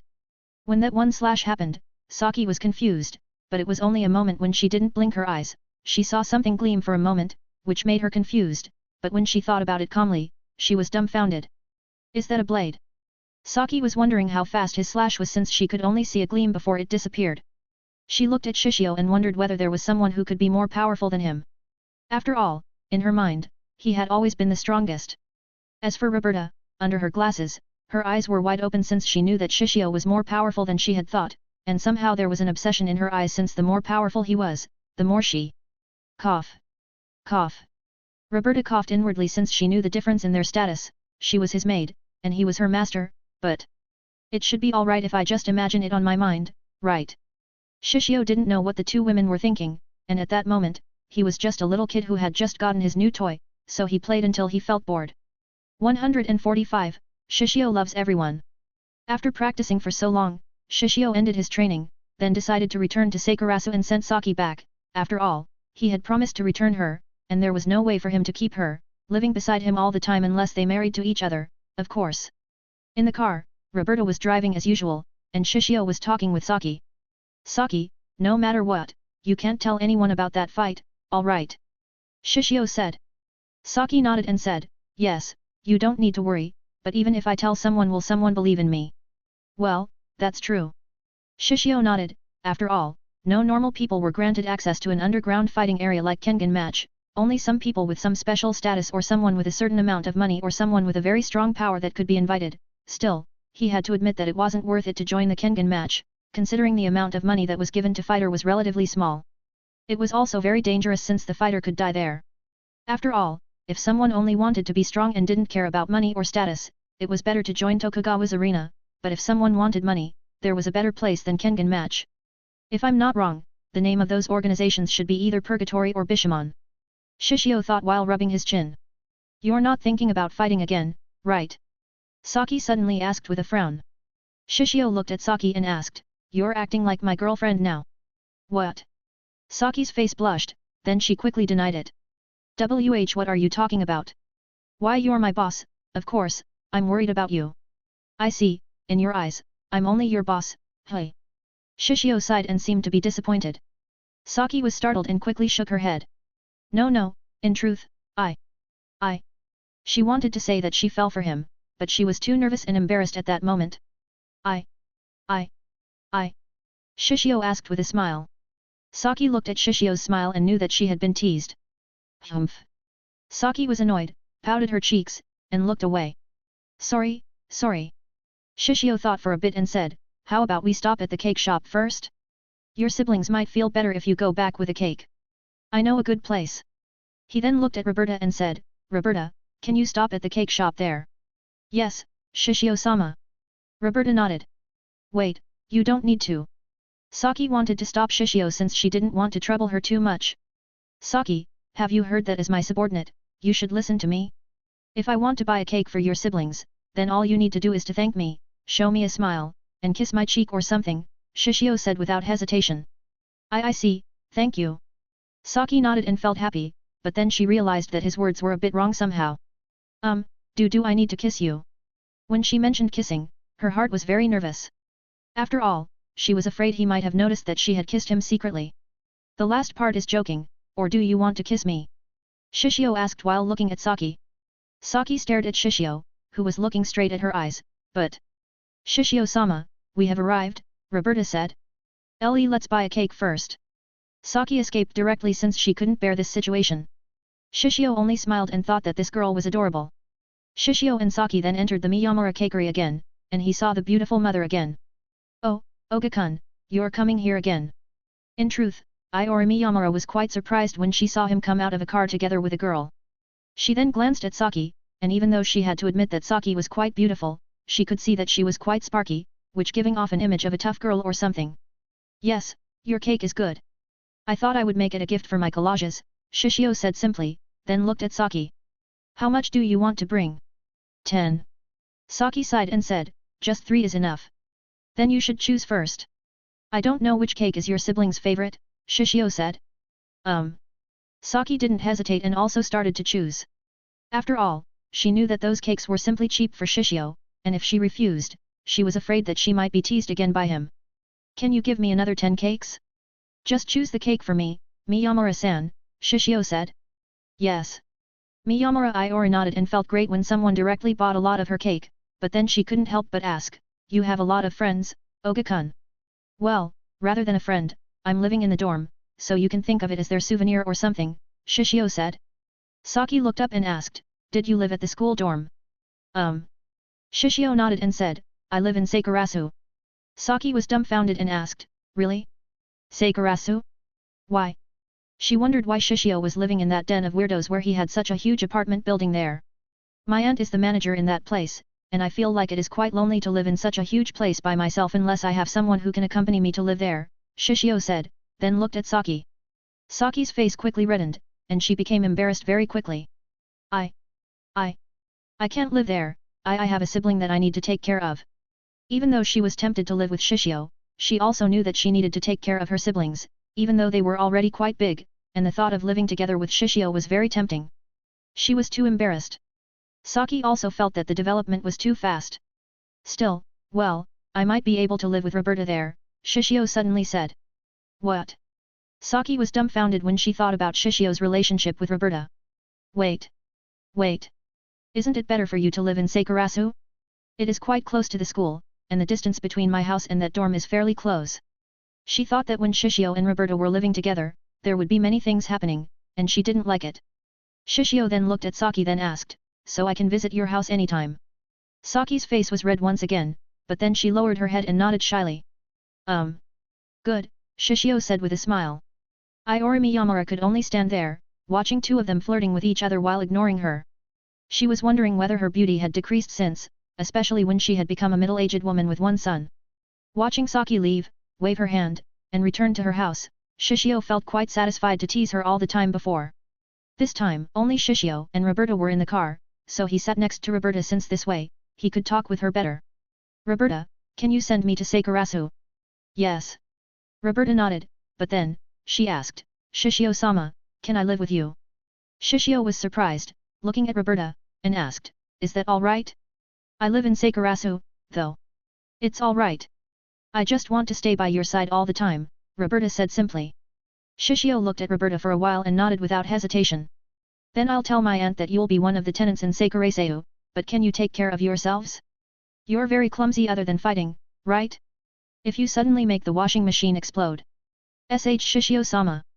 Roberta realized that her young master didn't discriminate against everyone, and Shishio would tease everyone, including her, which made her felt quite ashamed. Still, she had to admit this feeling wasn't bad. The location of Sakurasu wasn't that far from Saki's house, so it didn't take a long time for Shishio and Roberta to arrive at Sakurasu. Shishio, who was wearing a white t-shirt, grey cardigan, jeans pants, and white sneakers, looked at Roberta, who was still wearing her maid uniform and asked, this is Sakurasu. What do you think? It's all right, Roberta said simply since she had seen a lot of worse places, but in her mind at this moment, she was thinking of a place that she could use to protect Shishio better and a place to hide her weapons, staring at this place intently. Let's enter, I'll introduce you to my aunt, and if someone asks what our relationship is, I'll explain to them, you don't need to worry too much, all right? Shishio said. Yes, Shishio-sama. Roberta nodded. Both of them entered Sakurasu together, and Shishio quickly said, I'm back. He entered together with Roberta, but then both of them heard the sound of rushing footsteps from the side. They turned their heads and saw someone run in their direction. Shishio. Mashiro-chan, what are you doing? Mashiro.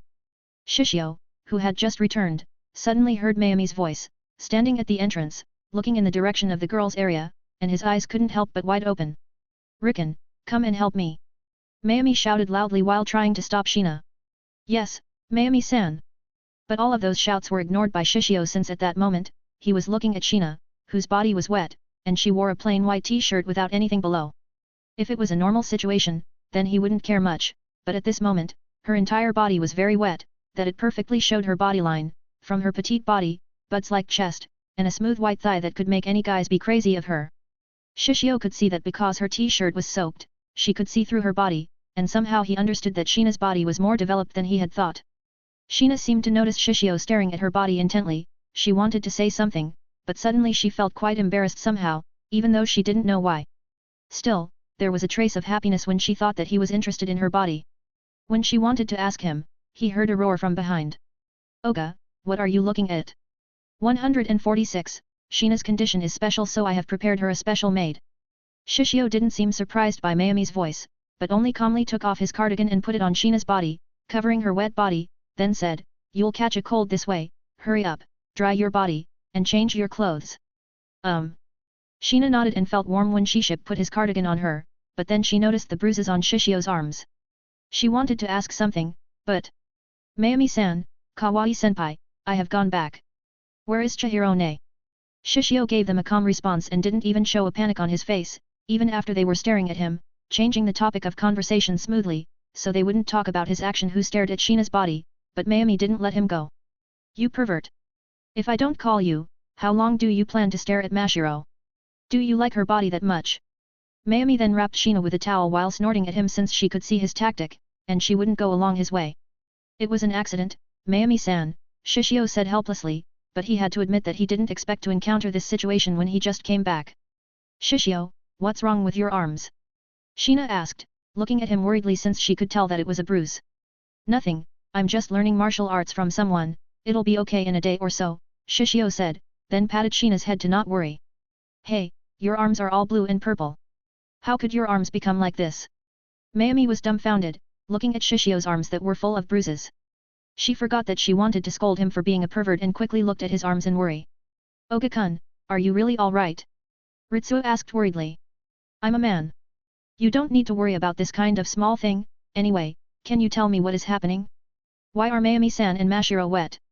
Shishio asked. Hearing Shishio's question, Mayumi said, just now, I was cleaning the bathroom, and then Mashiro suddenly broke in, picked up a shower, and started spraying water on her body, saying that she lacked inspiration. She then sprayed my body with water too. She touched her wet hair and said helplessly.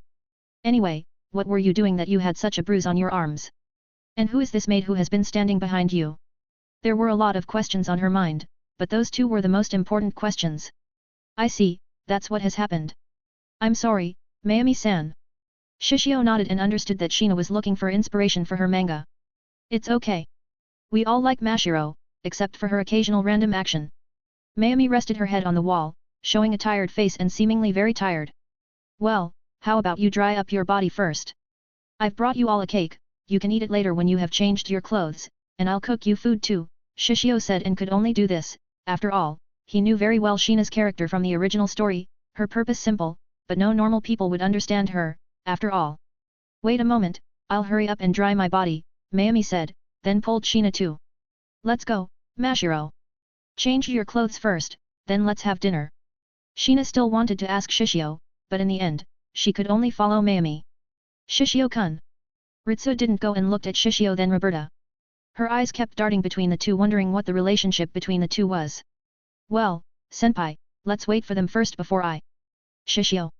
You have come back. Cook me food, please. Or I'll die from hunger. Misaki suddenly leaped and latched toward Shishio's body. She hugged him tightly, shook her body around, and cried out. I'm so hungry. Look, I have become so thin. My breasts have become smaller. You can check it here. She then raised her breasts toward Shishio, showing how her size had become smaller. Misaki-senpai. Ritsuo almost exploded when she saw Misaki's action. Shishio looked at Misaki's chest and let out a sigh, but somehow, he felt that it was quite a relief when he saw everyone in this place. This place might be old, but when a lot of people gathered, it was very nice. Mayumi, Ritsuo, Shina, Misaki, Shishio, and Roberta gathered together while eating the cakes that Shishio brought in the living room. The cake is quite good. Where did you buy it? Misaki asked while eating the cake. Even though it wasn't as good as Shishio's food, it was alright. Miyamura Cakery. This store is a bit far from here, Shishio said, and he told the truth since he needed to ride on a motorcycle if he wanted to go there. Well, it seems that you want to ask me a question, but can you tell me where Chihiro-ne is first? I'm not sure, but it seems that she is going out with her friends, Ritsuo said. Well, you can call her later, but what's wrong with your arms? Mayumi asked. Hey? Shishio-kun, your arms are blue and purple. Misaki was dumbfounded and then looked at him worried, wondering whether Shishio had walked into the path of the delinquent. He had just returned from his conquest over the Kanto region. If so, what could she do? Should she bring him to the right path? Should she make an anime about him? She really wasn't sure what to do. Shishio. Shina looked at Shishio, worried, wondering what was happening. It's nothing serious. Shishi patted Shina's head and said, last night, I met a powerful martial artist at the party, so I came to his dojo this afternoon and had a spar with him. Mayumi, Ritsuo, and Misaki. I'm serious. Kawaii-senpai, Misaki-senpai, don't you two know that I have learned martial arts? Shishio asked. Oh, right, I almost forgot. Misaki patted her head and asked, how was the result? Did you win? Did you lose? But do you really have to have a spar? You'll hurt yourself, Ritsuo said worriedly. After all, she didn't expect that Shishio would be in the fight. I won, Shishio said with a smile. That's great.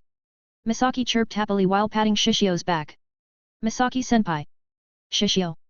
Ritsuo felt annoyed when she saw how Shishio and Misaki seemed to disregard how dangerous fighting was. Kawaii-senpai, as a girl, you might not understand, but we, as a man, have a pursuit. We always want to be the strongest. It might sound dumb, and it is also dangerous, but I don't regret it, Shishio said simply. But do you really have a fight? Ritsuo asked. Probably not now, but anyway, you don't need to worry too much, Shishio said. Ritsuo wanted to ask again, but she was cut by Mayumi. Well, Riken, if he said that it was alright, then it was alright, Mayumi said simply, somehow. She felt that if she was 10 years younger, she might really fall for him. Ritsuo pouted and looked away, seemingly annoyed since Shishio didn't understand her feelings. Well, Oga, the next question is, who is she? Why is she wearing a maid uniform? Mayumi asked while looking at Roberta. Now that you mention it, who are you? Misaki also looked at Roberta. Roberta didn't say anything since she had been told that Shishio would explain everything to everyone. Oh, right, let me introduce you, her name is Roberta, and she'll be the new tenant of Sakurasu, Shishio said. At 3x.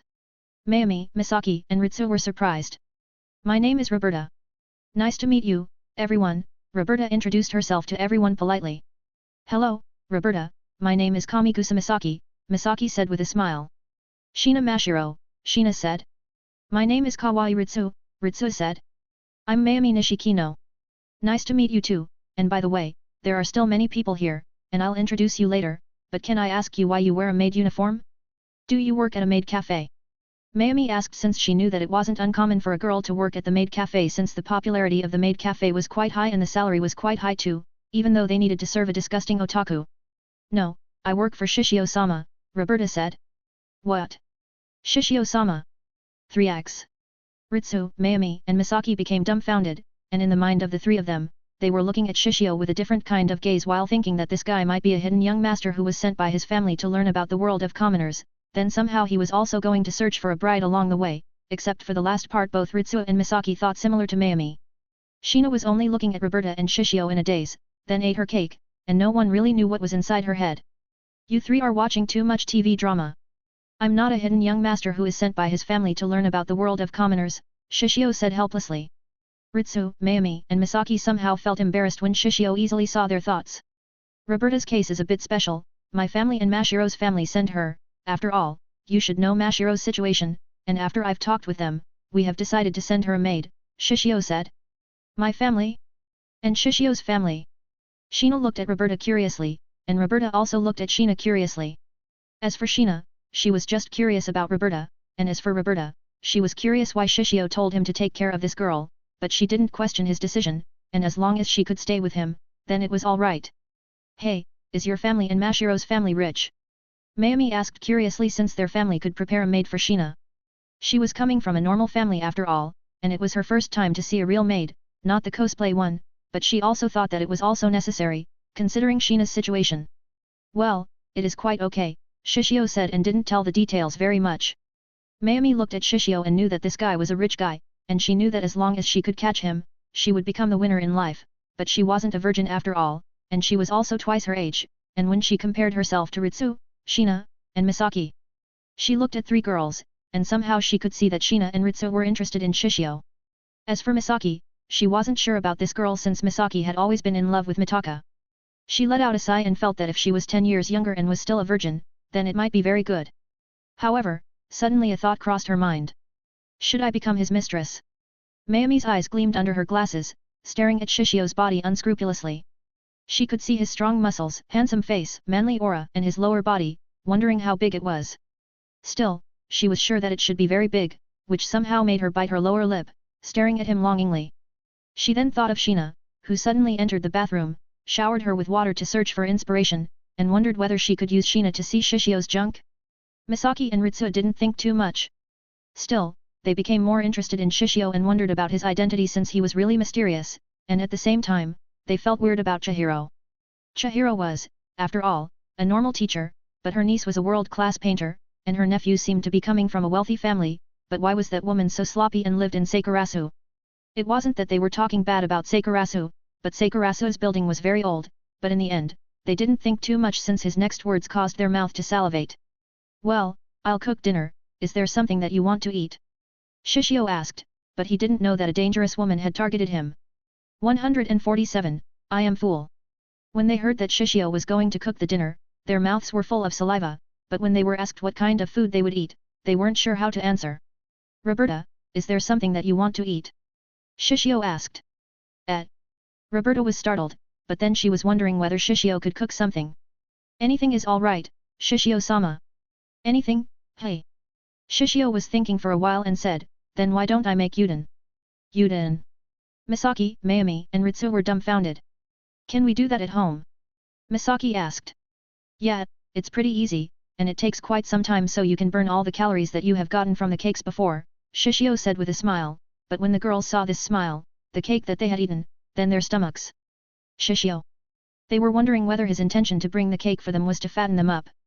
Shishio smiled, then looked at Roberta, and asked, Roberta, is Yuden all right? Yes, I don't mind.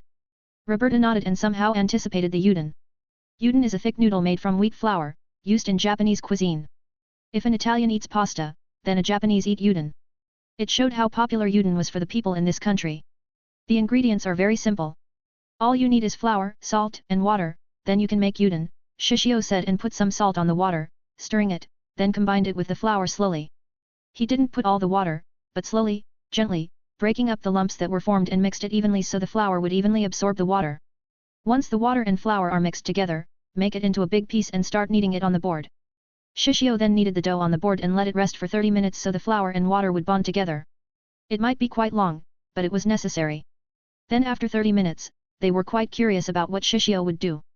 Okay, that's 30 minutes, Shishio said and took out the dough from the fridge. Misaki looked at the big dough with a confused expression and asked, that's nothing like Yuden. How are you going to turn it into Yuden? Well, first, I'll shape it into a ball, then put it on the plastic bag before I. Shishio then put the plastic bag on the ground that he had covered with newspaper and said, I'll step on it. Everyone was dumbfounded. Is that all right? That's food, right? Ritsu was dumbfounded. It's fine. Stepping on it will improve the gluten that gives Yuden its bite, Shishio said, then looked at everyone. Do any of you want to try it? With Shishio's instruction, they decided to try and step on the Yuden dough. What do you think? Shishio asked. It feels really soft and weird. Sheena stepped on the Yuden dough with her hands being held by Shishio. She then looked at him and said, but I like it. Is that so? Shishio smiled and felt that it was great he could see her smile. Looking at Sheena, Misaki, Mayumi, Ritsu, and Roberta also wanted to try to step on the dough. Shishio, I want to try. Me too. Well, it is a rare chance. Let me try it. Shishio-sama, can I do it too? One by one, all right. After everyone stepped on the Yuden dough, Shishio said, after we let it rest for 2 hours, it is ready. For now, I'll take a bath, so you can use this time to talk or work or something. In this cold temperature, he somehow wanted to take a warm bath. They nodded and let him take a bath, but Mayumi's eyes suddenly darted toward Sheena, who suddenly walked to her room. Mayumi smiled and thought that the time she had been waiting would come soon. Roberta looked at Mayumi and somehow felt that this woman was quite strange. After Mayumi heard that Shishio was going to take a bath, she thought that she needed to watch Mayumi over, wondering what Mayumi would do, but suddenly someone disturbed her. By the way, Roberta-san, where are you from? Can you also lend me your maid uniform? Misaki asked with a smile. In the bathroom, Shishio was alone and took a bath alone. He turned on the shower and let the warm water hit his body.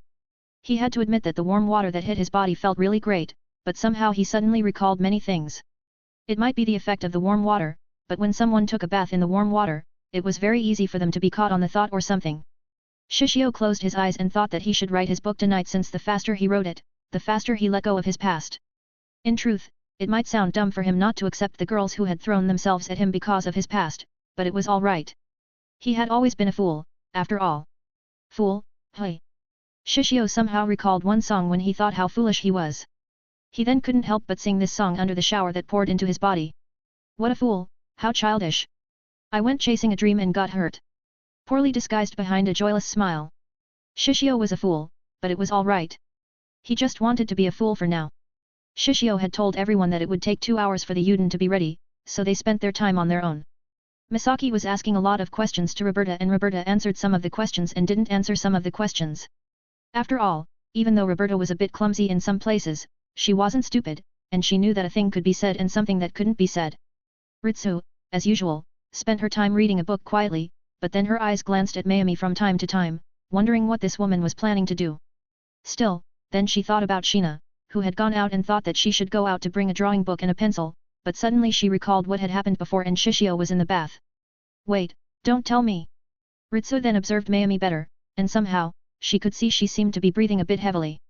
She raised her eyebrow, staring at Mayumi, but she knew that she didn't have any evidence, so what she could do was to wait for Mayumi to move so she could catch her on the crime scene.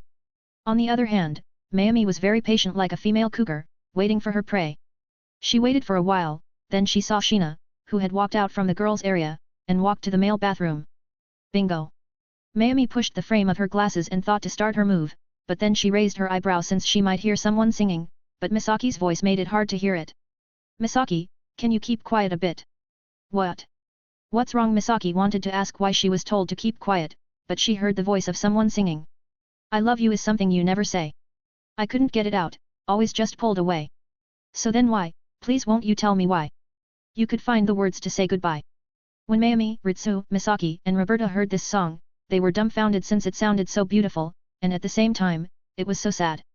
In their minds, they could see that Shishio was sitting on the bar, drinking alcohol quietly, while looking down at the table. They didn't look at each other and moved directly closer to the bathroom so they could hear the song better. Shina, who had entered the male bathroom, stopped when she was about to open the bathroom door. In the bathroom, there were two doors. The first door was the door that connected the corridor and the changing room along with the washing room. Then the second door was the door that connected the changing room and the bathroom.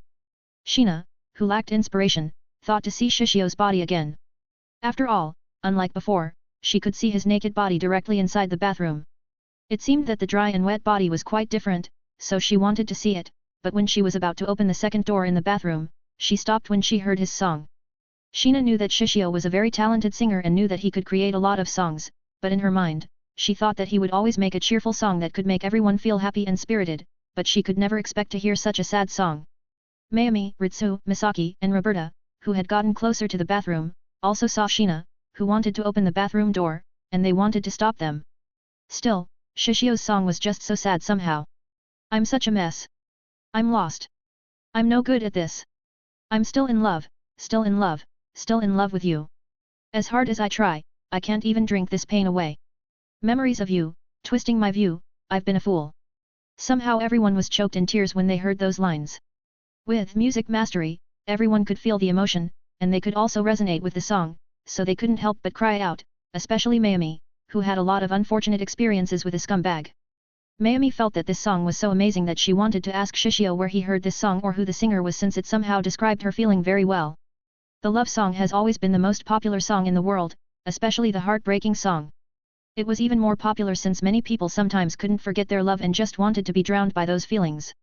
Shishio was about to continue to sing but stopped when he noticed that his dick became hard. So he stopped singing before he continued to sing. After all, such a random erection was quite normal, considering how he hadn't released all the fire inside his body. Usually, to calm it down, he would work out until he felt tired before he slept. Still, Shina, who was on the outside, couldn't handle it anymore and wanted to hug him, so she directly opened the door and exposed Shishio's naked body to everyone. The sudden noise startled him, and Shishio, who was immersed in the song, didn't even notice that someone was right outside the door, so he turned his body subconsciously when the door was opened. Still, he was dumbfounded when he saw that everyone was there, from Shina, Mayumi, Misaki, Ritsu, and even Roberta. Hey? What the hell are you doing here? Shishio was startled when he saw everyone, but none of them seemed to hear him. Shina, Mayumi, Misaki, Ritsu, and Roberta looked at his drenched body from his neck, shoulder, chest, abs, showing how good his muscle was before they looked at the huge thing between his legs that stood hard. Gulp. The gulping sounds from the girls were the only noise that could be heard besides the noise of the shower, and they felt that there was something warm that started to drip from their noses, but they ignored all of them at this moment, watching the naked body in front of them. Shishio moved very fast. He quickly threw Shina out and closed the door. Can all of you get out of there? He let out a long sigh, and somehow he didn't expect that his maid would betray him. It seems I have been a fool all along. He wanted to cry at this moment since he just couldn't marry anyone when many girls had seen his naked body. I have been soiled. 148, the moon is beautiful tonight. In the living room, everyone was quiet. Even Shina couldn't focus on drawing her manga. Everyone had wiped their nosebleeds, and somehow the atmosphere was in an awkward situation. Not only Shina, but everyone also couldn't think straight at this moment, when they thought about what they had seen before. So big. Misaki and Ritsu couldn't think straight and weren't sure what to say, but Mayumi was different. She was an old hooligan, and she had seen a lot of guys, but she had to admit that Shishio's was the biggest and the shape was also very good, especially when she saw it, standing proudly, pointing upward, which made her flush. Mayumi was in deep thought and wondering how it felt when his dick pounded her hole, but her thought was broken by Shina came closer. What's wrong, Mashiro? Mayumi, why is Shishio's hard? Shina said nervously, even though she didn't know the reason, but when she thought about his big dick that she had seen from a close distance, she started to wonder how his thing could be so big and standing so tall. She looked at her thin arm and couldn't help but compare it, but she had to admit that she was curious, which was why she asked Mayumi, who had a lot of experience. Misaki, Ritsu, and Roberta. Mayumi was also speechless when Shina asked this question to her, but well, she didn't think too much and said, Mashiro, you should know that a dick has both soft and hard shape, and before Shishio is very hard. Is that all right? His situation isn't bad, right? Shina asked worriedly. Well, he might need help, Mayumi said with some unnaturalness and said, but you don't need to worry, I'll help him. Hey? Mayumi-san, why you're the one who needs to help him? Ritsu grasped the problem and directly countered Mayumi. So Riken, do you want to help with Oga? If so, then why don't you go to his room now? Well, most guys at his age are like monkeys, they're always horny all the time, and they need to release it time from time, but I can't imagine that Oga isn't the type who does it by himself, or rather, I can't imagine him to do that. Mayumi pushed the frame of her glasses and said that it is a matter of course, that's why I'll help him, so he won't have trouble. Not only Ritsu's face, but Misaki's face also became red when they heard Mayumi's words, but before Mayumi finished her words, she was interrupted. No, I'll help Shishio, Shina said without hesitation. Mayumi looked at Shina in surprise, shook her head, and said, Mashiro, you don't have any experience, if you don't be careful, you might make his condition worse. She knew that Shina didn't mean much, and only wanted to help Shishio, but Shishio's condition could only be solved by a professional such as her. After all, having Shishio's size on the first time might be quite tough for a virgin like Shina, and Shishio was also a virgin. In other words, Shishio needed someone to teach him so he could gain more experience, and no one was more perfect than her in this situation. The face of Misaki and Ritsu were already red, and they couldn't handle this situation since they hadn't tasted the forbidden fruit, but at this moment, even though they wanted Mayumi to stop talking, they also wanted to continue to hear her, which made them very contradictory at this moment. Then teach me Mayumi-sensei, Shina said, and it was as if she was ready to kowtow in front of Mayumi, asking her to teach her knowledge to help Shishio. Roberta, Misaki, and Ritsu. Shina's figure was like a martial artist novel protagonist who asked for an apprenticeship from a master. She might even say, a teacher for a day is a father for life, once her apprenticeship was accepted. Mayumi felt a bit complex, but when she saw the pureness in Shina's eyes without any taint or dirtiness like her, she felt like she was purified somehow, but at the same time, she also thought that it might be good to have an apprentice. She then patted Shina's shoulder and said, Don't worry, I'll teach you a lot of things. Thank you, sensei, Shina said. What the hell are you doing? Shishio asked while staring at them, and somehow he was lost for words. His eyes were blank, staring at the girls, who had peeked at him. If he was a girl, he would slap them without hesitation or even call the police directly since they had peeked at him and stared at his naked body. Shishio-kun. The girls startled, and they looked at him nervously, wondering whether he was angry. Don't you have something to say to me? Shishio asked while staring at them. We're sorry. They said at the same time since they knew that no matter what, they were at fault since they were peeking at him. Shishio then looked at Roberta and asked, Roberta, with your skill, it isn't possible to stop them, right? Why don't you do so? I'm sorry, Shishio-sama. Please forgive me. Roberta was scared since she didn't want to be fired and separated from Shishio. No, it isn't Roberta's fault. It is my fault, Shishio, Shina said and stood in front of Shishio. Mashiro. Shina's words moved Roberta. Shishio let out a sigh and patted Shina's head. You don't need to worry, I'm not angry, but if you want to search for inspiration, I have to always tell you to ask me first, right? If you want something or someone to do something, then you need to ask them first to see whether they agree or not. Don't suddenly barge into the bathroom like that. But Shishio seemed to be very sad when he sang the song, Shina said worriedly. Right, what song is that? Who's the singer? And what's the title of the song? Mayumi asked directly since she really liked the song. I see, thank you for worrying about me, but don't worry, I just sing a song, nothing so serious, Shishio said with a smile, then patted Shina's head gently. Shina nodded with a smile, feeling happy when he patted her head. Hey, don't ignore me. Mayumi was annoyed and thought that she should push this virgin on the bed, so he would respect her more. The singer is me, it is my original, and the title is Bakamitai, Shishio said simply. 2x. The surprised ones were Mayumi and Misaki, as Shina and Ritsu had pretty much guessed it on their minds. Shishio-kun, can you make a song? Misaki looked at Shishio as if treasure trove. After all, in the anime, it was necessary to have music such as BGM, an opening song, an ending song, even an insert song, or rather, music was a very important element in the anime, and if Shishio was able to help her, then it would be great. Really? Can you make a song? Mayumi was surprised. Ritsu nodded and said, yes, he has made one song before, at school. It was a great song. But her eyes darted at Shishio and Shina, feeling bitter and jealous at this moment, even though she didn't know the reason. I like that song too. Shina nodded. Can you sing it? Mayumi wanted to hear Shishio's song since she was curious. I want to hear it. I want to hear it. Misaki quickly raised her hand high. Well, I don't mind, but there isn't any guitar, Shishio said. It's all right. I just want to hear it. Can you just sing it without a guitar? Mayumi asked. Shishio looked at Mayumi for a while and wondered why her eyes had been very dangerous lately. Well, I'll sing. He coughed then started to sing, and Mayumi and Misaki knew that this guy simply could do anything. Then along with all of that, the udon was ready, and Shishio continued with his cooking. Gradually flatten it out using a rolling pin, then fold and slice it thinly. That's udon. Misaki exclaimed since she didn't expect this guy to be able to cook udon. Shishio, is there something that you can't cook? Ritsuo asked. I can cook pretty much anything, Shishio said. Bomkuken. Shina suddenly asked. Shishio nodded and said, I can cook it. Shishio. Shina's eyes were lit up, and there was an excitement that was clearly shown in her eyes. Sorry, I can't cook it now, Shishio said and felt apologetic toward Shina. Why? Shina was disappointed. I don't have the ingredients.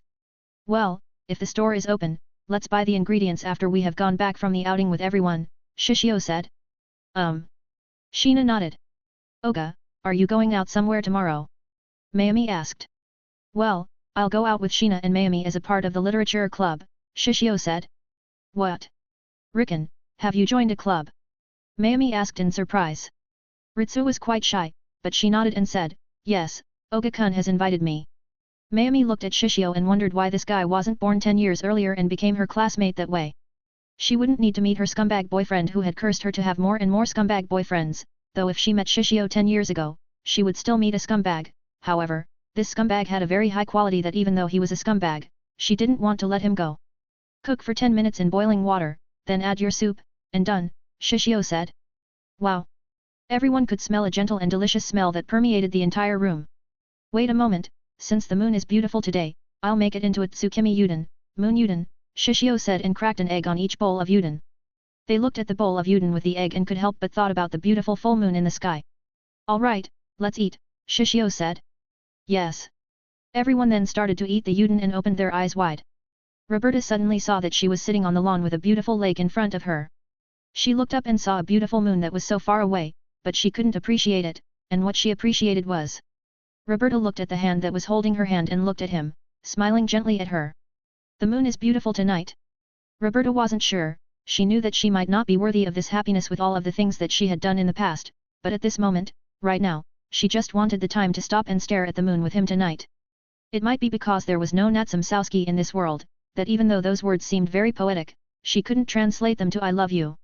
Shina, Mayumi, Misaki and Ritsuo also got similar illusions, but in Misaki's case, she suddenly saw Shishio's image rather than Mitaka, which made her confused, but the reason why she was confused wasn't because of Shishio's appearance, but rather how she felt happy when Shishio was just there beside her, but Misaki didn't say anything, only ate like usual with her happy smile, so no one noticed the change on her.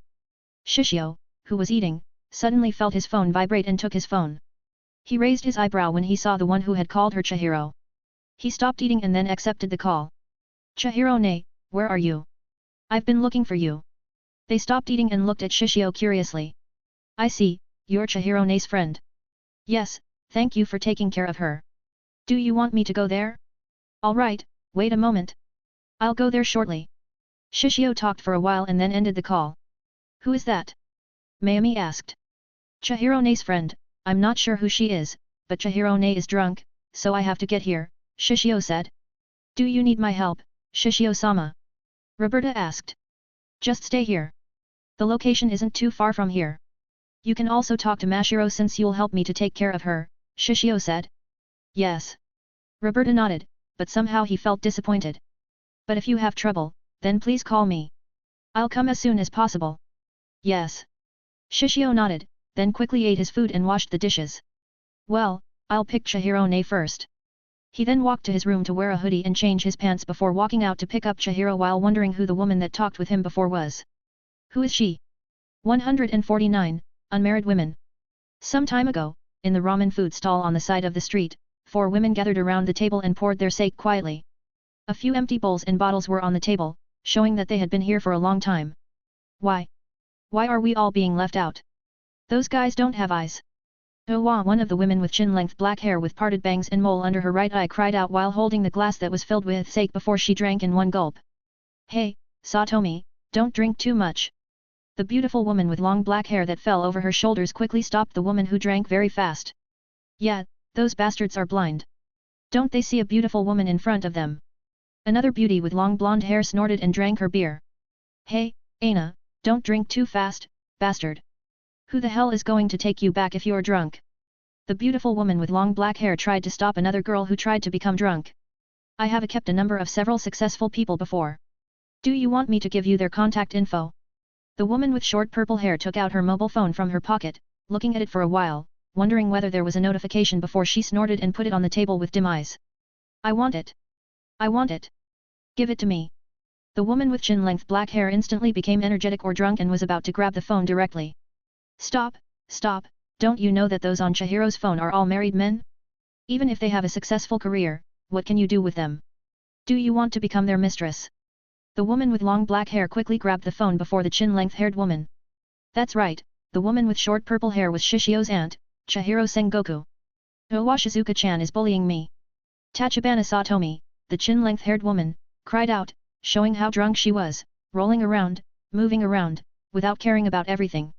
Satomi, even if you want to get married, you shouldn't choose those married men or those who have children.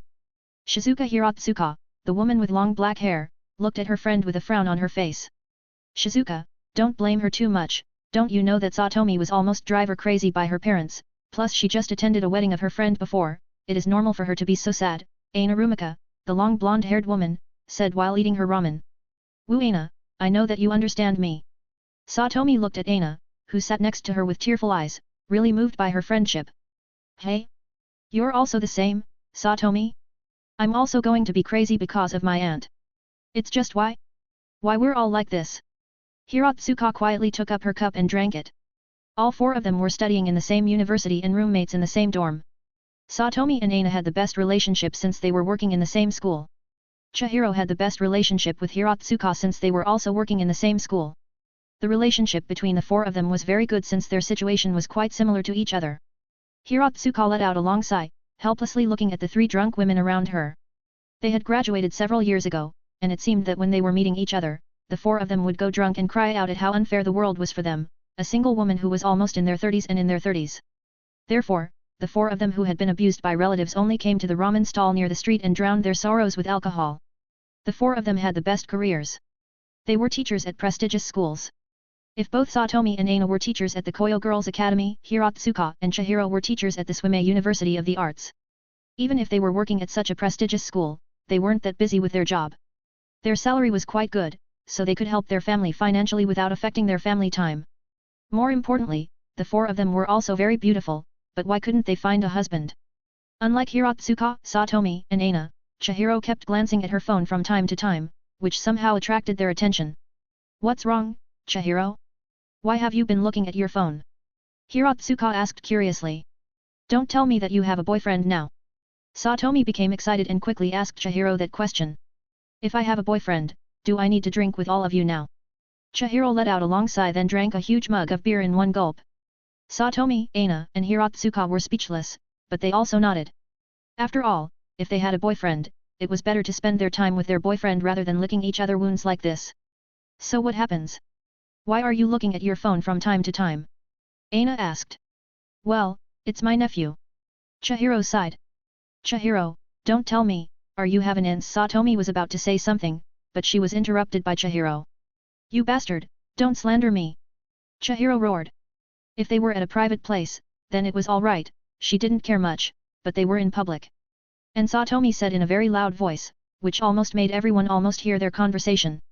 Satomi, you're watching too much anime. There's no way for an aunt and nephew to be together in real life, Aina said and patted Satomi's shoulder. Chihiro was silent, but she didn't say anything. What's wrong with a nephew? As long as there's love, you can do anything. Satomi refuted without hesitation. Aina and Hirotsuka knew that this woman was so drunk. Chihiro looked at Satomi, but she didn't say anything, drinking her beer quietly. So, what's wrong with your nephew? I have heard that he has the highest score on the entrance exam of the Swimei University of the Arts, and from what I have heard from the girls in my class, he's very handsome, is that true? Hiratsuka asked curiously. Personally, she had never seen Shishio. Still, he was just coming to Tokyo, right? Has he become accustomed to staying in Tokyo? Or has he caused trouble for you? What? Chihiro, is your nephew very handsome? Can you show me his photo? Satomi directly asked. Shishio. Chihiro was stunned when everyone suddenly talked about her nephew since, if possible, she didn't really want to talk about him. What's the matter? Has he become a delinquent? And that honor student is just his disguise or something? Aina asked, thinking of some plot on the TV drama that she had just watched. After all, Chihiro's expression was quite weird, so she couldn't help but ask. The four of them were teachers, after all, so they were quite accustomed to the trouble of the students, even Aina was also a delinquent in her youth. Chihiro looked at the three of them, who had an eager expression, then let out a sigh. No, he's very good, he's very helpful, he cooks me food, and it seems that he becomes the leader of his class quickly, but it is also because of this matter that there are too many girls around him. The hand that held the mug subconsciously became tighter. Satomi, Aina, and Hiratsuka were wondering why they felt that Chihiro seemed to be jealous. And somehow, he's a bit different from his childhood time, Chihiro said with a sigh. Isn't that normal? He has grown up, after all, and I don't see a problem with this, Aina said, looking at Chihiro, wondering whether this woman had really fallen for her nephew. Still, she had to admit that she was a bit jealous of Chihiro since someone would cook her food when she usually ate cold food from the convenience store. Not only Aina but Hiratsuka and Satomi were the same. After all, having warm food that was prepared for them was different from eating food from the convenience store. If it's just that, then I won't be troubled, but Shishio, how to say? Chihiro wasn't sure how to describe Shishio since she had to admit that this guy was a perfect husband candidate for her, except his status as her nephew, of course. Well, let's talk about it slowly. I wonder what makes you troubled by him, Satomi asked excitedly, wondering about Chihiro's nephew. The situation is like this. Since I picked him up from the station that day, he was like. Chihiro told all the things that had happened in the past few days to her three friends, but of course, she didn't tell all of them since she didn't want them to know that she saw him naked in the bathroom. The three women looked at each other, and suddenly they didn't know what to say. If Chihiro wasn't the one who told them, then they wouldn't believe it. After all, such a man could only come out from the novel, right? So, whether it's cooking, drawing, learning, and he even learns Bajikwan. Chihiro, are you sure that you are not joking around? Hiratsuka was really in doubt, wondering whether Chihiro was really telling the truth. What's Bajikwan? Satomi asked curiously. Martial arts from China, Aina said. Oh. Satomi nodded. If you don't believe it, what can I do? Chihiro spread her hands indifferently, drank her beer again, and rubbed her dizzy head. The three women weren't sure what to say, but they still couldn't believe it, after their common sense couldn't accept it, and they doubted that there was such a monster in this world, but they could see that Chihiro didn't seem to tell them lies. So what's the problem? He's so good, right? Aina asked. Well, I'm not really sure, but I'm just a bit worried about him that he has always come out at night then return at midnight, even yesterday, he has decided to stay outside, without even calling me. Chihiro let out a sigh, then drank her alcohol. He has said that he's going to meet his grandpa's friend, so I'm not worried, but he hasn't called me after all. Well, he has become a delinquent, Aina said without hesitation. Hey, that might not be true. He might really be meeting with his grandpa's friend, Satomi said. Should I talk with him? Hiratsuka asked since she was a guidance counselor at Shishio's school. No, it is all right. I can talk with him by myself, Chihiro said. By the way, what is his grandpa's job? Satomi asked curiously. General at JSDF, Chihiro said simply. Satomi, Aina, and Hiratsuka. Ahem, Chihiro, our relationship is very good, right? Satomi looked at Chihiro with a sweet smile. If you have something to say, just say it, don't be like this. Chihiro slapped Satomi's hand and shuddered. Chihiro, your nephew. Oga-kun, does he have a girlfriend? Satomi tried to make her smile look better. The other three women were stunned since they didn't expect Satomi to dare to do it. Satomi, have you forgotten that you're just a few years younger than me? Chihiro looked at Satomi speechlessly. She had treated her like a best friend, but this woman wanted to become her niece. She really wanted to flip the table somehow. She wanted to curse a few more words, but she felt her eyes became dizzier and dizzier, and then her consciousness was slowly drifting away.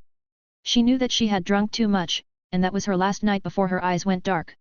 I don't mind at all. After all, we're all good sisters. Isn't it better to choose someone you know rather than let him date a random girl?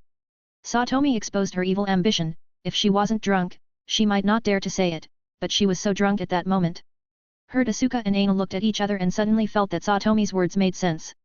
After all, a man like Shishio was simply impossible to appear in reality if they didn't grab him, then someone would grab him from them, but... The two of them withdrew their gazes with red cheeks, secretly cursing, wondering whether they were crazy or if they might have drunk too much. Chihiro, just introduce me to him. What if he likes me by then? Chihiro, Chihiro, et. Satomi called out for a while and suddenly realized that Chihiro was there, lying on the table, sleeping. Chihiro. After seeing Chihiro lying on the table, Hiratsuka also yelled anxiously and shook her, but Chihiro didn't give her a response, only sleeping soundly there like a baby. Chihiro is drunk. What should we do? Aina looked at the two people. How about, let her nephew pick her up? Satomi said and quickly became excited. What? Hiratsuka and Aina were surprised, but they had to admit that it was a great idea in their heart, but unlike Satomi, who had become a nympho, they just wanted to meet this monster-like young man in Chihiro's mouth. Really, they weren't lying at all. Let me see her phone. Satomi grabbed Chihiro's phone on the table directly.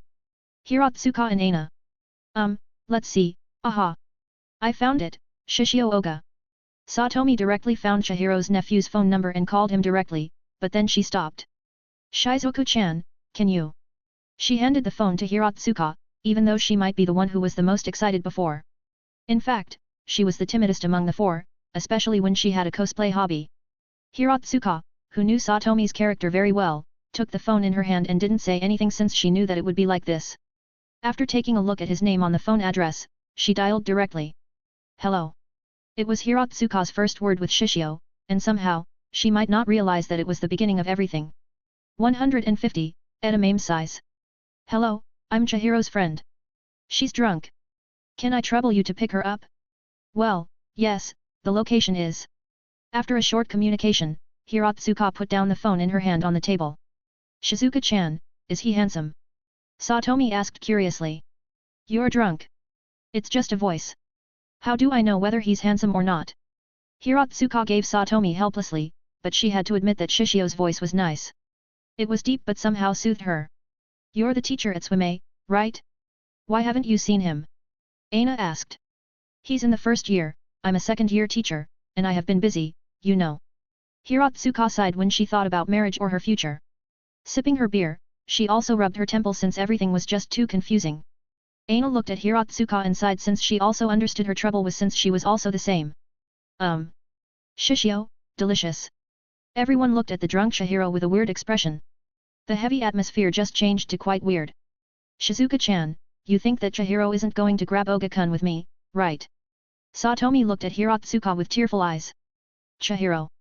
Aina looked at the drool from the corner of Chihiro's mouth with a frown, wondering what this woman dreamed about. Satomi, are you kidding? Chihiro is Oga-kun's aunt.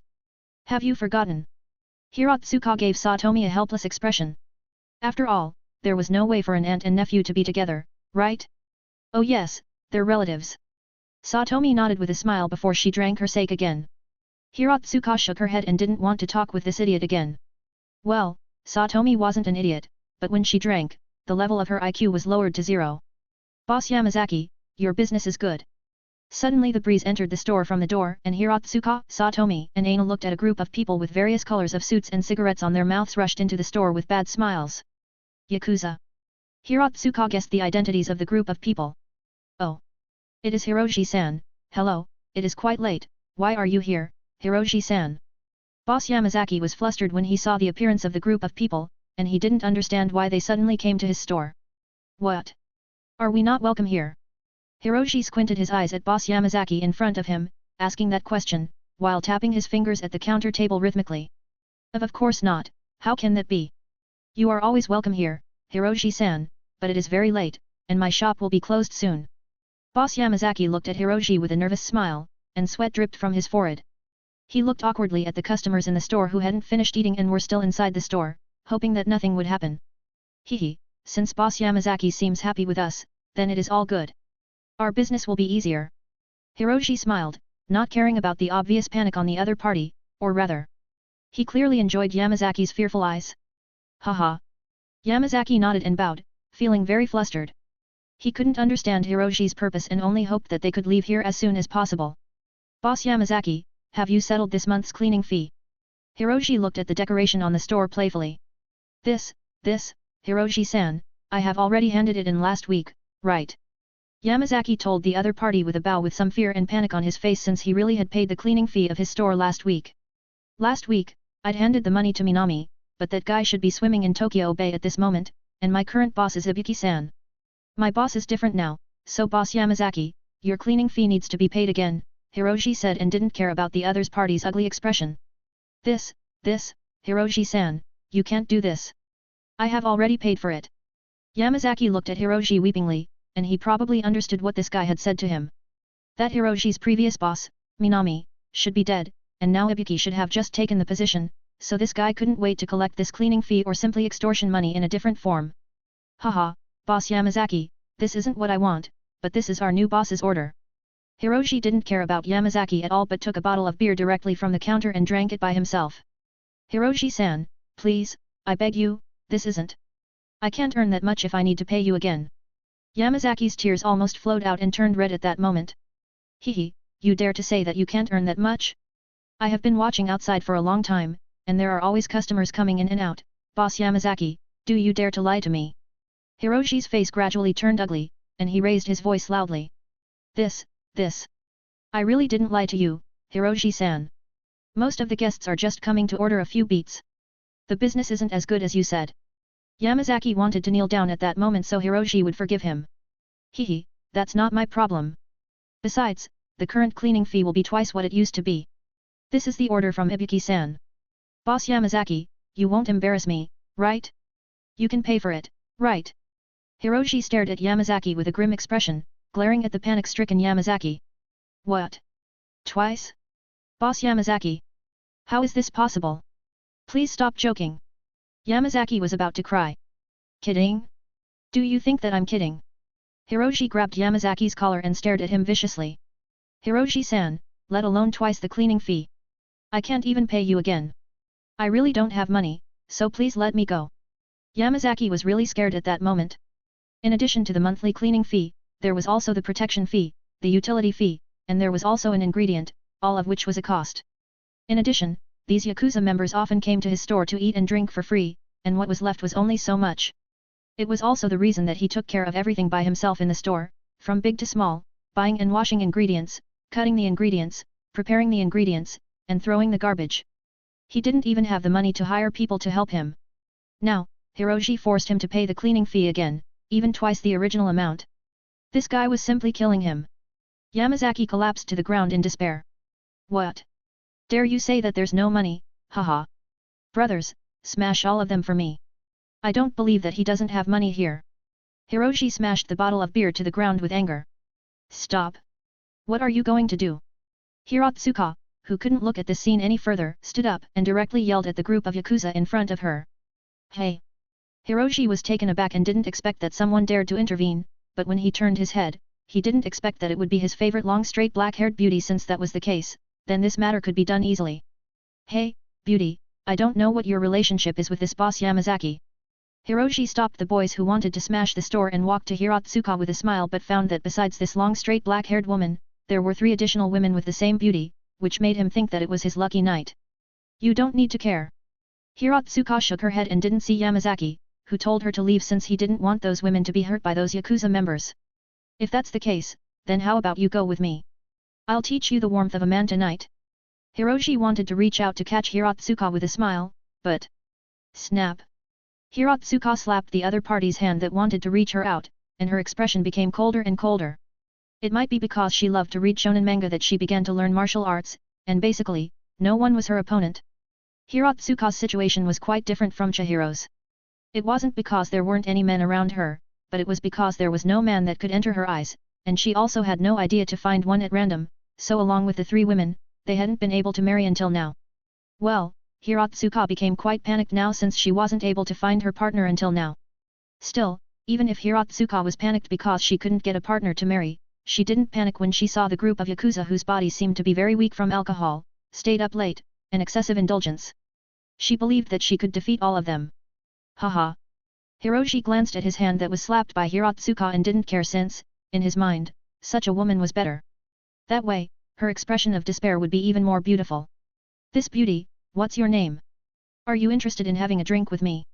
Hiroshi ignored the cold and disgust from the other party's eyes, but instead sat down on the stool next to Hiratsuka, and took the bottle of sake from the counter, 2 sake cups, and poured them there. Leave and get out of here and promise me not to bother the boss in this place again. Hiratsuka ignored the other party's words but sternly told him to get out. Hehe, don't be too excited, come, sit down, and have a drink with me. Maybe if I'm happy, I might just leave like this. Hiroshi didn't care about the other party's words and pushed one of the cups to Hiratsuka. Hiratsuka didn't speak or drink but quietly looked at Hiroshi and clenched her fists, ready to teach him a lesson that he shouldn't underestimate her. Beauty, don't be so excited. My name is Hiroshi Oda, a leader of the Kitakata family. Since it is our first meeting, how about we go out after this so we can get to know each other? Hiroshi smiled and looked at Hiratsuka, thinking that she would be amazed by his identity, but the result disappointed him. Even if she knew his identity, she didn't even have any reaction. This made him, who had always been respected, feel gloomy inside, and his face also started to get ugly. He looked at the subordinates that he had brought behind him and looked at Hiratsuka with an ugly expression. Haha, beauty, have you ever thought that if I leave today, my little brothers are going to come again?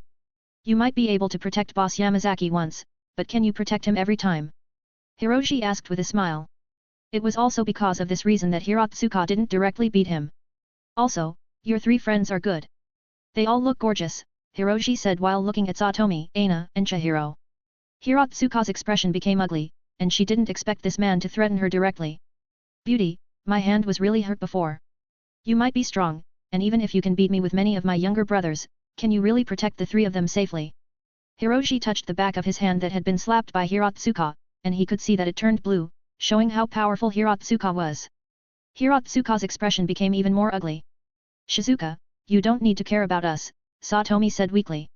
Aina's expression also became ugly. In fact, the 4 of them had encountered similar situations several times. Still, each time they were quickly resolved by Hiratsuka, so for a long time, they had been very confident with Hiratsuka's power, so they thought that this time would be the same, but they didn't expect that this time would be so difficult. Beauty, you drink this cup of sake, then I'll leave immediately, and I won't even come here again this month, alright? If you drink this, the cleaning fee for Boss Yamazaki will be paid this month. What do you think? Hiroshi showed a kind smile and pushed the cup of sake to Hiratsuka again. Shizuka, you can't drink.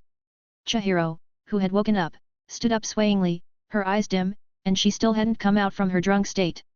Hiratsuka glanced at the 3 of them and gave them a relief expression, then grabbed the cup of sake on the table and drank it directly.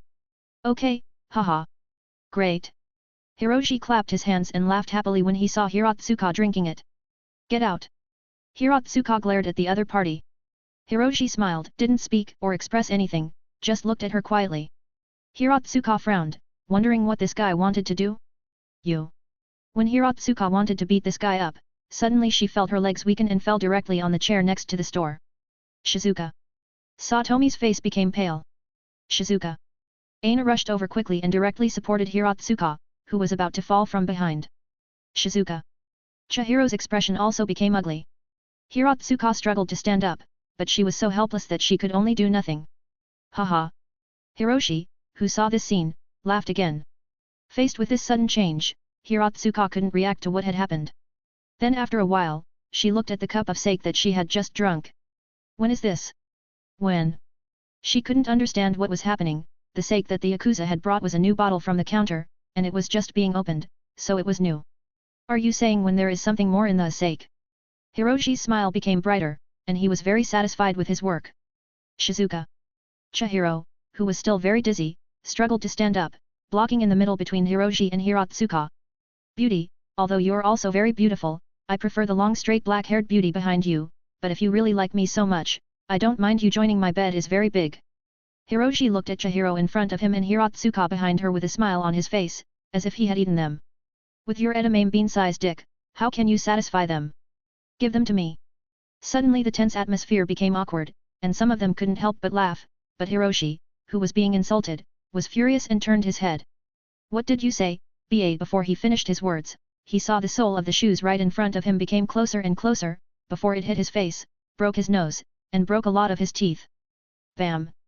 Hiroshi was thrown and fell to the ground.